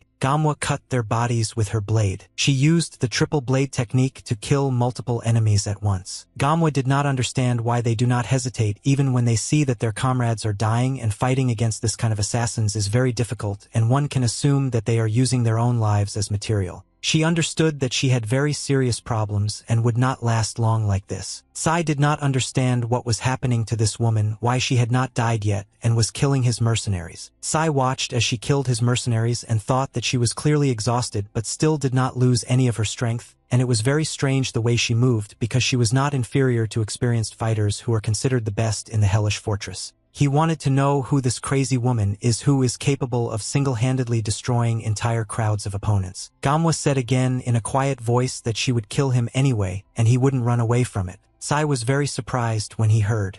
He was scared because he didn't know what else this woman was capable of. Gamwa used a large amount of her energy, and thanks to this she was able to activate Dragon Breath. She felt a sharp dagger flying towards her. She was very quickly able to repel this dagger with her blade. After that she jumped back and tried to stay on her feet. Suddenly the head of He Palace appeared and ordered everyone to immediately stop and retreat back. Hijiji said that it seemed strange to him that the showdown with one single girl dragged on and decided to come here just in case.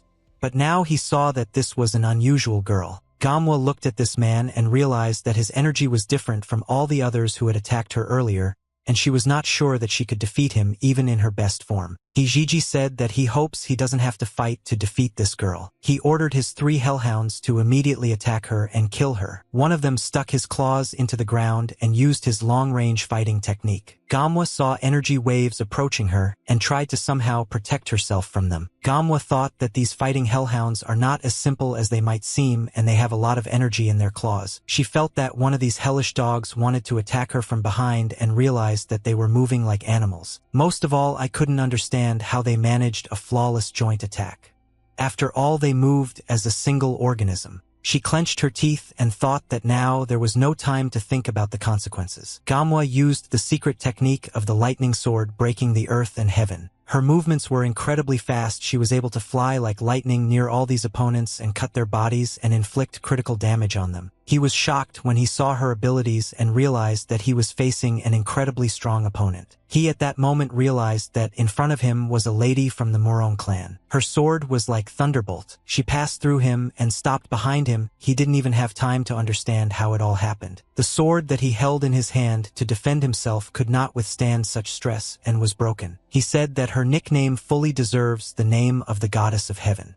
The sword, and at that moment blood was flowing down his cheek. He said that if she had been at her peak, he would have lost his head. He said that, unfortunately for the lady, her internal energy is now running out. Sai shouted that she must be killed immediately while she is very weak because this girl is very dangerous. He said that it is impossible to do this and she is a very important person in the Murim Alliance. This girl can be useful to them because she is the daughter of the Holy Emperor. There was a fire in the village, the whole building was burning with a large fire, and this fire spread to neighboring houses, and the fire increased every second along the river. A large puddle flowed downstream except. He said that first we need to capture her alive. He wanted to touch her head with his fingers and thereby send her into a temporary coma, so that she would be unconscious. But as soon as his fingers approached her head, suddenly someone cut them off and blood sprayed in different directions. He was shocked when he saw that his fingers had just been cut off. Hyuk Musang appeared here very quickly and unexpectedly. He was wearing a mask and no one understood what kind of person he was, and he was able to throw this gentleman away with one blow. Gamwa said she was very happy to see number 100 here, and he came on time. Sai started shouting very loudly that some person had just killed Mr. He. Hyuk asked her how she was feeling.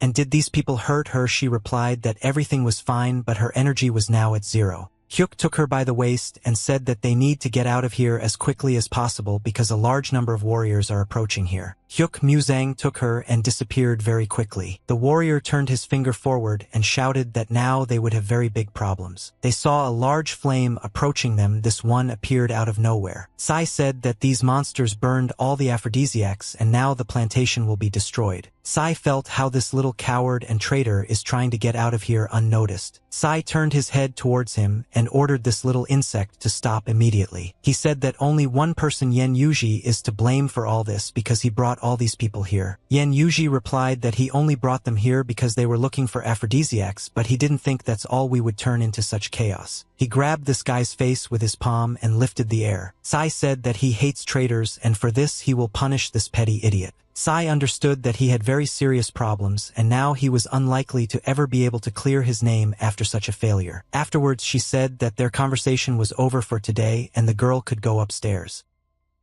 The gentleman hit the wall with all his strength. God of Murder said that he was very angry that someone dared to enter his room.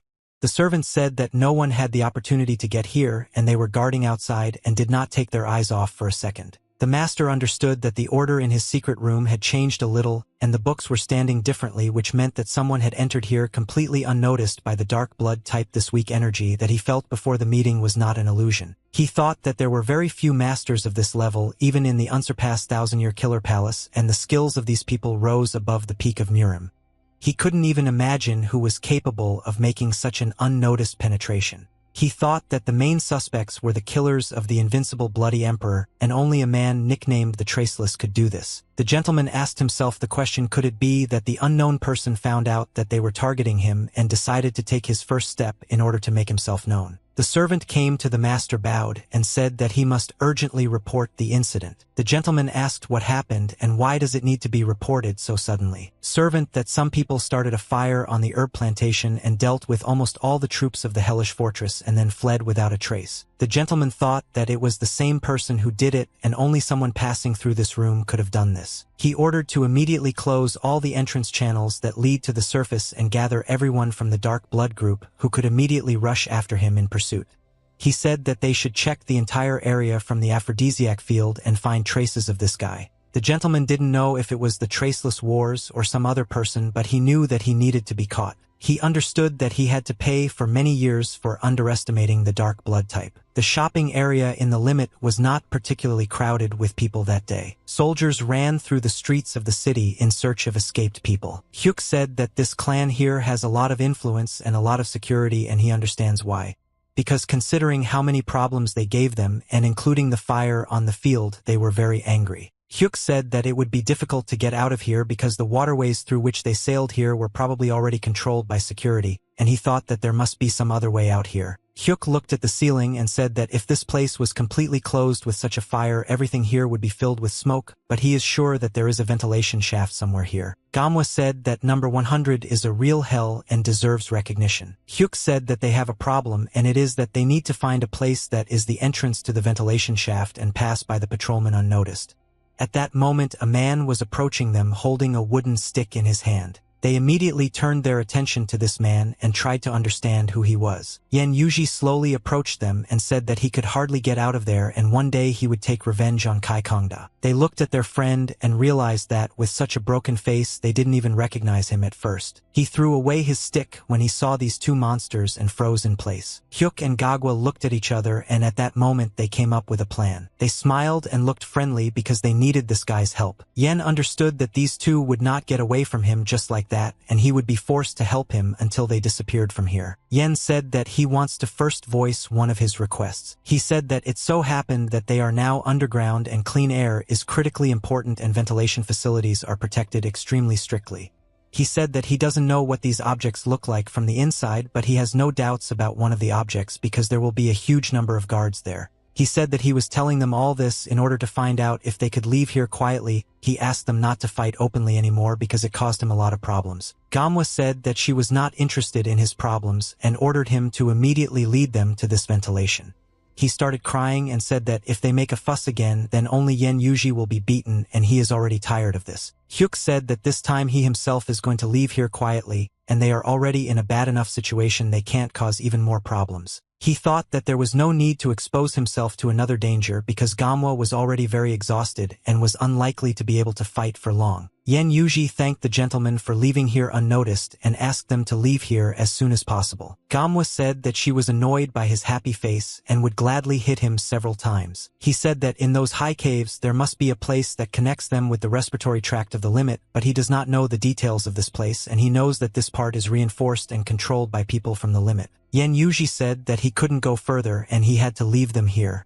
He said that he was forbidden to even be where they were now. Hyuk, using telepathy, told this gentleman that they would no longer need him and he could leave here. At that moment a snake was crawling under his foot and he did not notice it. He stepped on the snake and because of this he could not stay on his feet, slipped and fell. The guards heard loud screams that were not far from them and immediately turned their attention. The guards ordered the people behind the stone to immediately come out and show their faces. Gamwa said that this little parasite set them up again and set another trap.